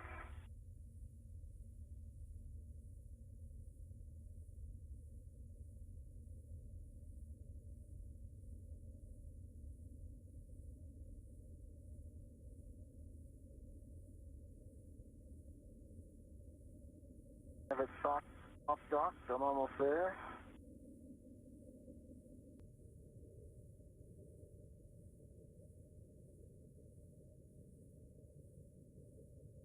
Okay, good pull twist test. Locking collar, black on black. Snob is depressible. I'm just going to get your Right off, okay? Yeah, I am ready. Copy, and now we just need to make sure the ingress aid is low profile as well. We think it was, but just to verify. Low profile. Confirmed.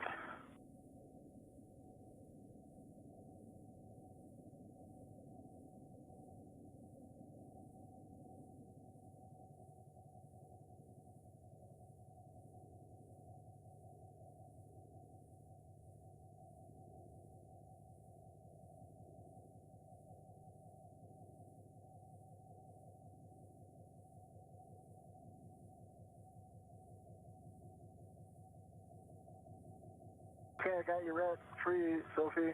I am ready to receive it, yeah. You ready? Here it comes. Got it. Got it. Nice All right, teamwork, you guys. job. A lot of that today, everybody. It's the name of the game. Hey, Sophie, I'm going to hold here. I think you should go back first. Yeah, I'll start translating, and if I need your help for the shoulder joint, then I'll pause. Yeah, that way I'll be on your shoulder side. Yeah, the one thing... Yeah, and actually, real quick, if you want to hold there, guys, we just want to talk about it real quick. If you don't mind just holding there for a minute and enjoying the view. I'll hold. Keep thinking, Sophie. We'll give them some space, and I'm watching my tethers. Okay, holding.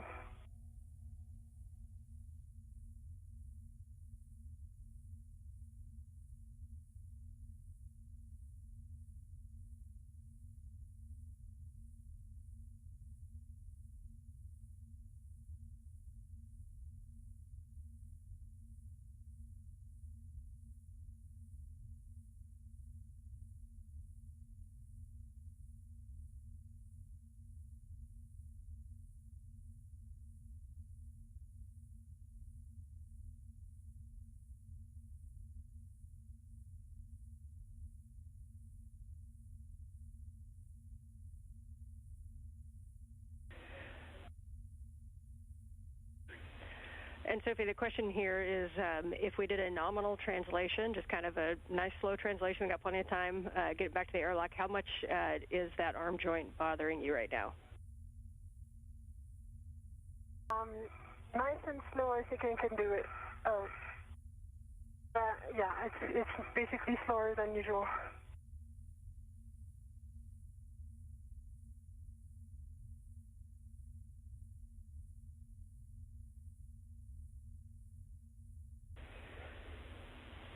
Okay, so we can have you guys go ahead and translate back together.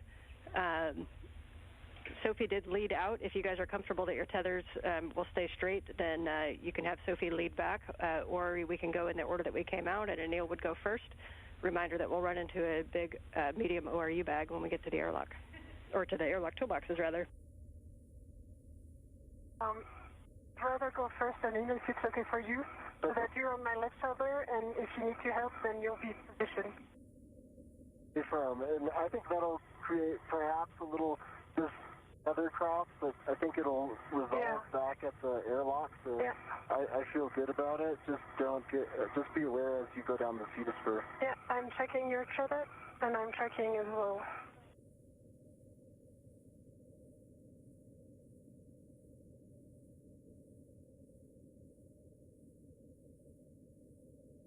I'm going to wait until you get to the feeder spur.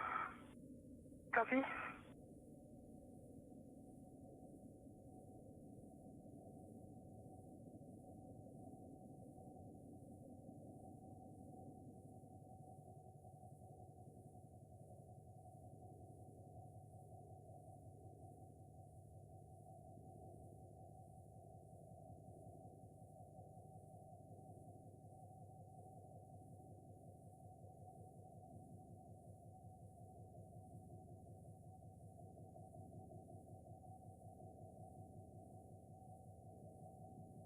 Man, I am going to hit the brakes. Scan. Copy. Good plan. Only one.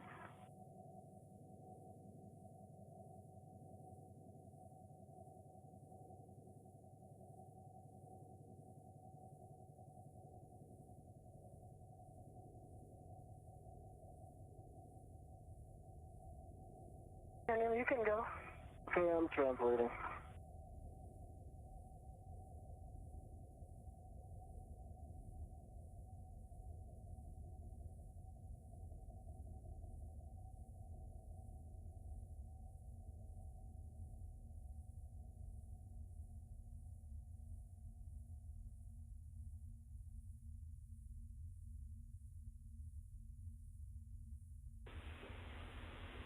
And we see you continuing down, Sophie, as you come down the Cedar or Cedar Rail. Reminder that the bags will be down there at the toolboxes. We'll have Anil pick those up.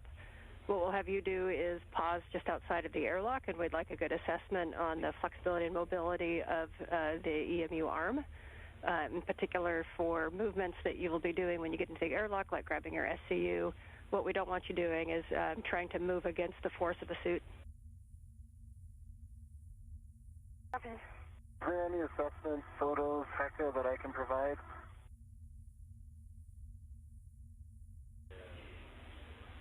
We are thinking about it.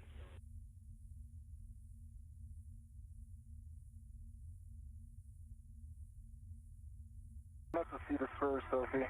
Copy. And Anil, we appreciate the offer. We don't think that there will be anything that you'll be able to grab from there, so we'll just continue the ingress.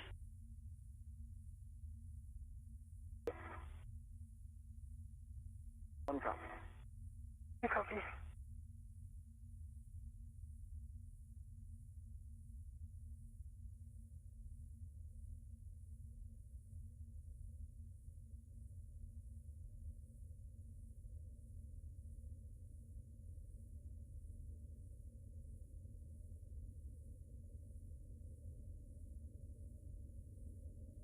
I'm going to pause here, Sophie.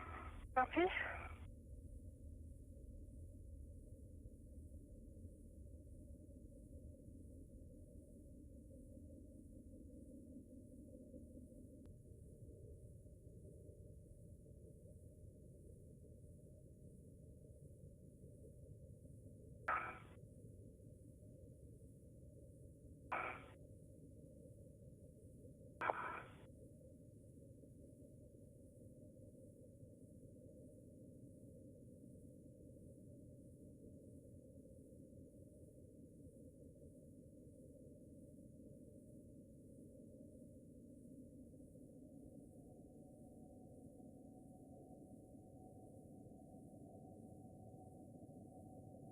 Thermal cover is open, and I'm going to put my waist tether directly on the airlock. Waist tether. Okay, copy. And any words on the mobility of that suit, in particular when you think about moving through the motions like SCUs and airlock egress?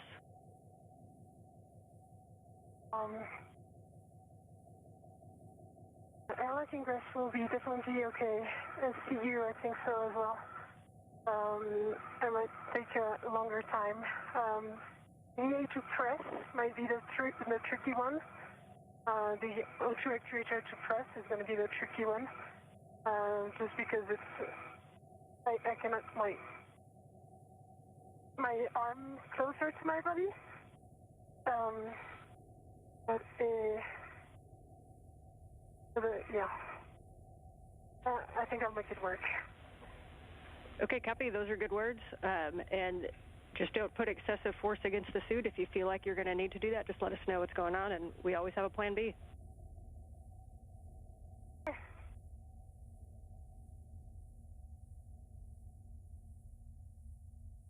Right, so load pass to station, check. I have the waist tether, the airlock waist tether, all hook gate closed, locked, black on black. Copy, airlock. Hook gate closed, black on black, and my waist tether on gate closed, locked, black on black, with a large hook and small hook, gate closed, locked, black on black. So I have a good load pass to station. Copy, and we agree. You can turn off your HECA and ingress the airlock. Okay. Do you want to pass me the bags, and you? Yeah, I can do it. One option is you get in the airlock and I can pass it to you in the airlock. Okay, let's do that. And would that be okay? That works for us.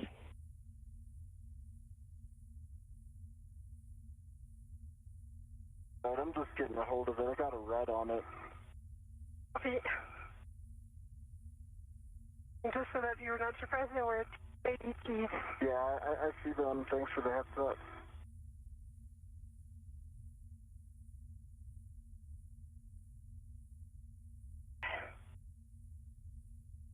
This is Mission Control Houston. We are now 6 hours and 2 minutes into today's spacewalk, which began at 7:27 a.m. Central, 8:27 a.m. Eastern Time. The crew is wrapping up their final cleanup activities, and they are reporting their tether configurations. And soon they will be ingressing back into the crew lock portion of the Quest airlock to round out today's spacewalk.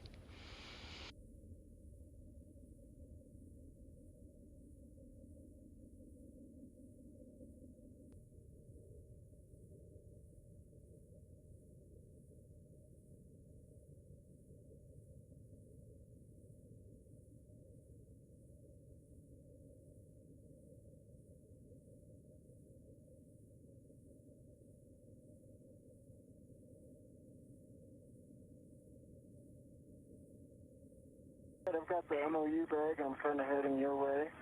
Yep.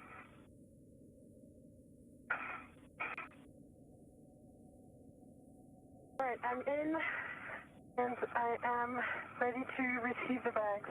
All right, I'm at the toolboxes, and I'm going to be going Mater right now.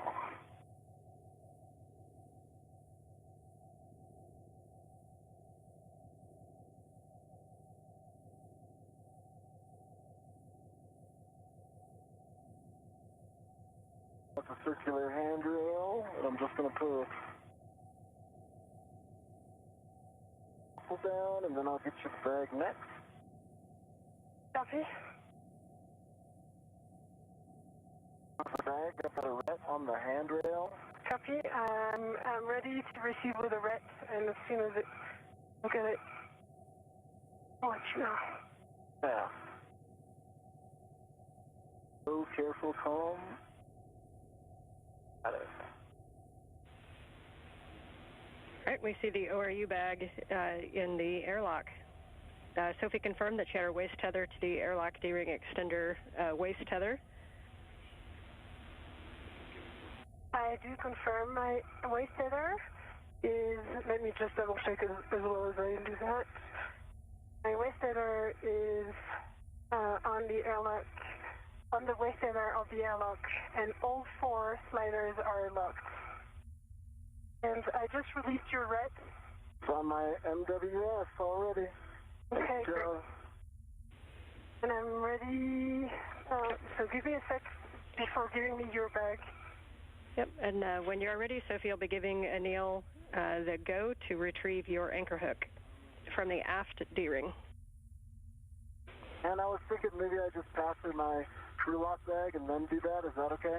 That'll work. If the BRT jaws are down, but you can get both of those, I think. And work.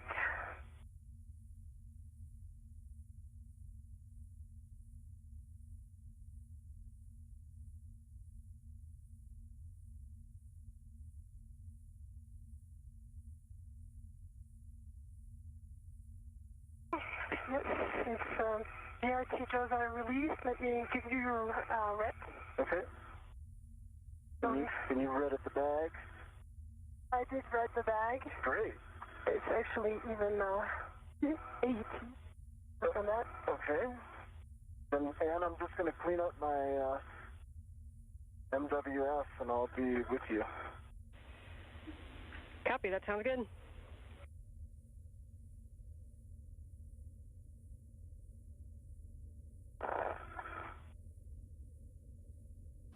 This is Mission Control Houston. You're currently seeing a live view of the outside of the International Space Station.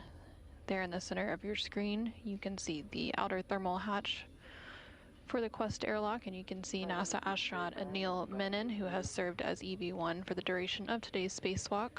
Okay, so when you're ready, you can retrieve EV2 anchor hook from the aft airlock external D-ring and attach it to your waist tether.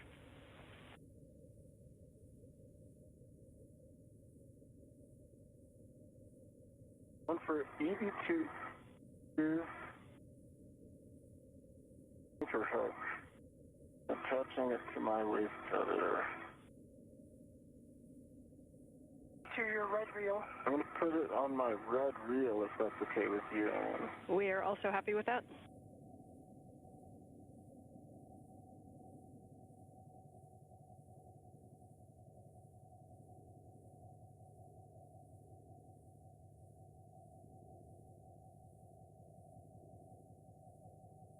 Again, you're currently seeing a live view outside the International Space Station there with NASA astronaut Neil Menon toward the center of your screen.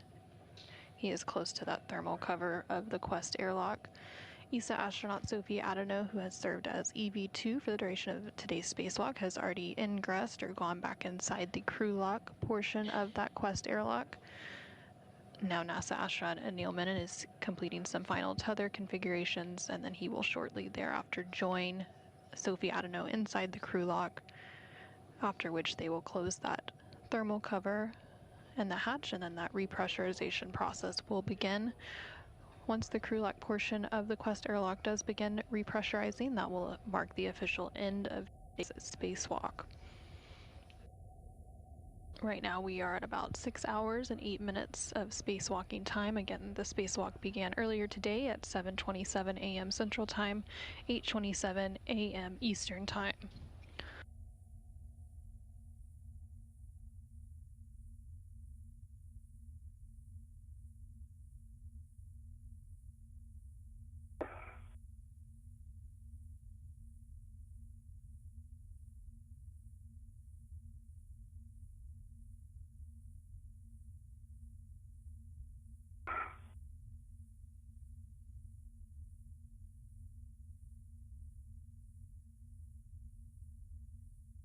Is the EV1 red reel? Is the EV2 anchor hook on it? Copy EV2 anchor hook on your... Copy, anchor hook is on your red reel and it is locked. So you can stow your EV1 anchor hook on your workstation and turn off your HECA.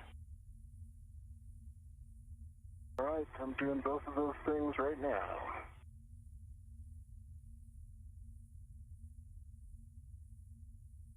Before I turn off my HECA, Ann, I have this question for EVA console. She is very enthusiastic for your question. Go ahead. Oh, well, I don't know if you can see through my HECA, left side of this cuff checklist page. I think we should add it as a permanent addition. It's a picture of Sandy, and it says, "Don't worry, Sandy has thought of it." And I think that's emblematic for this series of EVAs.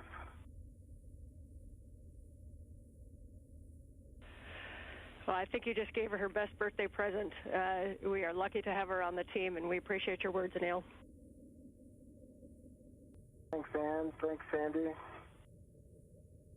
Going in now. We copy.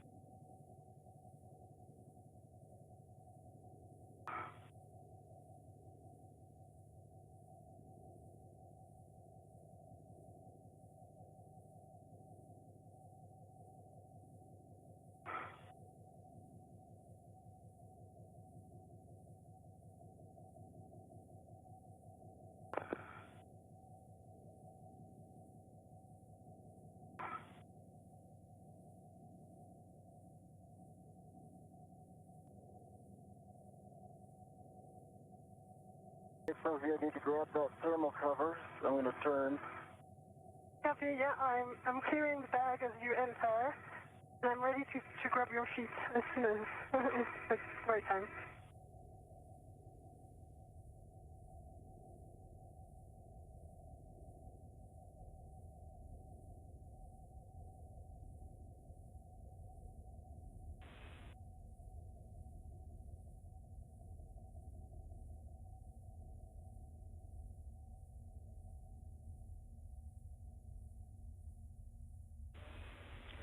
mind we see your HECA off, so you can continue the ingress and close the airlock thermal cover.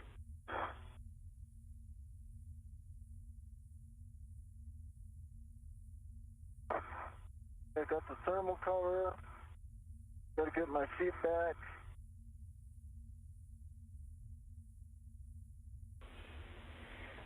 Copy. You'll be attaching that integral strap to the magnetic plate D-ring, cinching until snug, and report Sharpie lines. Copies in work.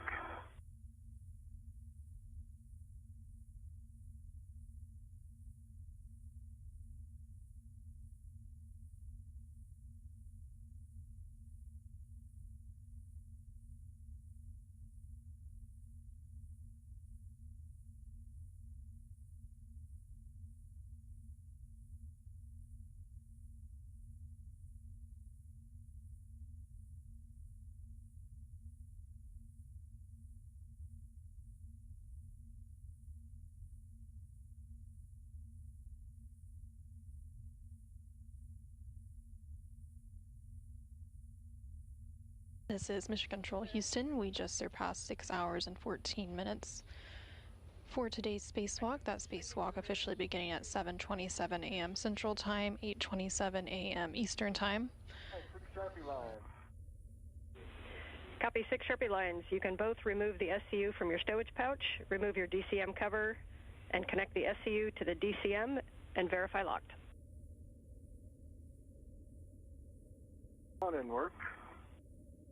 Both crew members, NASA astronaut Neil Menon and ESA astronaut Sophie Adano, have now ingressed. Station water is warmer than your plus water, so if you want to turn down your cooling to a higher number, you may.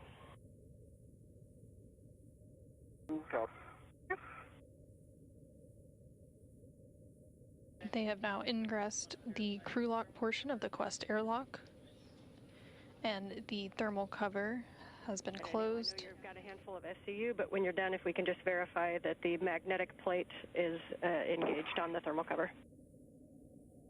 I can verify that now. It is engaged. Good work. Thanks.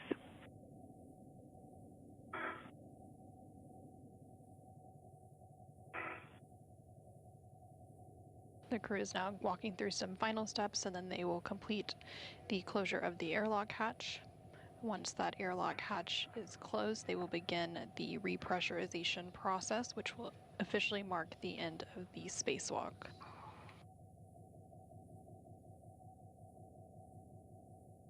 Okay, once the SCU is on, and locked. Copy. EV1 SCU on and locked.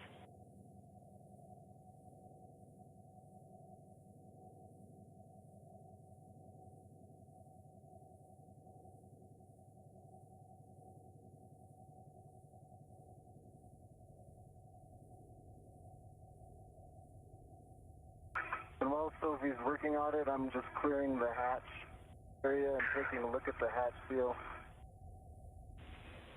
Copy. Thank you. SCU on and locked. Good word, Sophie. We like that. So at this time, you both can switch your water off. Okay. You can both switch your water off, OFF, and expect water is off message.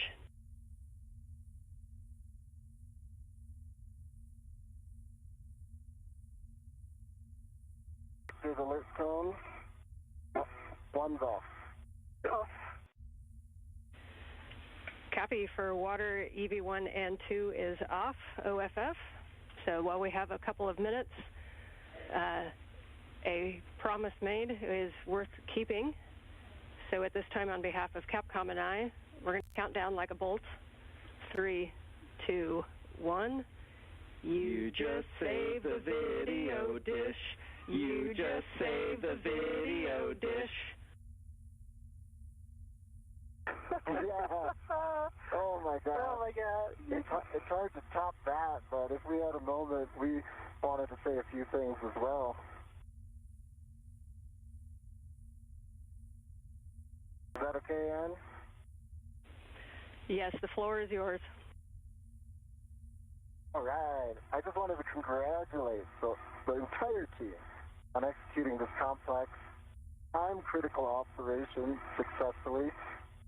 We just, with more checkouts, established communication redundancy for station. In today's expanding space economy, communications is a cornerstone of growth, and NASA has always been a pioneer and has a lot to be proud of. Personally, I'm proud we continue to accomplish challenges like today's EVA and demonstrate NASA's deep capability to work in the harshest of environments. Our success are a result of you, the people at NASA, people in the room in MCC right now, and most importantly, I think today proves that it's the resiliency that we have to not give up and make this a success. Me, personally, it'll be a lifetime memory to work with you all today. I'll never forget it. And to see Sophie mirror that preparation and switch into full beast mode with 2 EVAs in 2 weeks. Congrats, Sophie. You crushed it. A special thanks to Jess, who's really been a mentor up here with her 6 EVAs and soon to be 7, hopefully. And Jack, whose professionalism makes everything run smoothly and gives us great feedback, and we learn so much from him. And over to you, Sophie. Thanks, Daniel, for a great word. I can only concur for the team and the praise for the teams, everyone up in Houston and also in here on the ISS. I would add that it's a small toothbrush for an antenna and a giant leap for communication redundancy. But jokes aside, well done teams for the successful EVA. Together we overcame the challenges. Thank you for your hard work and dedication. It's amazing what we can achieve when we are all working together. In fact, you're a master for flying the arm, and we've learned a lot from your professionalism. Chica, you're the best mentor I would ever remember. Now, just wanted to say a quick word for the younger generation about working together. Never underestimate what humanity can achieve when we work together. There's still so much to explore and even more to create. So keep dreaming, building bridges, and we do believe that you'll have a bright future. Thanks, Sophie. Those are great words. Thank you both. Lots of smiles around the team. That was really meant a lot to everybody down here. Thank you. For Neil, you can verify the outer hatch clear as hardware. The handle position is per the decal, and then you are going to close and lock the hatch. In working, and it is clear. I'm just going to verify it per the decal and then.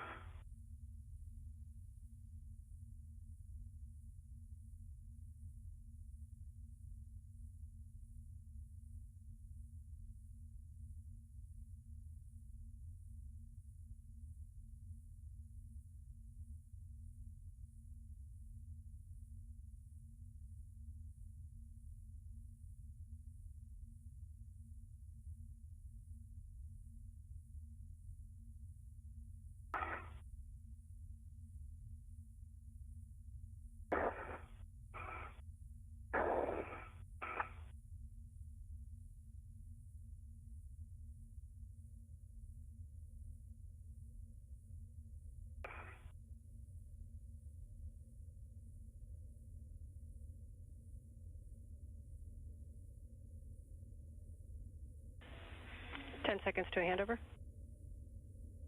All right, I'll keep working on it.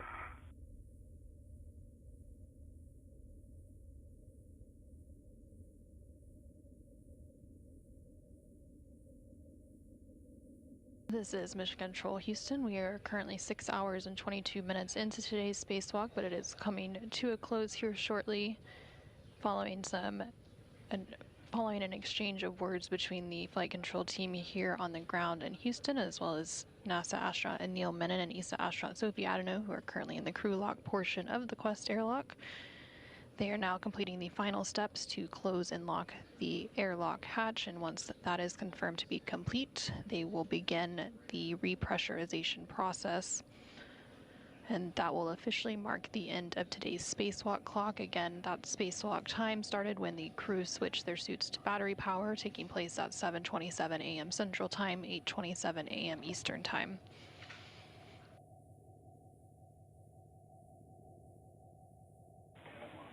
Back with you after handover. Awesome, we're almost there. Off the hatch, keep. Come down.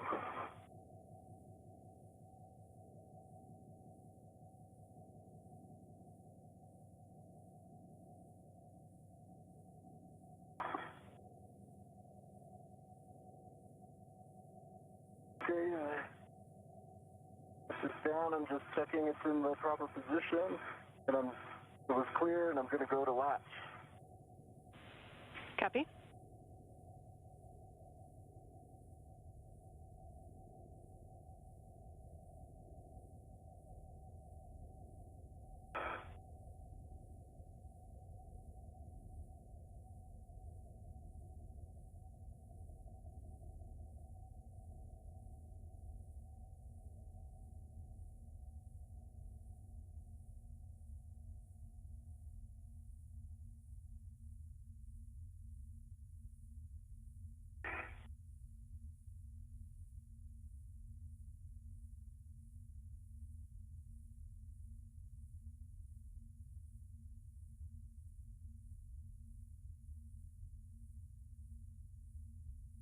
Green, where's FCU, Sophie? Say again?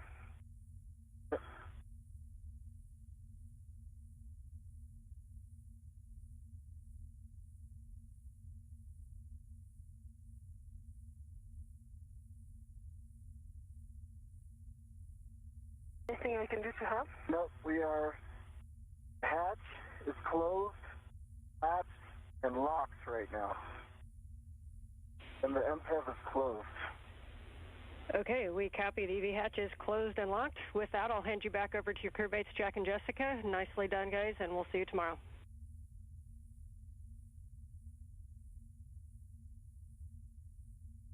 Thank you, Aaron. All right, welcome back inside the hole, Nell and Soph. I'm on step 4 of the crew lock repress cue card. Soph, on the UIA, check the oxygen, EMU 1 and 2 valves. There's 2 of them. They're both open. Oxygen, EMU 1 and 2 valves are open. All right, switch the EV 1 and 2 power to on, OS. Any more?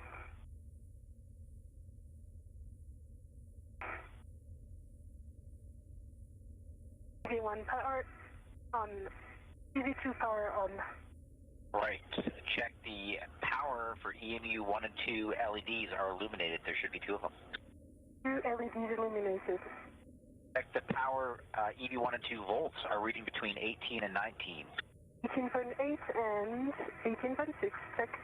Right, sounds good, and we'll do this sequentially. So EV1 and EV1 only, take your power switch on your DCM to SCU. Expect a warning tone. Power to SCU. All right, copy with that. Good. Switch throw EV2. You can take your power switch on your DCM to SCU. Expect a warning tone. Power to SCU. I think I heard you, so good switch throw, is that right? Yes, good power SCU. Okay. We are not on SOP purging, and so we're going to leave our O2 actuator. Disregard. I'm just looking through the warning here. I think we're good to press. So on your DCMs for EV1 and 2, you can take your O2 actuator to press. Okay.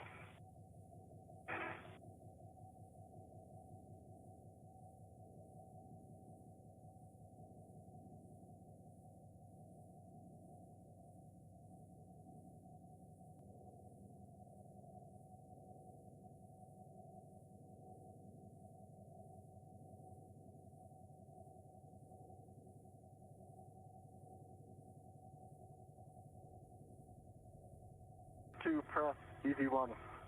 And just verify you see on your DCM O2 pause is press. O2 pause press on DCM. For EV1.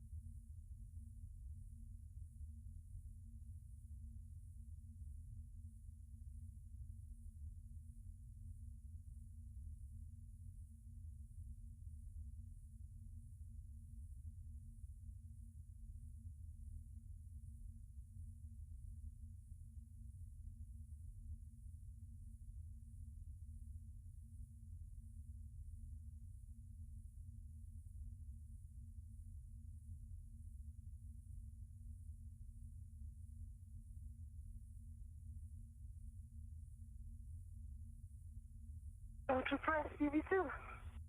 Great work, Sophie. Just verify for me that on your DCM it does say O2 pause to press. O2 pause press. Awesome. EV1, can you check the EV hatch MPEF is closed? Closed. EV hatch MPEF is closed. All right, our next step is to open up the IV hatch equalization valve and start to repress. You guys feeling good? You want us to go to a nominal rate or start slow? Try nominal. Nominal. All right, we're going to position.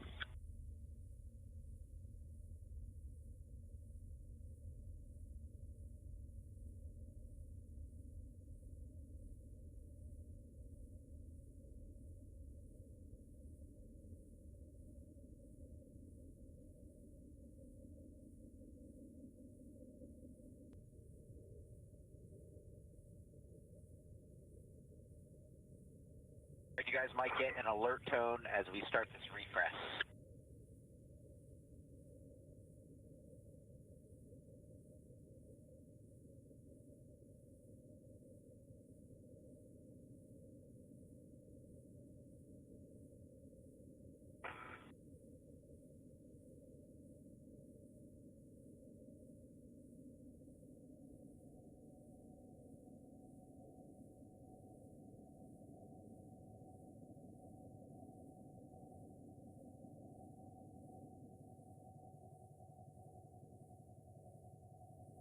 This is Mission Control Houston. Now that the crew lock repressurization process has begun, the clock for today's spacewalk has officially stopped. That taking place at 1:57 p.m. Central Time, 2:57 p.m. Eastern Time.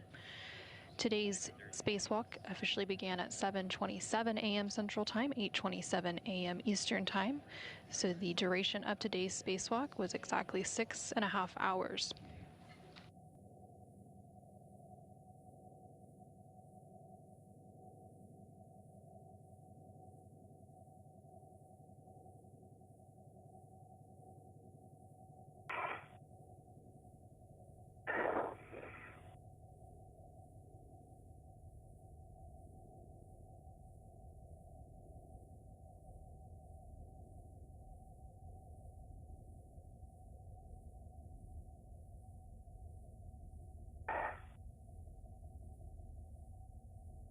Currently on your screen, you're seeing a live view inside the International Space Station. That view coming from the equipment lock portion of the Quest airlock. You can see NASA astronauts Jessica Meir and Jack Hathaway, who are currently inside that equipment lock portion as they continue to work through that repressurization process of the crew lock portion. Again, that repressurization process began about 2 minutes ago at 1:57 p.m. Central Time, 2:57 p.m. Eastern Time to officially mark the end of today's spacewalk. The crew lock will continue to be repressurized until it reaches the pressure to match the rest of the station, which is about 14.7 psi or pounds per square inch. It had been previously depressurized down to vacuum ahead of today's spacewalk, and right now it is at about 1.5 psi.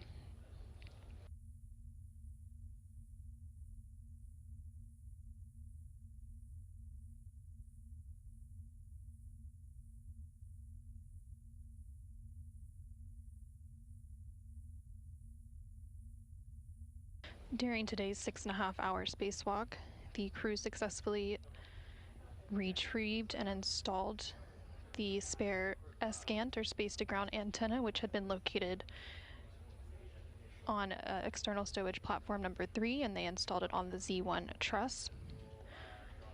Initial data and power connections were confirmed, and additional connections and tests will be performed overnight on that spare space-to-ground antenna following its installation today. The crew is also able to retrieve the failed S-Gant that had been temporarily stowed on the Z1 truss following its disconnection during last week's EVA, and they were able to move that over to external stowage platform number 3.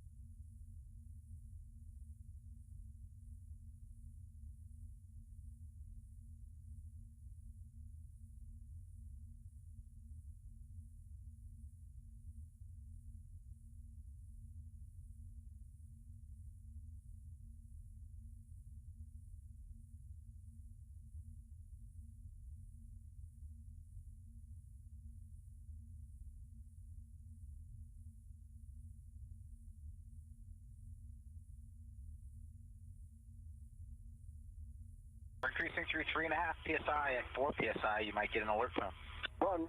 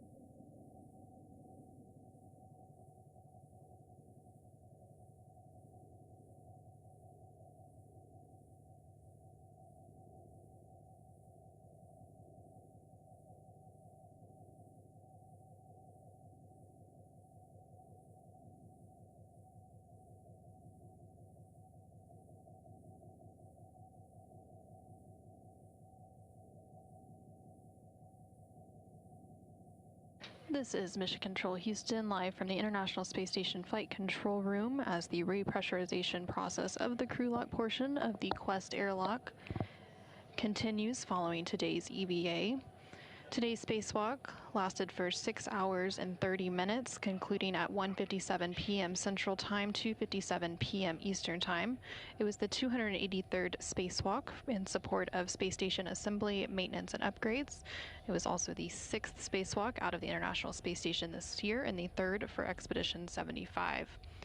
Today's spacewalk was the 3rd spacewalk completed by NASA astronaut Neil Menon. He now has a total of 19 hours and 20 minutes of spacewalking time, and it was the 2nd spacewalk for ESA, or European Space Agency astronaut Sophie Adano, who now has 12 hours and 53 minutes of total spacewalking time. Across the 283 spacewalks that have been conducted in support of the space station, they now total 74 days, 17 hours, and 14 minutes of spacewalking time outside of the space station. Again, that repressurization process is continuing. The crew lock is now at about 4.8 pounds per square inch, or PSI. At about 5 PSI, they will conduct some leak checks to ensure that everything is looking good, and they will hold briefly at that point. And then they will continue the repressurization process back up to about 14.7 PSI, or pounds per square inch, to match that of the rest of the space station.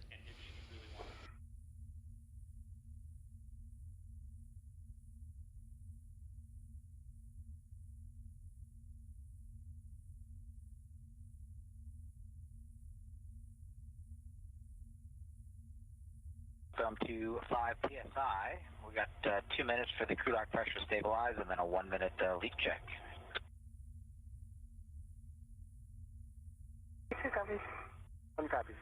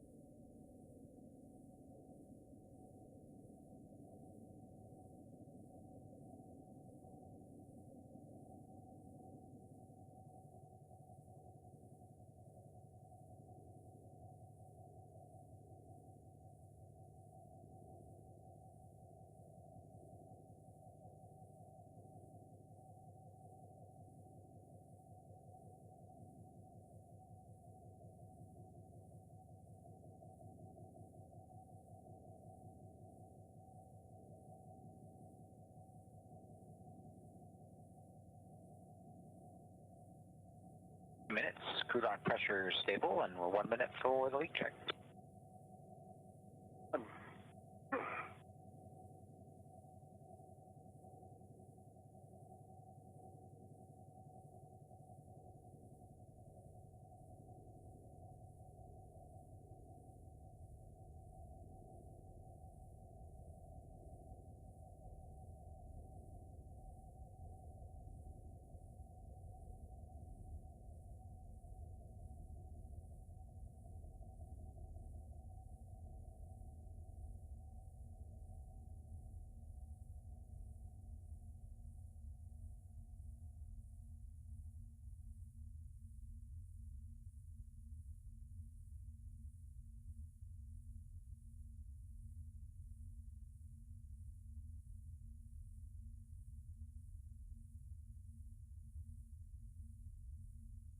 That's a minute. Pressure stable. It's a good leak check.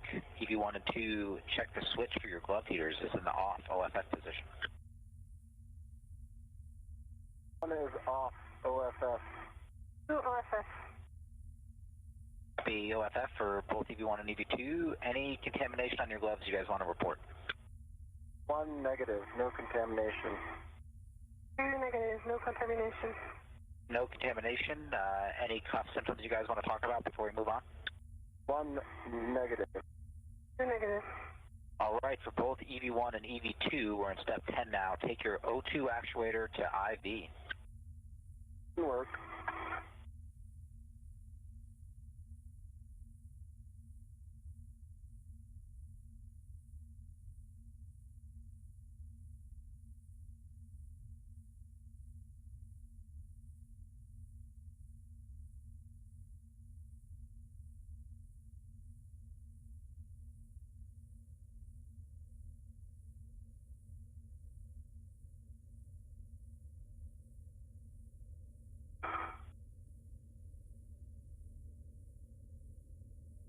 One is IV. One is IV. Copy, nice work, guys. EV1 and EV2 are IV. I'm going to restart the repress. You'll get an alert tone as we go. 1.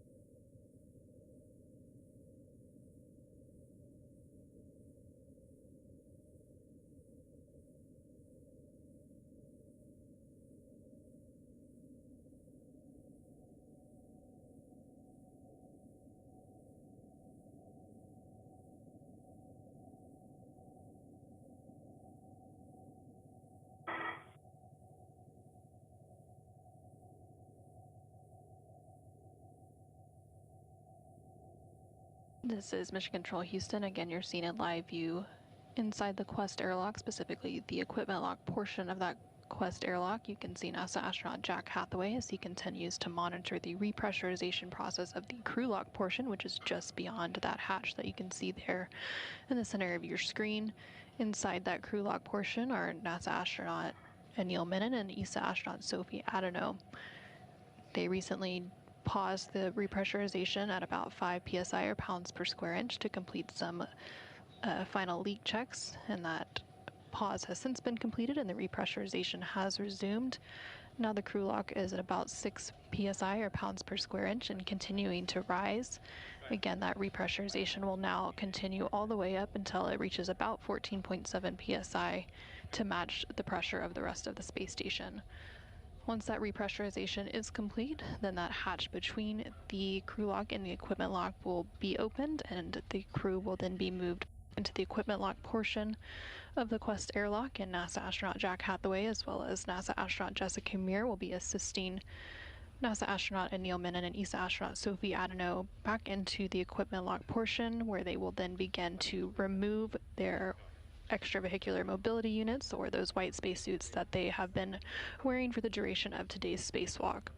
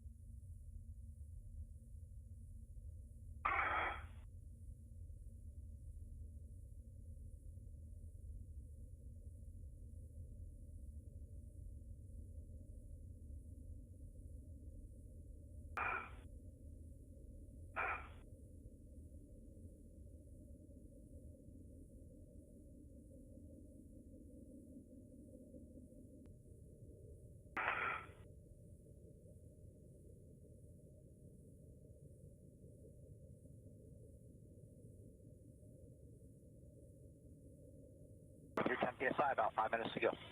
1, 2.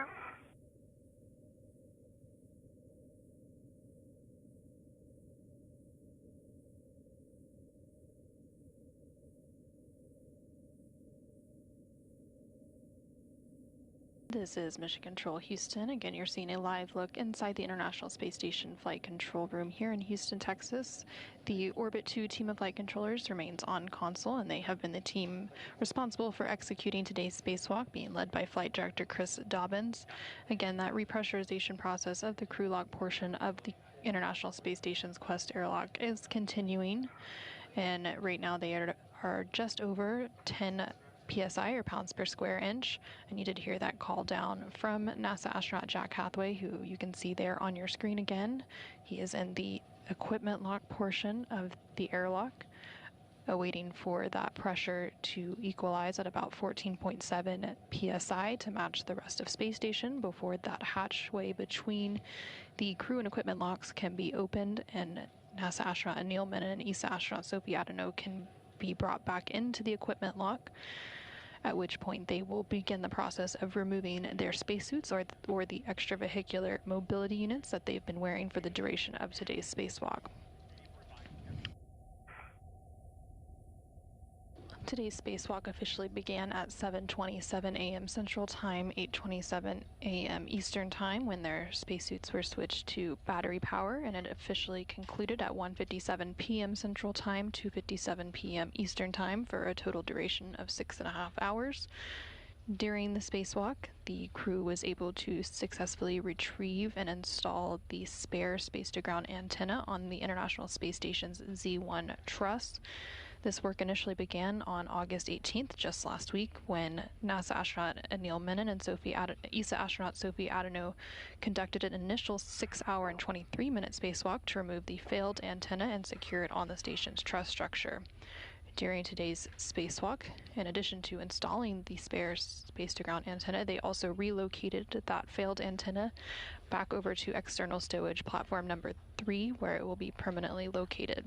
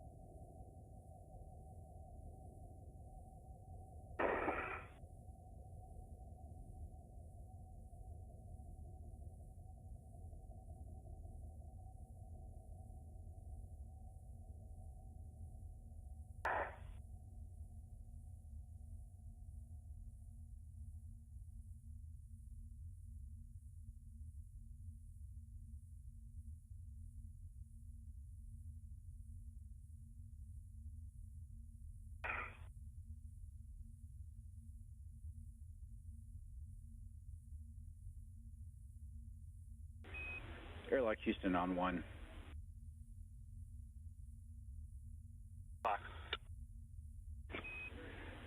Jack, we're working on some questions. If Sophie is comfortable staying in the suit for a few minutes while it's pressurized, we have a few questions we were putting together for. If that's not the case, it's no issue. We'll move on without. But the best pause point will be after step 18 in the post-EVA procedure to do that.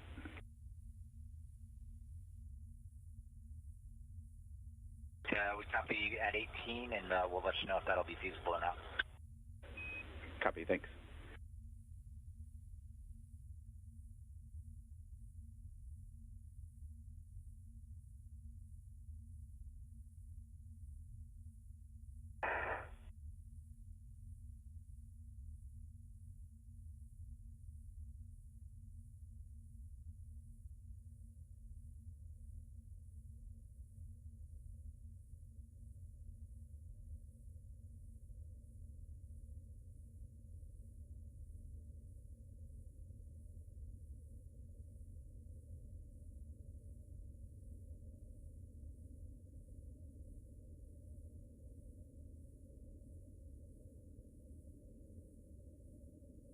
Just about equalization, getting ready for the IB hatch.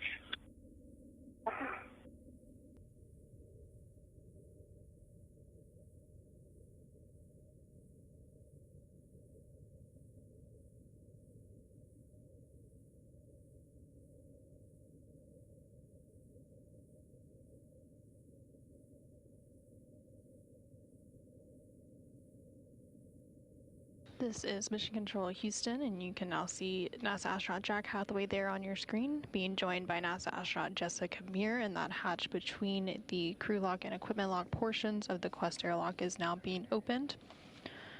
The pressurization of the crew lock has been equalized to match that of station, approximately 14.7 psi or pounds per square inch.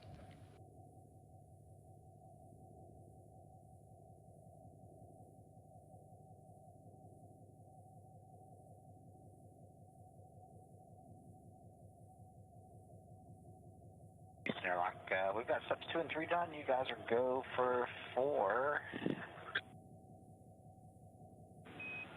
Copy, we'll put it in work.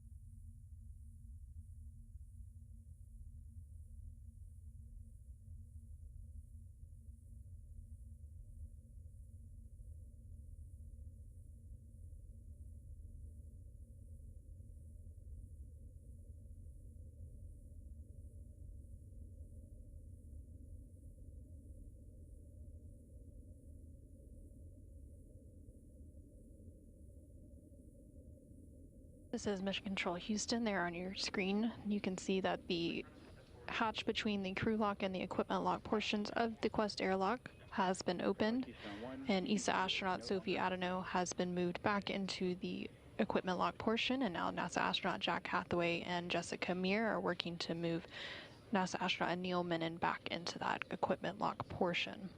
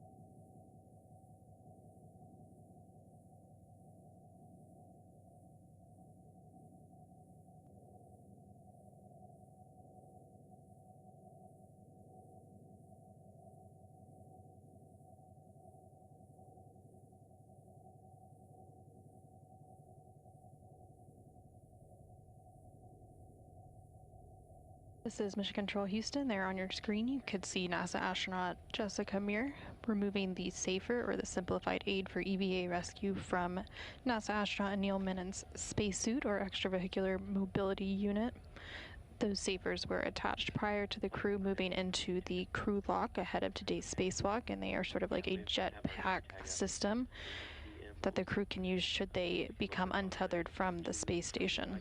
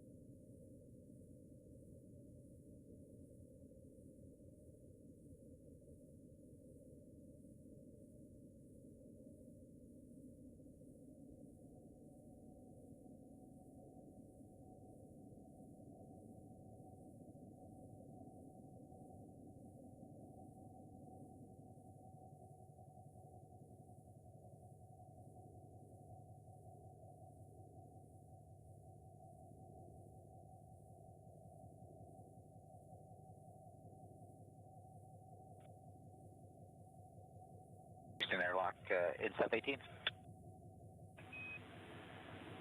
All right, we're with you. First, to confirm, it is Sophie's left shoulder joint in the EMU that's having the issue. Is that correct? Correct, the left shoulder. Okay, have just a few steps here. Should only take us 5 minutes or less to walk through a couple troubleshooting steps. That'll give us some info. We'd like you to unvelcro and unzip the upper arm TMG, and then we'll check on the orientation of the upper arm axial restraint, and we want you to report that orientation to us. Mark.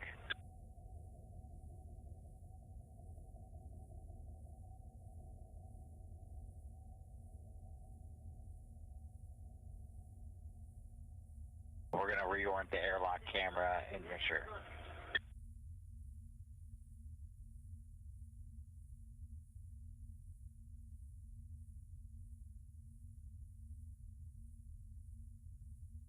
Give us a couple more words on the axial ring and what we should be looking for.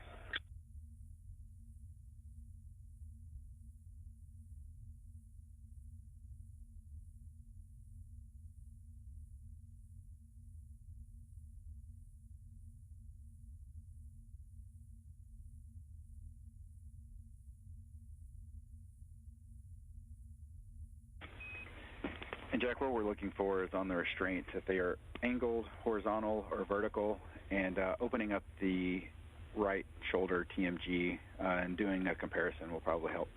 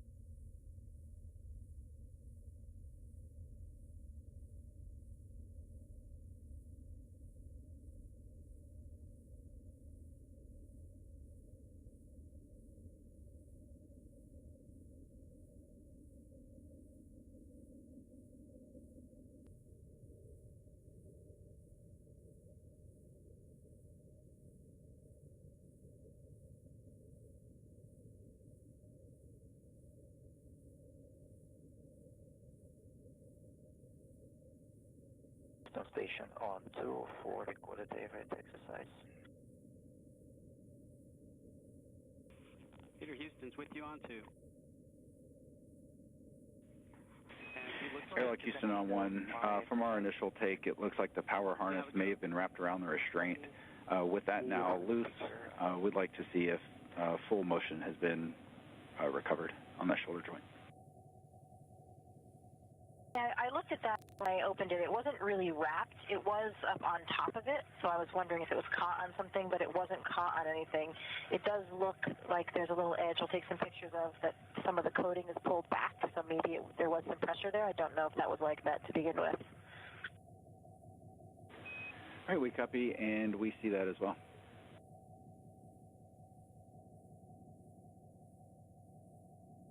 Maybe it was hanging up. When I reached in, that cable was right on top of that left axial restraint or whatever it's called, but it wasn't stuck, but it was kind of retracted within the suit on there. We copy.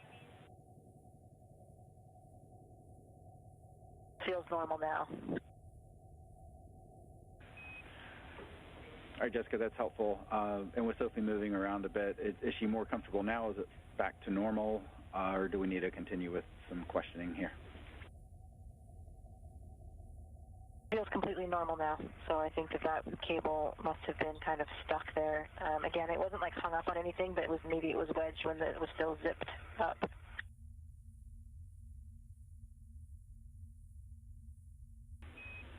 All right, that concludes our troubleshooting, and thanks so much for taking those few minutes, and we'll get those pictures and video from you when able.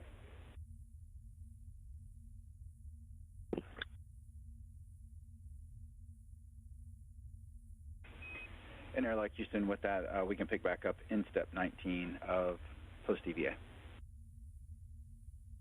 You were in step 19.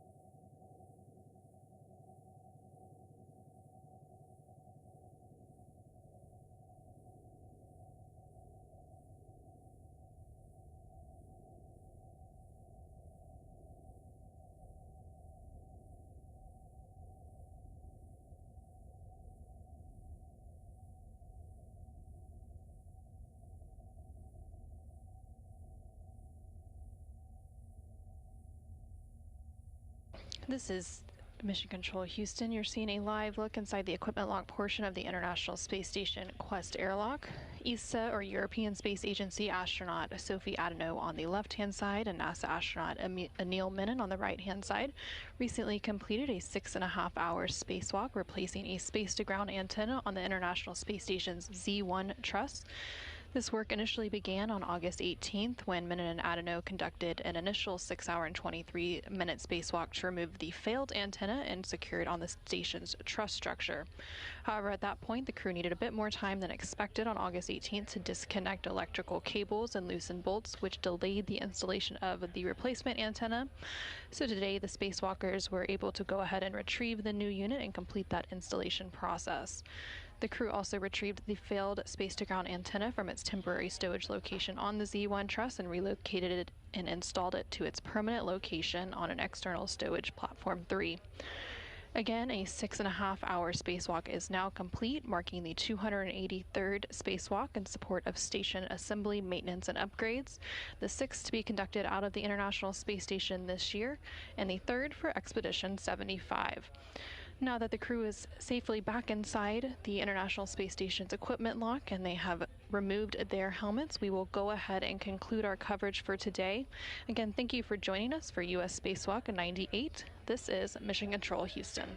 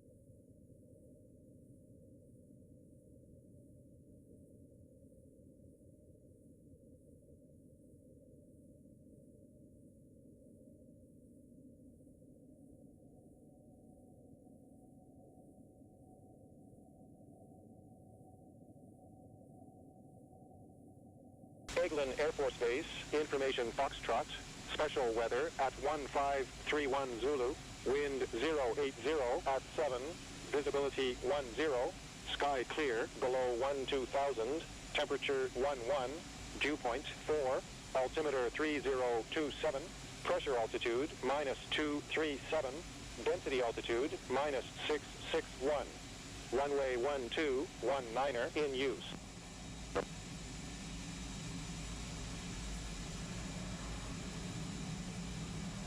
Eglin clearance, NMX 1.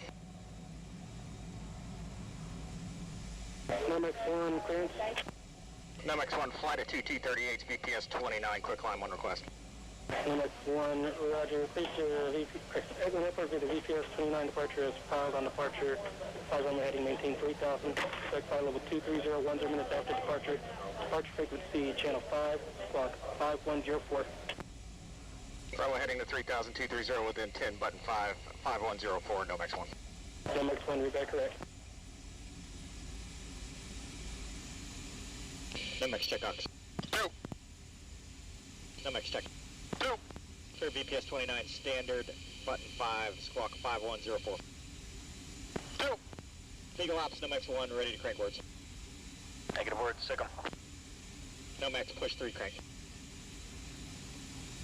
In one of my last flights in the T-38 in January of 2022, I had the opportunity to fly basic fighter maneuvers or dogfighting 1v1 sortie with a brand new lieutenant who had just finished his training. Got to take him out to the Whiskey 470 airspace and do some 1v1 training, which was a lot of fun for me because it's always fun to teach and fly with somebody who's just learning the aircraft.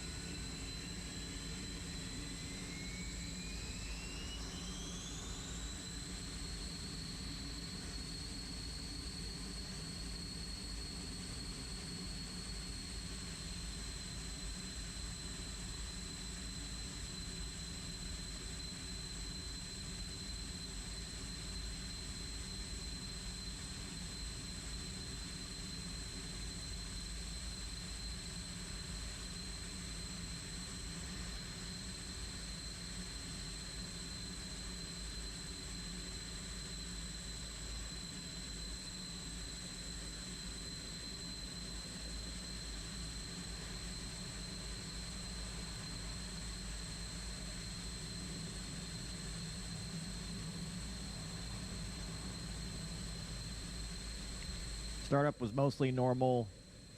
2 had some issues with the transponder, which you'll see here in a minute, where it was squawking emergency, even though he wasn't intending to do so. So they were having trouble seeing him on the ground looking like an emergency. Aircraft on 33rd ramp, squawking 7700, contact ground.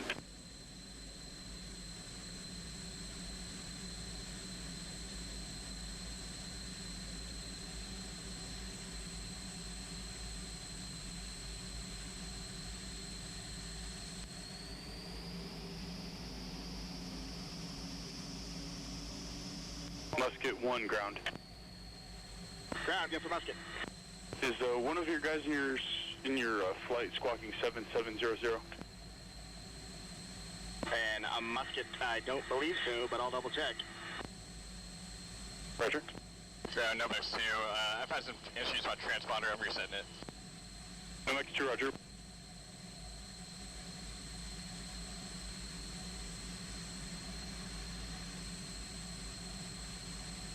No, Max 2, verify there's nothing wrong. No, Max 2, fixing the issue right now. Roger, thank you.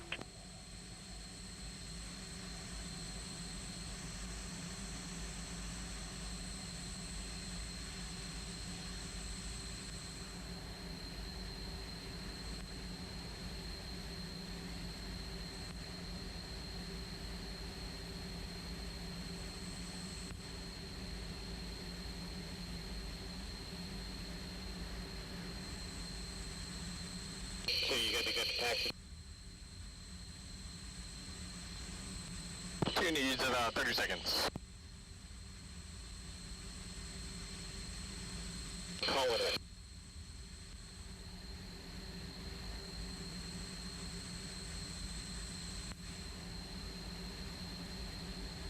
in. Nomex 2 ready.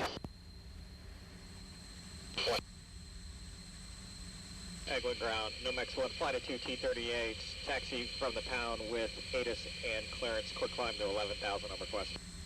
Nomex 1, runway 12, taxi via Bravo, information Golf Colonel Thunder 3021, quick climbs on request. Taxi via Bravo with Golf, Nomex 1.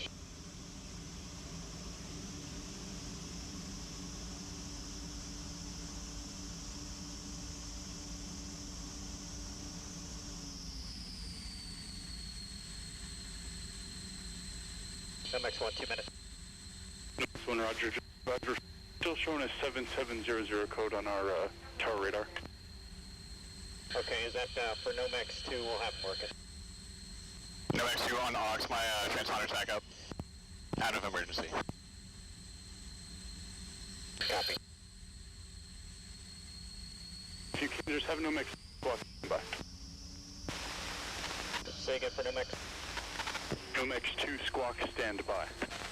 Yeah, they're working the issue now. They should be off. Are you still showing them squawking emergency? Affirmative.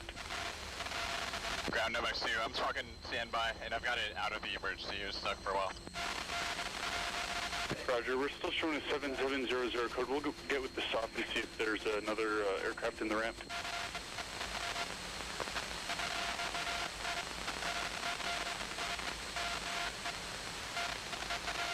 And 2, if you need to, just go off and turn the thing off. We don't need a transponder. 2.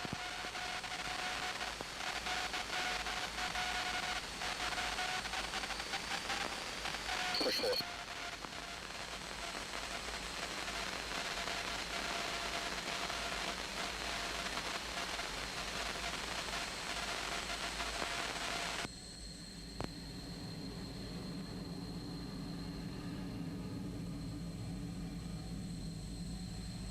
Nomex check. 2. Tower, Nomex 1, flight of 2, in sequence, runway 12.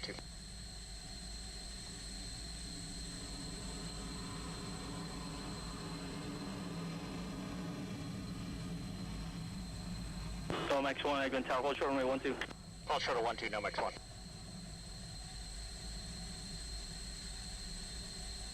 And Tower, Nomex 1, just to confirm you're not showing Nomex 2 squawking anymore.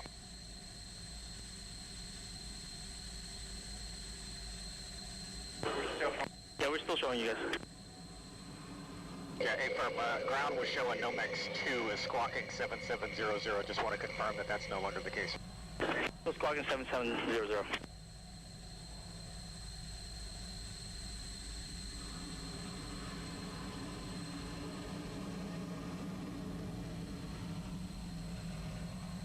Nomex 1, quick climb to 7,000 approved, runway 12, wind 050 at 5. Hold short. Okay, quick climb to 7,000, hold short, Nomex 1. Nomex 1, runway 12, wind 050 at 5, clear for takeoff, change to departure, caution wait turbulence for the departure. Okay, Nomex 1, clear for takeoff, push 5. Usually you'd want to do a quick climb up to the teens, but a quick climb to 7,000 is better than nothing. I'll take it. All right, 2, remember we're going to 7,000, so it won't be much of a quick climb. 2. My little reminder might seem a little excessive, but I think with a new wingman, when you're doing something non-standard and it doesn't go as briefed, it's good to remind them that it's not going to be what they expected, just to make sure no one makes a mistake. Here we're doing an afterburner interval takeoff, so he'll take space in behind me and then rejoin on my wing after takeoff, so not a formation takeoff or anything like that. There's 100, 150.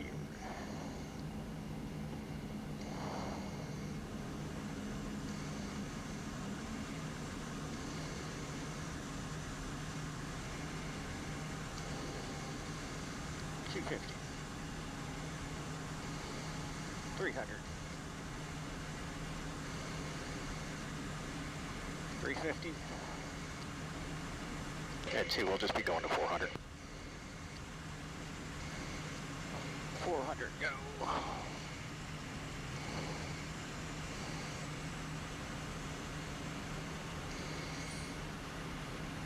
Departure Nomex 1, airborne passing 4,000 for 7,000. Nomex 1, exit departure, roger, squawk 5104.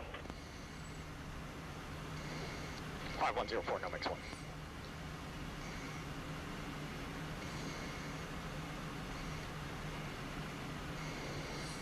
And squawking 5104.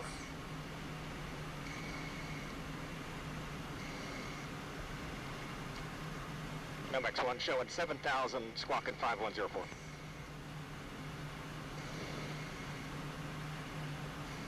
Nomex 1, roger, verify 5 miles southeast phase and southeastbound. Nomex 1, affirm.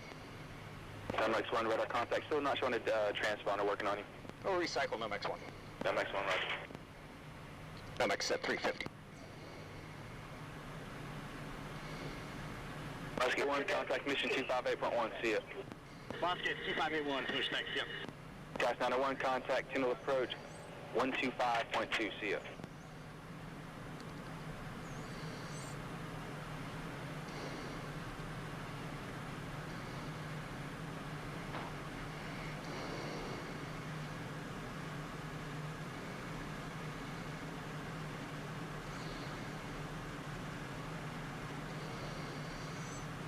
Slow to 300.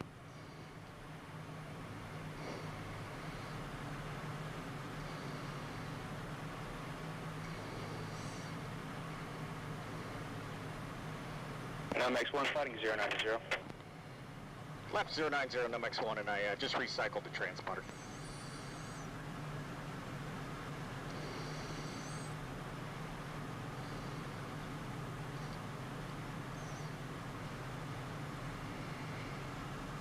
There's old 2.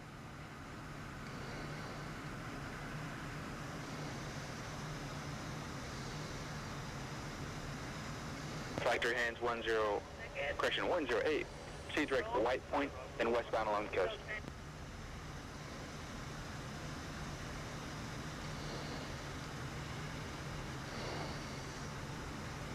November 325 Foxtrot Juliet, exit departure, identity altitude.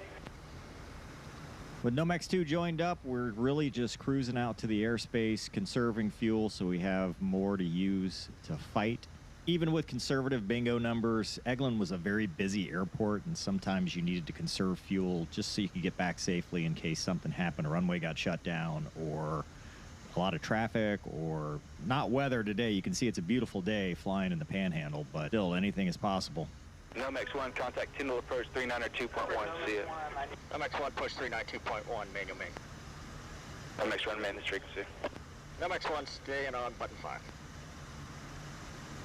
Nomex, stay on Pry 5.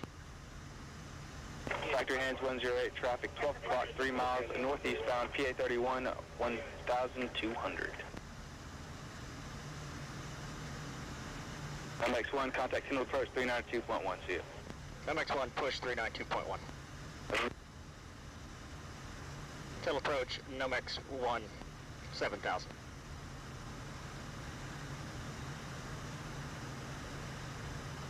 Nomex 1, Tyndall approach, you're loud and clear, altimeter's 3020. What's your intentions? 3020, and we've got the Phantom airspace run of EPS 29 like direct. Then Nomex 1, I'm sorry, we're using the Phantom airspace for Nomex 1. And copy, and stand by. Just 1 second. We'll have hire for you and a transfer over. Are you working with Whetstone today? Nomex 1 negative. It's just in-house CT. Copy.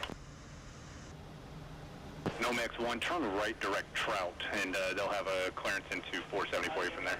Right turn direct Trout, Nomex 1. Nomex 1, radar services terminated. Our cancellation is received 4 or 5 minutes prior to RTB on this frequency. Nomex 1 will go, Nomex push, manual main. Nomex check main. Getting into the airspace, we'll switch to our discrete frequency, get a reference heading, and then fence in so everything is set up for fighting. Nomex reference 140. Fence in. Nomex confirm heading 140. I think my Aegis eye is off.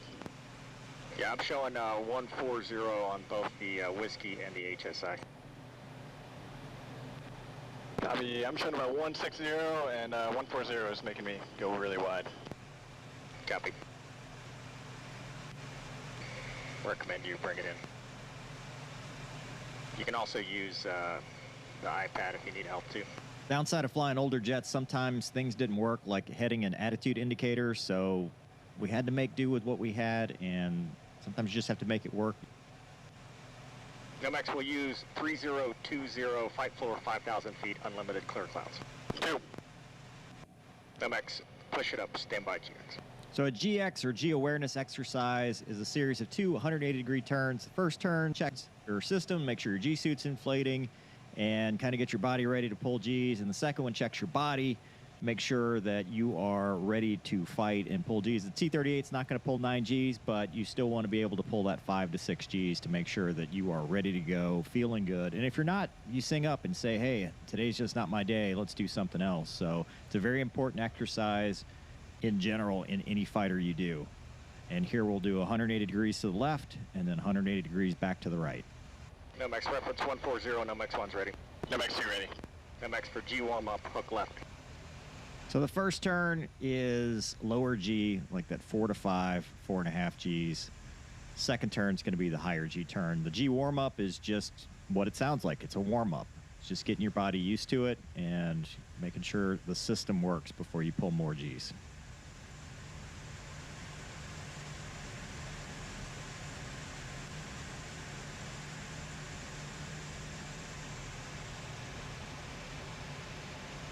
Nomex 1 ready. Nomex 2 ready. Nomex G awareness, hook right. Second turn is very important, G awareness. So you're checking your body now and make sure that you are physically able to pull Gs, and pulling Gs warms up your body as well. It gets the blood flowing as it should be to get you ready and acclimated to go do a higher G set. One of the things I'm also doing as a flight lead is watching my wingman to make sure that he sees me when we roll out. He didn't have a problem. He didn't G-lock. He's not pointed toward the water. It's a safety thing as a flight lead that you're watching what's going on. Nomex 1, 2.8, 5 Gs. Nomex 2, 2.8, 5.5 Gs. Okay, next set will be high aspect butterfly set for number 2. We'll start at 16,000 feet. 2. First setup was a high aspect butterfly set, which means neutral merge, but I was the training aide, so I had power limitations and weapons limitations to give him the advantage. Reference 140, Nomex 1 ready. Nomex 2 ready. Nomex, check away. Check away is a maneuver from line abreast where we can build spacing so that we can turn in with enough range to merge 180 degrees out, nose to nose. Nomex, turn in, fights on. And here at the turn-in fights on, we will merge 180 out neutral, and the fight will be on to see who will get the quickest kill.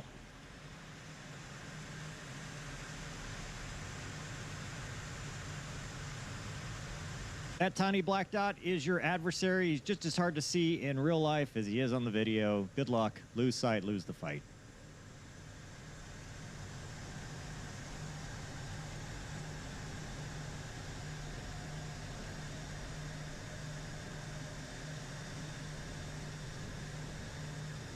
Nomex 2, Fox 2. Fox 2. Really?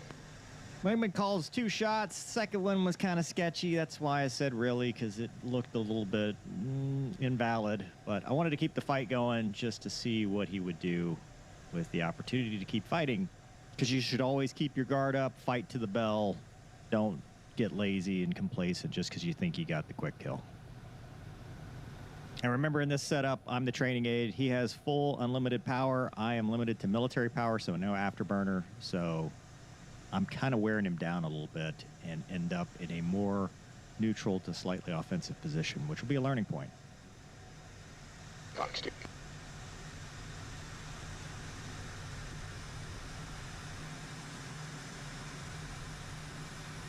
Fox 2, kill hostile right-hand turn. Nomex, knock it off. Nomex 2, back it off. You're clear fighting. 2. Ops check 1 is 2.8 2.75 Gs. 2 is 2.5, 4.5 Gs. I gave you the kill on that one. I just wanted to keep it going. 2. Do you want to do a butterfly or you want to go full up? I think we can get 2 more sets. Okay. Next set will be a high aspect butterfly set full up. Reference 070. 2.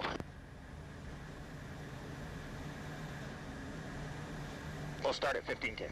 So since he did really well on the first one, this one's full up, which means everyone has full afterburner. No one's a training aid. It's just mono-e-mono. Update 060. I use reference headings here to fix the formation to keep him from having to burn a lot of gas to get back into position. That was a good job, man. The only thing I saw on that one, you know, it looked like a little bit high aspect on the shots. We could talk about it on the ground there, but just remember energy versus nose position. You know, if I'm threatening you with my nose, you need to bring your nose back around and deny me that access. Quick debrief between sets, words of encouragement, and helpful tips for the next set to keep him on track.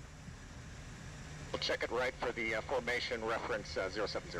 Again, check turns can help redress the formation without making your wingman burn a lot of gas and time trying to get back in position.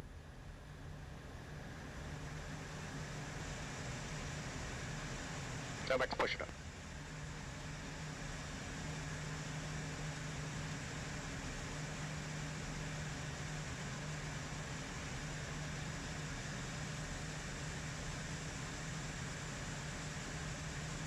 NMX1 ready. NMX2 ready. NMX check away.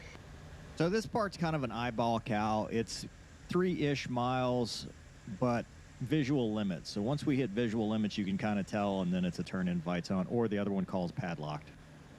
Nice.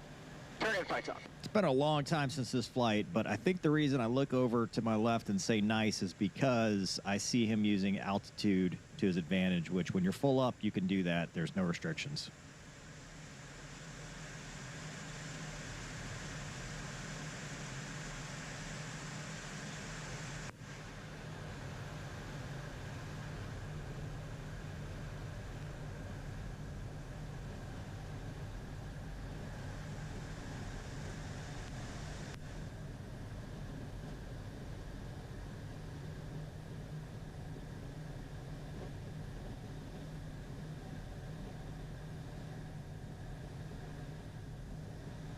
Fox 2.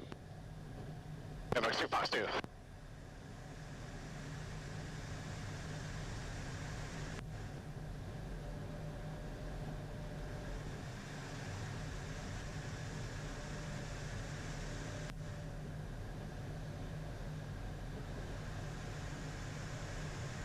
NMX2, Fox 2.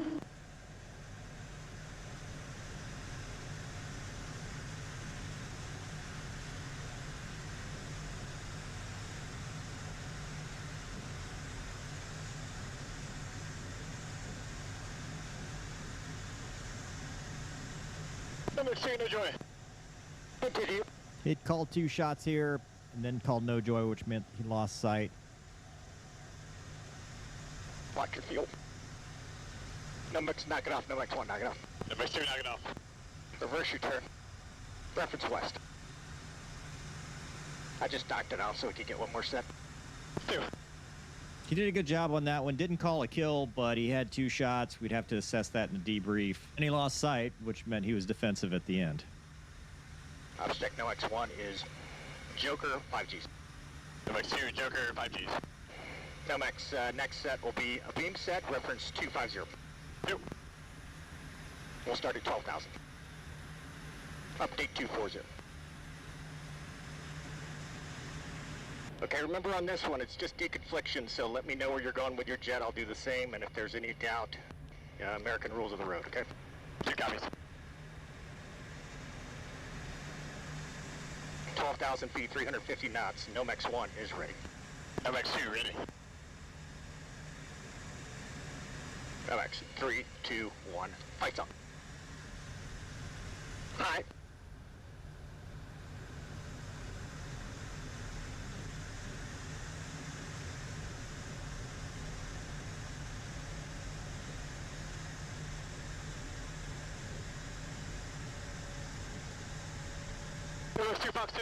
So this was his first time doing a beam set. We did it a lot in the Navy, but very rarely in the Air Force. He had never seen it before, so we briefed it extensively, which is why I gave him kind of the pre-brief, because deconfliction, nose position, where you're going with your jet is very important so we don't run into each other, and I wanted to make sure we were safe for him trying something new.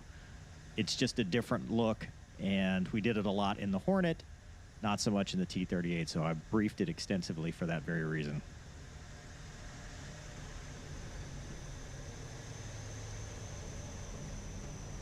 Kill T-38 right hit there. Number 2, copy kill. Alex, knock it off. Number 2, knock it off. Number 2, knock it off. Reference 260. Ops check 1 is 1.9. Nomex 2, same. Alright, Nomex, let's fence out RTV. Nomex 2. How'd you like that?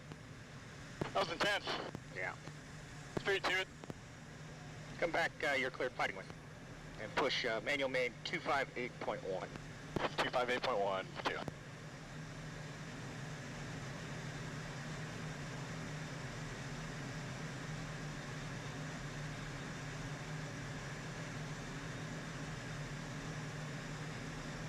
Eglin mission, Nomex 1. Eglin, Nomex 1.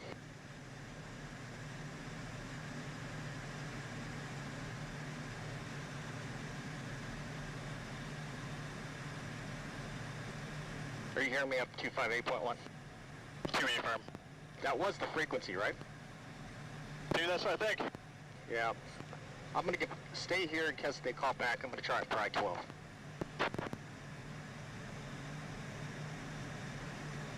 Eglin mission, Nomex 1.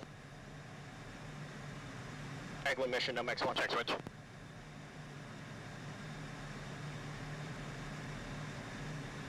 Eglin, Nomex 1. And no joy on that one either. Nothing on 258.1 since it's begun. Yeah, let's push manual 33835, that's Tyndall. 2.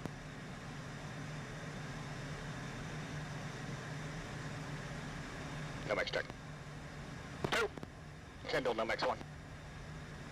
Nomex 1, Tyndall, first, go ahead. Yeah, so we're in 470, we're complete. No joy with Eglin mission. We'd like to RTB VFR beach run back to Eglin at 1,000. Nomex 1, roger, enable ident and have wingman squawk standby. Nomex with the flash, we'll have the wingman squawk standby.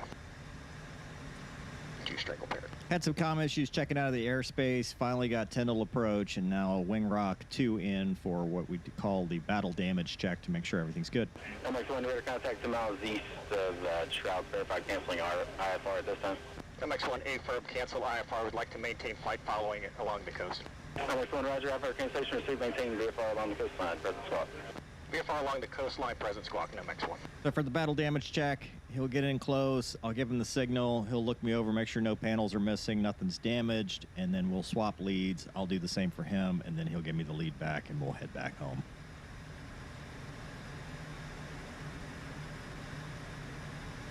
Nomex 1, to approach, you're out of here.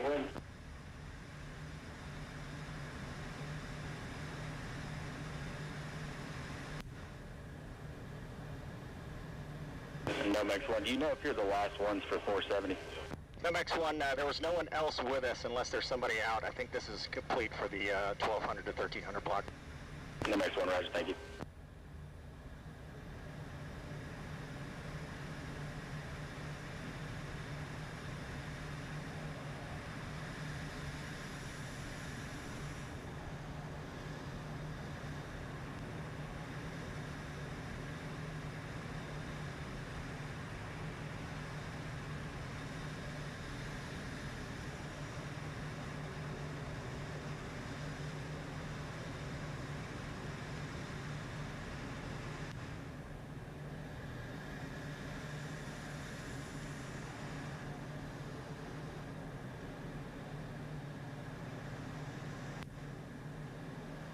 Clear, fighting wing.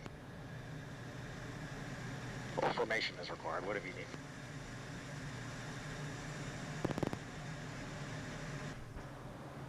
need. Bison 1, fighting 140, vector for your approach.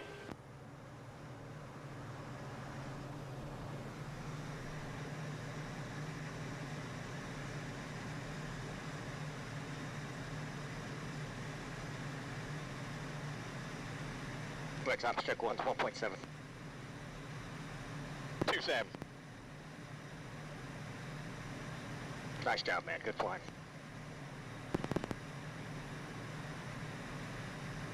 Mover Thursdays. Gotta love them. Giddy up. Nomex 1, maintain VFR at about 2,500 until you pass Tyndall. Nomex 1 will go. We'll stay here at 4,500 until we're clear. Roger. Bison 1, descend and maintain 1,600.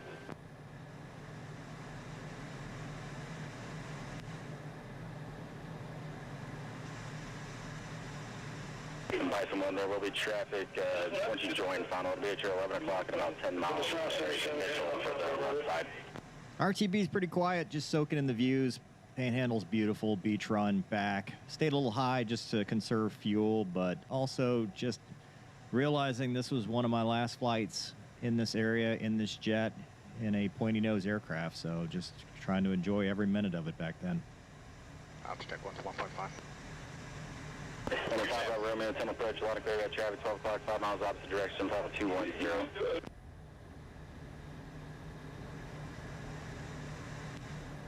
Say again, fuel. 2 Sam. Copy. Bison 1, that traffic's now 5 miles south of the field, 1,700 and flight of 3 F-16s. Just try to conserve your fuel here, just in case. Even on a nice day, I was just paranoid about the fuel because Eglin had tried to run me out of gas many times, and I didn't want to have that happen to us. Bison 1, roger that. Traffic's turning inbound now. You can contact tower 263.15. We'll see you on the go.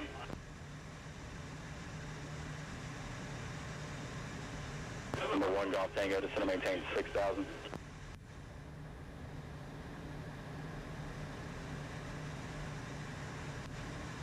Carabel's about a 1.5, Compass Lake's a 1.3, so we're right in between. We just need to not jockey the throttles too much. So those were 2 airspaces near where we were at this point, just reassuring number 2 that, hey, we're thinking about the fuel. We've got enough gas, but let's not use the throttles too much, burn more gas than we need to, because every bit counts. MX1, code 1. MX2, code 1. Cleared off, ops status. 2. Nomex 1, your altitude restriction is deleted. Contact Eglin approach 360.6. Good day. Nomex 1, copy, push 5-5. Good day. So as standard, we call our codes, code 1, 2, and 3. Code 1 being jet is no problem, full up. He passes the codes to ops to let maintenance know, and then he gets the ATIS to get the weather and information for the field, and he'll report back with that information here in a second as we swap frequencies. Nomex2, back up 33835, information Golf, codes passed in the blind. Okay, go with Golf, and we're on button 5. Information Golf, altimeter 3021, runway 12. Copy 3021, Nomex 1. Eagle approach, Nomex 1, VFR 4500 with Golf. Nomex 1, Eglin approach, loud and clear information. Golf is current. Expect the initial via Brooks Bridge, runway 12. Brooks Bridge to initial, Nomex 1, move up. Town 11, fighting 270. 270, Town 11.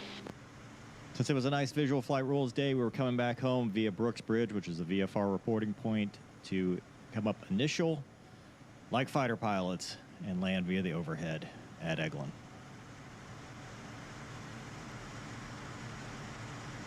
Town 11, maintain VFR at about 2,100 for distance class Delta. Oh, Tower 11, 2,100. No, that's for Nomex 1, correction. Maintain VFR at about 2,100. Nomex 1, VFR at or above 2,100. Town 11, discard. Tower 1.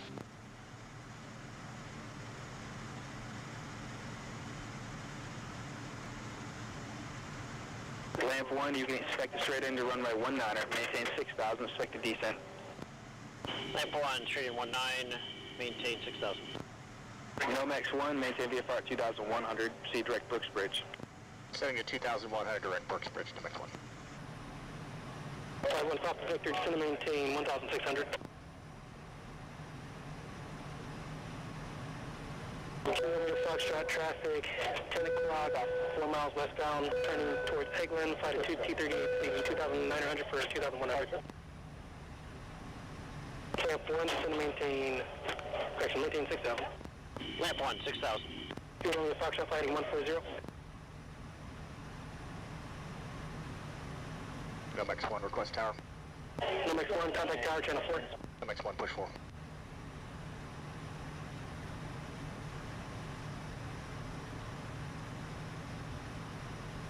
Nomex check.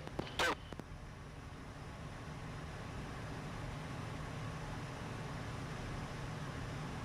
Tower, Nomex 1, Birch Bridge for initial. Nomex 1, Eglin Tower, welcome back, report initial, runway 12. Initial 12, Nomex 1.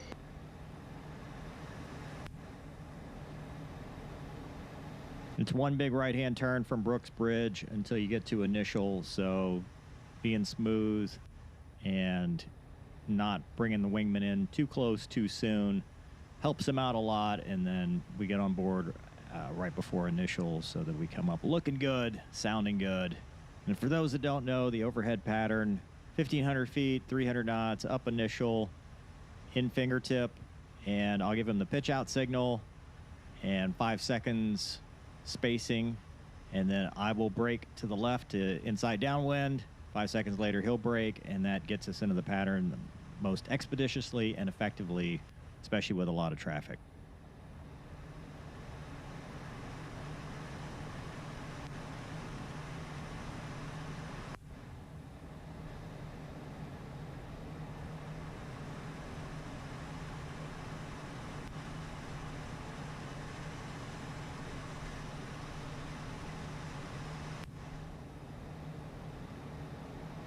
They're close on the rollout.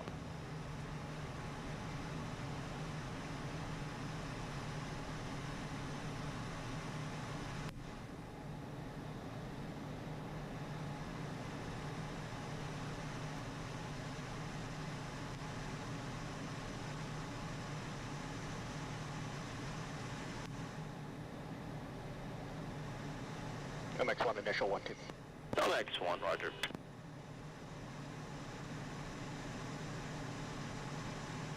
So here you see my left hand is up. That shows the wingman I'm not jockeying the throttles. Also keeps me from jockeying the throttles so that they're just set in one position to make it easier for him to stay in formation. And now I'll give him the pitch out, 5 seconds, a salute, and I'm gone. The overhead brake to downwind is level to slow down, get you below the gear speed so you can lower gear and flaps, and then you'll do a 180-degree turn base to final to full stop on runway 12.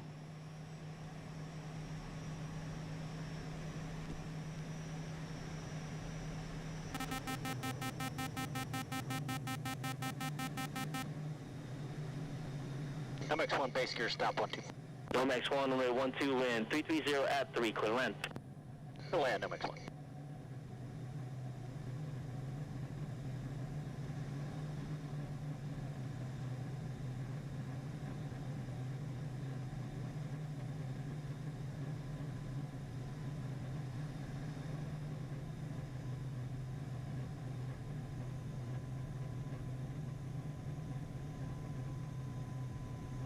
Nomex 2 gear.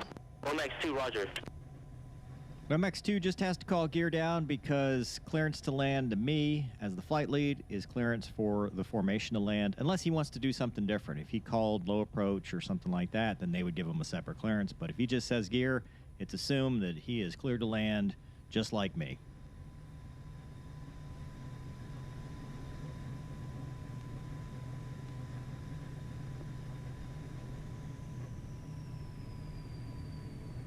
Tower, lamp 1, single A10, 2,700 feet, descending, straight in, 19, full stop, standby gear. 1, Eglin Tower, report established on final, runway 19. Lamp 1, woke up. Although it was a little over an hour flight, a lot of learning in the air, most of the learning will happen in the debrief, which will go over the lessons learned from everything from TAC admin to just regular admin going to and from the airspace to the fights themselves. We'll break it down. We'll look at the lines. We'll look at the shots and whether they were valid or invalid and how we can get better and extract as many lessons learned as we can so that we get better for next time.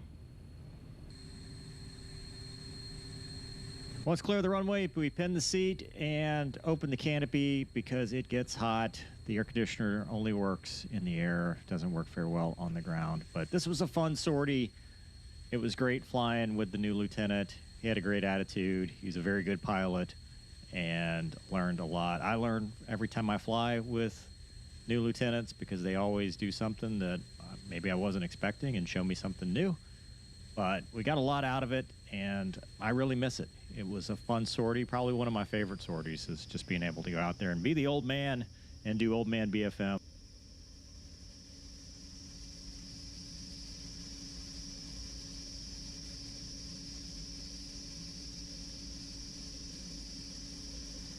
The last piece to this is we call in our codes one more time just to make sure nothing's changed and then shut down.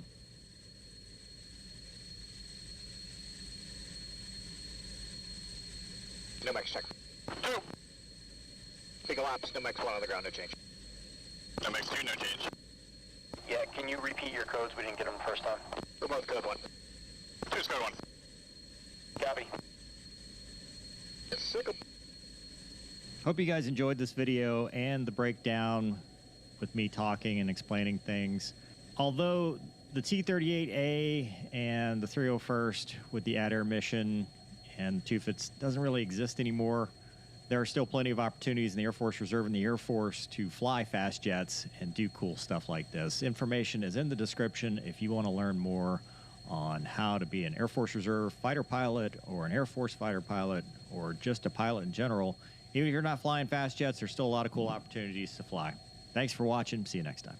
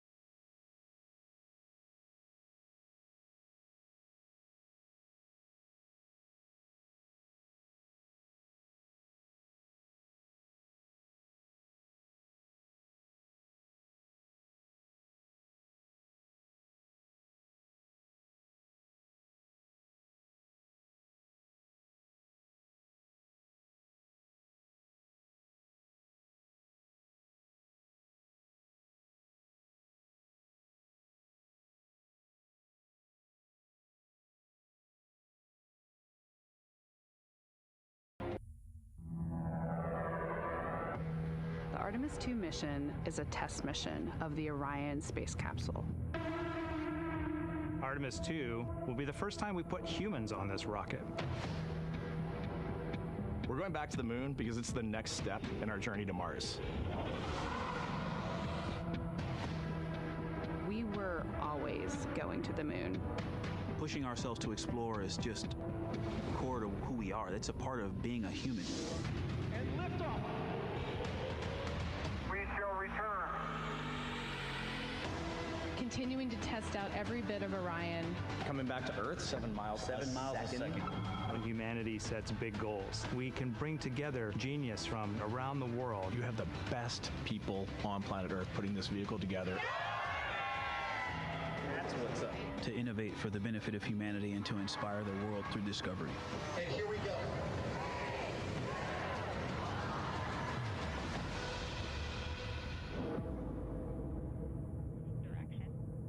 19th, 1972, 2:25 p.m. Eastern Standard Time.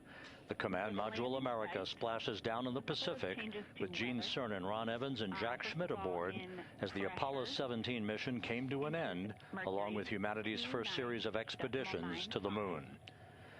Today at this hour, you are looking live at our planet from the Integrity spacecraft, heading for a splashdown in the Pacific off the coast of San Diego just 1 hour and 35 minutes from now. And good day from the Artemis Flight Control Room here at the Johnson Space Center in Houston, where the entry flight control team is on duty at this hour, led by Flight Director Rick Henfling, joined on console with the voice you'll hear talking to the crew throughout the course of the day. That is Jackie Mahaffey, second from your left. Everything has gone extremely well as we are closing in on the return of Artemis's astronauts from their flight around the moon and historic lunar flyby that will culminate with that splashdown in the Pacific off the coast of San Diego just 1 hour and 35 minutes from now. And with that, it's a good entry pad, and we can continue in the procedure. Integrity. You're looking at a live view inside Integrity. Reed Wiseman on the left doing a fist bump with pilot Victor Glover on the right, and down in the middeck area just below their feet, suited up in their launch and entry suits, are mission specialists Christina Cook and Jeremy Hansen of the Canadian Space Agency. A number of milestones yet to unfold before splashdown just over an hour and a half from now. Earlier today, the crew woke up at about 10:35 a.m. Central Time. They completed the final major maneuver of the flight, that being the return trajectory correction 3 burn. It was an 8-second burn that fine-tuned its trajectory to enter a corridor over the Pacific Ocean a short time from now. That will be the point of entry interface, where the crew will reach the first traces of Earth's atmosphere at an altitude of 400,000 feet. The crew moved into its entry checklist just after 4 p.m. Central Time, suited up in those launch and entry suits, conducted leak checks, and now are in the final stages of their entry checklist. Instruction 115 of entry checklist. SM separation ATP is go. Houston copies.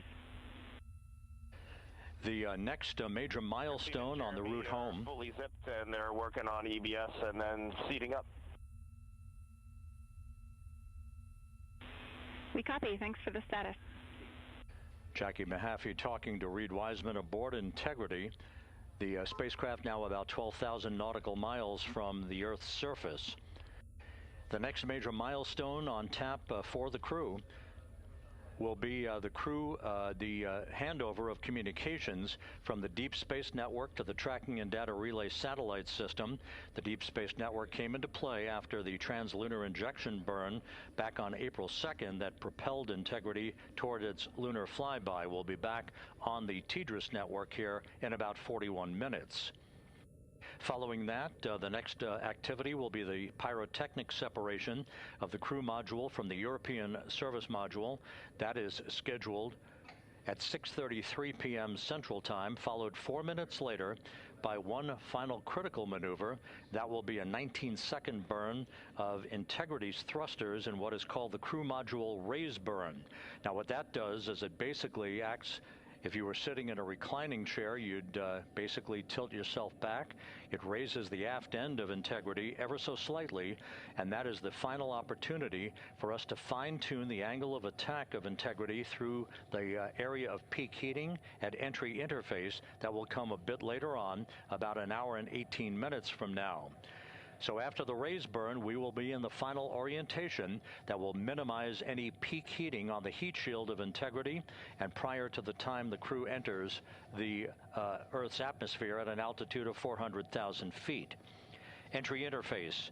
This is the critical time where the crew will reach the first traces of Earth's atmosphere at an altitude of 400,000 feet, traveling 34,882 feet per second.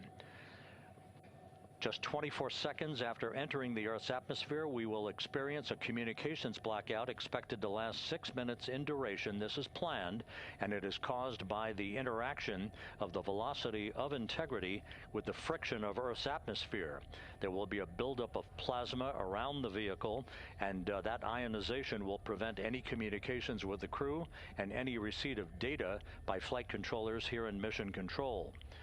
That blackout is scheduled to begin at 6:53 and 54 seconds p.m. Central Time. Again, a 6-minute blackout that will end, if all goes as planned, at 6:59 and 55 seconds p.m. Central Time.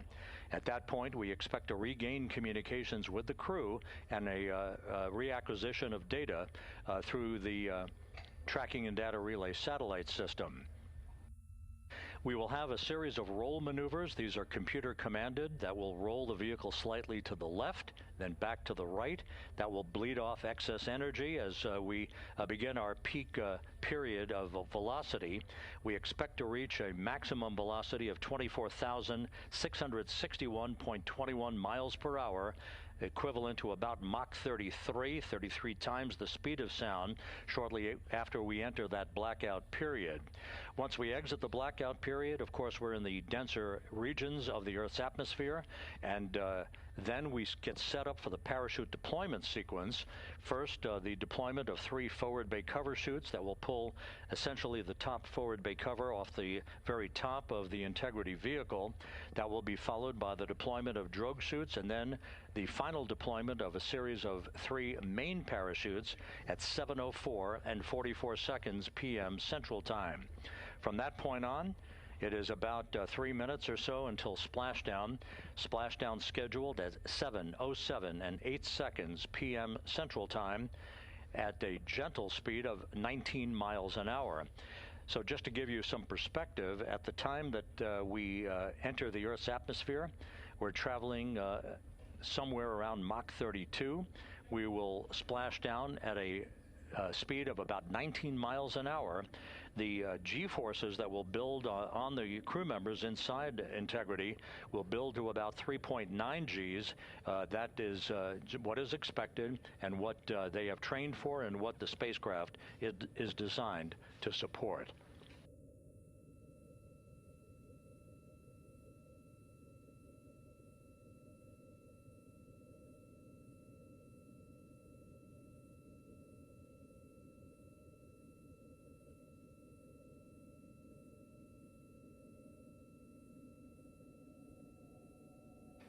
The latest weather forecast out in the recovery zone off the coast of San Diego is a go forecast from our meteorologists here at the Spaceflight Meteorology Group at the Johnson Space Center.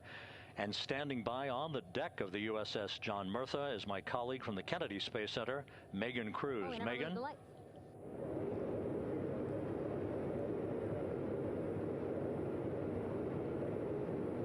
Hey there, Rob. Yeah, welcome to the bow of the USS John Murtha. This is where we will report out live updates from the ship as NASA and the U.S. military work to recover our Artemis II astronauts in just about an hour and a half. How exciting. Now, right now, as you can see, we are out in the Pacific Ocean. We are just west of San Diego. We're actually staged about 6.5 miles away from where we expect Orion to splash down. And then we will incrementally move closer. So at the time of splashdown, we'll be about 5 miles away, and then we will move to 3.2 miles away. At that point, we'll pause, make sure that all the debris that might be coming down with Orion, because basically some parts of like the parachute system, they're jettisoned off Orion during descent. So we'll just want to make sure that those all land in the water and that we are safe to move even closer. So we will make sure that we can move a little closer, and at that point we will move to 1 mile away from Orion. And at that point the ship will circle the capsule while NASA and Navy recovery forces work to get our astronauts out, and we should have great views of the bow from here. But also we have a ton of cameras all around the ship. For example, we actually have some cameras right to the left of me here on the bow. These are very strong, stabilized cameras. We can really get up close to make sure that we are sharing all the images we have available to you. We also will have some views from above. We actually have 5 planes providing live views of splashdown today. In fact, some of those aerial assets just took off from San Diego minutes ago. And then actually here on the flight deck, you see 4 helicopters, the 2 in the back. Those will take off in about 30 minutes from now, also with live cameras. So again, lots and lots of imagery that we hope to share with you today. And then those 2 helos in the front, those 2 will pluck the crew out of the water and fly them back to our ship.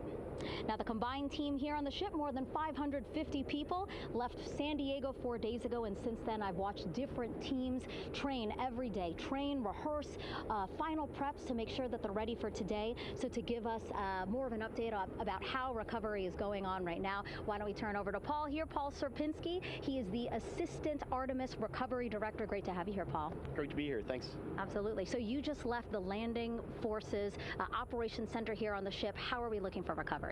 Right now it's looking great.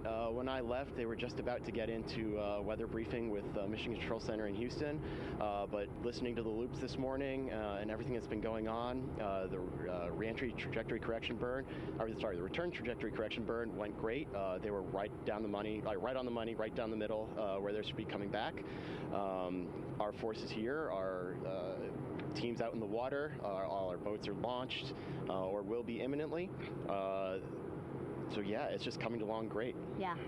It's really nice to see. We did see some of those boats float behind us. We were hoping to give you a live view, but of course they floated right out of the camera shot as you came to us. But so basically the team right now here on the ship, basically like monitoring mode, but really things will pick up about 15 minutes after splashdown.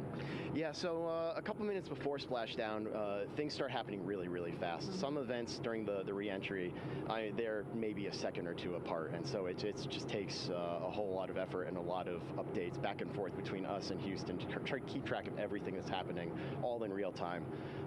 And then after splashdown, that's when the recovery team really kicks into high gear.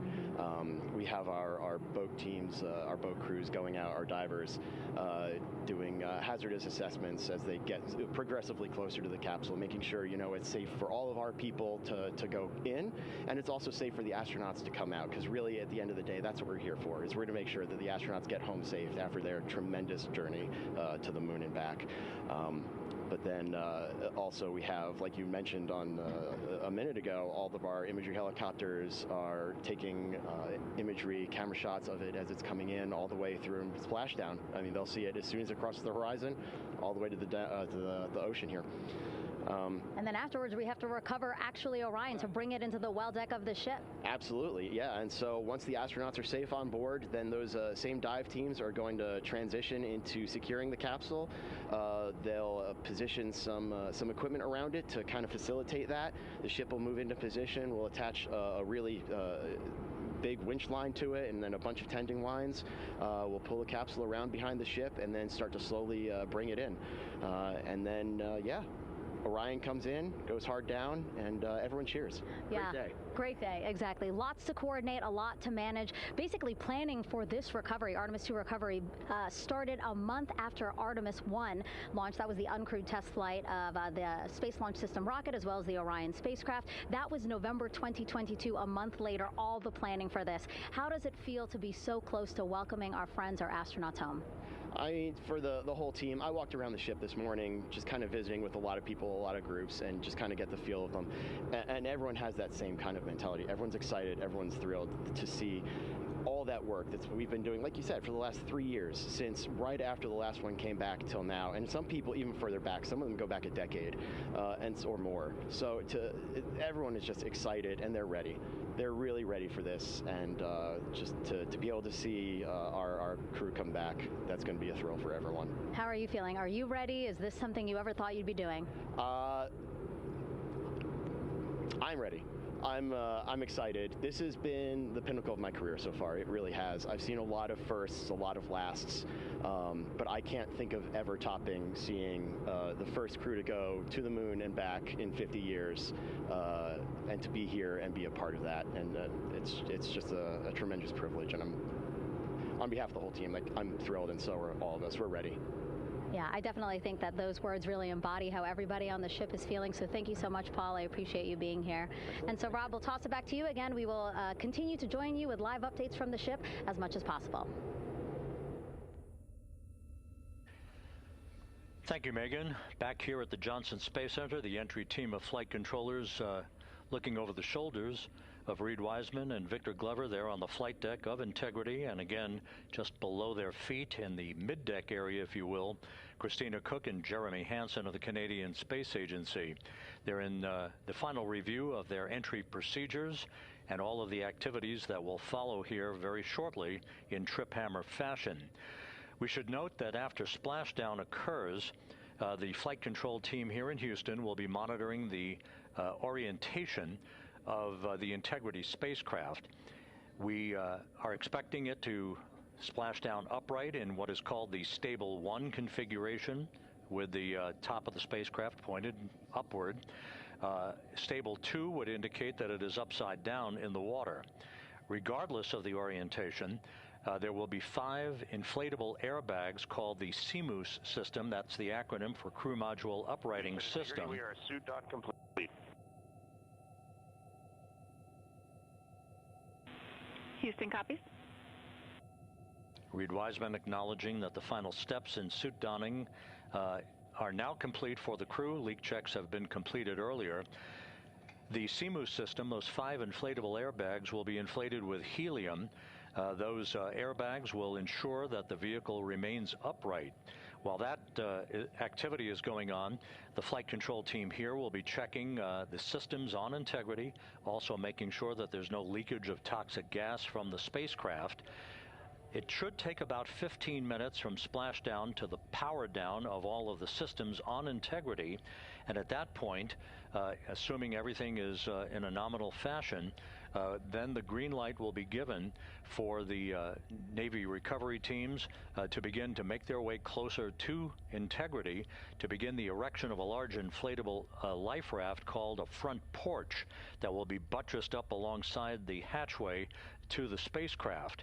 That life raft will be used to bring the crew members out of this vehicle once the hatch is open, one by one.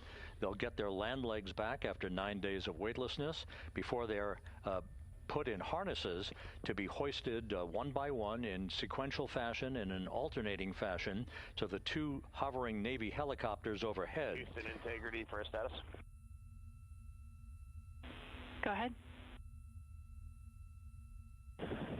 Seats 3 and 4 are connecting umbilicals. We're going to be stepping into leak check soon. 1 and 2 will be seated. 3 and 4 will be free float, and we'll configure EPROC accordingly. Houston, copies all. Reed Wiseman talking about the current procedures with the suiting of the crew members and subsequent leak checks, a final leak check for all 4 crew members. Everything is actually running a few minutes ahead of schedule. So once the life raft is inflated next to the Integrity spacecraft and the recovery teams have arrived alongside of the vehicle, the hatch will be open and the crew members will be brought outside into that front porch, as it is called, one by one. They then will be hoisted into the hovering helos overhead, and those helos then will turn around once the 4 crew members are on board, 2 for each helicopter, and will head back to the ship. That should be about a 10 to 15 minute transit. Once the helicopters land on the deck of the USS John Murtha, the crew members will be exiting those helicopters and brought into medical bay on the deck on the ship itself for comprehensive medical exams. They will spend a period of time yet to be determined on board the USS John Murtha before they are flown by helicopter to the shore in San Diego, to the San Diego Naval Air Station, and ultimately will board a NASA jet for the flight back to the Johnson Space Center here in Houston. Just to recap some of the key times that are coming up, we are expecting the separation of the crew module from the service module just 43 minutes from now. That is expected to occur at 6:33 p.m. Central Time, 7:33 p.m. Eastern Time.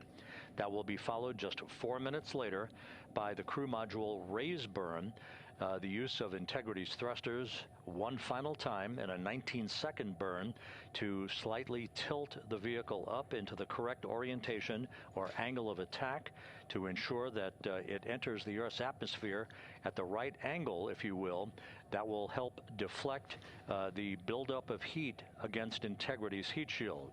This was a deliberate move, a change in the procedures from the Artemis 1 mission that resulted in unexpected char loss on the aft-coat heat shield that had not been intended based on the entry trajectory for the Artemis 1 mission. What we're doing is we deliberately changed the trajectory of the entry from a skip entry that was about a 3,000-mile transit across the Pacific Ocean. We are expecting now from entry interface to the point of splashdown to have a range of just 1,701 nautical miles, and that in of itself will reduce the exposure time of heating on the heat shield of the spacecraft.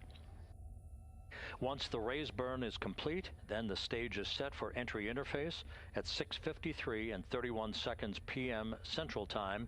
That means that Integrity will be entering the Earth's atmosphere at an altitude of 400,000 feet, traveling at about 34,882 feet per second, heading for its splashdown site off the coast of San Diego, as you just heard from Megan Cruz on the deck of the USS John Murtha. Splashdown once again under those three main parachutes is expected at 7:07 and 8 seconds p.m. Central Time, 5:07 p.m. Pacific Time, 2.5 hours before sunset. The actual total distance traveled for Integrity from launch to splashdown is estimated at 694,481 statute miles. Now that includes the first high elliptical Earth orbit following launch that enabled Integrity to move to 43,000 miles above the Earth at its apogee, and enabling a 24-hour period of systems checkouts before the flight control team here and the mission management team gave approval for Integrity to conduct its translunar injection that propelled it on its way to the moon and its historic lunar flyby.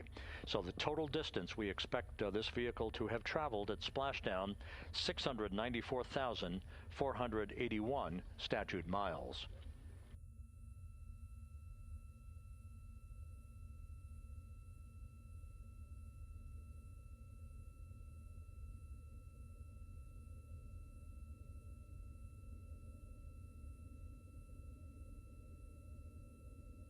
With everything proceeding on track and on time aboard Integrity, the vehicle system's in excellent shape as the Earth grows larger in the field of view.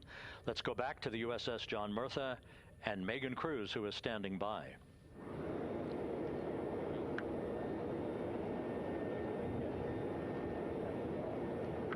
Hey, yeah, Rob, welcome back. Again, we are out in the Pacific Ocean, staged just about 6.5 miles from where we expect Orion to splash down now in just over an hour. How exciting. And the weather, awesome conditions here. I know you see some wind blowing around my hair, but really nothing to speak of when it comes to having to recover our astronauts, as well as no waves here, really. So yeah, we're expecting a really great day. Also, hopefully, some really great views. You can see behind me that some of the clouds are starting to break up, so that's really exciting. And now, of course, this ship has a lot of people ready and excited to welcome our crew back home, including Dr. Rick Schuring here. He is a NASA flight surgeon. Great to have you here, Rick. You too, Megan. It is a blessing to be out here this day with our teams. We've trained 3 years for this nonstop with the U.S. Navy and along with EGS, and we've so looked forward to this day. And you know, just by God's grace, everything's parting, the skies and everything. The crew's doing great. Looking forward to come back, and our teams are ready. So this is one of those days you've dreamt about, and now it's finally here, and we're ready, and just thankful to be a part of it. Yeah, and you play a really integral role. When was the last time you spoke to the crew, and how are they feeling in this last hour before splashdown? Sure. Yeah, so the crew woke up, when they splashed down, they were woken up about 8.5 hours ago. Me and my fellow crew surgeons, Doctors Chris Haas and Rafi Kumjian from the Canadian Space Agency, spoke with them about 6.5 hours ago, just to double check on how they were doing, if there's any medical issues, you know, how they slept, and then kind of go over their landing day protocol for their medications, for what we call a fluid load, to try to replace some of the fluid and electrolytes that they've lost with just a normal space adaptation. Once they got to space, they kind of have to replace some of that fluid to help them with the whole landing kind of readaptation to 1G, which they haven't done for the last 10 days. And then just kind of let them know how things are going to play out out with the open water teams all the way until we finally get to the med deck. So they were very pumped up, very hurried though. They had a lot of cabin configuration, a lot of things to get ready. So they're excited, but also very focused on the job that they had to do. So we've trained a long time for this, and we're ready. And you said some medications. I mean, those are kind of just to mitigate the effects of, obviously, their more than 695,000-mile journey back to Earth. It's just like anti-nausea medication, right? Yeah, exactly, Megan. The astronauts are very healthy, fortunately, and even when they come back in reentry, the human system is very kind of dynamic. It has to readapt very quickly, and one of the most common responses they get is just some stomach awareness to some nausea, even to some vomiting. And with our crews that land out in Karagana, the Soyuz crews or our SpaceX crews, they all kind of experience the same thing. This will be the first time we're landing in water since December 1972, and I worked with all the Apollo astronauts years ago, and they all told me that landing in the water, especially in the Pacific, can be very provocative. So we take steps to give them medicines to really mitigate some of that nausea, vomiting, help them feel a little bit better, and also sometimes just use a little anti-inflammatory medicine just to help with coming back to 1 Earth or 1G. The effects of microgravity, especially as you age and you have a little arthritis, you feel great in microgravity, and everyone kind of curses coming back to the ground like, oh dang, 1G, but so that helps a little bit. But for the most part, the main thing is just replacing that fluid and then trying to help them with that transition back to 1G, and then we're ready to go. Yeah, and their health is assessed almost immediately after they splash down. Yeah, so we have Dr. Jesse Wang, and we have our independent duty corpsmen, who are the Navy version of paramedics, extremely highly trained, highly experienced Navy medics and divers who will go out there, open the capsule about 25, 28 minutes after splashdown and do the first initial assessment. So Jesse and his team will go out there and look at each crew, kind of do their assessments, get vital signs, report back to Drs. Haas and Kumji and I back in the med bay, let them know how they're doing, and then if they've got the normal kind of space adaptation kind of things, we expect that. They're good to go on that. If anything, didn't go the way we want, they're all prepared for that as well. And Jesse and his team, I mean, this is their full-time job, taking care of, sailors and folks who might be injured. We don't expect any injuries, but coming back, going 25,000 miles an hour down to, 20, miles an hour is still a dynamic process. I've heard it described as, kind of like a car crash. And then the crew will be ready to go, and Jesse and his team will make that transition to get them out to the front porch, do assessments on them again, call it to our med bay, and then once we have that and they're all good to go and the crew's feeling okay, we'll hoist them up in the helos.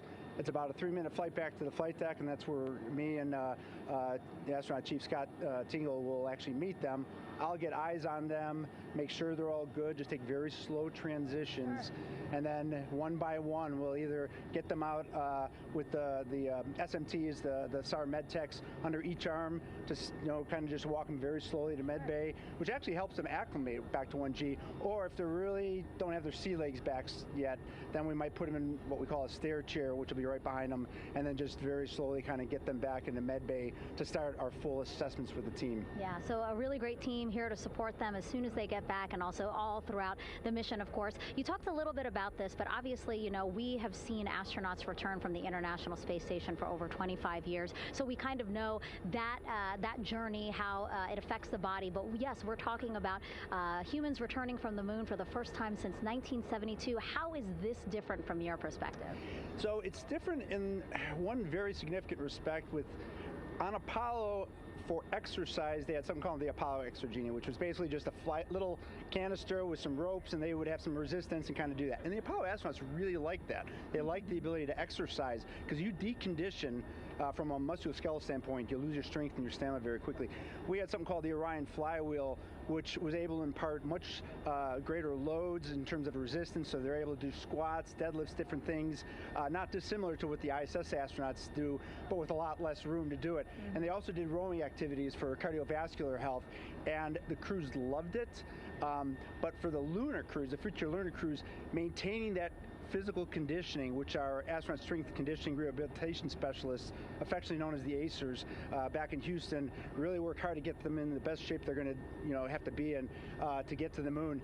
That device hopefully will maintain that. And Apollo only had about a 4.3-day journey to the moon. Our astronauts are going to have about a 10 to 14-day journey. Right. So maintaining that physical fitness, that strength and stamina is going to be crucial for the success of being able to do those very physically demanding lunar EVAs. Right. So we're very excited about what the astronauts have said about the device and what they have to say about the role exercise plays, going to the moon. And also the mental benefit. Sure. They just really like sweating, breaking the sweat, and actually just feeling like they're just getting a workout. Right. So thank you so much, Rick. I really appreciate it. I know they're going to be in good hands, so we'll let you get back to it. Thank you so much. Megan, thanks for the time. Back to you, Rob.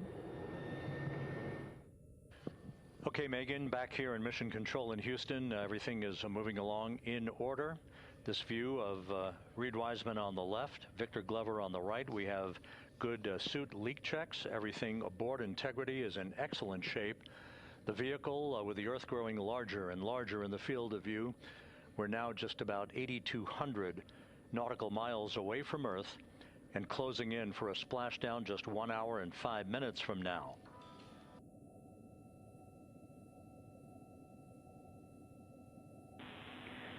Integrity, just under a minute till your GPS maneuver initiates, and both GPS units look eager to acquire. Outstanding. Seats 3 and 4 are working on seat strap in now.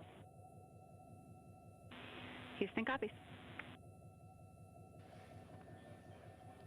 Once again, as we start to close in on some of the major milestones, the first one coming up in just 31 minutes. And Integrity, just confirming the LCG gas trap was able to be closed out. Affirmative. Copy. Crew module, service module separation scheduled just 31 minutes from now. The key point of interest, of course, will be the performance of Integrity's heat shield during its high-speed entry back into Earth and the peak heating that is expected around the spacecraft of some 4,000 to 5,000 degrees Fahrenheit. On Artemis 1, as I think most folks know by now, we flew a trajectory known as a skip entry, in which we performed an initial dip into the atmosphere to bleed off some energy. Then we skipped out of the atmosphere and dipped back into the atmosphere before splashing down in the Pacific. But after the mission was over with, we noticed unexpected liberation of some of the charring effects on the heat shield known as AVCOAT. Before the flight, we had an opportunity to sit down and talk with Entry Flight Director Rick Henfling to get a perspective on what this all means and how the mission was redesigned to try to protect Integrity's heat shield to a higher extent. Let's take a look at that interview. Returning from the moon is a lot different than deorbiting from low Earth orbit. When we return from the moon, we expect to achieve velocities upwards of 36,000 feet per second. And in order to slow down to a nice, graceful splashdown in the Pacific Ocean, the flight crew is going to experience between 3 and 4 times the force of Earth's gravity. On Artemis 1, pressure buildup inside the char layer of the heat shield resulted in the char losses we saw. NASA established a Tiger team whose job was to investigate the cause of the problem and then make recommendations on how to fly the Artemis 2 mission safely and successfully. And so for Artemis 2, we are going to fly a profile that ensures the spacecraft will not see that same type of pressure profile. And so the char losses seen on Artemis 2 will not be like the ones that we saw on Artemis 1. Rick Henfling indicated that the orientation of the spacecraft and the shortening of the distance of transit to the splashdown zone from the point of entry interface when we reach the top of the Earth's atmosphere, which will be coming up at 6:53 and 30 seconds p.m. Central Time, should do the trick in minimizing the deleterious forces against that heat shield that were noticed on the Artemis 1 mission. We think we see a beautiful sunrise over the west coast of Australia.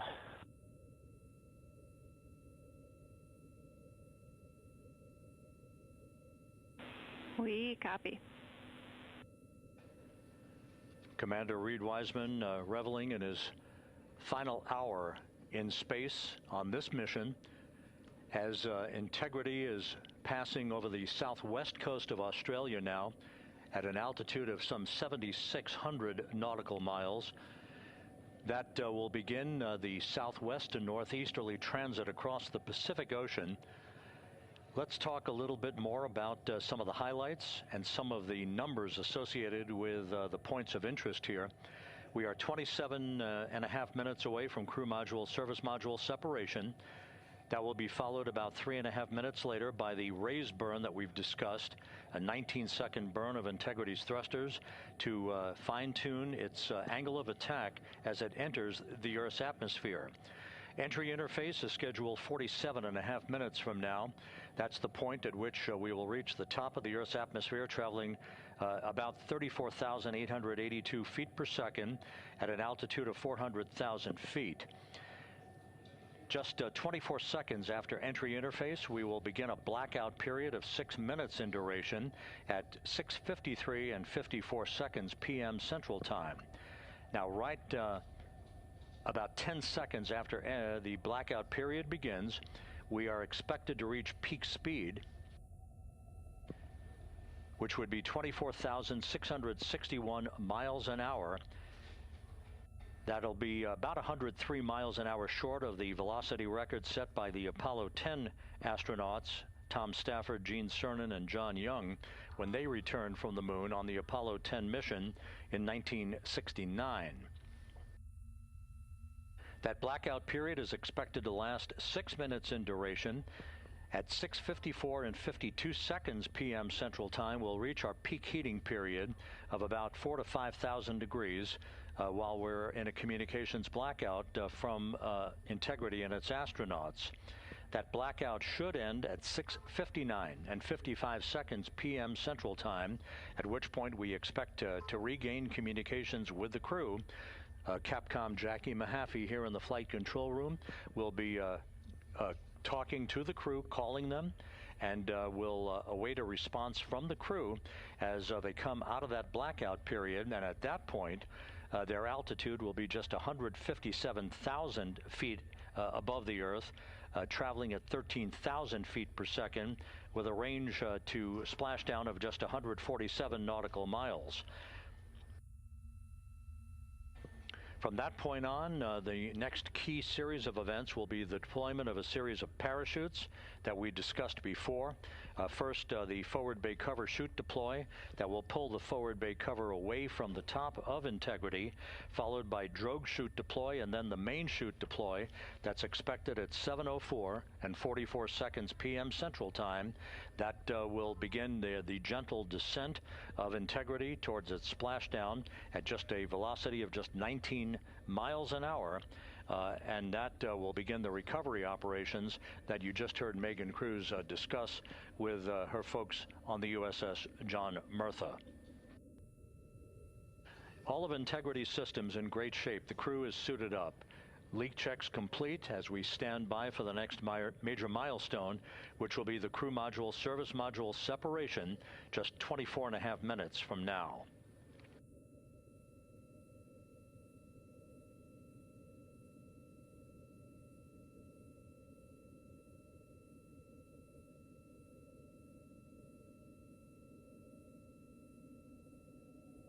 All of the activities from the start of entry interface to the point of splashdown will be quite rapid fire. Just 13.5 minutes from the point at which we begin descent into the Earth's atmosphere till splashdown. And just to show you, as Rick Shearing, the flight surgeon, alluded to in his interview with Megan Cruz, all of this happens to decelerate the vehicle from traveling around Mach 33 to just 19 miles an hour at splashdown. All of that happening in just 13.5 minutes. But the vehicle and the parachutes are all designed to support all of that, so we'll be standing by to report all that to you in sequential fashion as these milestones are ticked off and as we hear from the crew during its entry back into the Earth's atmosphere and ultimately when they emerge from the blackout period, and at that point we'll be just minutes away from splashdown.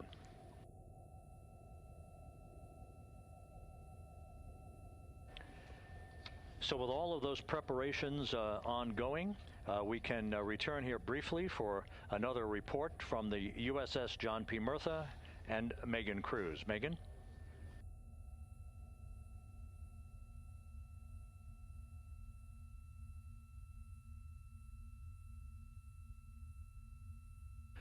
And we'll regain that communication with the USS John P. Murtha just momentarily.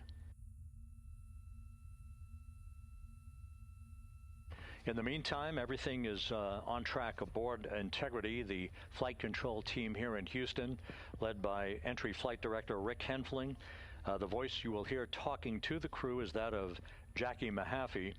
She will be reporting everything to the crew and receiving their reports as they enter the Earth's atmosphere for their 13.5-minute plunge back into the atmosphere for splashdown off the coast of San Diego. Now we have the ship back with us and Megan Cruz aboard the USS John P. Murtha. Megan? 11 balloon, right?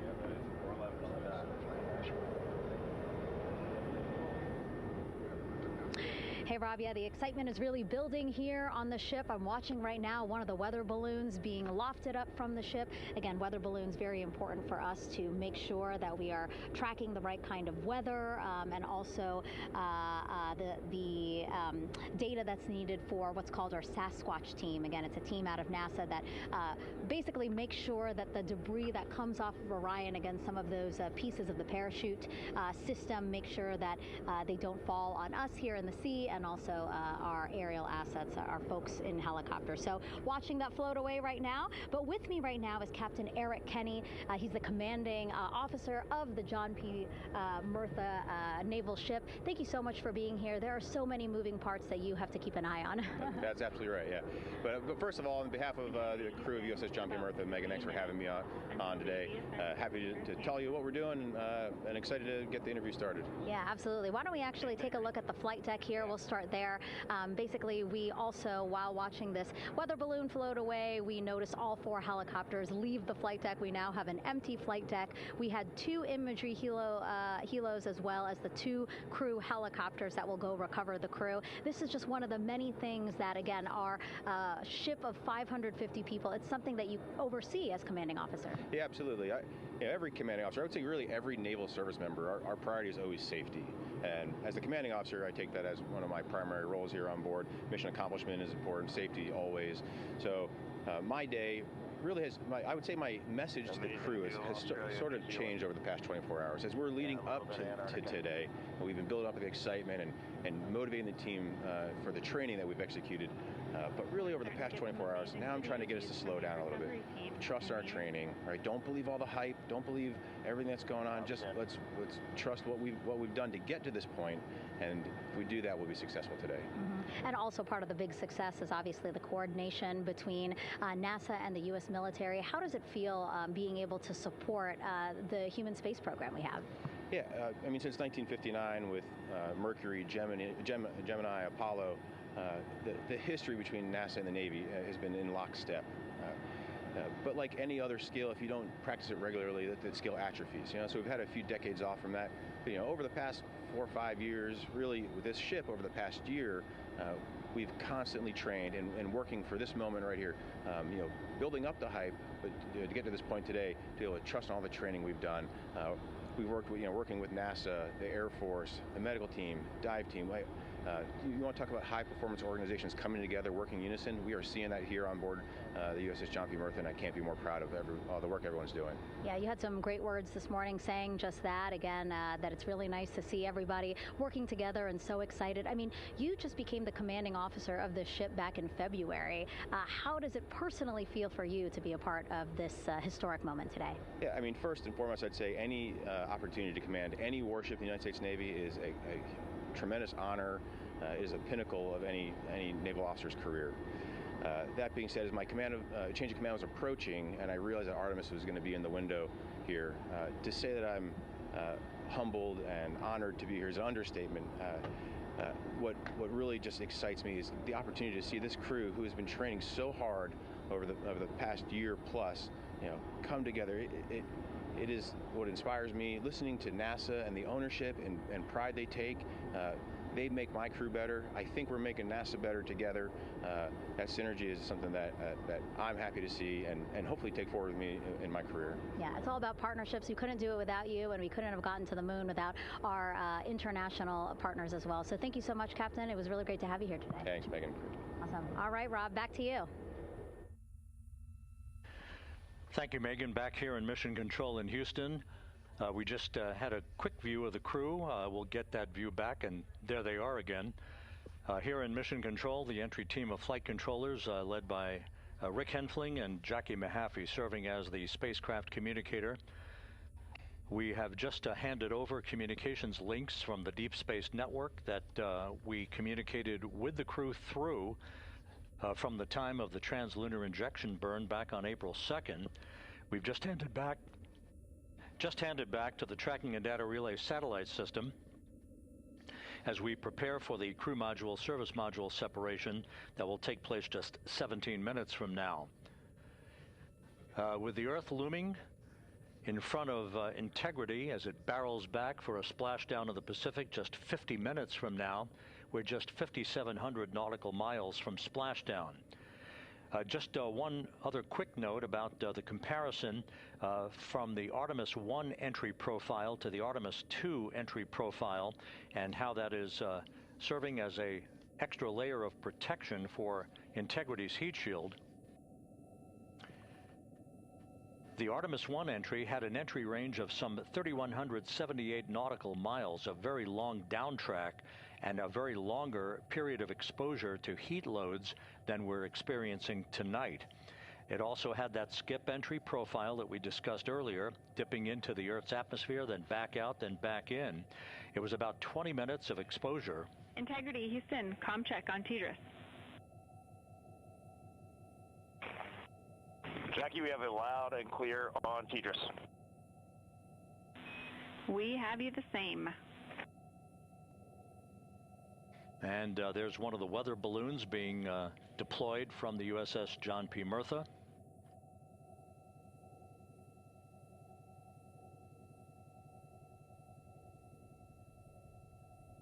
So the Artemis 1 entry had the vehicle. Any update on GPS? We haven't seen it track in yet.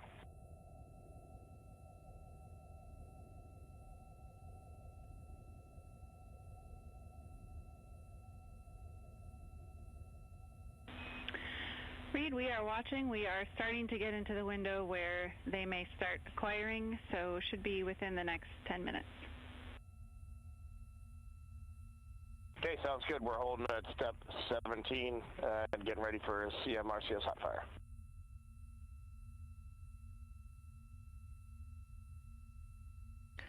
And that exchange indicating that we are expecting to acquire data from the GPS system on board. That'll be a navigational tool that will basically tell Integrity's computers that they're on track down the center line of the corridor for the entry interface that will lead them to their splashdown point. Once again, the Artemis 1 entry exposed the heat shield for about 20 minutes of peak heating. For Artemis 2, we're going to reach a downtrack distance of 1,701 nautical miles from the point of entry interface with just 14 minutes of duration, and it's basically a different angle of attack, a little bit steeper angle of attack that will protect the heat shield from excessive heat loads. So that is the difference between Artemis 1 and Artemis 2, all designed into this mission to gather data, to protect the heat shield, since the Artemis 3 mission and beyond will have a different designed heat shield that will allow that skip entry type of profile to be resumed for all of the future missions coming back from the south pole of the moon when we initiate lunar landings. So we've handed over to the Tracking and Data Relay satellite system. That's where we'll have communications for the rest of the flight. Just to give you some time hacks here, we're 13.5 minutes away from crew module service module separation, and just 17 minutes away from the raise burn, that 19-second firing of the thrusters that will basically be the final fine-tuning of the angle of attack for Integrity as it enters the Earth's atmosphere.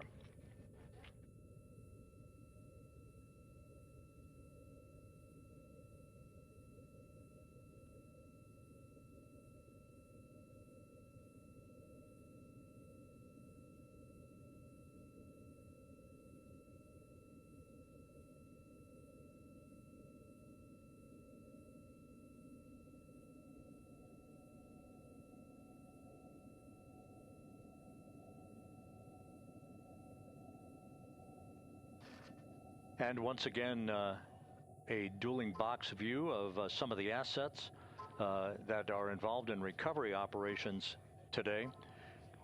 The integrity, cabin configured, all crew suited and seated. Houston copies. That confirmation from Reed Wiseman aboard Integrity, as you see the assets being deployed to the splashdown zone.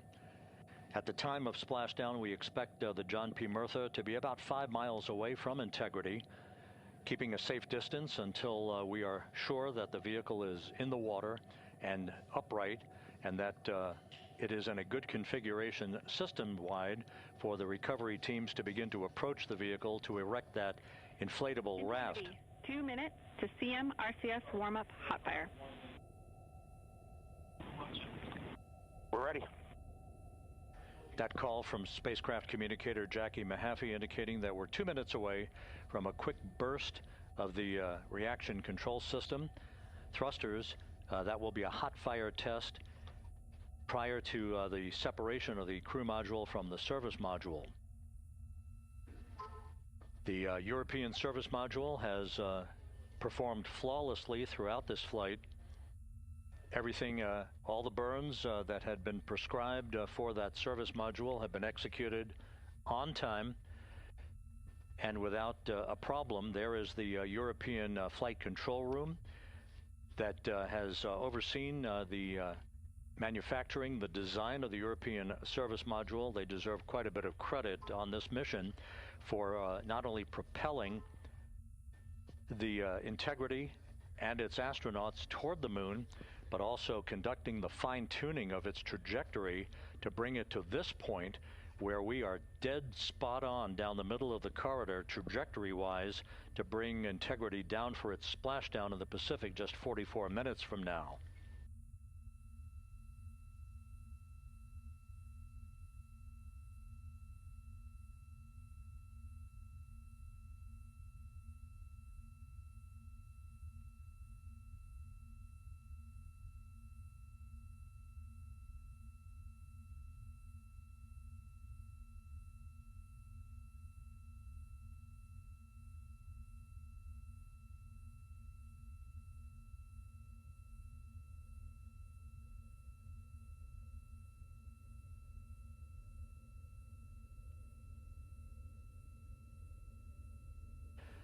What you're looking at is a computer-generated visualization based on real-time telemetry from Integrity, currently traveling about 16,000 miles an hour.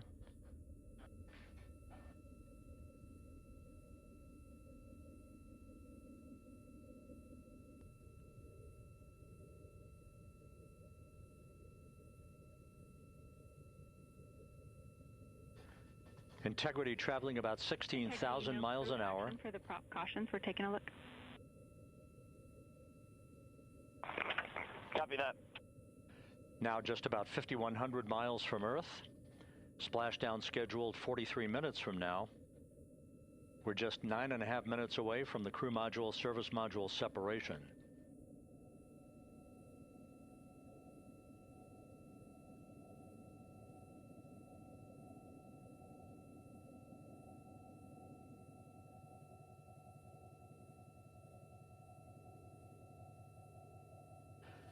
We are confirming.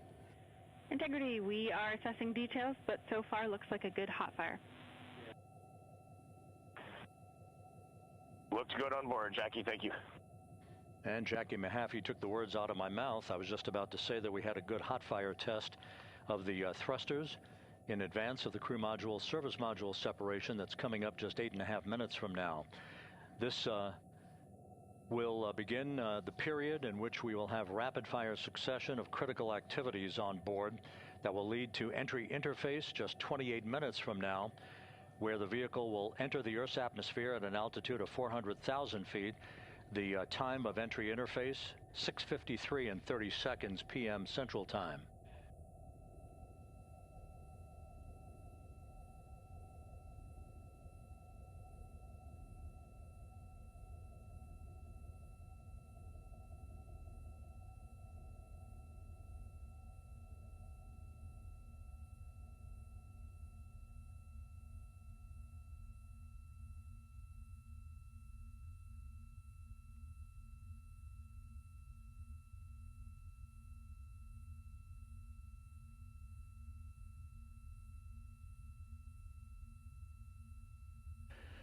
Integrity's astronauts were awakened at mid-morning to begin their entry preparations.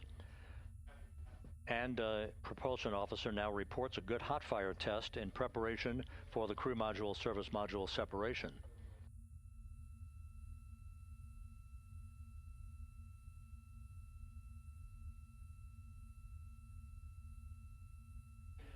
We're now inside 41 minutes until splashdown. Integrity Houston, we have confirmed a good CMRCS hot fire.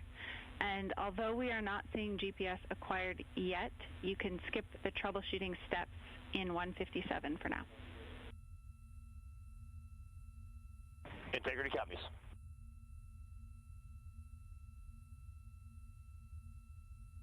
That GPS discussion indicating that we will be acquiring navigational data for Integrity through the Global Positioning System equipment on board. We just don't have it yet, but we will. All of Integrity's systems are in great shape to support its high-speed entry into the Earth's atmosphere. It, once again, will reach a peak speed of 24,661.21 miles an hour. You're calling GPS. We at least have GPS 1 looking good on board.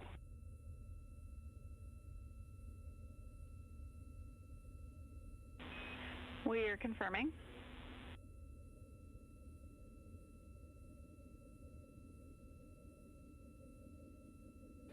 The Guidance, Navigation, and Control Officer here in Mission Control confirming that we have good lock on GPS data.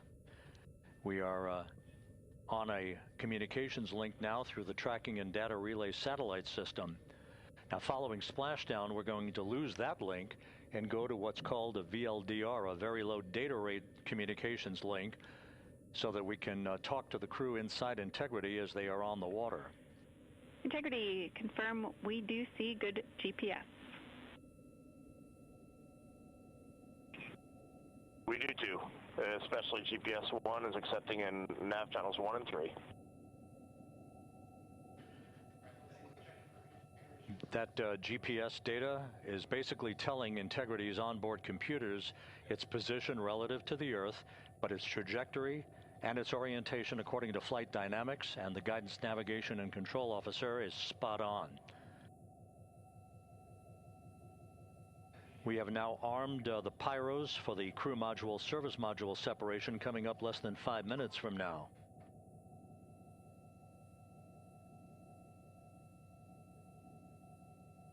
Once again, just 10 seconds after entry interface, we will see Integrity reaching its peak speed of 24,661.21 miles per hour.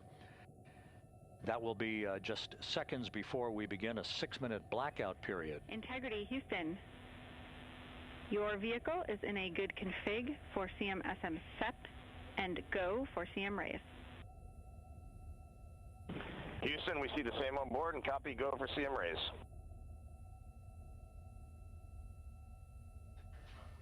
That CM raise referred to as the slight firing of 19 seconds by Integrity's thrusters with a change in velocity of 9.9 feet per second, a slight nudge of the aft end of the vehicle so that it's tilted a bit upward, providing the final angle of attack as the vehicle enters the Earth's atmosphere, this being the mitigating factor that will reduce heat loads on the heat shield as we reach a point downrange from the start of entry interface, some 1,701 nautical miles to the splashdown.